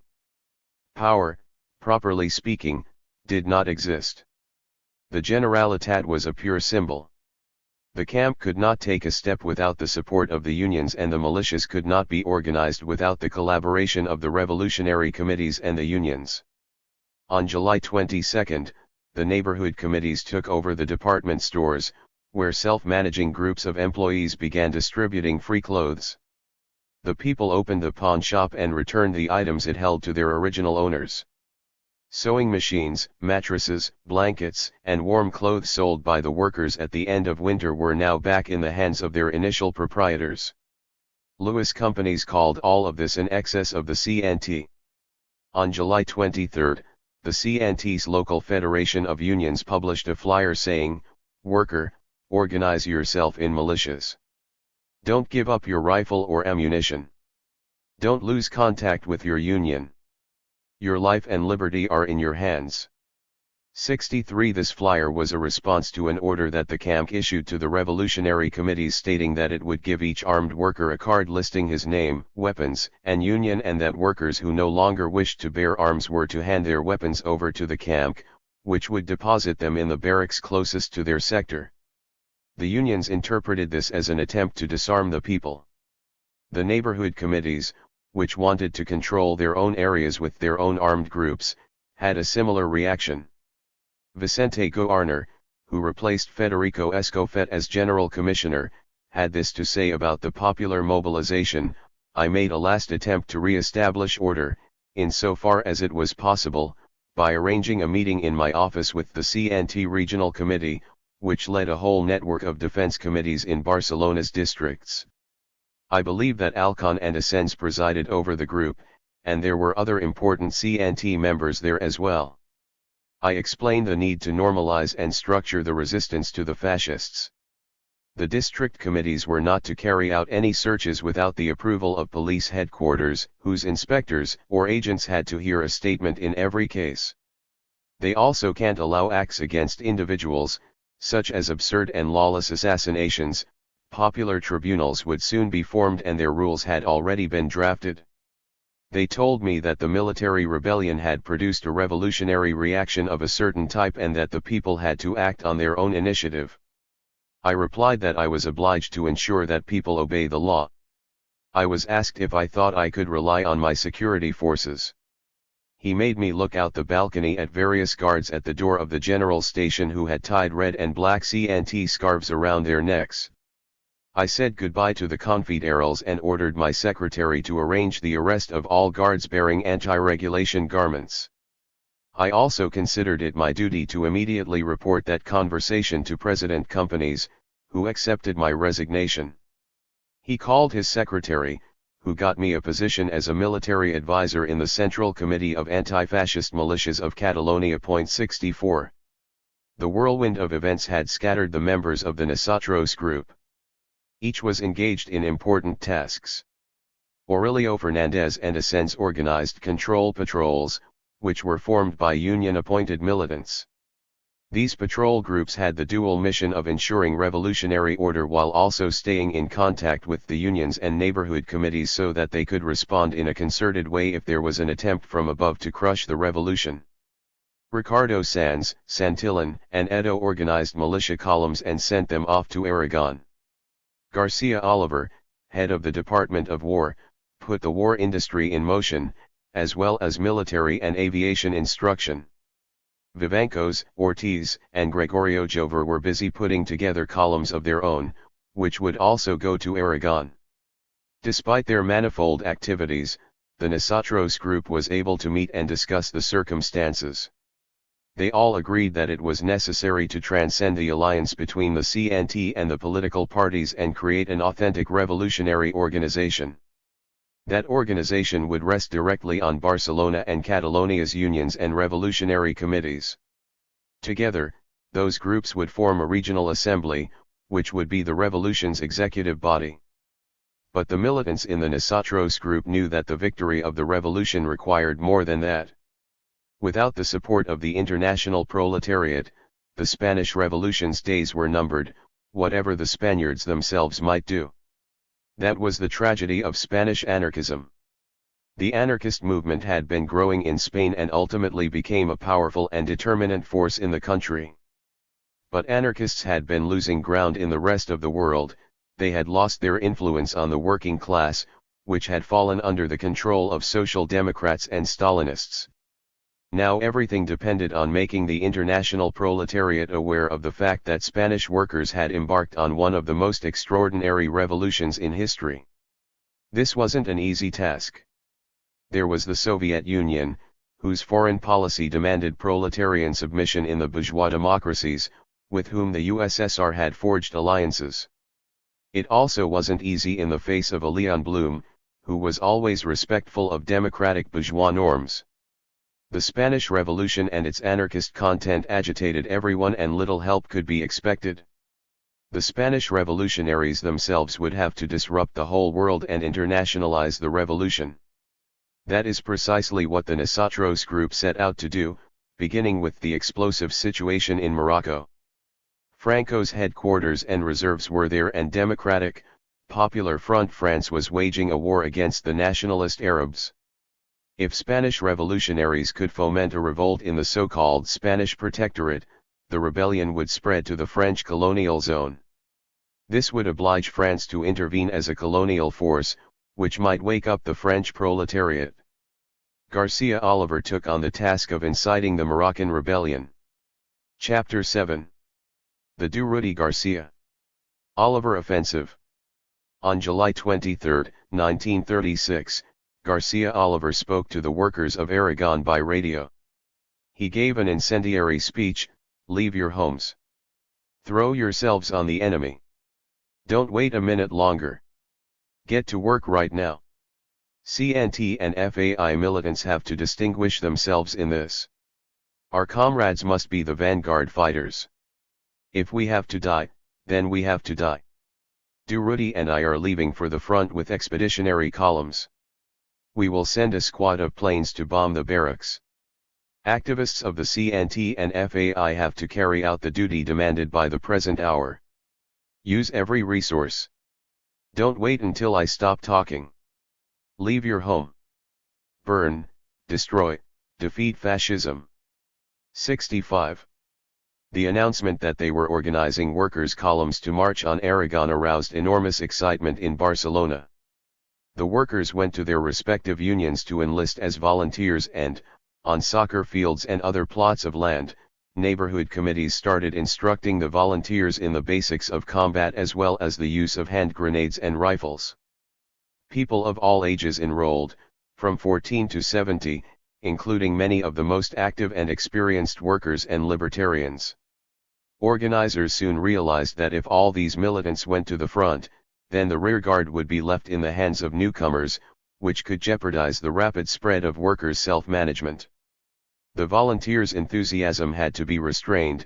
It was important to fight, but victoriously transforming the economy was even more vital. 66. The triumph of the revolution would ultimately depend on the people's ability to successfully create these new economic and social relations. This was a very unique mobilization of workers. It was a completely undecreed, grassroots phenomenon. The volunteers decided among themselves how to organize themselves, and all opposed anything that suggested a resuscitation of the militarist spirit or hierarchies of command. The structure and organization of the militias, which lasted until the general militarization in March 1937, emerged from the discussions among the future combatants. It was simple: 10 men constituted a group, which nominated a representative, 10 groups formed a centuria, which elected a representative of its own, and 5 centuries would form an agrupación. The leader of the agrupación and the centuria delegates made up the agrupación committee. 67. Pérez Faras, the Durruti column's first military advisor, objected to this organizational structure and cast doubts about its feasibility in combat. Durruti quickly realized that Pérez Faras would not make a good advisor and replaced him with Artillery Sergeant Manzana, who had a better grasp of the anarchists' anti-authoritarian psychology. Durruti entrusted Manzana and Carreno with equipping the column with artillery, munitions, as well as doctors, nurses, and an emergency operating room. Manzana didn't need many explanations.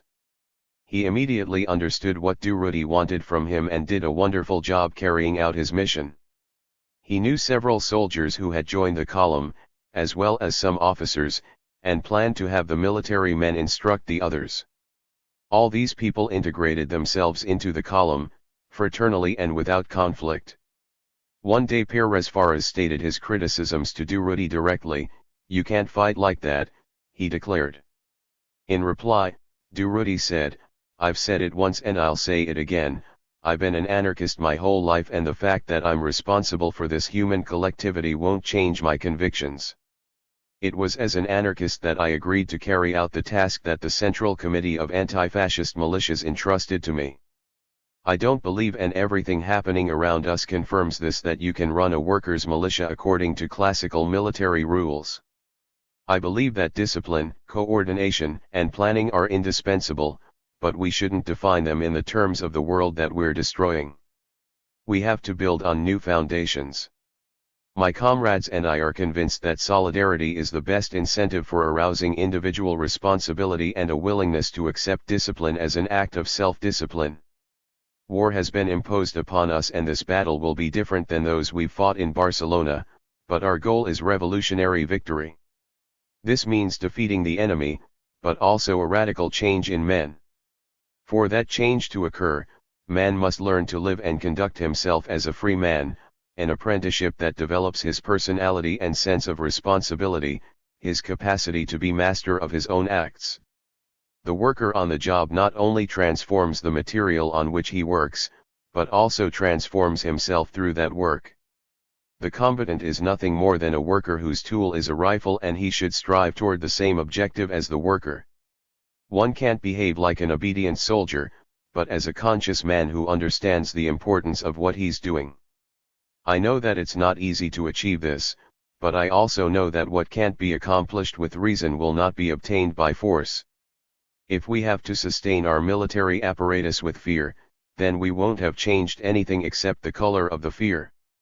It's only by freeing itself from fear that society can build itself in freedom. 68. Durruti had expressed himself with extreme clarity. His goal was to unite theory and practice. As an anarchist, he intended to remain faithful to libertarian ideals while leading a workers' column that would soon fight important in Aragon, on the front lines as well as among the peasants in the rear guard. 69. The headquarters of the rebels' 5th Military Division was in Zaragoza under the command of General Cabanellas. The forces that he led there included 2 infantry brigades, the 9th and the 10th. There was also the 5th Artillery Brigade, with 6 regiments, a battalion of engineers, and the corresponding services.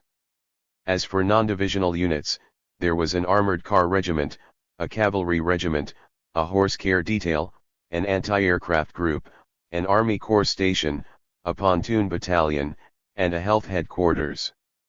The main commanders were Generals Miguel Cabanellas, Alvarez Arenas, de Benito, and Eduardo Martín González.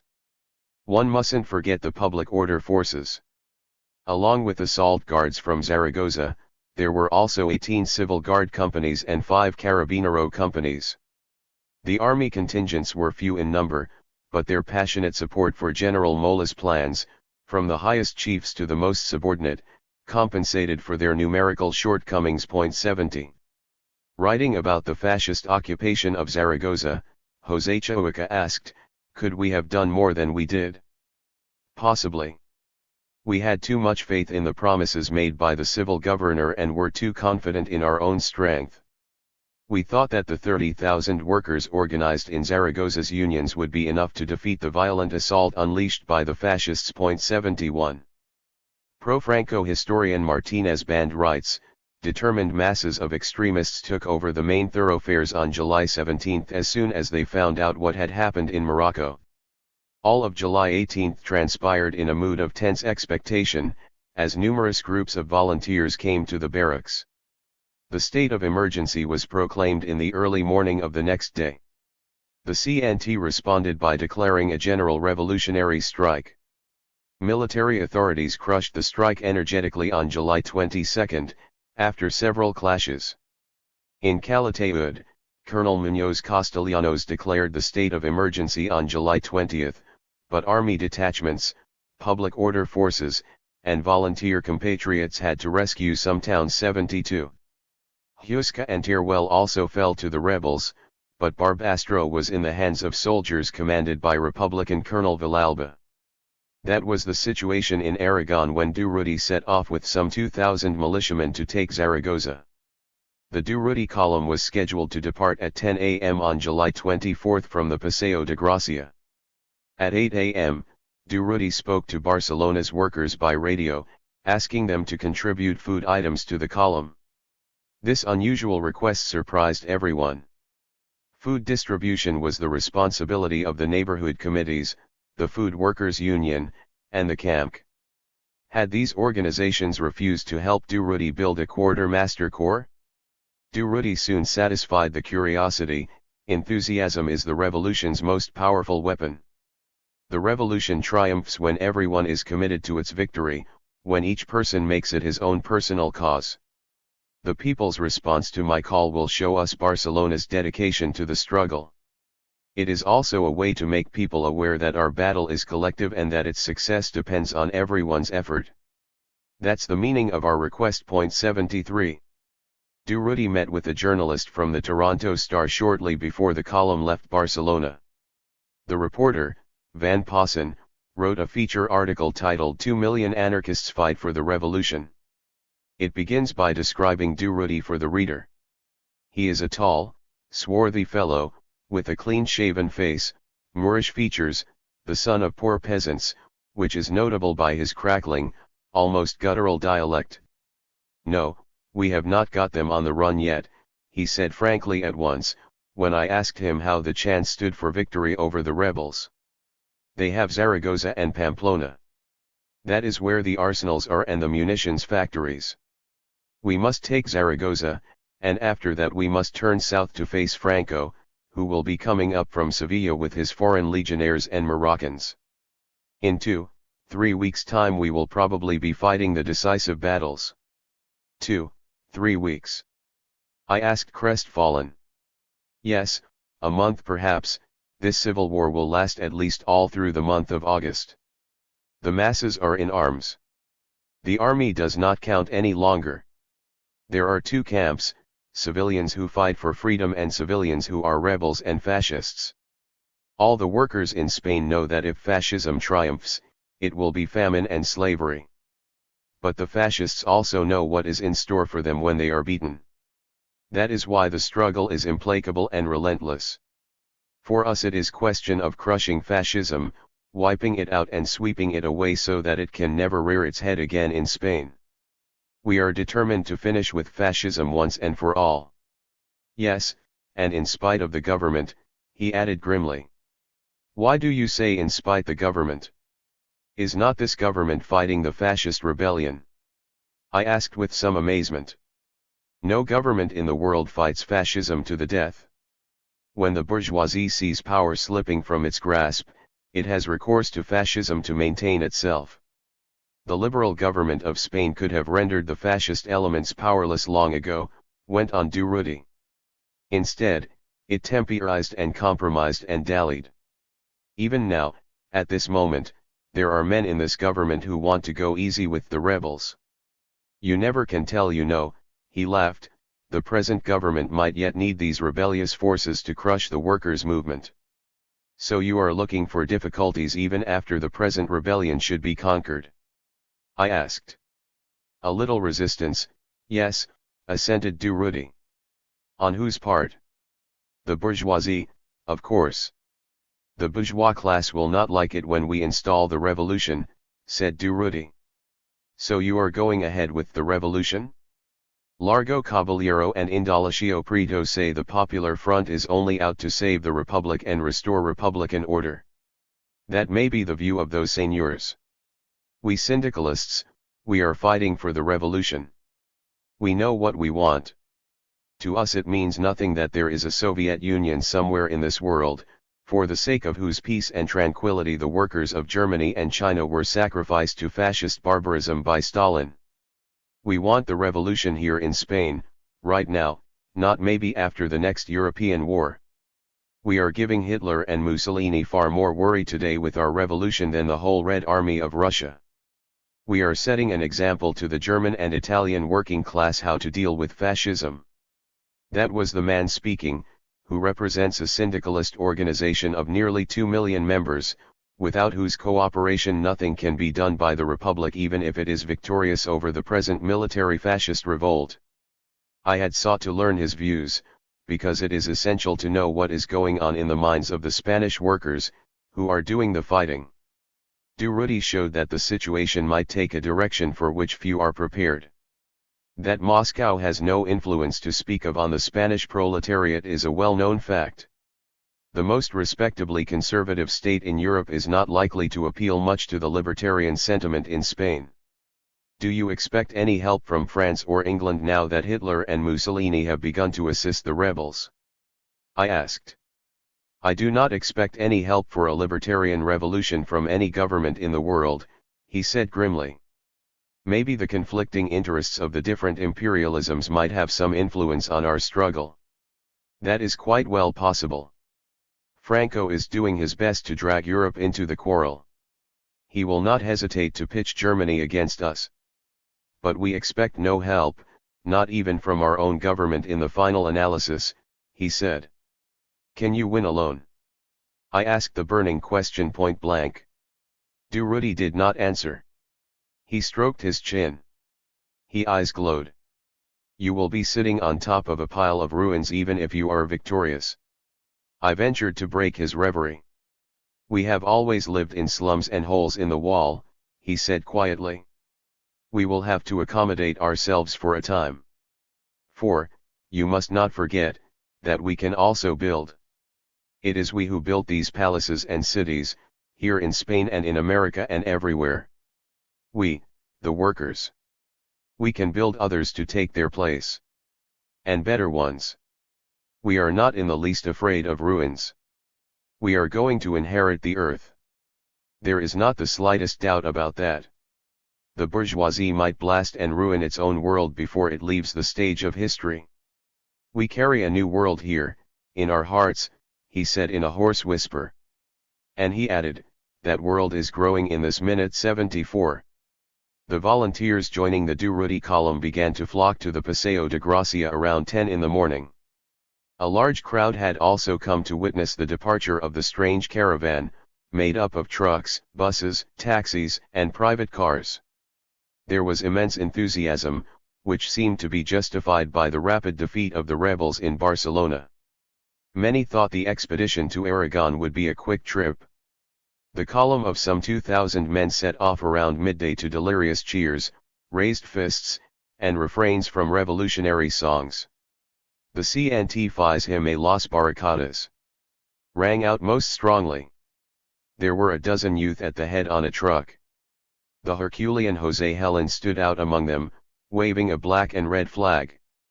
He will die defending Madrid on November 17 while blowing up Italian armored personnel carriers. The centuria led by the metal worker Aris followed behind. 5 centurias came next. There were the miners of Figueres and Salent, who would soon distinguish themselves as an elite force of dynamiters, and also sailors from the Maritime Transport Workers Union led by Cetonas, who will prove to be outstanding guerrillas. El Padre, an old militant who fought with Pancho Villas during the Mexican Revolution, led the 3rd centuria. Textile worker Juan Costa was responsible for the 4th centuria and the 19-year-old libertarian Muñoz represented the 5th centuria, formed exclusively by metal workers. Between 2 buses, there was a Hispano automobile carrying Durruti and Pérez Faras. Durruti rode silently, detached from the cheers and raised fists. He felt the immense weight of his responsibilities. 70% of the men in his column were the crème de la crème of Barcelona's anarchist youth. All the volunteers had lived through street conflicts and confrontations with the police, both before and during July 19, but they didn't have experience fighting in open terrain, that is, with war. Before they left Barcelona, Durruti addressed the column in the Bakunin barracks. He warned them about the difference between the battles that they had known and what they were about to confront, although he knew that words are no substitute for experience. He spoke of aerial bombardments, the cannon fire that precedes the attacks, and hand-to-hand combat with knives. Above all, he insisted on the contrast between a bourgeois army and a proletariat in arms, particularly in its relations with the populations of the rearguard. There was still the issue of leadership. He had stated his position clearly to the camp and repeated it later to Pérez Faras. Durruti knew how much his comrades trusted him and that they would follow him wherever he led, even to death. But Durruti sought life, not death. A soldier can send people to their ruin without worrying, you simply replace the losses and move on. But Durruti knew that most of the men following him were revolutionary militants, and such men are irreplaceable. He thought of something Nestor Makhno once said in his presence: the difference between a soldier who commands and a revolutionary who leads lay in the fact that the former asserts himself by force while the latter has no authority other than that deriving from his conduct. 75.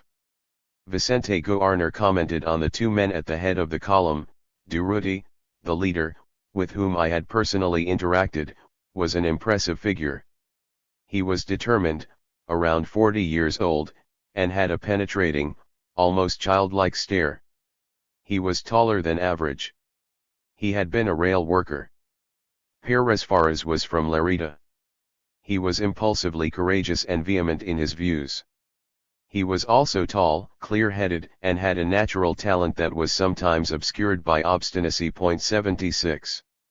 Garcia Oliver was not wasting time in the Department of War while the Durruti column advanced toward Zaragoza. On July 23, he received Julio Alvarez del Valle, who was on his way to Madrid from France. Alvarez del Valle was very influential among the socialists, particularly Largo Caballero, and they, in turn, were very important in the Giral government. Considering this, Garcia Oliver asked him to convey to the Madrid leaders that the war had to be won in Morocco, not on the peninsula. It was essential, he insisted, that the Republican government publicly concede independence to the Spanish protectorate in Morocco. If it did so, General Franco would be defeated in his own rearguard and they could secure control of the peninsula in a matter of days. Alvarez del Valle promised to relay his message, but unfortunately there was no understanding in Madrid and they paid no attention to Garcia Oliver's views. 77. Garcia Oliver had little faith in what Alvarez del Valle might accomplish in Spain's capital and began the task of inciting the rebellion in Morocco on his own. Days before our revolution, José Margli, a comrade from the Graphic Arts Union who was closely linked to our work, introduced me to someone named Argila 78, an Egyptian language professor at the Berlitz Academy. Margli later told me that Argila, and his father before him, was prominent in the Arab world and well connected to the Pan-Islamic Committee in Geneva. 79 When the rebellion broke out and we saw the incompetence of the Republican governments, which were continually resigning, I called Margli and Argila to the camp. I asked Argila about his links with the Pan-Islamists in Geneva. He told me that he was their official representative in Spain and, accordingly, it was at my disposal. Considering the tremendous potential benefits of contact with conspiratorial leaders in the Arab world, I asked Argila and Margli if they would lead a mission focused on building an alliance between ourselves and the Arab activists. They agreed and I set a meeting for the following day. With Argila and Margli's consent, I presented the issue to Marianet, Secretary of CNT Regional Committee in Catalonia. He said that I should continue forward. I also reported on the matter at our nightly camp meeting. Everyone supported the effort and granted me the broadest possible facilities. Margli and Argila returned the next day. I put them in contact with Comrade Magrana, who was representing me in the camp's Department of Propaganda. I told them what we expected them to accomplish in Geneva and, after being given accrediting letters, passports, and money, they left. 80. Magrana writes, we flew directly to Paris, where we obtained an address in Geneva, and then flew to Switzerland. In Geneva, we settled in the Hotel Russia. After making contact, we went to see an elderly gentleman in his luxurious home. He invited us to eat there, in the style and custom of his country. There was considerable formality and marked elegance. My companion explained the object of our visit during the meal. The elderly man promised to convey our proposals to the nationalist Moroccan leaders. It was a question, concretely, of soliciting the help of Abdel Jalk Torres and his organization for the Republican cause in Morocco in exchange for conceding them independence or autonomy, however they understood it. 81. These conversations followed their course. We now return to the Durruti column. Chapter 8. The Durruti column. People crowded around to watch the column pass through the villages. After seeing Durruti, more than one person exclaimed, "But he can't be the boss. He's not wearing stripes." Others, better informed, replied that an anarchist is never a boss and so wouldn't wear stripes. Elsewhere peasants received the column with shouts of joy and cheers to the CNTFAI. Wherever the column stopped, Durruti got out of his car to speak to the town's residents, who gathered around the new arrivals. Have you organized your collective? Don't wait any longer. Occupy the land. Organize yourselves without bosses or parasites among you. If you don't do that, there's no reason for us to continue forward. We have to create a new world, different from the one that we're destroying. Otherwise, youth will die on the battlefield for no reason. We're fighting for the revolution. 82. They were creating a new world in this way, while the column traveled to Zaragoza and even before engaging the insurgent soldiers in battle. That and nothing else was why they were fighting.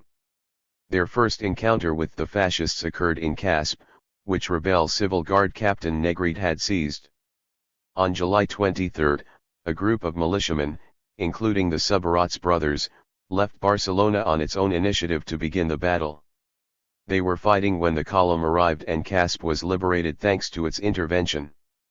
The column had already begun to grow by the time of that victory. The villages of Fraga, Candasnos, Penalba, La Almenda and others now lay behind them. The column reached Bujarelas on July 27, where they temporarily set up the War Committee. 83. The column took off for the Ebro River the following day, with targets in Pina and Osira, on its way to Zaragoza. The column came into contact with the reality of war shortly after they left, just a few kilometers from Bujarelas. They suffered a fascist aerial bombardment, which terrified more than a few militiamen, who panicked and began to run.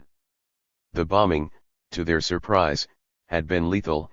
It killed a dozen and injured more than 20, including artillery commander Claudon, who led the column's 3 batteries. A group of column members instinctively jumped in the way of those who were fleeing and held them there. This prevented the panic from spreading and the expedition from ending in a retreat. After this blow, Durruti decided that it would be better to go back and learn more about the enemy's positions, to avoid being caught in another ambush. While returning to Bujarelas, Durruti learned that Emilienne was on one of the trucks. He looked at her, smiling, without making any comment. About the encounter, Mimi writes, "It was in that now historical town that I found my compañero, after 2 weeks of separation. Once the initial excitement passed, we immediately organized the column's headquarters. In a dark and humid room, we undertook the first tasks and, with empty hands, built the initial administrative framework of the rapidly growing column. It was in that small, austere town that the whole structure of our column emerged, which was quite imperfect at first, but little by little, as far as was possible, satisfied the enormous needs of the several thousand men. 84. Durruti argued with Pérez Faras when they returned to Bujarelas. Pérez Faras, a professional soldier who disapproved of Durruti's methods, took advantage of the turmoil to try to convince Durruti to restructure his column and revise his plan of attack on Zaragoza. Normally Durruti would have taken his comments in good grace, but they injured his pride under the circumstances. And he knew that Pérez Faras was not making disinterested observations, but implicitly criticizing his anarchist approach. Durruti replied that anyone, libertarian or not, would have run in terror from the attack. The difference was that the men who ran today will fight like lions tomorrow, but only if they're treated like surprised workers and not deserting soldiers. 85. Durruti spoke to his men from the balcony of Town Hall. His comments were severe, but also deeply heartfelt. "Friends, no one forced you to join the column. You chose your fate freely, and the fate of the first CNTFAI column is quite thankless indeed. Garcia Oliver said it over the radio in Barcelona, we're going to take Zaragoza or die in the attempt. And I'm saying the same thing today, we'll give our lives before retreating. Zaragoza is in fascist hands and there are hundreds, thousands of workers under the threat of their rifles. Didn't we leave Barcelona to liberate them? They're waiting for us and yet we ran in the face of the first enemy attack. That's a beautiful way to show the world and our comrades the courage of the anarchists, filled with fear by 3 airplanes. The bourgeoisie won't let us create a libertarian communist society just because we want to. They'll fight back and defend their privileges. The only way we can establish libertarian communism is by destroying the bourgeoisie. Our ideal has a clear path, but we must follow it with resolve. The peasants that we've left behind, and who have begun to put our theories into practice, see our rifles as a guarantee of their harvest. Letting the enemy pass would mean that all their initiatives are in vain. And, even worse, the victors will make them pay for their audacity with death. We must defend them. It's a thankless struggle, unlike any we have fought thus far. What happened today is only a warning. Now the battle will really begin. They will bathe us in shrapnel and we will have to respond with hand grenades and even knives. The enemy will strike out like a cornered beast. And it will strike hard. But we haven't gotten to that point yet. Now it struggles not to fall under the weight of our arms. It also has support from Germany and Italy, and we have nothing more than faith in our ideal. But all the enemy's teeth have broken upon that faith. Now the fascists will break theirs as well.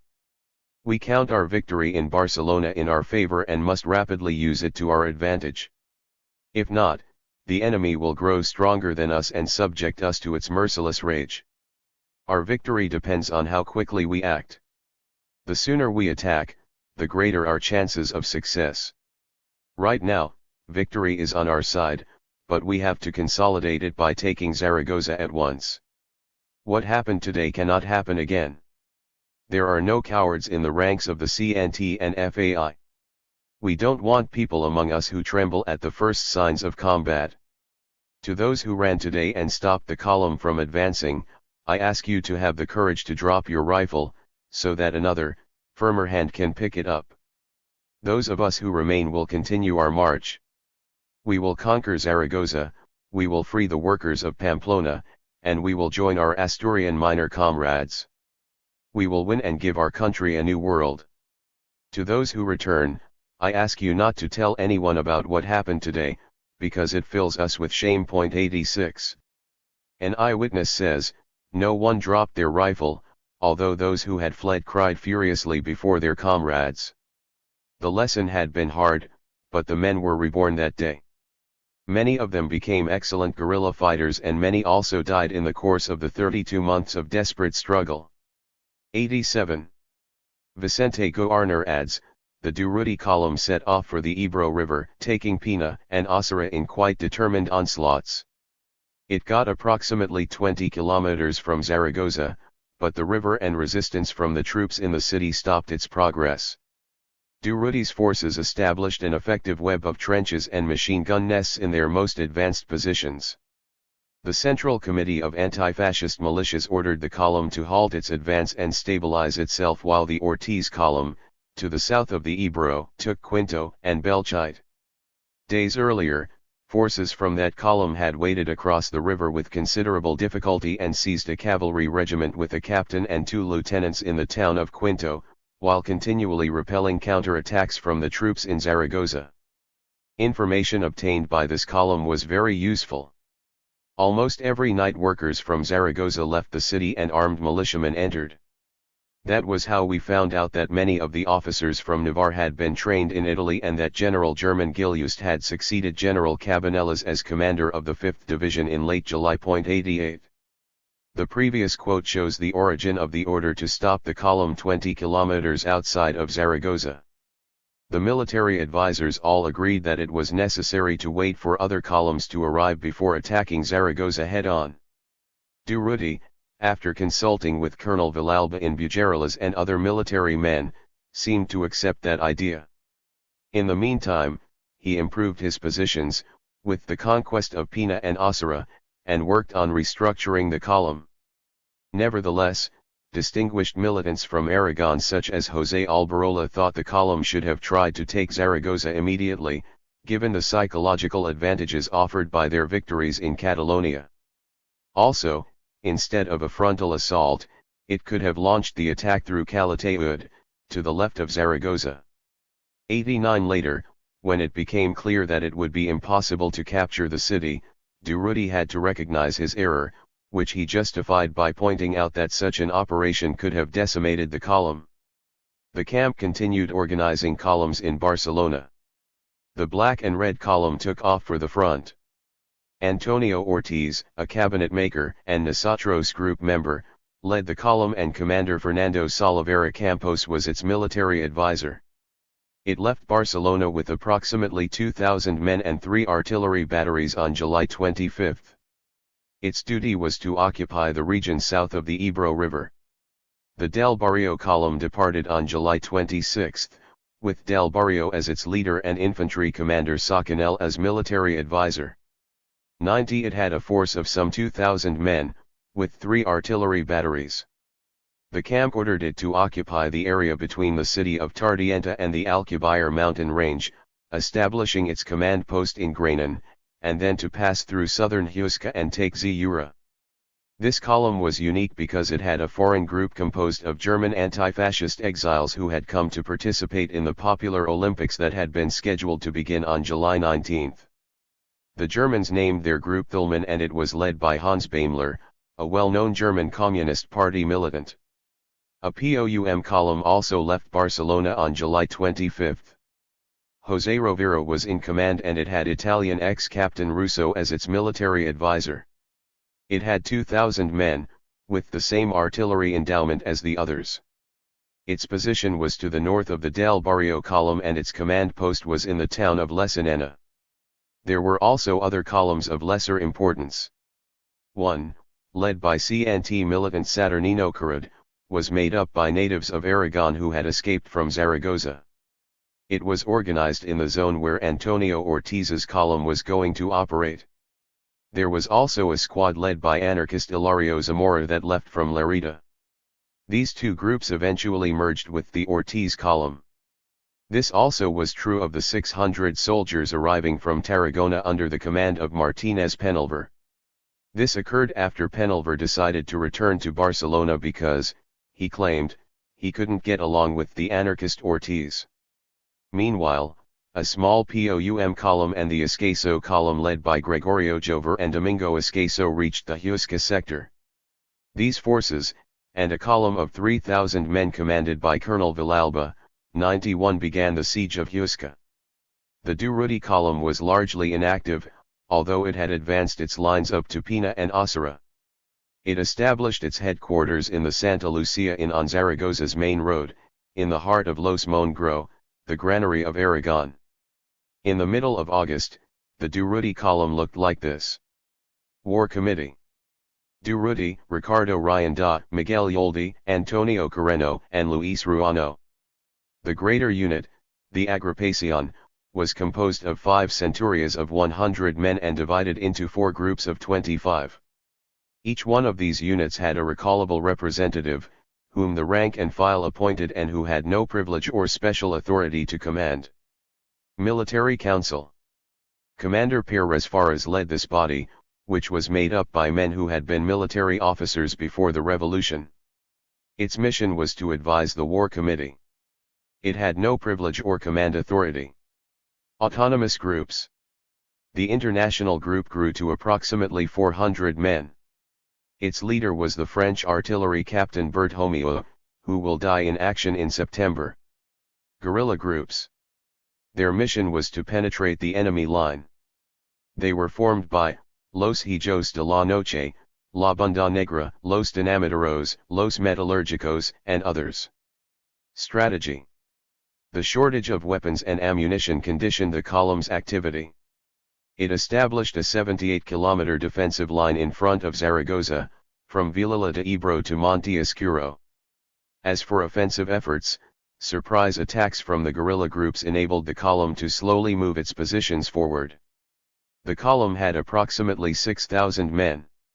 War materiel: 16 machine guns, 9 mortars, and 12 artillery pieces.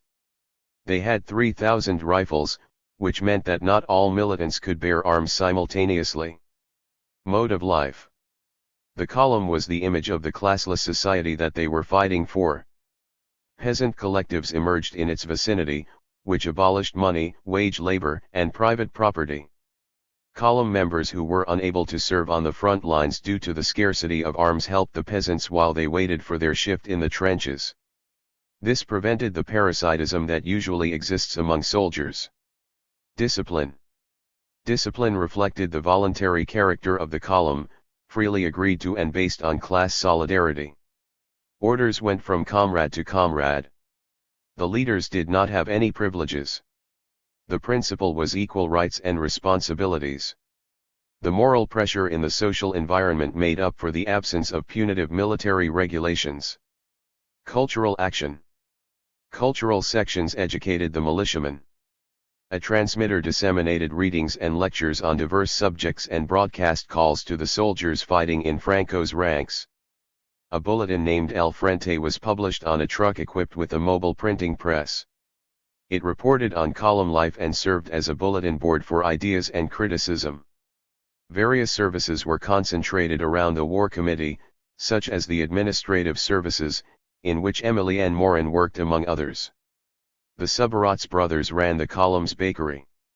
Antonio Rota led the mechanics group. There was an excellent health service, whose two surgeons Dr. Santamaria and Dr. Freiley were supported by a team of nurses, some of whom had come from abroad in solidarity with the Spanish Revolution. The structure of the column emerged as it went along, and what didn't work was abandoned and replaced by something that functioned better. It was an experimental process that had begun on July 22 when the first volunteers started to come to the unions. It wasn't any one person's creation, it was truly a collective project. 92. Below, with a list of the respective representatives, is a breakdown of the Durruti column's forces. First sector. Representative Ruano. 1 Agrupacion. Representative Jose Mira. 2 Agrupacion. Representative Liberto Roig. 3 Agrupacion. Representative Jose Esplugas. Second sector. Representative Miguel Yoldi. 4 Agrupacion. Representative Jose Gomez Talon. 5 Agrupacion. Representative Jose Tarin. 6 Agrupacion. Representative J. Silvestre. Third sector. Representative Mora. 7 Agrupacion. Representative Subirats. 8 Agrupacion. Representative Edo. 9 Agrupacion. Representative R. Garcia. International Group. Representative Luis Berthomeu. Composition, in 5 groups of 50. Total 250. Representatives, Rydell, Forden, Charpentier, Cotton, and Carls. Summary. General Representative of Centurias, Jose Esplugas Agrupaciones, Miguel Yoldi. Sectors, Ryan Da. Artillery, Capitan Botet. Tanks, Bonilla. Military Advisors, Commander Pérez Faras and Sergeant Manzana. Column Representative, Buenaventura Durruti. War Committee, Miguel Yoldi, Jose Esplugas, Ryan Da, Ruano, Mora, and Durruti. War Committee, Head of Information, Francisco Carreno. Military Advisors, Commander Pérez Faras, Artillery Sergeant Manzana, and Artillery Captains Botet and Canc Eiler. 93. The deep revolutionary process in Spain attracted the most varied people to its lands: militants, intellectuals, journalists, politicians, historians, and of course schemers and adventurers. The majority brought a certain template, through which they self-confidently judged events on the peninsula, often without knowing the history of our country or the reasons for war. Few could accept that the anarchist movement, which had been on the decline worldwide, was still a dynamic presence in Spain and played such an important role in the country's affairs. Indeed, the debate between Karl Marx and Michael Bakunin that occurred 70 years earlier was going to reappear in Spain. It made sense that the Marxists would follow Stalin's orders and denigrate whatever was not their work, particularly if those responsible were anarchists. With respect to the militias on Aragon front, Stalinists and Trotskyists tried to imprint a militarist spirit on their forces, but were forced to give up after the militiamen themselves resisted. Indeed, the POUM attempted to structure militia life with rigid military codes, but had to abandon the effort. 94. The social physiognomy of Aragon had changed, due to the presence of 400 agrarian collectives and 16,000 CNTFAI fighters, and it was impossible to turn back. The militia's military structure displeased many foreign visitors, who deemed it ineffective and doomed to fail. Koltsov, a correspondent for Pravda, the Bolsheviks' Moscow newspaper, visited the Aragon front in mid-August and mocked the proletarian militias in the same terms as his bourgeois colleagues. Nevertheless, Others writers were better prepared to understand the revolution's problems, and they celebrated the revolutionary forces that had pushed back the rebels. George Orwell, who fought in Aragon and not among the anarchists, is the most significant among the latter group of commentators. The journalists who sneered at the militia system scarcely remembered that the militias had to hold the line while the popular army was trained in the rear. And it is a tribute to the strength of the revolutionary discipline that the militia stayed in the field at all. For until about June 1937 there was nothing to keep them, except class loyalty. Orwell could have been even more pointed by asking those journalists, what would have happened if those men, instead of setting off for Aragon, had stayed in the barracks and marked time receiving military instruction when the uprising occurred? One doesn't need to be a genius to know, with the army being discharged by the Republic on July 20 and 3/4 of its officers going over to the enemy, that the rebels would have taken over Spain in 24 hours. There was no army to prevent them from doing so. It was the militias who stopped the rebel advance. After a year of struggle, when a Stalinist infiltrated half-army existed, it was time, writes Orwell, to attack not the militias but the foundations upon which they rested. Later it became fashionable to decry the militias, and therefore to pretend that the faults which were due to the lack of training and weapons were the result of the egalitarian system. In practice, the democratic revolutionary type of discipline is more reliable than might be expected. In a workers' army, discipline is theoretically voluntary.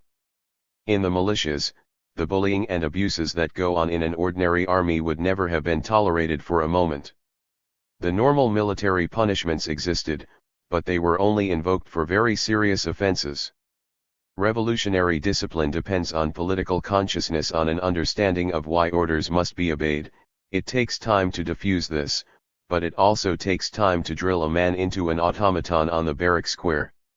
They had attempted to produce within the militias a sort of temporary working model of the classless society. 95. Although there was some column activity in early August, it wasn't enough to satisfy Durruti. He was not the type of man who could sit still or pass the time in the innocuous conversations. He made the rounds endlessly, visiting advanced positions and taking an interest in every detail of the enemy's movements. Dawn was the most important moment for him, because it was then that comrades who had gone on special missions into enemy territory returned to the column. The column used their reports to reinforce its defensive lines and sent information of a more general character onto the camp. 96. Surprise attacks on the enemy also bore fruit, whether in the form of prisoners, dynamited enemy positions, or swiped arms and munitions. Despite all this, Durruti was still restless, so he fixed his attention on the peasant collectives that were sprouting up all over liberated Aragon. Relations between the collectives and the column were exceedingly fraternal. 97 peasants visited the column to bring supplies or to ask Durruti to visit their collectives and offer his opinion on how things were progressing. Durruti generally consented readily, but, if for some reason he was unable to go, he sent Carreno or another comrade in his place. His visits to the communities enabled him to appreciate the collective's importance for the revolution and also the dangers that would soon threaten them if they didn't form a united body. He urged the peasants to create a federation that would link all the collectives in the region. Such a federation, he told them, would not only give them an organizational force but also permit them to outline more general plans for putting a libertarian socialist economy into action. Durruti thought it was extremely urgent that they take that step, particularly because some Stalinist columns were deliberately trying to sabotage the collectives. A federation would build solidarity among the peasants, which would be the best defense against their enemies. After returning from one of those visits, he suggested that the War Committee inform the militiamen about the collectivizations and urge them to help the peasants take in the wheat harvest. That would build solidarity and also give the more educated combatants an opportunity to discuss libertarian communism with the peasantry. A leaflet was printed that documented the work being doing by numerous collectives, and it was circulated among the centurias. The response to the leaflet was very positive. Groups of libertarian youth were the first to volunteer to play the role of soldier-producer. This was the beginning of what would shortly become the Aragon Federation of Collectives of the Aragon Defense Council. But of course life was not idyllic. They were at war, in all its terrible brutality, and Durruti was acutely aware that the mode of life imposed upon them degraded even the most vigorous revolutionary. Man's purpose is not to lurk and kill, but to live. To live, he burst out at times, while striding through the War Committee office. If this continues, it will ruin the revolution, because the man it creates will be more beast than human. We have to end this as soon as possible. 98. These reflections gave birth to an all-consuming impatience in Durruti. Many nights, unable to sleep, he left his straw mattress and went as far as the vanguard positions, passing hours with the sentries staring at the lights of Zaragoza. Daybreak often surprised him in that attitude. 99. As the column's leader, Durruti heard complaints from peasants who bemoaned the behavior of some his men in the villages. Usually they were minor things, but it was clear that even volunteer militiamen can succumb to the vices typical of soldiers. When this happened, Durruti tried to reprimand the person in question in front of as many people as possible in order to get the group as a whole to reflect. But sometimes a simple reprimand was not enough. One day Durruti found a centuria leader far from his sector and asked him what he was doing. The man told him that 5 members of his centuria had left their sentry post and that he was looking for them. Durruti finally found the men drinking wine in a nearby village. He said, "Do you realize what you've done? Didn't it occur to you that the fascists could have passed through the position that you abandoned and massacred the comrades who've entrusted you with their safety? You don't deserve to belong to the column or the CNT. Give me your membership cards." They took the cards out of their pockets and handed them over. Durruti couldn't really demand anything more. You aren't CNT men or even workers. You're shit, nothing more than shit. You caused deaths in the column. Go home. Instead of being ashamed, they almost seemed bemused. This exasperated Durruti even more. Don't you know that the clothes you're wearing belong to the people? Take off your pants. They were brought to Barcelona in their underwear. 100. Durruti could pass quickly from extreme anger to perfect calm. When he returned to the War Committee, he told Mora to call Barcelona. He wanted to speak with Ricardo Sanz. "Ricardo, did you know that a political party in Sabadell has 8 machine guns hidden in its office? I give you 48 hours to have these machine guns sent to me. And, listen, send me 3 agronomists too." 101. He hung up the phone. Mora was confused, surely no less so than Ricardo Sanz. He couldn't figure out the connection between machine guns and agronomists. Durruti had visited several collectives that day and all complained about the lack of technical personnel. Some had asked for agronomists and specialists to help them with tests that they wanted to conduct on new crops. Others lamented that their best men had left the collective to enroll in the column. Durruti noted the name of the militants in question and summoned them to the War Committee. When they arrived, he told them, "The column no longer needs your services." Seeing the effect of his words, he changed his tone and, smiling, said, "No, it's not what you think. I know you fight well, that you're valiant and brave. But the comrades in your villages need you. They need you to carry forward the work that they've begun. What will all our bullets leave after the war? The work being performed in your villages is more important than killing fascists, because what's being killed there is the bourgeois system. And what we create in that sense will be the only thing that history will register." 102. Chapter 9. The Clandestine Revolution. Reserves of rifle ammunition on the Aragon front were essentially exhausted only 2 weeks into the war. They also had to send many of the old Model 94 rifles to gunsmiths for repair and often discard them as unserviceable. The artillery had to fire with great economy due to the lack of shells, and the modest Republican Air Force made only brief appearances, which did little more than annoy the fascists, who had Italian and German planes at their disposal. The Black and Red Column tried unsuccessfully to take the fortified fascist positions in Belchite several times. The fascists received constant reinforcements and ammunition from Zaragoza and Calatayud, which greatly reduced the column's chances of success. Things were not much better for the militiamen in the Alcubierre sector, whose attempts to sever communication between Huesca and Zaragoza also failed. Franco's troops were determined to defend the Alcubierre and Belchite areas at all costs, because they knew losing either would mean the loss of Zaragoza and thus leave the path open to the revolutionary militias. With the military activity occurring on the periphery, the Durruti column could do little except provoke skirmishes with its guerrilla groups. And it was impossible to consider withdrawing the column from its position.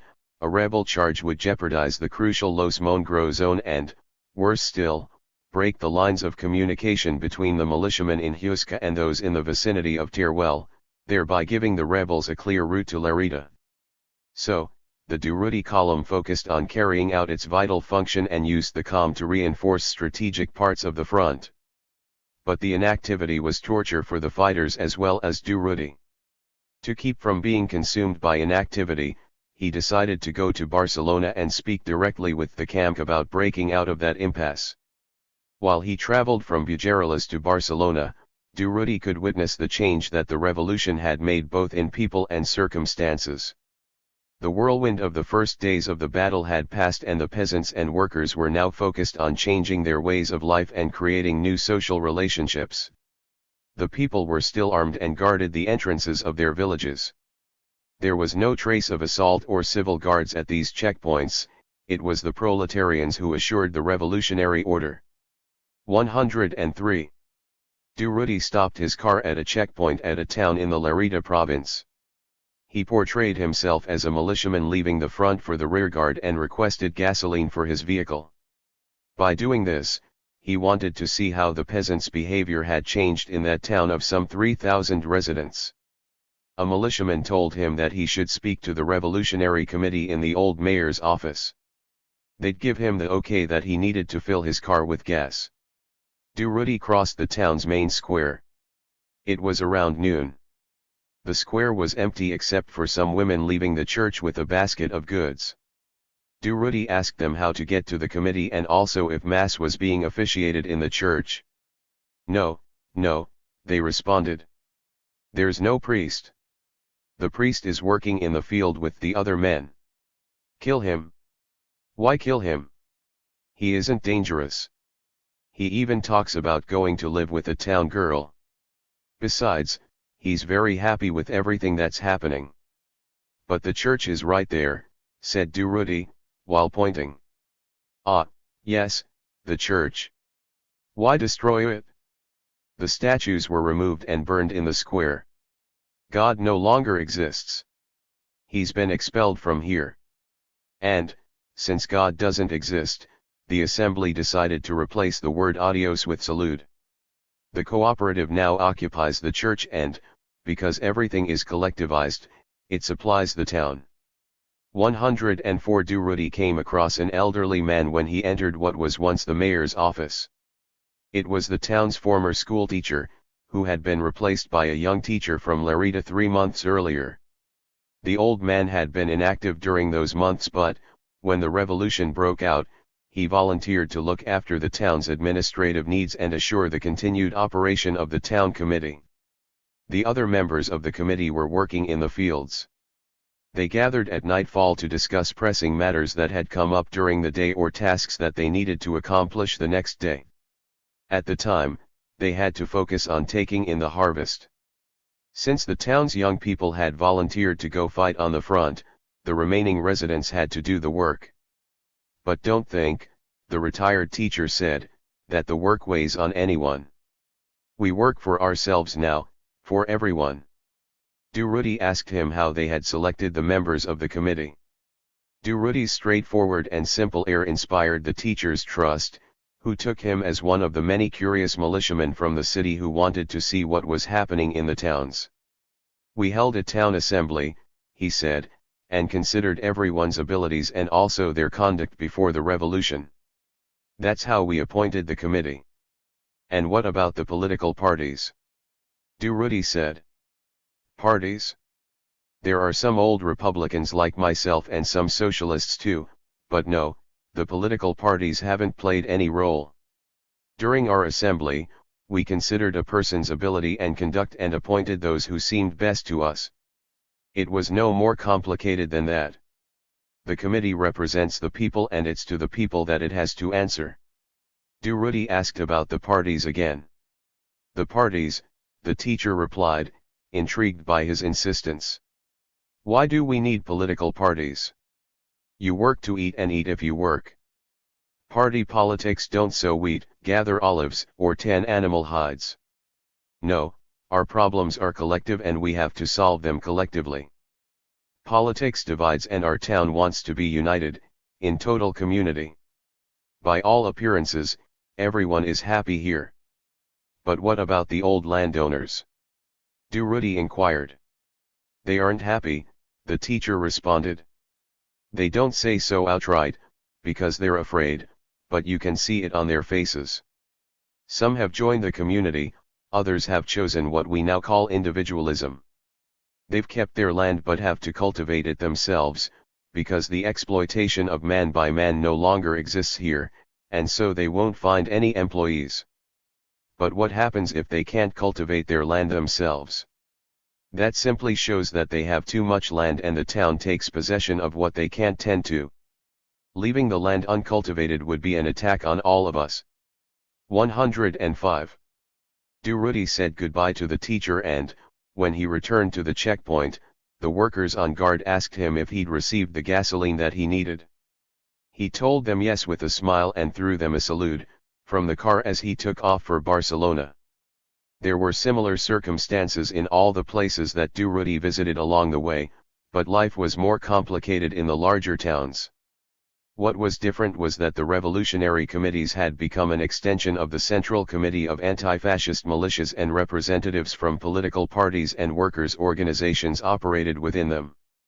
The people still exercised direct control over the committee members, which was not the case in Barcelona, where the political party or labor organization that appointed the camp members controlled them. This contrast was evident in the documents issued. Camp documents simply needed the camp stamp and, until August 10, the FAI regional committee's stamp to be valid, whereas in the towns each organization or party had to stamp a document for it to be legitimate. To an extent, the town committees had replaced the city councils and exercised a political administrative power.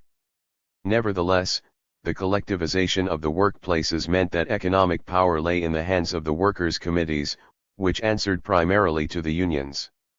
The unions had also experienced a change, and it was now possible to speak of local workers' associations. Workers' control was pervasive in Barcelona and the armed men guarding the factory gates made it clear that the means of production were in proletarian hands. The rapid transformation of daily life in the Catalan capital impressed Durruti. Workers' collectives ran urban transportation and the metros. Indeed, the people had completely expropriated the transportation industry. Workers' committees were appointed by streetcar, bus, truck, subway, and maritime transport workers in large assemblies. The railway companies had ceased to exist and it was the CNT and UGT rail workers who ran them. Collectivism had also spread to the textile, metalwork, food, electrochemical, gas, electricity, petroleum, and wood industries. Cinemas, theaters, and other parts of the entertainment sector were run collectively as well. The transformation in property relations had an effect on the people as well. It changed social relations and toppled, in many cases, the old separation between men and women, as well as the traditional foundations of the bourgeois family. The revolution was like a volcano that shaped the material that it was spewing forth into new forms. Durruti had been right to tell Van Passen that a new world was being born. The socialists and Stalinists had no control over the revolutionary process, although they did their utmost to conceal and falsify it.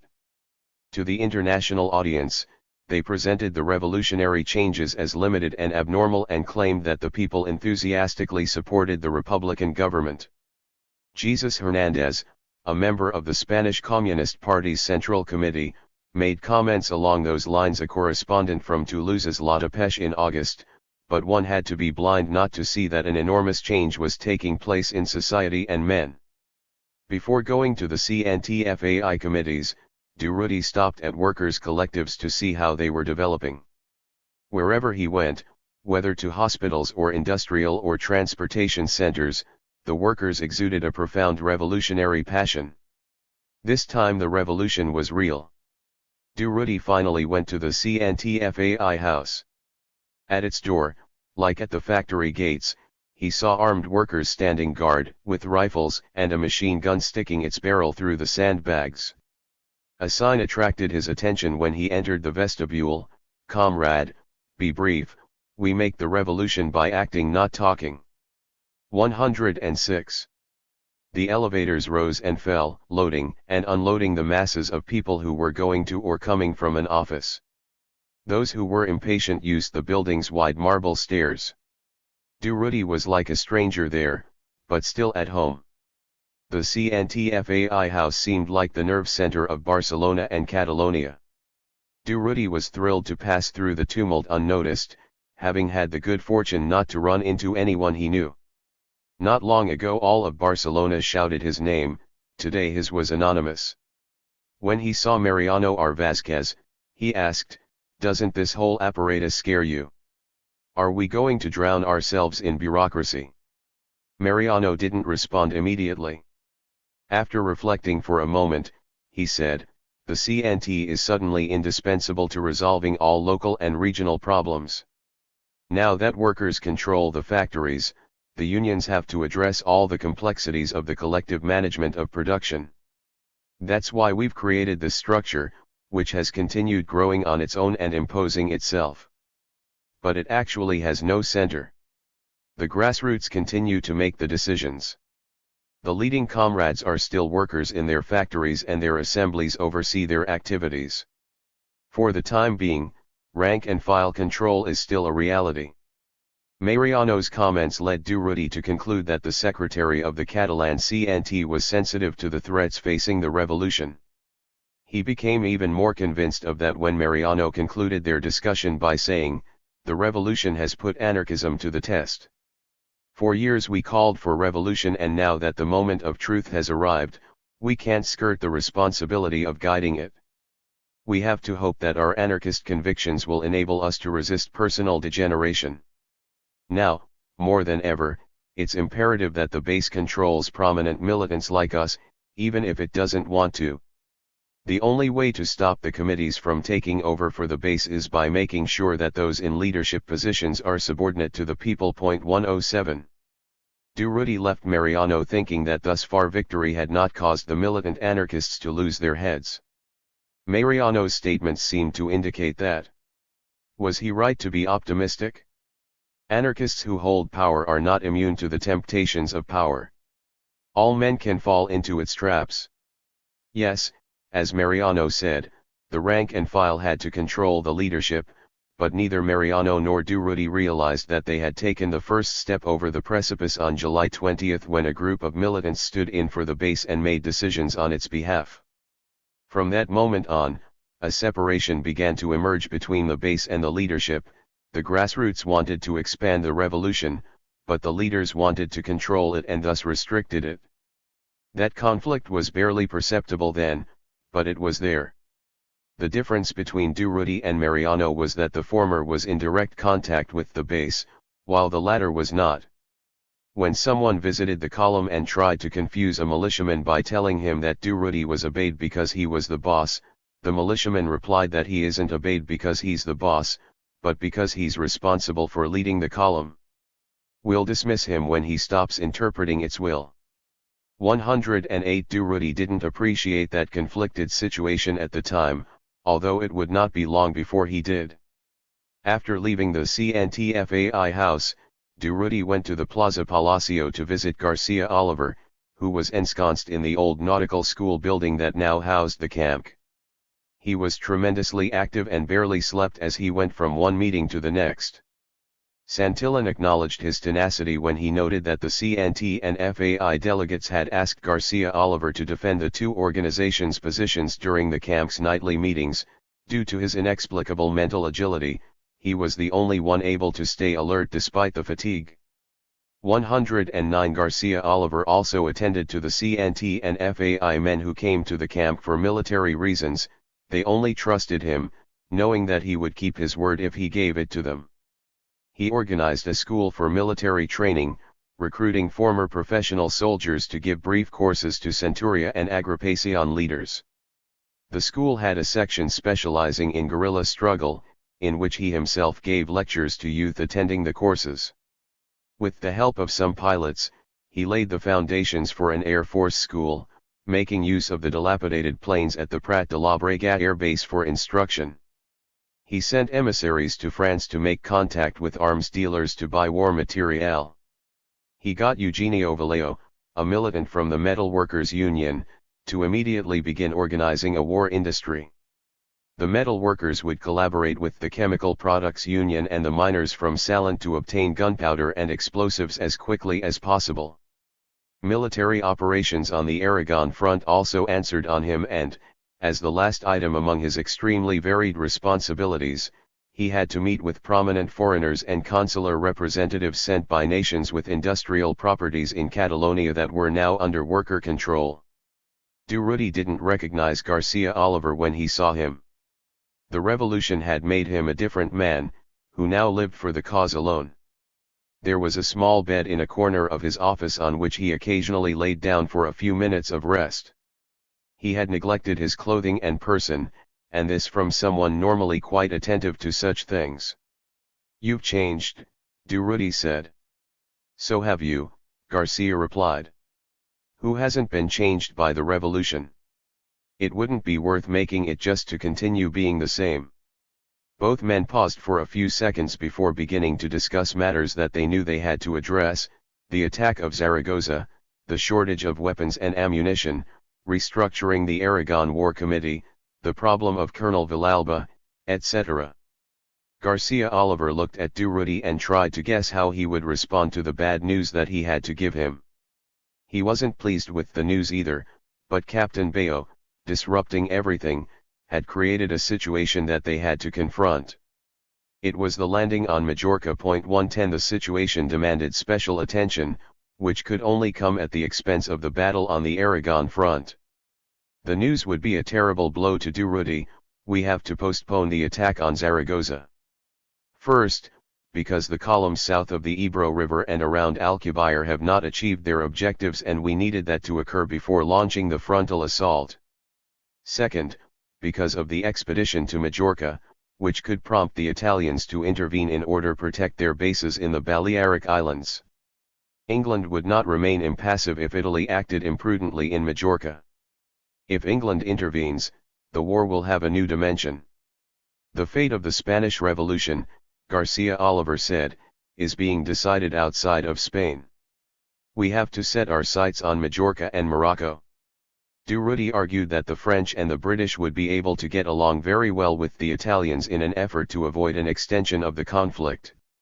In addition, the operation in Majorca might end in a fiasco, and they risk losing precious time in Aragon if they delay the attack. The enemy would doubtlessly use that time to reinforce its positions. It was well aware of Zaragoza's importance for the future of the war. Durruti asserted that it was essential to take the city at all costs. It was the link with the north, and the war will be won once contact is re-established with it, since that will enable them to focus all their efforts on the troops that Franco is unloading in Andalusia. As masters of the peninsula, Durruti said, they will be able to resist whatever obstacles the international capitalists might impose. There were two positions here. One was a statist strategy that played with diplomacy and conflicting imperialist interests.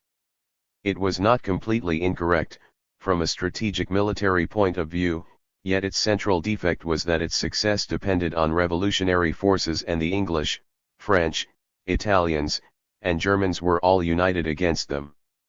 The other position, which Durruti defended, was more revolutionary and realistic.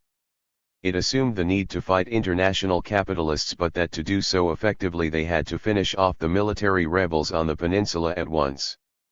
Any prolongation of the war would undermine the revolutionary conquests, and a war alone is not worth dying for. The tragedy of the revolution and militant anarchism would revolve around these two positions. From then on, the revolution was subordinate to the war. Garcia Oliver reminded Durruti that their dilemma was the inevitable consequence of the CNT and FI's fateful decision on July 20 to accept collaboration with the bourgeois anti-fascist forces. In fact, he added, we gave up the revolution when we failed to abolish the Generalitat and agreed to collaborate with the political parties. What would have happened if we had adopted the more radical position? The situation would have become clear immediately. Taking all the responsibility on ourselves, everything would have been framed differently. And we wouldn't have committed the Paris Commune's error of enclosing ourselves in a single city, because we were already projected over two regions, Aragon and Levant, with the way open toward Andalusia. But the CNT rejected that solution and adopted the collaborationist position. It will be the death of the revolution in the long run. 111. These two revolutionaries were trapped by a situation that they had not wanted but had accepted as a duty to their organization. Neither gave up on the revolution and each fought in his own way to extend it. However, the reality was that the revolution was on hold until the defeat of the fascists. How could they vanquish an enemy that had excellent military supplies and the support of Italy and Germany? Catalonia did not have the primary materials necessary for making arms or the money with which to buy them. Spain's treasury, its gold was in the coffers of the Bank of Spain in Madrid, and the Socialist Party controlled the situation there. How could the CNT get its hands on the gold in the Bank of Spain? There was only one solution.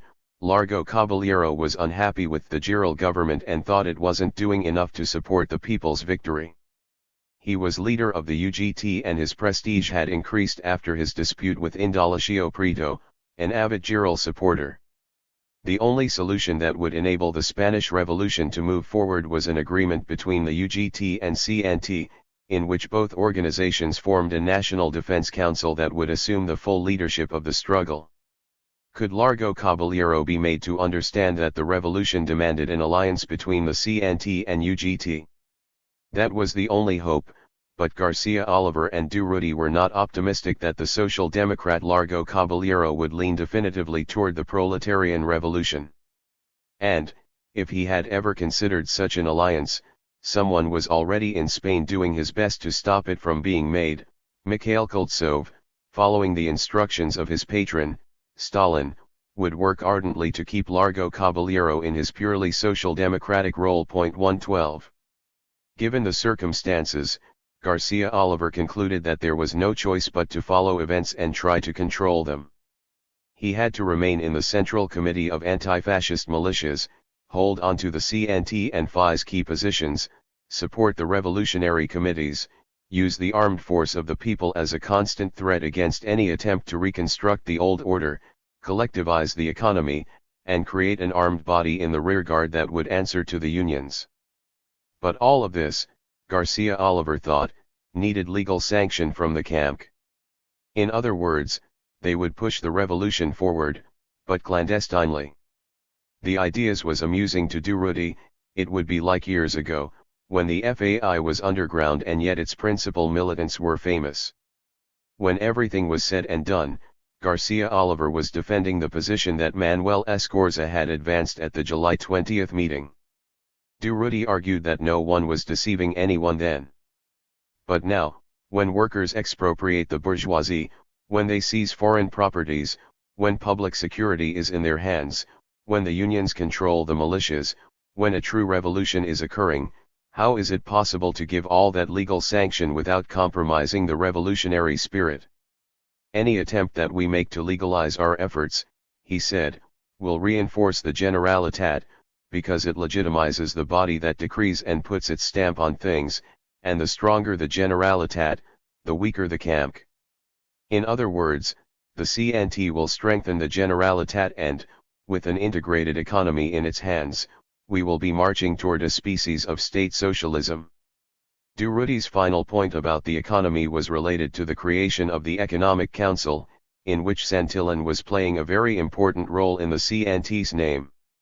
That body, with its legal force, would end up integrating the entire economy into the Catalan state and thus lead to a form of state socialism. Garcia Oliver recognized that Durruti's criticisms were just. They had to oppose the spread of a legalist concept of the economy to the utmost. Nevertheless, both knew that an armed conflict was inevitable, and to be prepared for it the working masses' revolutionary ardor had to be preserved and pitted against the effective power of the camp as much as the passive power of the Generalitat. It would be a revolution within the revolution. But Durruti was not satisfied with this confusing and contradictory situation and thought they should raise the question at the next meeting of the Catalan CNT. They agreed that this would be a good way to make the militants face their responsibilities. When that regional meeting took place in early August 1936, it was already possible to see the ambiguity of a Generalitat that did not govern and a CNT increasingly more engaged in determining the real direction of events. Garcia Oliver and Durruti argued bluntly that they had to break out of that ambiguity and end the political collaboration that disorientated the revolution and undermined its progress.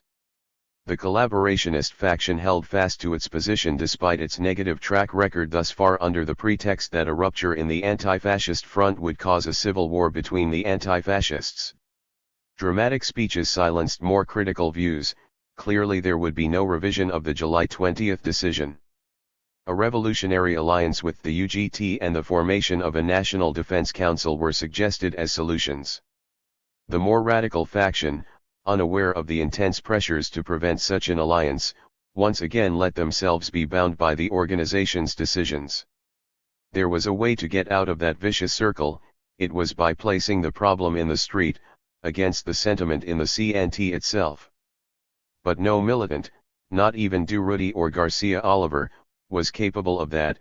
First, because doing so would require a period of lengthy preparation, to ensure that the revolution would not be crushed, and, second, because organizational practices demanding respect for the majority's decisions weighed too heavily on them.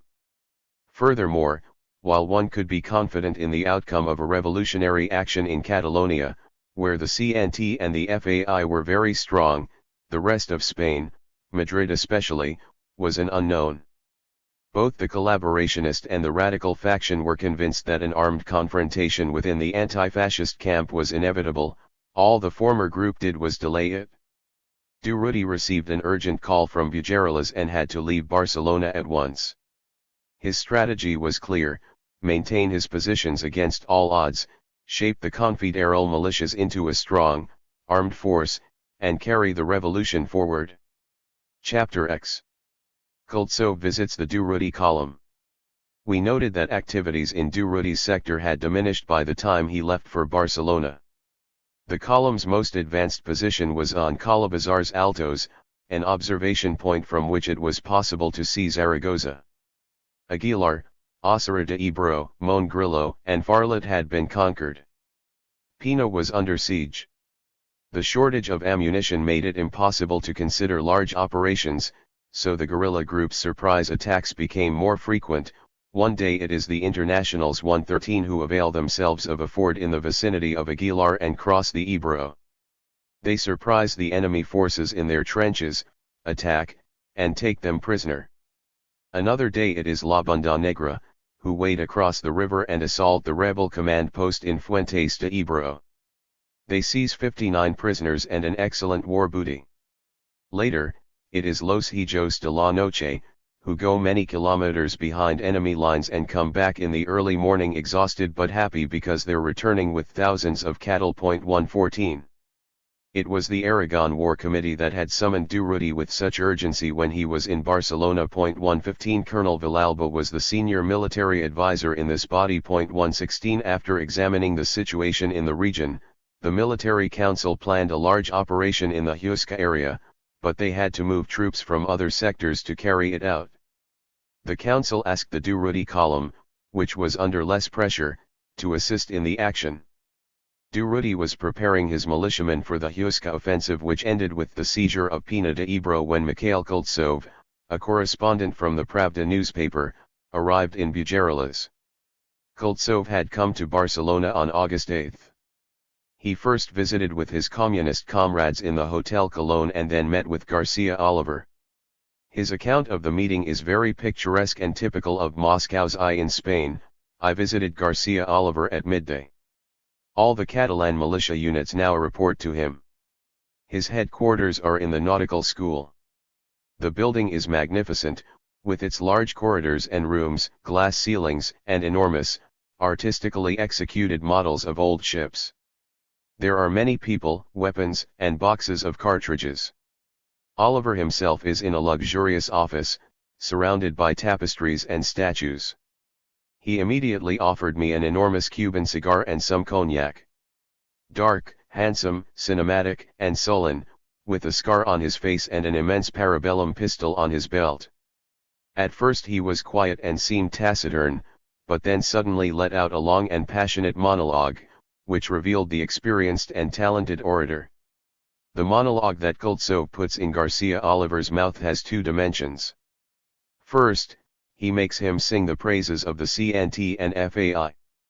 Then, Kultsov writes, nervously, with what seems like excessive excitement, he begins to contradict everything that he said before.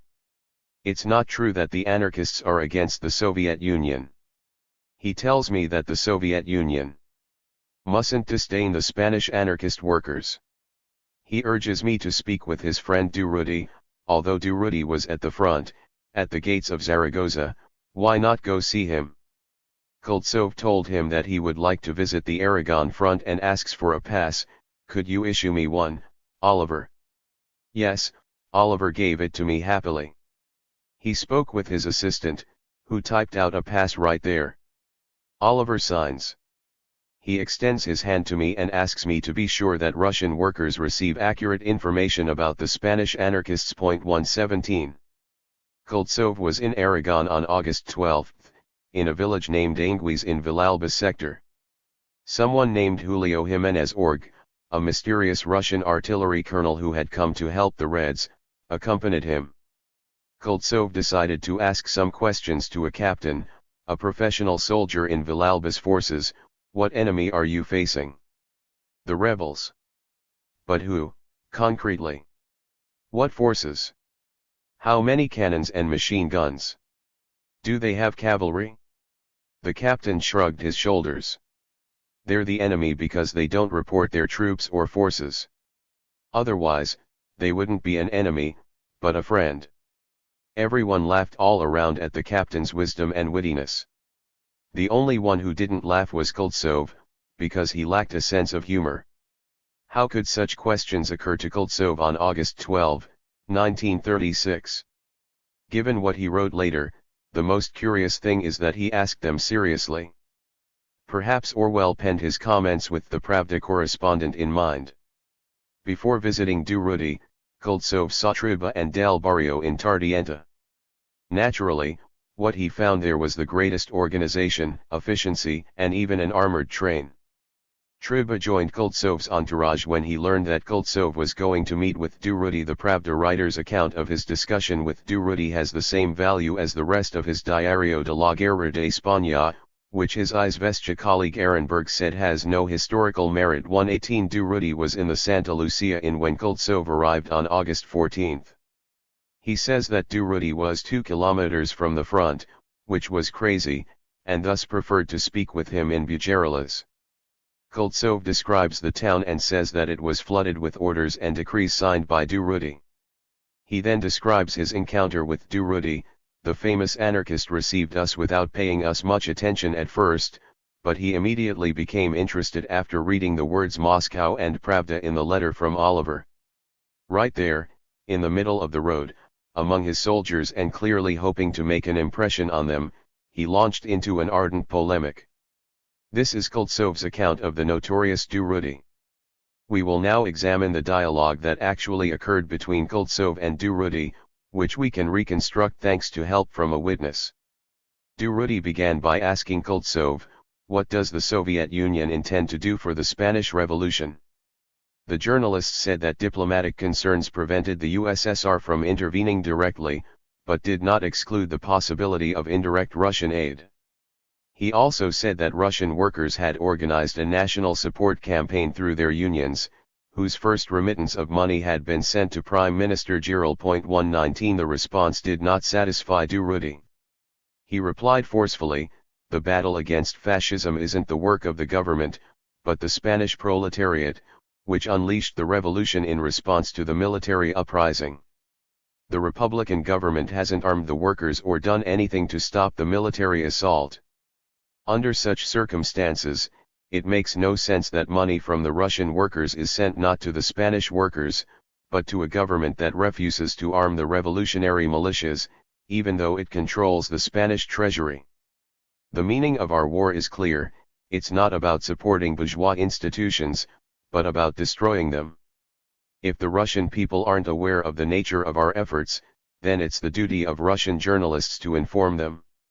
This was Durruti's clear response to Koltsov, which he failed to include in his diario. Of course, such an omission was extremely understandable, given that Stalin did not want the Russian people to know what was really happening in Spain. By concealing Durruti's actual response and making him say nonsense, Koltsov reinforced the image of anarchists that Stalinists promoted. After a digression in the dialogue, in which Koltsov declared that the Soviet Union passionately wanted victory for the Spanish anti-fascists, the conversation focused on military topics. Koltsov's insistence on the subject is revealing. Durruti said that they should concentrate forces on Zaragoza and launch a decisive attack on the city, but recognized that the battles were occurring in outlying areas, which he lamented. He explained that his forces were immobile because of the strategy put forward by the military advisors, who believed that they had to improve positions to the north and south before attacking Zaragoza. Nonetheless, circumstances will get better after the upcoming attack on Fuentes de Ebro. With respect to the so-called discipline and command problems, Durruti said that they did not exist in the column. He told Koltsov that the War Committee and the column's military council acted in mutual agreement and that there was no split between the professional soldiers and militiamen.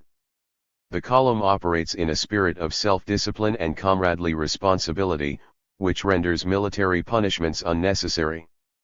Durruti offered a detailed account of the state of the column at the time, which Koltsov transformed in his diario. The Pravda correspondent claimed that Durruti told him that there had been a high number of desertions and that the column only had about 1,200 men remaining.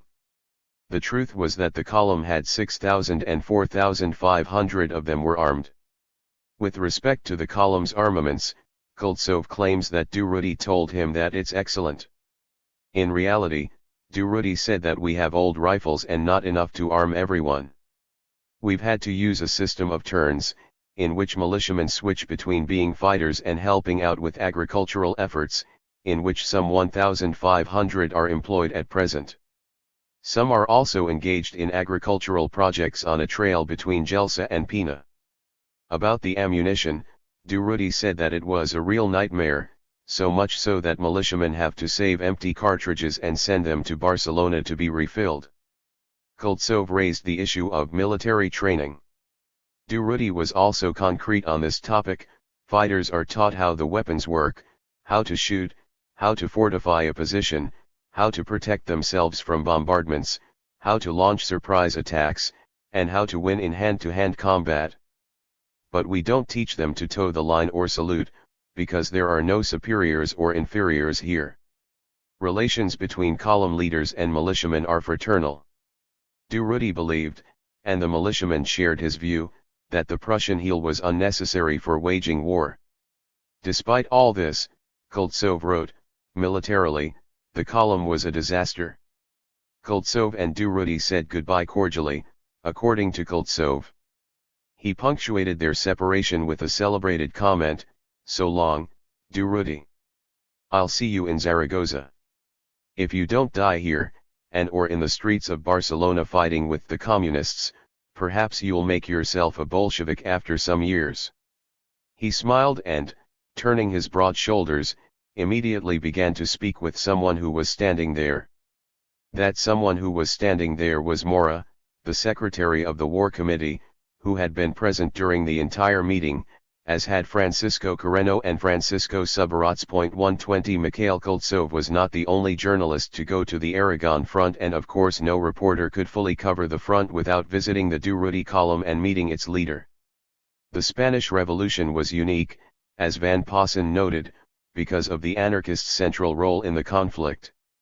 Most of the journalists who came to Spain were influenced by what Noam Chomsky calls liberal culture, or were Stalinists or fellow travelers. 121 One could not expect such writers to examine Spanish reality without those tinted lenses, if only because they had to please the patrons who paid for their work. We would also add that the journalists' ideological dispositions prompted them to see anarchism as a mortal enemy. These writers and intellectuals influenced the mass media, mystified events, and delivered doctored pieces to posterity that still cause researchers to draw false conclusions about the events that transpired in Spain between July 1936 and April 1, 1939. Before Koltsov's stopover in Bujarelas, Guy de Traversay visited the area on behalf of El Intransigent. He wrote his article in Barbastro on August 13, 1936. It began like this: "Here I have Durruti, who told me in his picturesque French. I learned it in La Sante, where Alfonso XIII ordered your government to imprison me. Ask me whatever questions you like and I'll respond as I see fit. But I can't give details about the front that might aid the enemy, and you'll only see places where there's no risk if their positions are revealed." Guy de Traversay stopped by several sites in the column sector and discussed the militarization of the militias with Durruti. Durruti defended his already well-known point of view, but de Traversay, even after seeing the situation firsthand, was not convinced of the military efficiency of his approach. That was to be expected. In his piece, he noted that a new regime emerged and private property was abolished wherever the column went. But everything happens in an orderly way. The peasants make decisions in assemblies. They burn the property registries and requisition valuables from the bourgeoisie, which they send to the Central Committee of Anti-Fascist Militias in Barcelona. But there is no banditry, which is severely punished. Guy de Traversay concludes his essay with this observation: if the rebels are defeated or there's some agreement with them behind the scenes, this whole workers' world and its incorruptibles like Durruti will weigh in the balance.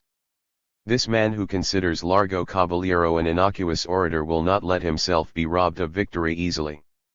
Certainly most aren't with him, but more than a few will think twice before going to war against the anarchist army. After Guy de Traversay and Koltsov, Albert Suillon from La Montagne and the Argentine journalist José Gabriel came to Bujarelas. 122 They told the War Committee that they wanted to witness the attack on Fuentes de Ebro. Suillon described the seizure of that town for his newspaper and how frightened he was during the operation, although he was clearly proud that he had been present at the Durruti column's victory. He spoke with Durruti after the battle. "What about France?" Durruti asked me point blank. He wanted up-to-date information about France. He complained about the French government's stance and could not accept it. He understood it. Durruti was quite intelligent but could not accept it, because he is a courageous fighter and sees the German and Italian Trimitar planes bomb his men to death. "I would have spoken to the French people by radio," Durruti told me, "but your government needs its middle classes. Say clearly in your article, say in Paris, that we're fighting as much for you as for ourselves. Stress that we need planes to end this war quickly. And emphasize that we, the anarchists, have numerous militia columns, that our only goal is to crush fascism. Tell the French that we all fight as brothers in Spain, and that after victory, when it's time for us to set up the new economic and social structures, those who really fought elbow to elbow will know how to get along and resolve things fraternally." 123. The anarchist Emma Goldman also visited the Durruti column in August. "I had heard a lot of talk about Durruti's strong personality and the revolutionary prestige that he enjoyed among the column's men. Furthermore, I wanted to know how Durruti maintained the coherence of the column. Durruti was surprised that I, an old anarchist, asked him that question. Durruti responded, 'I've been an anarchist all my life and I hope to continue being one. It would be very unpleasant to suddenly convert myself into a general and command my comrades with senseless military discipline. The comrades who have come here have done so willingly and are ready to give their lives for the cause that they defend. I believe, as I have always believed, in liberty, liberty understood in the sense of responsibility. I consider discipline indispensable, but it should be self-discipline motivated by a common ideal and a strong feeling of camaraderie. Of course not everything was easy for Durruti, who was responsible for 6,000 men and engaged in the very difficult task of leading them in combat. In addition to those challenges, not all column members had the same fraternal sense of collective responsibility. Some, at the most delicate moments, requested special furloughs. When that occurred, Durruti patiently told the comrade in question, "You're aware, comrade, that the war we're waging is for the triumph of the revolution. We're making the revolution to change men's lives and end their physical and moral miseries." No military strictness, no impositions, no disciplinary punishments existed to hold the column together. There was nothing more than Durruti's tremendous energy, which he communicated to the others through his conduct and made everything a whole that felt and acted in unison. 124.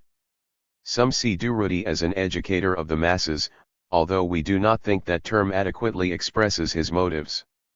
We believe it is better to recognize that Durruti was convinced that if the revolution does not transform men and arouse their sense of responsibility, then it would fall into the hands of a caste that would denature it and dominate it under the pretext of better serving the people. We think that Durruti's goal was to make men and women understand that the revolution was everyone's concern, and that's why he became the axis of libertarian Aragon. In this context, it was worth citing an anecdote printed in Guerre de Classe. One day Durruti was eating with militiamen who were responsible for a battery. One of them asked him for permission to go to Barcelona. "Impossible at the moment," he replied. The militiamen insisted. Durruti then made a decision.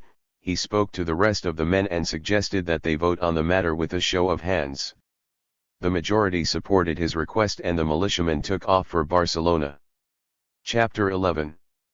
Largo Caballero, Reconstructing the Republican State. Largo Caballero broke his enigmatic silence on September 4 and told the country that he would assume the leadership of the government and the war.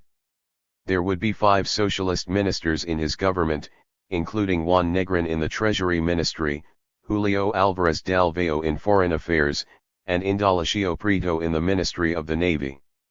He gave 2 ministries to the Communists: Agriculture to Vicente Uribe and Public Instruction to Jesus Hernandez, and the rest went to Republican politicians sympathetic to President Manuel Azana. Largo Caballero set out to reconstruct a state that had broken to pieces, between the rebel attacks and the popular mobilizations. He was the only politician capable of accomplishing this. He not only enjoyed a certain prestige among the working masses, but also in high places elsewhere. Moscow's agents in Spain, under the leadership of the Italian Togliatti, promoted him as the Spanish Lenin and emphasized his rivalries with Prieto. They also sought to end the flirtations between the UGT and the CNT. Indeed, in mid-August 1936 Largo Caballero momentarily thought that the best way to undo José Giral's government was a UGT-CNT accord and for the 2 organizations to form a workers' government, although Moscow's operatives did everything they could to stop that from happening. Kultsov and then Soviet ambassador Marcel Rosemerg rained down from the Moscow sky in late August to prevent the old UGT leader from making any blunders. Those 2 figures imbued Largo Caballero with the belief that he was destined to play a titanic role in Spain, like Lenin had in Russia. Once they had aroused his appetite for greatness, controlling the state and the war would be the zenith of glory for the UGT secretary. He rocked in the Procrustean bed that the Communist International gave him. Although he eventually rebelled against Communist Party control, that is incidental. In September, Largo Caballero was the Niski of the Spanish Revolution. 125. Marcel Rosemerg became the political advisor to the leader of the Spanish state. This was his advice. One cannot lead a state without control of the state apparatus and, since no state apparatus existed, It had to be created. A state without an army or police force is not a state. To govern, a state needs to have complete authority. In Spain, state power was atomized and distributed among the thousands of committees that exercised it within their field of action. While it was good that the people had defended the republic against the military uprising, once the immediate threat had passed, everything had to return to the framework of a democratic bourgeois republic that was fully respectful of private property and, above all, foreign capitalist interests. What mattered was winning the war against Franco, which could not occur without France and England's support. Those countries would never help a Spain that resembled Catalonia, where the Camp had superseded the Generalitat and workers had expropriated the Spanish and foreign bourgeoisie. Given all that, Stalin asserted, the Spanish Revolution follows a different path than the Russian Revolution. This is a consequence of its distinct social, historical, and geographic circumstances as well as the unique international realities that it confronts. The parliamentary route may be a more effective means of revolutionary development in Spain than it was in Russia. Stalin supplied the following specific rules. First, the peasants have to be taken into consideration, as they make up a majority of the population in an agricultural country like Spain. Agrarian and fiscal reforms need to be devised that correspond to their interests. It is important to recruit the peasants to the army and create guerrilla detachments that will fight the fascists in their rear guard. Decrees favorable to the peasantry will facilitate recruitment. Second, the small and medium bourgeoisie have to be attracted to the government. If that isn't possible, they must be neutralized. Toward that end, the bourgeoisie must be protected against any property confiscations and assured freedom of commerce, to whatever degree possible. Third, leaders of the Republican parties must not be rejected but rather encouraged to work with the government. It is necessary to guarantee the support of Manuel Aznar and his group and to do everything possible to help them overcome their hesitations. These measures are necessary to prevent Spain's allies from considering it a communist republic. Fourth, the Spanish government should inform the press that it will not permit damage to property and the legitimate interests of foreigners living in Spain who are citizens of countries that do not aid the rebels. 126. Largo Caballero assimilated these wise pieces of advice and continued José Giral's policy of suffocating revolutionary Catalonia and boycotting the Aragon Front. On September 11, 1936, the Huesca sector was in the midst of war operations, as battles raged over Sedimo and Estrecho Quinto. Seizing these positions would allow Republican forces to cut the supply of water to Huesca and then capture the city in a decisive attack. Colonel Villalba led the campaign, with his column of approximately 3,000 soldiers. There had been disagreements between Durruti and Villalba from the beginning, based on Durruti's distrust of the professional soldier.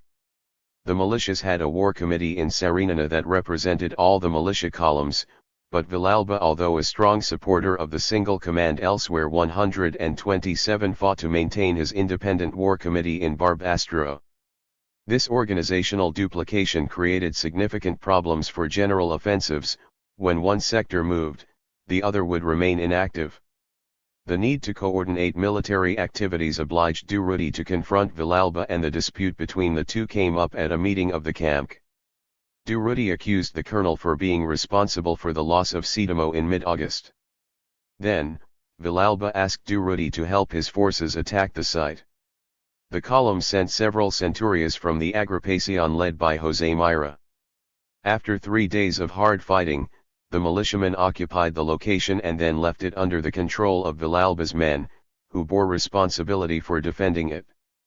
We do not know if Villalba understood the position's significance, but rebels in Huesca counterattacked and defeated his forces, who abandoned the site.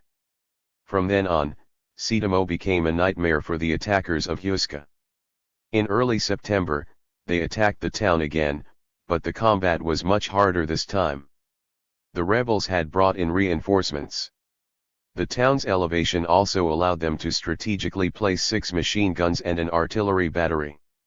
Villalba requested Durruti's help once more, and the war committee sent José Mira with several centurias again. They began the fighting on September 4, under pressure from low-flying German planes that machine-gunned and bombed incessantly.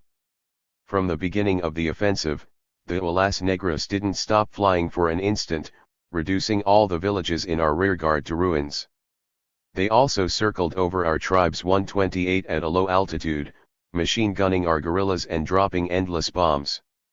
After 3 days of hellish battle, we managed to occupy the outermost houses of Sidamo, where the fighting was extremely difficult.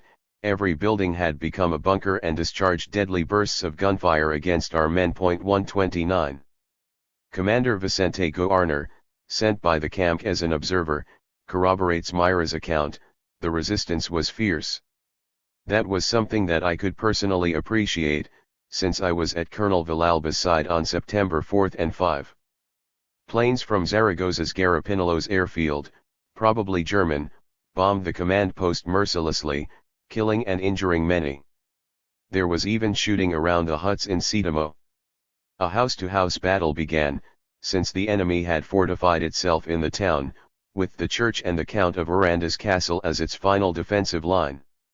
The situation was unsustainable for the rebels and they evacuated on September 12, withdrawing the fortifications at Estrecho Quinto, at kilometer 6 on the road to Barbastro, using the Flumen River as a moat.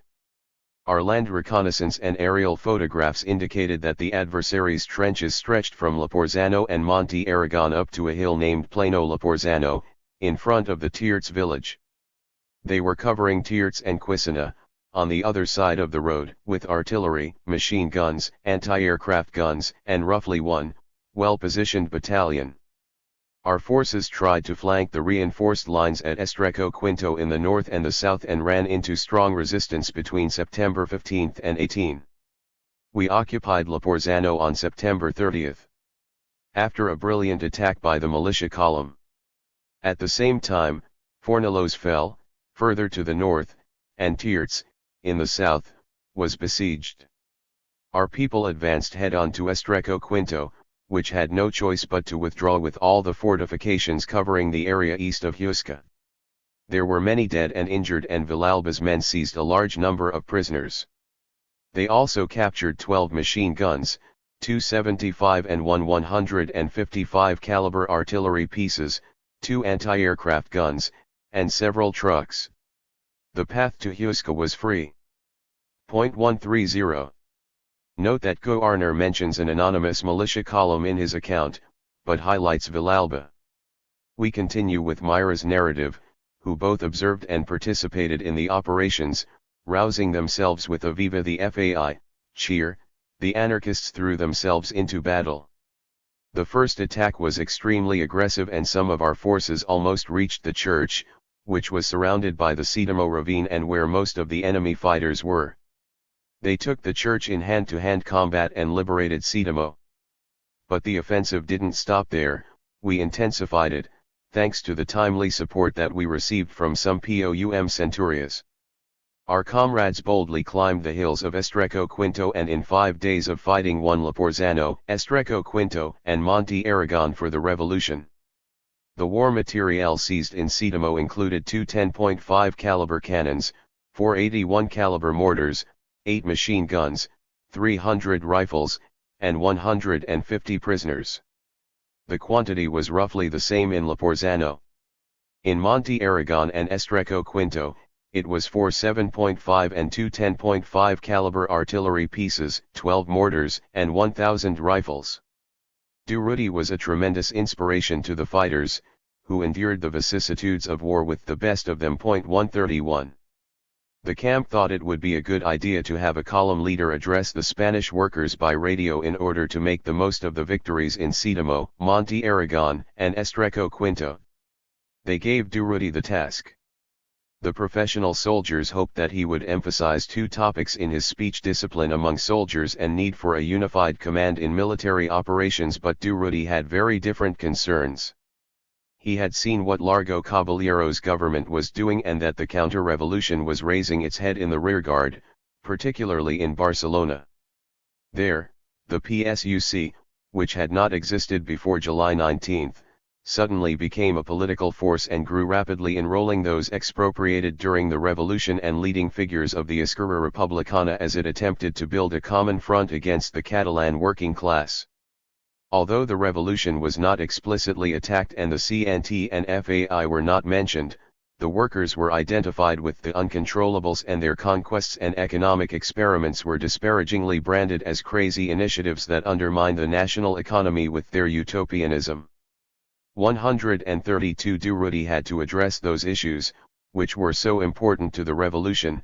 Comrades, the worker militias aren't slacking on the Aragon front.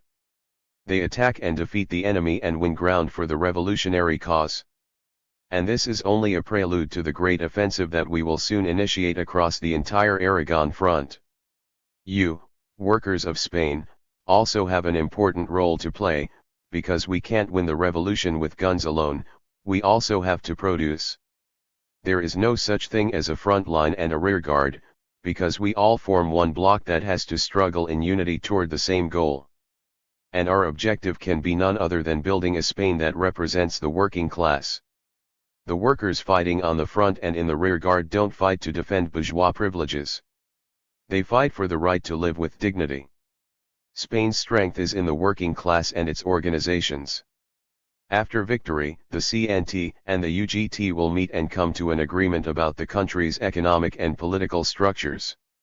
Those of us on the battlefield aren't fighting for medals. We don't fight to be deputies or ministers. And when we're victorious and return to the cities and villages, we'll fulfill our responsibilities in the factories, workshops, fields, and mines that we left. Our great victory will be the one that we win in the workplaces. We are peasants and we sow against the tempests that can put our harvest in danger. We're ready and know how to resist. The harvest is ripe. We must collect the grain. And it will be for everyone. There will be no privileges in its distribution. Neither Azana nor Caballero nor Durruti will have a right to more when it's shared out. The harvest belongs to everyone, to all those working steadfastly and sincerely with their complete intelligence, will, and strength in order to prevent the harvest from being stolen from us. Workers of Catalonia, I spoke to you a few days ago from Sarinana to make it clear to you that I'm proud to represent you on the Aragon front. I also told you that we will be worthy of the trust that you put in us and our rifles. But for that trust and fraternity to continue, we have to devote ourselves completely to the struggle and even stop thinking of ourselves. You, female comrades, don't follow your heart's cries, let those on the Aragon front focus on fighting. Don't write to tell them bad news. Endure it on your own. Let us fight. Remember that Spain's future, and our children's future, depends on us. Help us be strong in this war that demands every ounce of our will if we want to win. Comrades, the weapons have to be at the front. We need all the arms to build a wall of iron against the enemy. Trust us. The militias will never defend the bourgeoisie's interests. They are and will always be the proletarian vanguard in the struggle that we've launched against capitalism. International fascism is determined to win the battle and we have to be determined not to lose it. To you, workers listening to me from behind enemy lines, we tell you that the hour of your liberation is near. The libertarian militias are advancing and nothing will stop them. The will of an entire people drives them forward. Help us in our work by sabotaging the fascist war industry, by creating centers of resistance and guerrilla cells in the cities as well as the mountains. Fight, anyone who can, while there is a drop of blood in your veins. Workers of Spain, courage. If it's written that there's a moment in a man's life when he has to show his strength, that moment has arrived. The time is now. Comrades, we should be hopeful. Our ideal accompanies us. That is our strength. Courage and forward. You don't argue with fascism, you destroy it, because fascism and capitalism are the same thing. 133. Chapter 12. Garcia Oliver, Largo Caballero. And the problem of Morocco. When the press reported on Durruti's speech, each paper interpreted it according to its political color. The communists and socialists focused exclusively on Durruti's call to ship arms to the front. The PSUC newspaper used it as an opportunity to polemicize against the uncontrollables, who fled the battle fronts and kept weapons in the rearguard that were needed in the trenches. It also made veiled attacks on the revolutionary committees and openly criticized the unions and collectives. The paper inveighed against utopian economic experiments and told people to focus on producing with efficient structures of command and obedience. It wasn't the time to make a revolution, but to defend the republican legality that the fascists had put in jeopardy. 134. The Barcelona revolutionary committees were the first to react against this onslaught. They held a large assembly and decided to release a statement 135. The defense groups will not lay down their arms while the problem of political power is still unresolved and there is an armed force that obeys the Madrid government and that isn't under workers' control. Our weapons are the best guarantee of the revolutionary conquests. Solidaridad Obrera did not respond to the attack on the revolutionary committees but did defend the collectives. It said that such assaults on the workers' victories would only lead to defeat, since it was the proletariat's revolutionary enthusiasm that drove resistance to the fascists. No worker would sacrifice his life for a war stripped of its revolutionary character or to defend a government like the one that existed before July 19. 136. It was during the course of these debates that workers in Sabadell, a town near Barcelona, discovered that weapons taken from Barcelona's Karl Marx barracks had been stored in that town's PSUC building. The unions, sensitized to the issue by Durruti's speech, sent a group to Bujarales to report the finding to the column's war committee. The news circulated among the militiamen and the Centuria committee sent an ultimatum to the camp saying that it had to immediately recover the arms being held by the PSUC or they would solve the problem themselves. This was an explosive issue within the Durruti column. The War Committee telephoned Santillan and Ricardo Sanz, leaders of the Department of Militias in the camp, and demanded that they acquire the arms at once. Santillan realized that the Centuria Committee had not made its threat in vain. He immediately contacted the Karl Marx barracks and told them that they were risking an armed confrontation if they didn't hand over the weapons. Whether it was because they were frightened or simply didn't think the time to do battle had arrived, they produced the 8 machine guns stored in Sabadell. 137. Barcelona was in the midst of these conflicts when Pierre Bisnard, the 8's General Secretary, arrived in Spain for the first time on September 15. The CNT was a member of the 8 and Bisnard had previously addressed CNT-related issues by mail exclusively. However, when he saw that the Spanish Revolution had begun to retreat, he decided to travel from the 8's office in Paris to Spain and intervene more directly. When he got to Barcelona, he met with the CNT's Catalan Regional Committee and with CNT men in the camp. He told them that internationalizing the struggle is the only way to get the Spanish Revolution out of the mire into which Leon Blum has put it. Toward that end, Pierre Bisnard advanced a detailed plan for inciting a rebellion among the Moroccan tribes, beginning with the escape of Abd el-Krim, 138 whom the French had banished to Reunion Island in 1926. The revolt in Morocco would coincide with the revolution in Portugal, a country allied with Franco. With respect to Portugal, he said that he had good relations with the country's opposition and that they appeared willing to participate in the action against the Salazar dictatorship. Portugal's Confederación General del Trabajo, another 8 affiliate, would also play a role. Bisnard thought the rebellions in Morocco and Portugal could be extraordinarily important in themselves and very beneficial to the Spanish Revolution. He also mentioned that before leaving Paris he had met with Leon Jouarro and other socialists who were opposed to Leon Blum's non-intervention policy and that they had authorized him to speak in their names in an effort to convince Largo Caballero to publicly declare that Spain would grant independence to the RIF and the whole Spanish protectorate. 139. Garcia Oliver told Pierre Bisnard that he needed to think about his idea and also that they should inform Durruti about the matter, so that he could partake in the discussion. He spoke with Durruti by telephone, who arrived in Barcelona that very day. During their meeting, Garcia Oliver reported on the negotiations that they had been having with the Moroccans since July.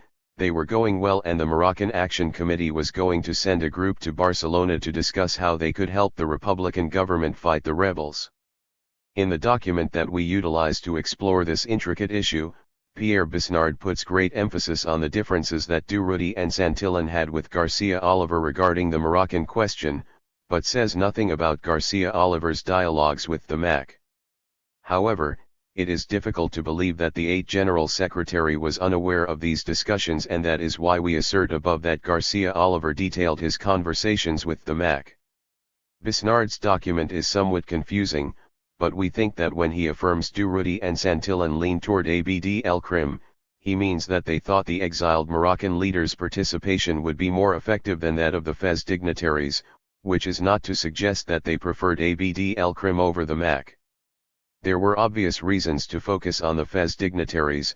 They were not imprisoned and were 1 hour by plane from Barcelona, while Abd el-Krim was incarcerated and thousands of kilometers from the Rif.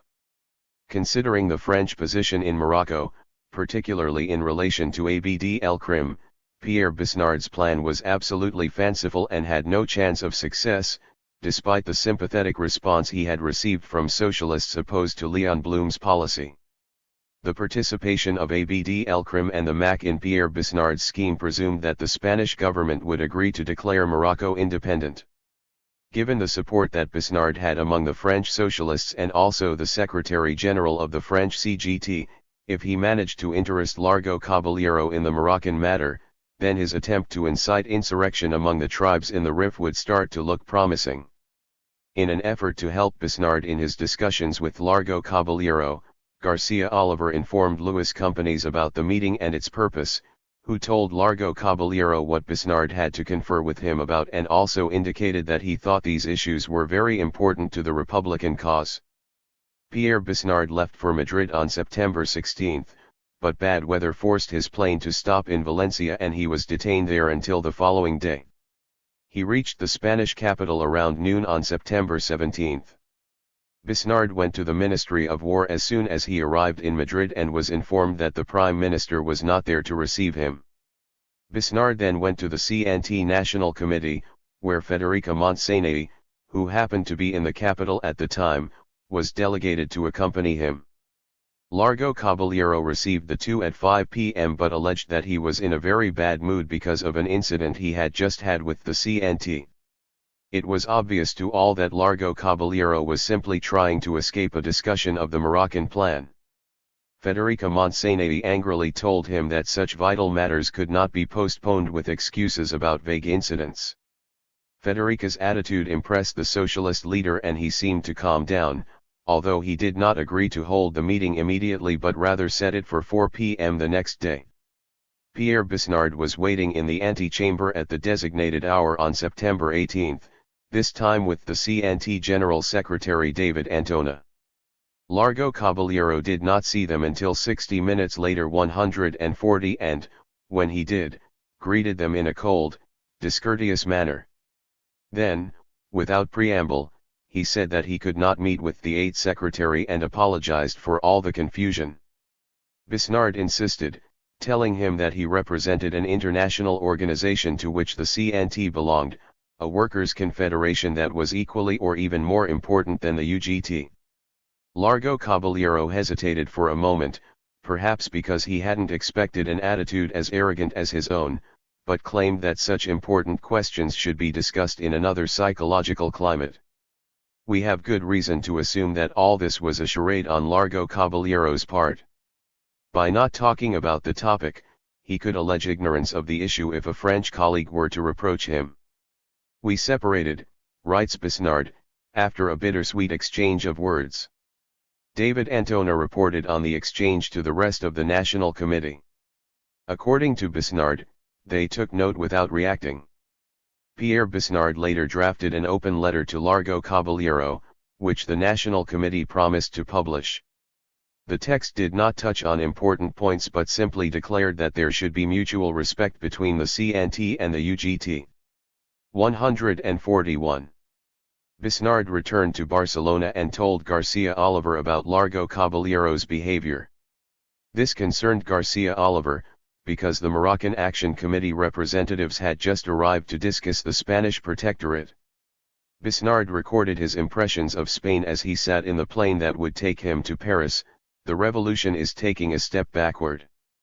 It isn't the people's fault they fight with unparalleled enthusiasm but that of their leaders, who are simply following events. The loss of revolutionary initiative is evident in humiliating situations like the one I experienced with Largo Caballero. If the anarchists commit the foolishness of collaborating with Largo Caballero, or simply supporting him, then the revolution will be doomed. The anarchists' only chance to break out of the deadlock is by making a show of force. But I wonder if the men who lead the CNT today are the same men they were on July 19. The only one who seems to have escaped degradation is Durruti, an original revolutionary who reminds one of the guerrilla Nestor Makhno. Like Makhno, he fights with the people, without separating himself from them. He's different from the other anarchist leaders in that sense. Besnard thought Durruti was superior to the Ukrainian in many respects, particularly in the control that Durruti exercises over himself. 142. Besnard mentions that he briefly spoke with Durruti in Barcelona before returning to France. Their meeting was hasty because loyalist forces had launched an attack on the fascists in the Columns sector and Durruti had been called urgently to the front. Nonetheless, Durruti took the time to talk to Besnard about the Columns armament and asked him to do everything possible to make contact with a munitions dealer that could provide them with abundant and modern weapons. While Durruti traveled back to the Aragon front, Garcia Oliver devoted himself to diplomatic negotiations with the nationalist Arab leaders from the Moroccan Action Committee. The first contact with them occurred, as we have noted, in late July. The Moroccan activists in Geneva communicated with Fez and Tichouane. While they discussed the camp's proposition, two Frenchmen arrived in Fez, Robert Luzon and David Rousset. The CNT-FAI had delegated the former to lead the initial discussions and the second was there representing the French section of the Fourth International. 143 discussions with the two men prompted the MAC to send a group to Barcelona. The young Abdel Torres presided over the delegation. Garcia Oliver describes the encounter. I remember that one of the Moroccan delegates was named Torres. He was very fond of me and always sent a New Year's greeting card. I believe he was the son of one of the great Moroccan leaders. I explained my plan to them and they listened to me attentively. It consisted of this: the camp was offering them arms and money to start an uprising in Morocco against Franco's soldiers and for their country's independence. I told them that they could ask me for whatever guarantees they thought necessary, but they didn't respond. They simply said that their mission was to listen to my propositions and, now that they had done so, they would return and report to the Pan-Islamic Committee, which had asked the MAC to act in this matter, Morocco being the first link in the Spanish problem. An additional phase of those negotiations took place around September 20. Garcia Oliver comments, the MAC representatives returned and replied to my offer of arms and money for fighting the soldiers in Morocco and defending their country. They stated their points of view. They did not want independence for Morocco at that time because they believed such independence would bring Italian or German aggression upon them and those two nations would be worse for them than the Spaniards. They wanted an autonomy for Morocco similar to what England conceded to Iraq after the First World War. If the two previous points were accepted, they were ready to sign the corresponding agreement, which would come into effect once we achieved the following. A. That the Spanish Republican government accepts the accord. B. That the Spain gets the French government to accept it. Their propositions extracted the problem from a revolutionary framework and placed it in an essentially conservative, legalistic perspective. My position, which I articulated to them repeatedly, consisted of the following: we are experiencing a revolution in Spain and its victory will necessarily affect all our international relations, including those with Morocco. That's why I urged them to take the revolutionary stance of immediately accepting the fact of independence and letting the right to such independence be granted later. Nevertheless, these representatives of an Arab world still sleeping the secular siesta of submission to the West clung to their conservative mandate, focusing first on the right and later on the fact. I did not want to jeopardize any advantages that might unexpectedly emerge, so I decided not to break off negotiations and actually accelerated them. I agreed to all their points of view and conditions, while stating my fear that Section B would annul the whole agreement and thus delay Moroccan independence indefinitely. We agreed that we would sign 3 originals of the accord, one for the CAMC, which I would keep, another for the Republican government, and a third for the MAC. The signing, an act that I shrouded with the greatest possible splendor, took place in the throne parlor of Barcelona's general captaincy. The 3 MAC representatives and all the general secretaries and presidents of the organizations and parties making up the camp participated in the event. A photograph of the group was taken, which was signed and remained in my possession. 144. If the Spanish and French governments accepted the agreement, the MAC would organize an uprising against Franco in Morocco, oppose the rebels' recruitment of Moors, and work to demoralize Moorish troops fighting against the Republic on the peninsula.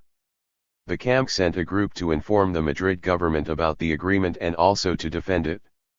The following individuals made up the delegation: Aurelio Fernandez for the CNTFAI, Rafael Vidiella for the UGT and PSUC, Jaume Miravitlles for the Esquerra Republicana, and Julian Gorkin for the POUM. Navy Minister Indalecio Prieto was the first person that they met with in Madrid. After they explained the plan to him, he said, "I agree with the deal you've signed. I'm even ready to support it at the next cabinet meeting and ask for the approval of credits to buy arms for the Moroccans. And if the struggle in Spanish Morocco has repercussions in French Morocco, it just gets better and better." The meeting with Largo Caballero was not as positive. Rodolfo Llopis introduced the delegation to the Prime Minister. Caballero stood to receive us. When I concluded my brief exposition, he stated, "But you represent an autonomous region and don't have authority to negotiate or sign deals. Go find those Moroccan delegates and tell them to come deal with me. Then we'll see." 145. There was no reason to let things go to ruin simply for the sake of pride, and so the Moroccans were informed that Largo Caballero wanted to speak with them.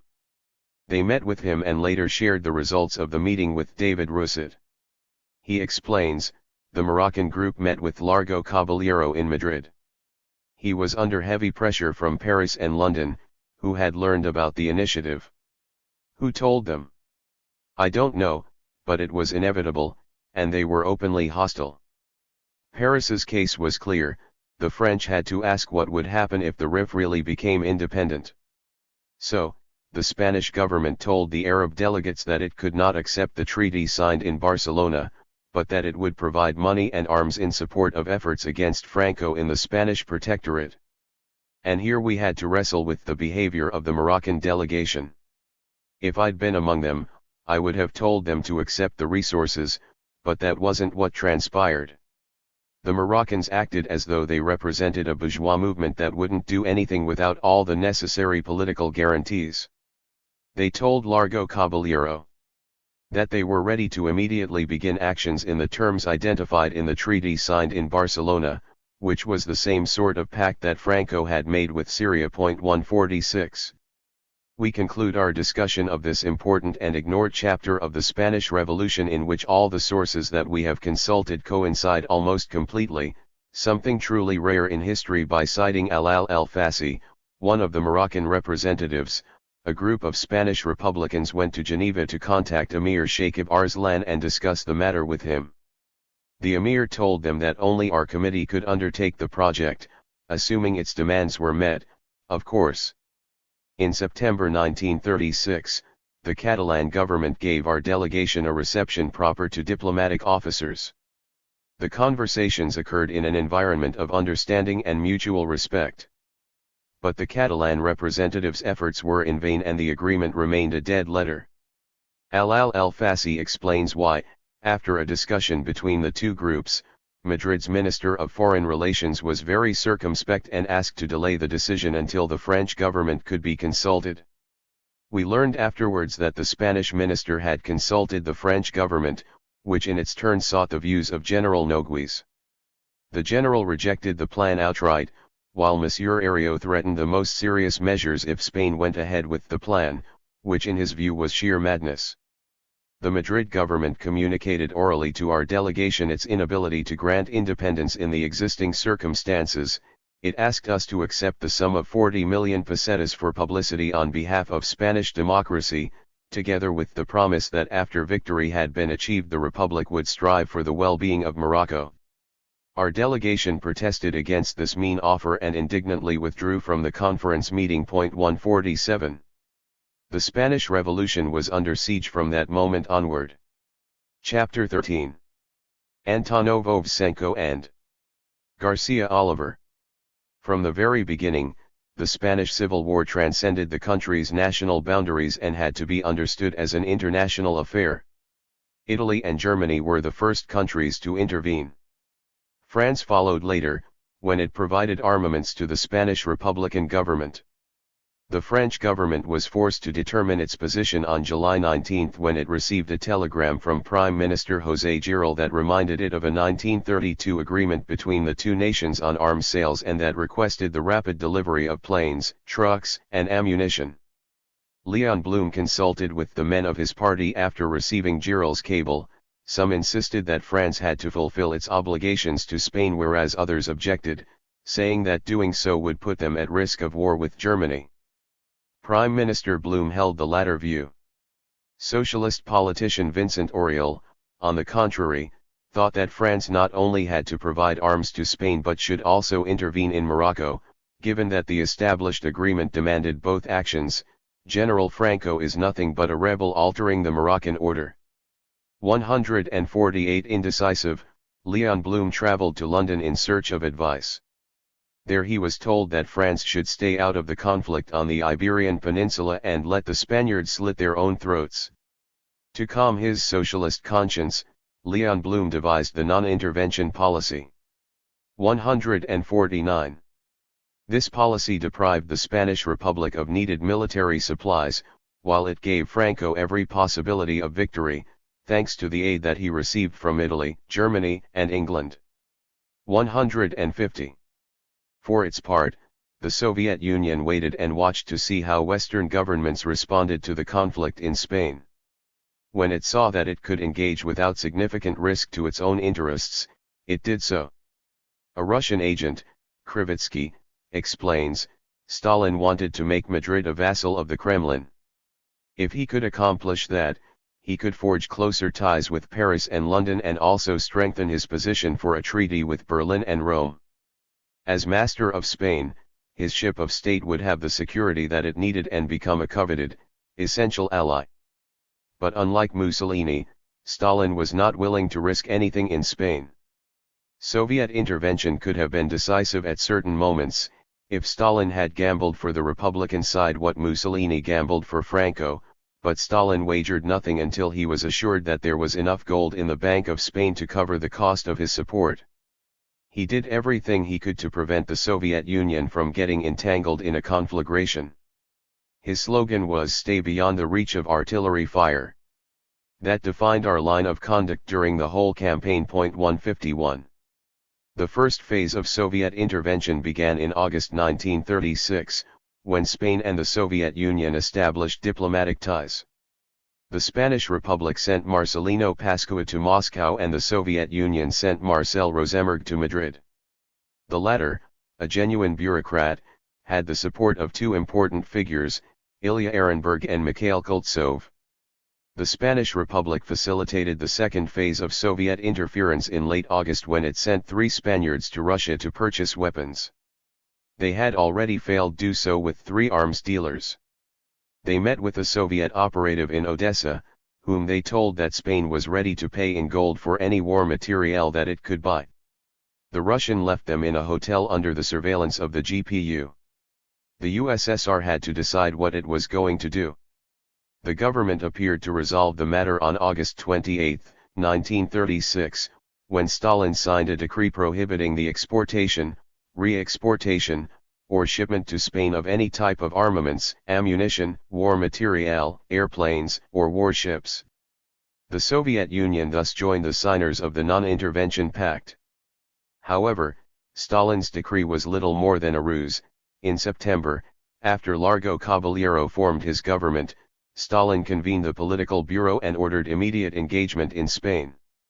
He emphasized that Soviet assistance must be kept completely secret in order to eliminate any possibility of his government being drawn into an armed conflict.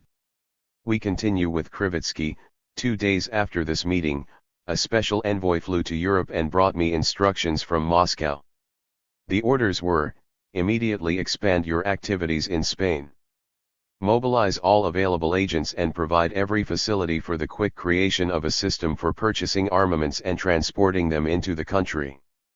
An agent has left for Paris who will help you with 526 Antonov Ovsenko and Garcia Oliver this assignment.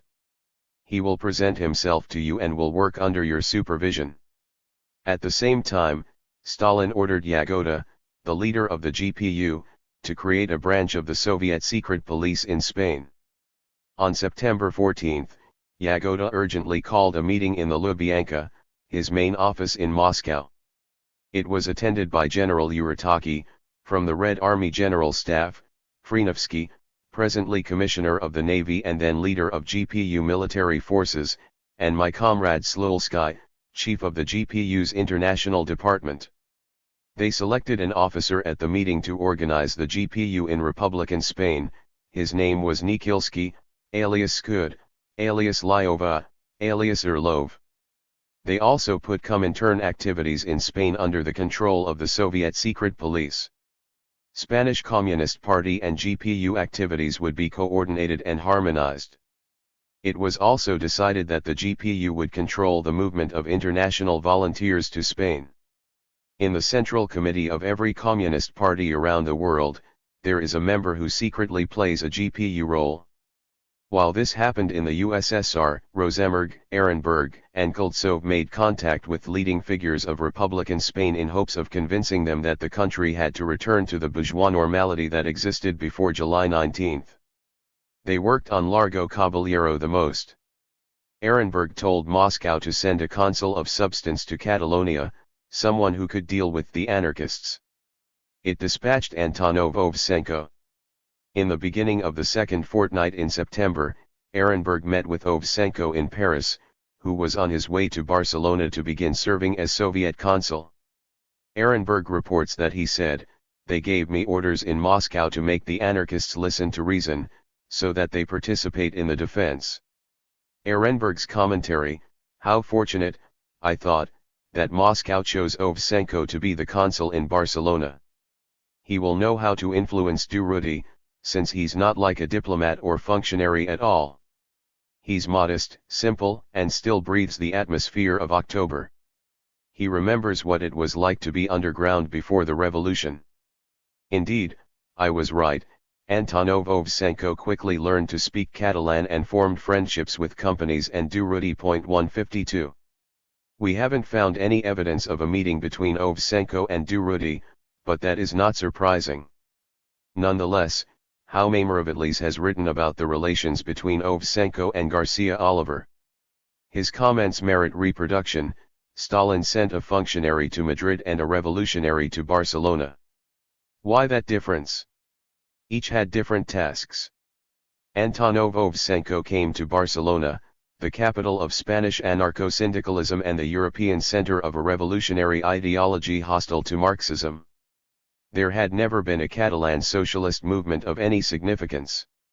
The Socialist Party had always been minuscule here, without any meaningful strength. While the Unió Socialista de Catalunya did have prestigious leaders, without an alliance with the Esquerra it never would have elected a deputy or a municipal councillor. The pro-Moscow Communist Party was non-existent, whereas the Bloc Obrero I Camperol was a young and dynamic group but without any influence on the working masses.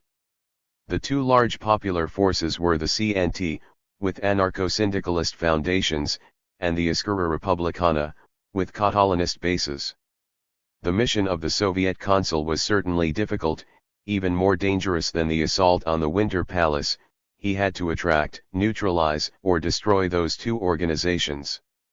A few days after arriving in Barcelona, and probably advised by an expert on Catalan politics, Antonov Ovsenko made contact with me, the Iskara, and Garcia Oliver, one of the most authentic representatives of Catalan anarcho-syndicalism. At first, the Soviet consul stayed at the Majestic Hotel on the Paseo de Gracia. On 2 or 3 occasions he invited us, Garcia Oliver and I, to eat with him, just to talk about the situation. His goal was twofold: to find out who we were and how we thought, and also to see if he could win us to his position. The debate centered on the war or revolution polarity. The anarchists defended the revolutionary thesis.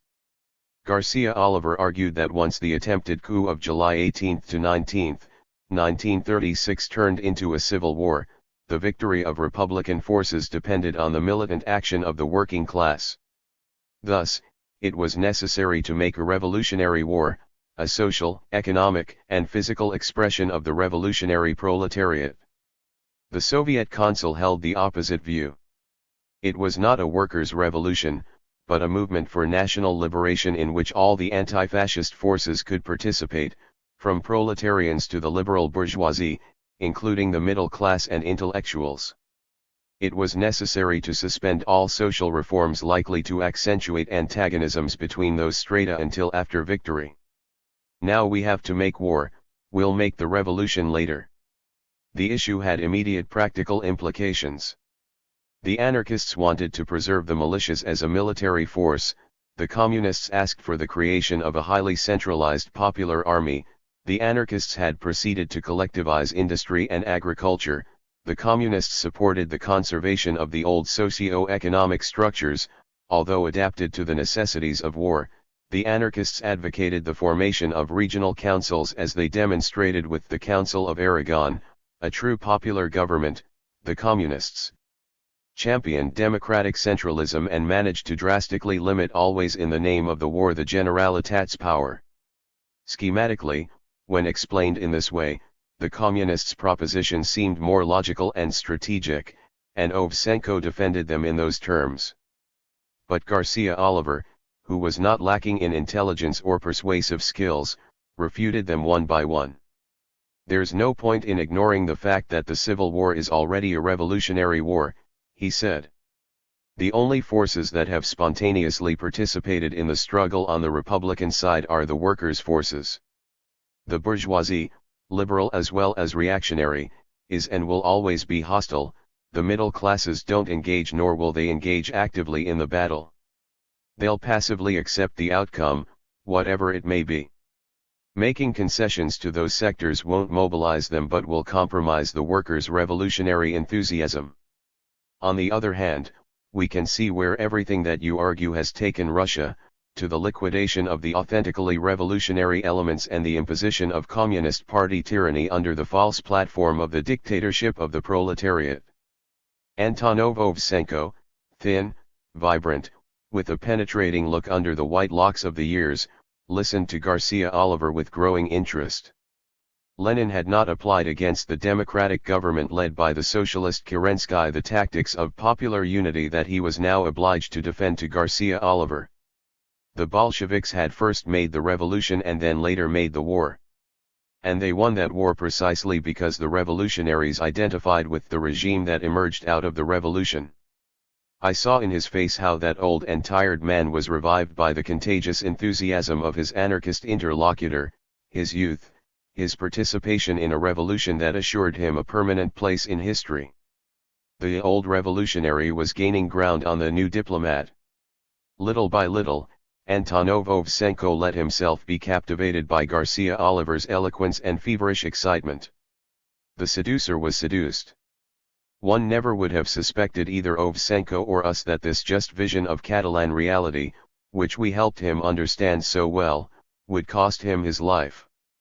It was in those circumstances when we heard that the first Russian ship coming to Spain had landed in Barcelona. London's non-intervention committee had made it impossible for Republican Spain to get arms and ammunition abroad. The camp ordered an attack in the Huesca province with a shortage of ammunition so severe that militiamen had only one rifle cartridge in their possession.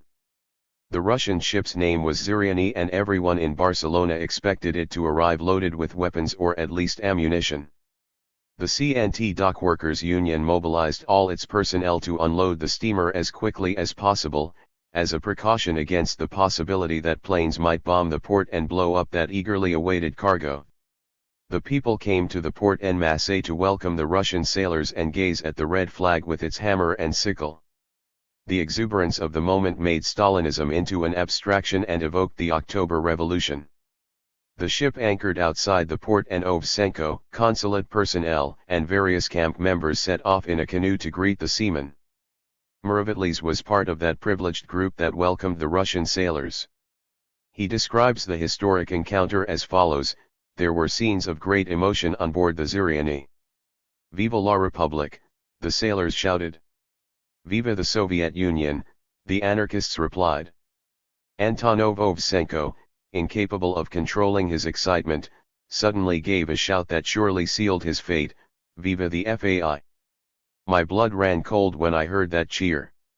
I knew quite well that the official Russian bodies and GPU agents were implacable. I instinctively looked around, searching for the mysterious person who would lodge the event in a future accusation against the old conqueror of the Winter Palace. 153. There was a reception that evening for the sailors and the staff of the Russian consulate. Louis companies, other Generalitat ministers, and the entire camp attended. Meanwhile, CNT dockworkers and Russian sailors hurried to unload the goods, under the protection of a cordon of militia members. They were eager to find out what the boxes contained and opened several out of impatience. Tins of condensed milk and canned meat dropped out. The news reached us as we were in the midst of the social and revolutionary euphoria at the Majestic Hotel. The anarchists indignantly threatened to withdraw from the room. I witnessed and mediated an angry exchange between Garcia Oliver and Ilya Ehrenberg.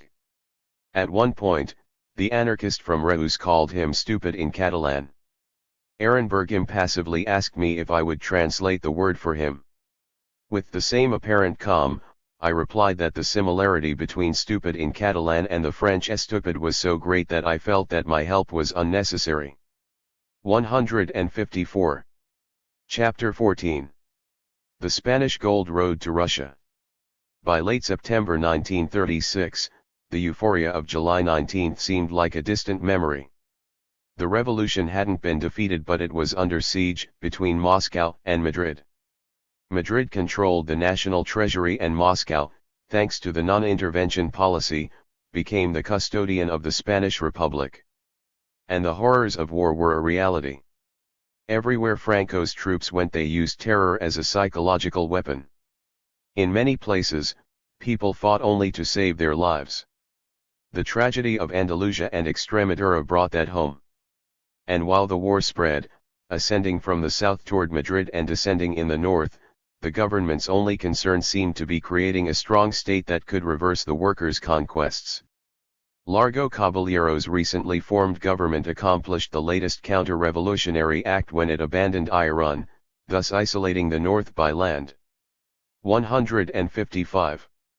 The militias in Iran were ready to spill their last drop of blood defending the town, which was so important for the revolution, but lacked the arms and ammunition necessary to do so. It is impossible to understand why they didn't receive them from Bilbao, given that Spain's best armament factories were there. Nonetheless, a group of workers from Iran went to Madrid to demand help, but left with empty hands and many promises. Of course, you win war with steel and lead, not promises.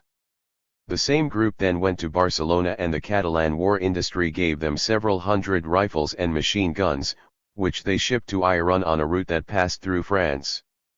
French authorities, scrupulously attentive to the non-intervention policy, seized the trucks and stopped the armaments from entering Iran. In response, from its dwindling supply of ammunition, the camp set aside 30,000 cartridges for Iran, which it prepared to send by air, in order to prevent another confiscation of war materiel. They urgently requested a plane from the Madrid government, which promised to send them a Douglas. The plane never arrived. The boxes of ammunition sat in a pile in Barcelona, while the residents of Iran fired their last round, burned down the town, and fled to Hendaya. 156. San Sebastián fell on September 15. General Mola's troops now threatened the north as a whole. One might imagine that the government had sacrificed the north to defend the capital and, although that wouldn't have been a good strategy, it would have at least mitigated government culpability for the failure. But that wasn't the case.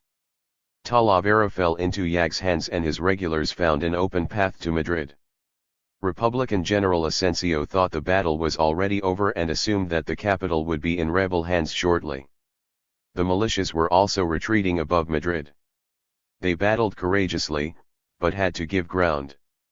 In fact, Franco could have easily occupied the city, but that didn't interest him for political reasons at the time. He still hadn't formed the Burgos junta, which would be a vital step toward seizing national power. He preferred to occupy the Toledo fortress, which the nationalist soldier José Moscardo would defend against loyalists with the sword that the reactionary newspaper El Eco de Paris had awarded him for his bravery. 157 Taking the Toledo fortress was a more political than military action, but General Franco understood that war isn't won on the battlefield, but in the chancelleries, as someone once wrote. While the rebels continued changing Spain's geography in their favor, the Republican government's only goal was to crush the revolution by attacking Barcelona, its heart. The revolution was in deep crisis there, and the divide between the grassroots and the leadership had increased dramatically. The path that the CNT decided to follow on July 20 took it gigantic leaps toward revolutionary defeat. Something new appeared in the CNT, as if by spontaneous generation, bureaucratism in the leading bodies and the subservience of its key men. 158. The CNT and FI's revolutionary committees held on as well as they could. They represented the movement's rank and file, although they were also paralyzed by the problem of the war. Furthermore, leading militants sympathetic to these committees were now implicated in positions of responsibility and simply hoped that a coherent response would emerge from one of the organization's regular assemblies. Others, fighting in Aragon, focused exclusively on taking Huesca and Zaragoza, thinking that once they had done so they could stop the concessions, confront the counter-revolutionaries, and proclaim libertarian communism. 159 Meanwhile, CNT and FAI committees, acting on behalf of the grassroots and making themselves into realists, accepted the political game. They did this not to expand the revolution, but to preserve the power that they had concentrated in their hands. They committed their first counter-revolutionary act when they agreed to dissolve the Central Committee of Anti-Fascist Militias so that some of their men could become ministers in the Generalitat on September 26, 1936. The rank and file reacted against this outrage, but the most significant militants, including Garcia Oliver, Aurelio Fernandez, Severino Campos, José Zena, and Marcos Alcón accepted it reluctantly, which made them complicit in the betrayal. The ground was growing increasingly shaky under the CNT's feet. Durruti led 6,000 men in Aragon who would have followed him to Barcelona to crush the counter-revolutionaries. But he wasn't fighting for power. What he wanted was revolutionary victory, a fully self-managing society made up of free men. He took the most difficult route and he knew it. But he had been an anarchist all his life and wasn't going to stop being one now. 160 He intended to push the revolution as far as possible and overwhelm the counter-revolution with revolutionary advances. A revolutionary blow would follow every counter-revolutionary attack. Durruti was reflecting on these issues when Garcia Oliver called to tell him the good news. Pierre Bisnard had made contact with arms dealers who were ready to sell Spain the weapons it needed. Durruti had to come to Barcelona immediately so that they could finalize the deal. He arrived in Barcelona several hours later, on the night of September 28. Garcia Oliver and Santillan were euphoric. They were finally going to have enough arms to win Zaragoza and Huesca for the revolution. They couldn't afford to miss this opportunity. Thus far, all of Catalonia's attempts to secure arms through the Madrid government, whether led by Giral or Largo Caballero, had ended in failure. Their emissaries returned with promises, but never access to the requisite currency, which was sitting in the Bank of Spain. 161 Barcelona's war industry produced much less than it could, because its machinery was old and the region lacked sufficient raw material. They told Madrid that its machines had to be updated, but the government did nothing. Clearly Madrid would never give the workers the means that they needed to assure revolutionary victory. Catalonia would only receive resources if it delayed the revolution until after the war. That was the trap.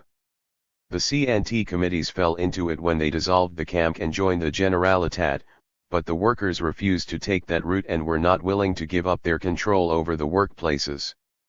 The problem was extremely complicated, although both Santillan and Garcia Oliver believed that Largo Caballero would purchase the weapons being offered, assuming that he didn't prefer Franco's victory. They knew that the government would do everything it could to stop the arms from reaching Barcelona, but that was another matter that they could address later.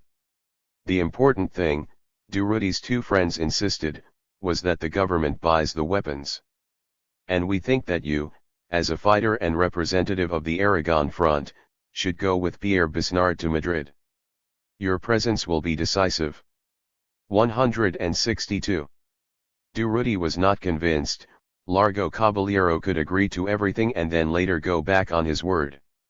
He thought that the time for half measures was over, either Largo Caballero was for the revolution or against it.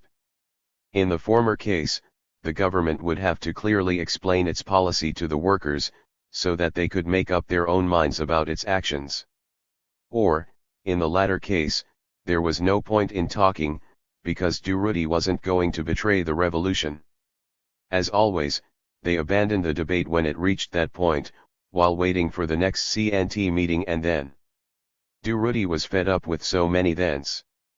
The idea of robbing the Bank of Spain arose in this context. Santillan writes, "Would ours be the first war lost because of a shortage of arms when there was enough money in the national treasury to buy them? The plan was to take what belonged to us from the treasury in the Bank of Spain. We couldn't leave the treasury to a government that was getting everything wrong and losing the war.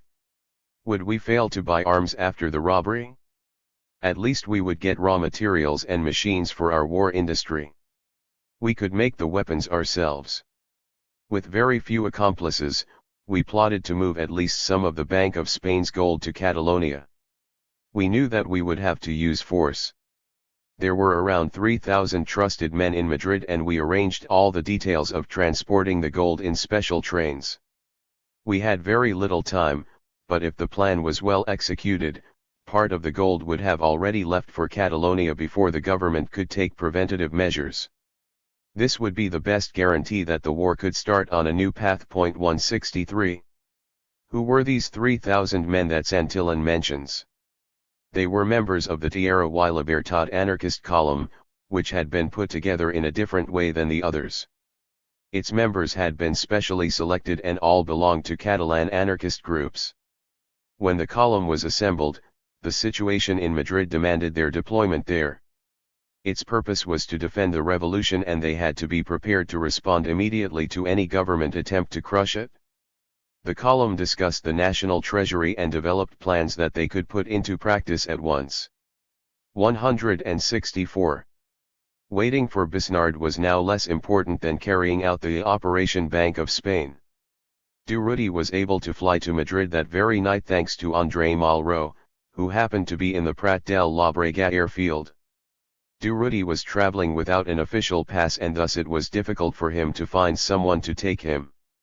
He bumped into Malraux, who fortunately agreed to do so. That was the first time that the two men met. 165. Santillan also flew to Madrid, but he had official documents and thus no problem finding a pilot to transport him. In Barcelona, Garcia Oliver had to attend to Pierre Bisnard's arrival and make the necessary presentations at the Generalitat. Did Garcia Oliver know about Santillan and Durruti's plan? He claims that he did not in a private letter to us. We have no reason to doubt him and therefore correct the assertion that we made in the French edition of this biography. Bisnard describes the developments. I arrived in Barcelona and Garcia Oliver introduced me to the Generalitat ministers. I told them about the opportunity to buy arms for the Spanish Republic. Two representatives from the arms consortium came to Barcelona the following day and corroborated my statements. Lewis companies called Largo Caballero to inform him about the matter. The latter indicated that he needed to see us right away and stressed that Generalitat ministers and I should accompany the representatives. 166.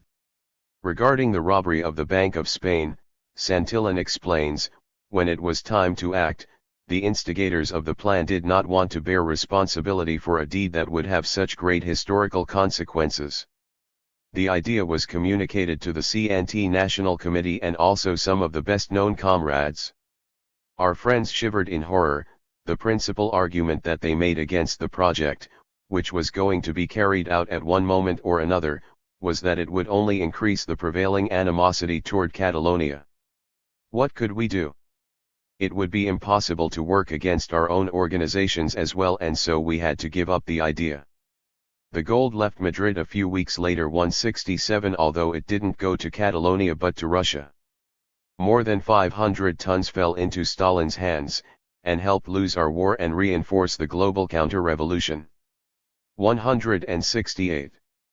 Bisnard continues, Largo Caballero received us as soon as we arrived in Madrid. After a brief conversation, in which Durruti reminded the Prime Minister of his obligations, he agreed to raise the matter during the cabinet meeting. The cabinet decided that afternoon to purchase 800 million pesetas worth of war material.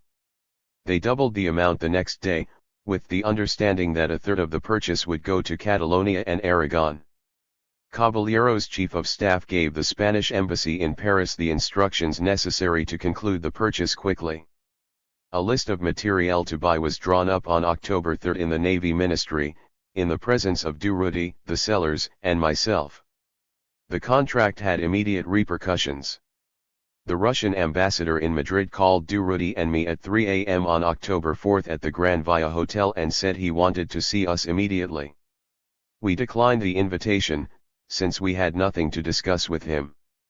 We left for Barcelona the next morning. 169.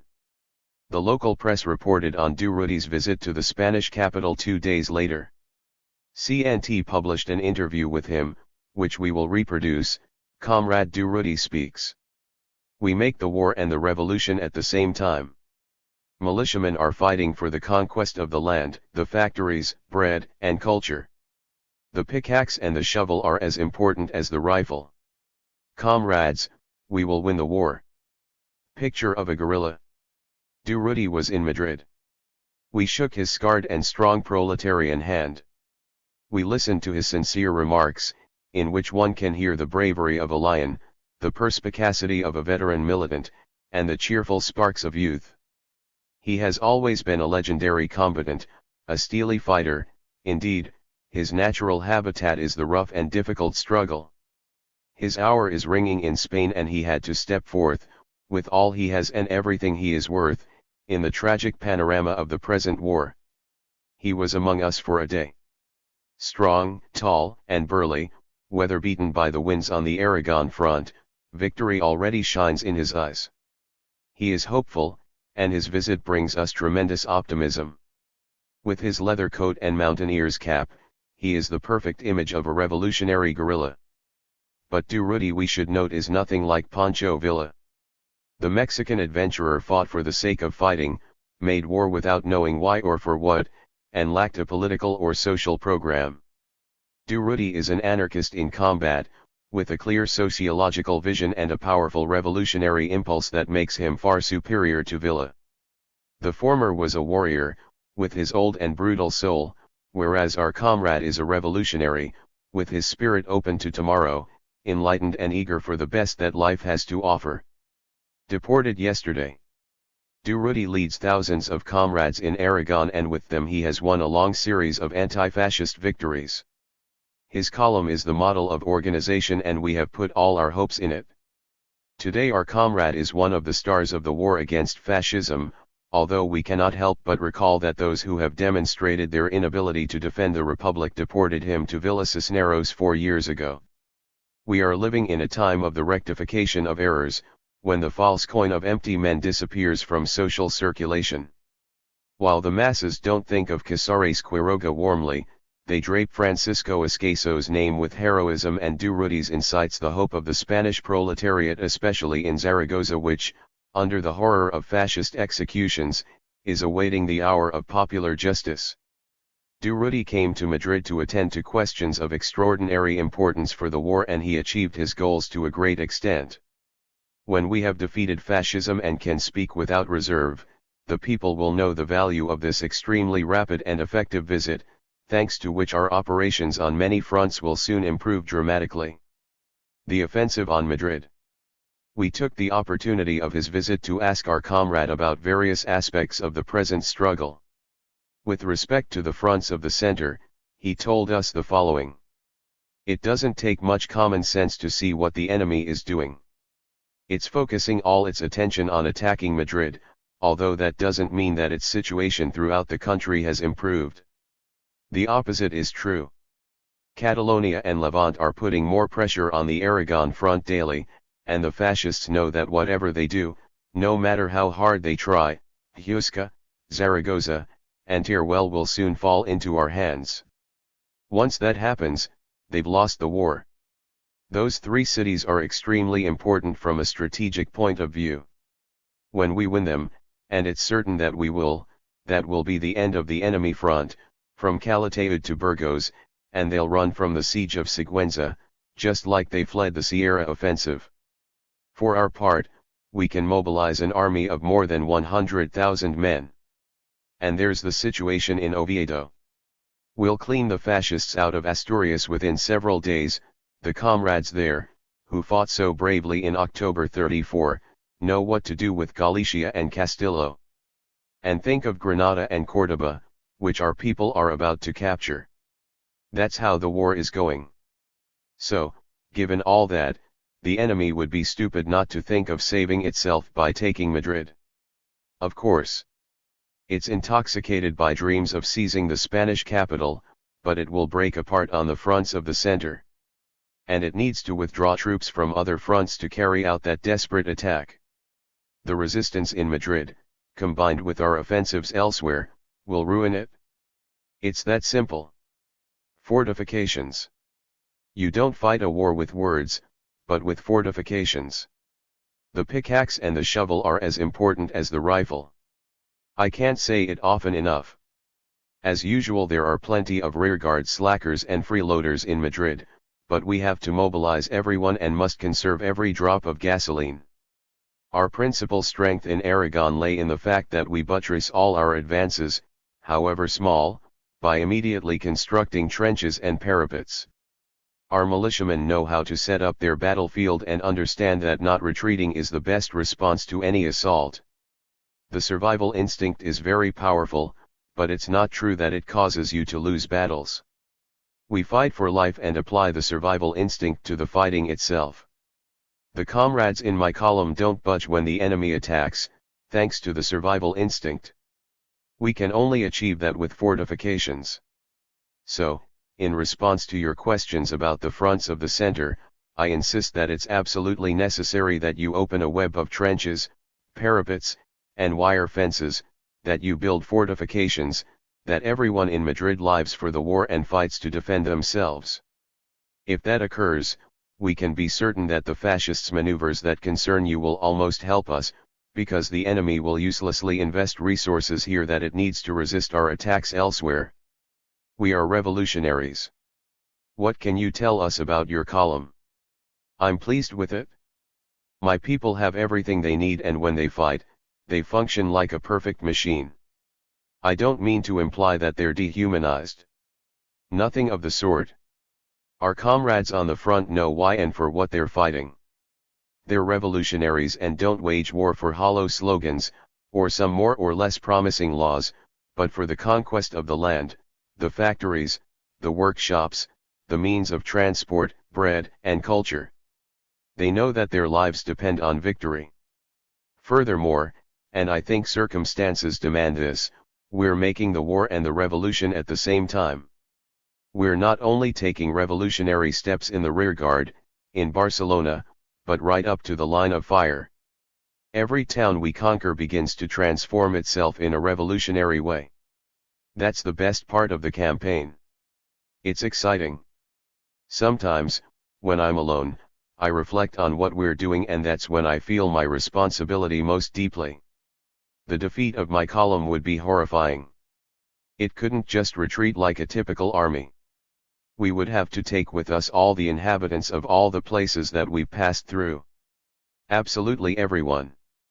From the front lines to Barcelona, there are only fighters on the path we followed. Everyone works for the war and the revolution. That's our strength. On discipline. We come to the question of the moment, discipline. Man. I'm very happy you brought this up. People talk a lot about the topic, but few hit the nail on the head. For me, discipline is nothing more than respect for your own responsibility and that of others.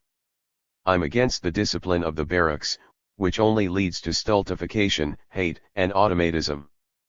But I also can't accept indeed the necessities of war make it impossible the so-called liberty that cowards turn to when they want to duck out of something.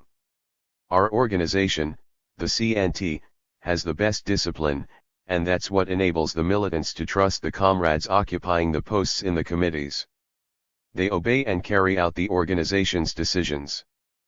People have to obey the delegates in times of war, otherwise it would be impossible to undertake any operation. If people disagree with them, there are meetings where they can suggest their replacement. I've seen all the tricks of the Great War in my column: the dying mother, the pregnant companera, the sick child, the swollen face, the bad eyes. I have a magnificent health team. Anyone caught lying, a double shift with the pick and mattock. Discouraging letters from home. To the garbage.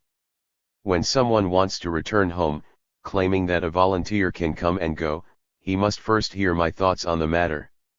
After all, we rely on his strength. Afterwards, we'll let him leave, but only after we've taken his weapon. It belongs to the column and he'll have to go on foot too, because the cars also serve the war effort.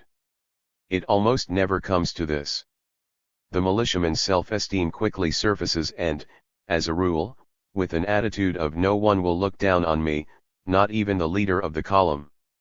He returns to the battlefield, ready to fight heroically. Frankly, I'm happy with the comrades that follow me. I suppose that they're happy with me too. Nothing is lacking. Female comrades can spend 2 days at the front, after that, they go to the rear guard. The newspapers arrive daily, the food is excellent, there are abundant books, and lectures arouse the comrades' revolutionary spirit during free time. The leisure time isn't easy. You have to occupy yourself with something, principally, being at war, it's with making fortifications. What time is it? 1 in the morning, right? Well, now, behind their sandbags, my lions on the Aragon front are digging new trenches with the greatest enthusiasm. Durruti smiles as he thinks of his comrades in the battle. Even in Madrid he feels the excitement of his faraway column. They don't know that I'm here, he says, as if speaking to himself. He looks up and stares into the dark Madrid night. He gathers himself quickly and stands up, firm and smiling, under the visor of his leather cap. The penetrating gaze of a revolutionary guerrilla shines with optimism. He puts his rough proletarian hands on our shoulders and, when the interview is over, says, "We're going to win this war, comrades." 170. Chapter 15. The Libertarian Confederation of Aragon. Pierre Bisnard reflected on the efforts that he and Durruti made to acquire arms in Madrid. Largo Caballero, who really did not think very highly of our intervention, let himself be convinced that it was better to wait for Russian help. Clearly Russia would never have played any role, either then or later, if Spain had used its gold to buy its own arms from abroad. Rosemergue was able to persuade the stubborn Caballero, and, from then on, it was obvious that the government would never purchase the 1,600 million worth of war materiel. And it didn't, in part due to the sellers, largely due to the buyers, and mostly due to the Russians, who portrayed the sellers as Franco's agents.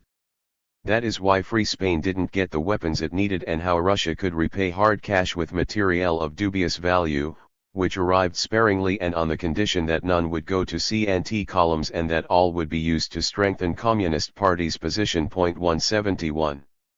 The most committed anarchists focused on Aragon. The spread of the agricultural collectives and the presence of the armed militias, not to mention the revolution's retreat in Barcelona, made Aragon seem like the beacon of the Spanish Revolution. That was Durruti's view. From the beginning, he became not only the core of the anti-fascist resistance in the region, but also one of the most vigorous supporters of the collectives. And Durruti knew that if they did not organize themselves, they would be vulnerable to attacks from Marxist militias. Even POUM militias opposed them. Peasants from all over Aragon came to the Libertarian Column's war committees to complain about abuses that they suffered in areas controlled by Catalanist or Stalinist troops. Sometimes they forcibly dissolved the councils that the peasants had elected in assemblies. Other times, claiming the necessities of war, they robbed stored foodstuffs or farming machinery procured by CNT units. Durruti always told them that they had to build their own means of self-defense and not rely on the libertarian columns, which would leave Aragon as the war evolved. They needed to coordinate themselves, although he also warned them against forming an anti-fascist political front like the type existing in other parts of Spain. They needn't make the same error as their compatriots elsewhere. There were no political parties in Aragon, nor should they be created just to please some of the actors in the struggle. The popular assembly must be sovereign. 172 Durruti returned from Madrid on October 5, 1936, a day before the CNT's regional assembly in Bujarelas. Militants would form the Aragon Defense Council and the Aragon Federation of Collectives at the meeting. 173 When its sessions began, there were 139 militants representing all the villages in Aragon. Delegates from the following confederal columns were also present: Cultura y Acción, Roja y Negra, 4th Group of Gelsa, the Malatesta Centuria, Sur Ebro column, the confederal columns of Huesca and Aldebaldetraco, and the Durruti column. The secretary of the Aragon Regional Committee began the assembly by reporting on decisions made at the national meeting of regionals held in Madrid on September 15. Militants there had decided to propose the formation of a National Defense Council, made up primarily by the UGT and CNT. Their proposal stated that the body should have the following structure: there will be local, provincial, regional, and national federalism in political and economic administration. Defense councils will be implanted, abolishing the city councils, local, and civil governments. Regions will be empowered to establish the balance of anti-fascist forces within the regional defense councils and make any local modifications that circumstances and the facilities of the environment require. The UGT did not receive their proposal favorably, the secretary said. Given that, the meeting decided to undermine the influence of the central government by forming the Aragon Defense Council. After the secretary's report, the Barbastro delegation declared that considers the creation of this organism a pressing necessity, since it will reduce the influence of particular military forces that take advantage of the situation to try to oppose the people's advance in the social order. All the subsequent speakers agreed that the body should be created, although some believed that it should only occupy itself with the region's economic and administrative concerns and not get mixed up in the war, since the columns are supposed to report to Catalonia. Others felt that the council should intercede in military matters, since the columns operate in Aragon, and it would be easy enough to resolve the Catalonia issue by sending a representative there.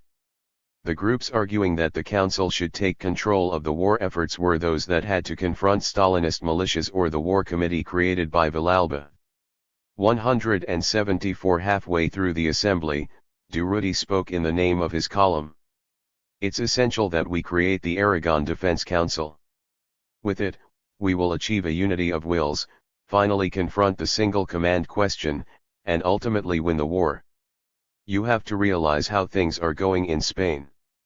I went to Madrid and told the Minister of War about our circumstances.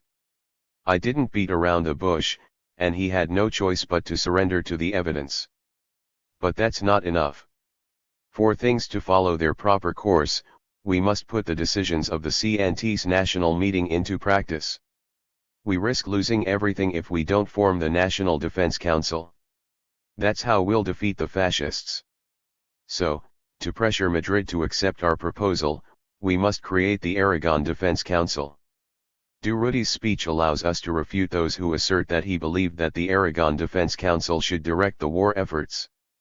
To sum up the general opinion, the meeting issued the following statement: in compliance with the revolutionary events triggered in this country by the battle against fascism, and to fulfill the most recent decisions made at the CNT's meeting of regionals, we have decided to form the Aragon Defense Council, which will take charge of all political, economic, and social development in Aragon.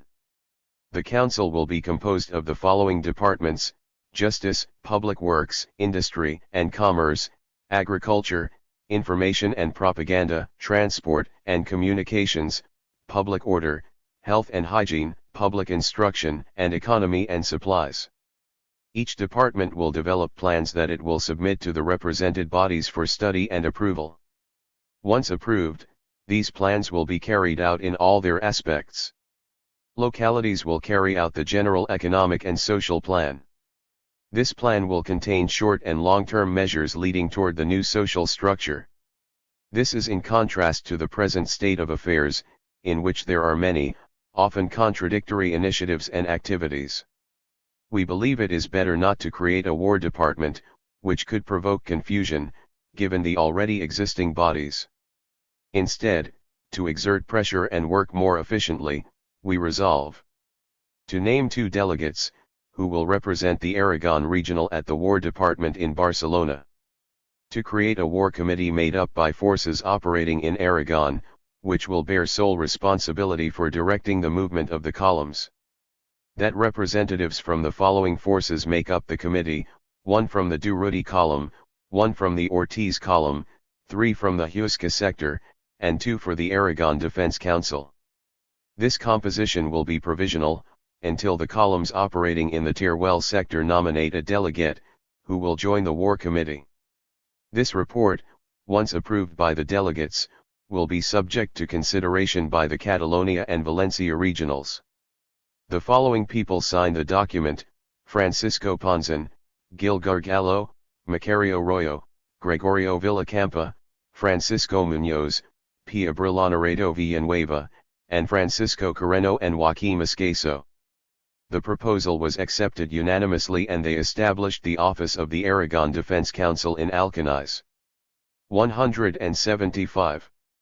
During the Bujarelas Assembly, there was a discussion of Aragon's problems as both a war zone and rearguard.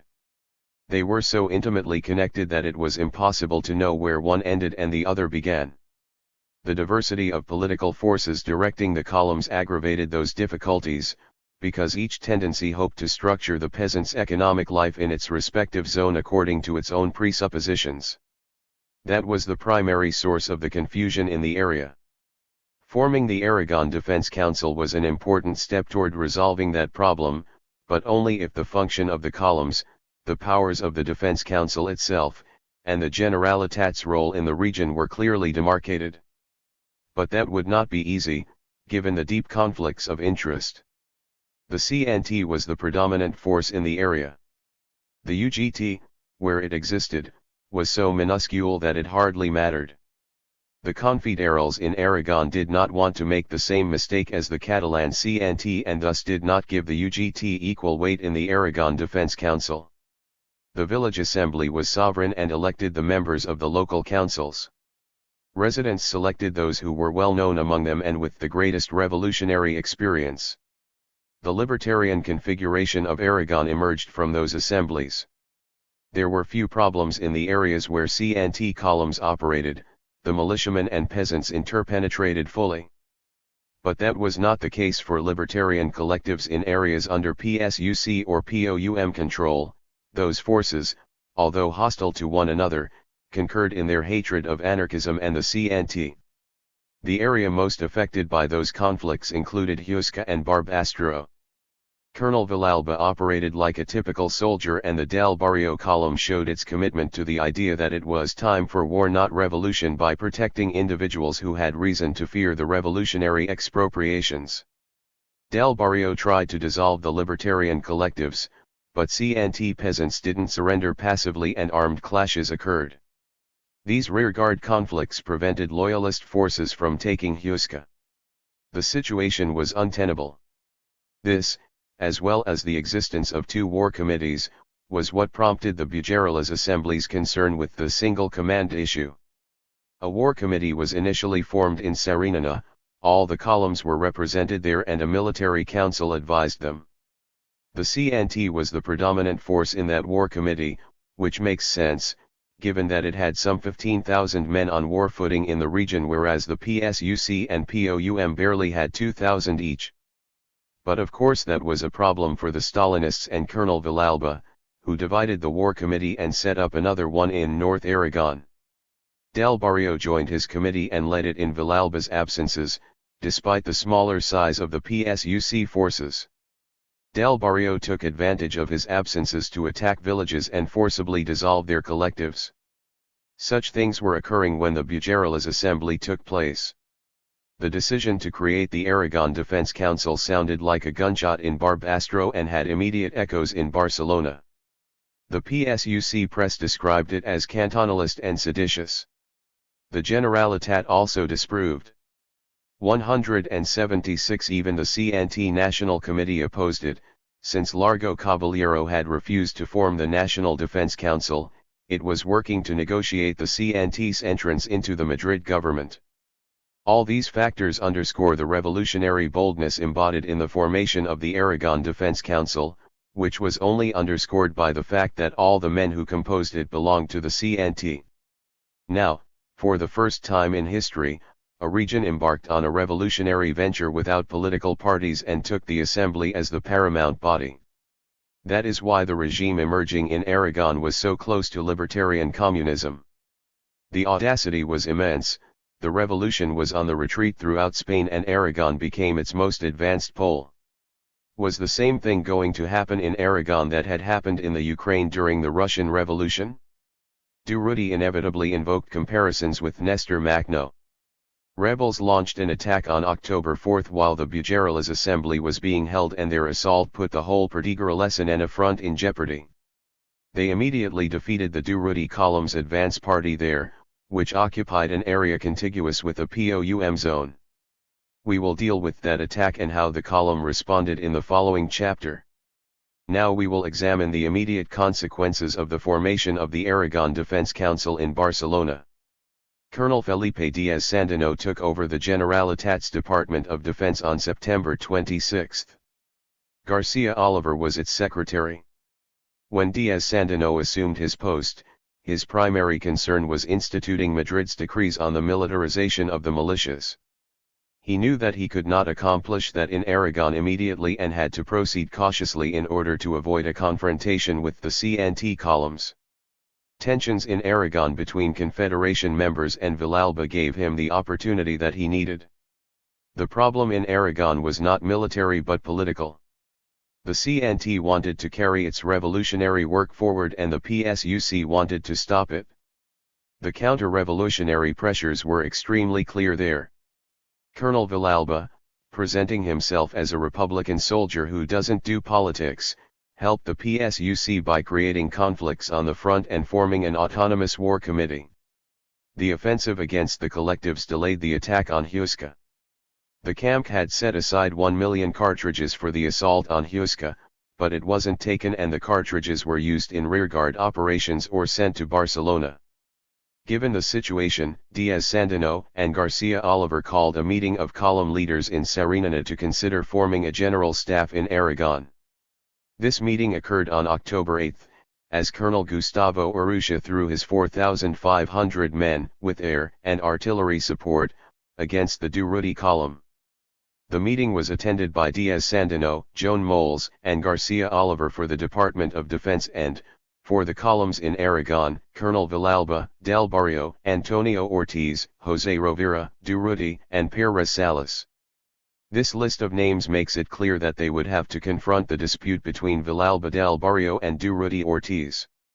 Colonel Diaz-Sandino began by commenting on the grave dangers threatening Madrid after the loss of San Martín de Valdeiglesias, Sigüenza, and Navas del Marqués.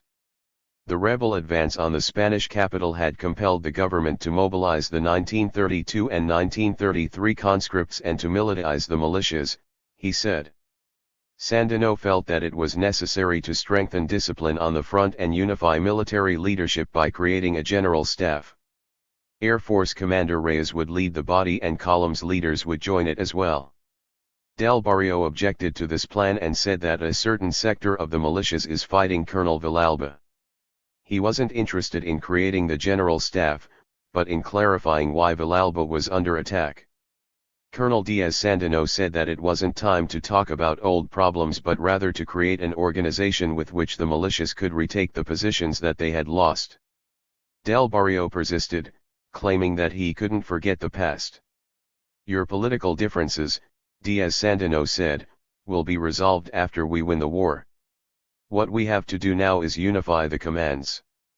Rovira, speaking for the POUM forces, stated that there are various ways to interpret a unified command, and so his party withholds its opinion on the question. Del Barrio insisted that what they had to address was not unifying the military leadership, but other things. Diaz-Sandino replies, "We won't achieve anything if we don't all go arm in arm. They'll beat us with things as they are. We don't have materiel and we're burdened by a series of problems. They're organized and have materiel. If we don't unify our forces, then we might as well as go home and let the fascists enter Barcelona." Del Barrio exclaimed, "We won't argue anymore. We'll start this, but we'll also express our opinion, because we're the ones who'll suffer the consequences. There has always been a split between Barcelona and the front." Garcia Oliver stated, "We tried to be as impartial as possible in selecting the leader of the general staff. You would have said that we were playing political games if we'd appointed Durruti and the same thing if we'd proposed Ortiz. He has to be a soldier who has distinguished himself on the front. It could have been Villalba, but all your quarreling disqualified him. So, we sought a man who seems to have all the moral and practical capacities. But if he's accepted with reservations, then I won't shoulder the responsibility and I'll resign." Del Barrio responded, "There is a hostile environment. Part of the front is fighting against Colonel Villalba. Ortiz, I'll be frank, I'm an anarchist and I think we'll take things as far as we can. But, until then, we won't argue and we'll proceed honorably. Everything that is ordered of me I will do, and have done." Durruti stated the following, "I've come to a conclusion. Barbastro is the worst of the Aragon front, where there are endless conflicts. It's a nest of intrigues. Think about the situation. They've already moved forces toward us from the north, just like they're moving forces from other sectors on the Aragon front. I can see them almost 100 meters in front of us. There are an enormous number of people there and we're waiting for them to give us a push. If you were to ask me how we defended Farlet and Montgrillo the other day, I could only say that we did so as well as we could. I can see the moment that we took off running toward Fraga and lost those two positions. This has to end. It's necessary to clarify the problems in Barbastro so that confidence on the front is restored." Then Del Barrio commented, "The other day, in the colonel's absence, I took the power that I believe I possess as a member of the War Committee to send 25 carabineros to Graus, with an order to arrest the whole village council. And if we hadn't, the CNT men would have shot 17 men that were not all socialists, but Republicans in their majority. Unfortunately the carabineros didn't carry out the order, but that was the order, which I signed. I didn't send the civil guard because I didn't want to hear talk about the civil guard fighting the people again." Colonel Villalba intervened, "Something remains in the air, a charge." Durruti stated, "The soldiers should be advisors, real advisors, and you shouldn't mix yourself up with edicts. That should be the responsibility of the column leaders." Del Barrio, the people love the soldiers and they're with us. They demonstrated this when I spoke about Colonel Villalba at the rally. The people rose up and cheered him. Durruti, as far as decrees and edicts are concerned, the people never put up with soldiers. When a soldier signs a decree or edict, it may be effective but it immediately raises suspicions. They're loved because they're fighting, nothing more. Del Barrio, I've stated my reservations with respect to the unified command. I will state them to my party and do what it orders. Ortiz, as far as I'm concerned, such reservations are dishonest. Durruti, the reservation is inadmissible. We didn't have any reservation. A government was formed in Madrid and we went to fight without worrying if it was socialist.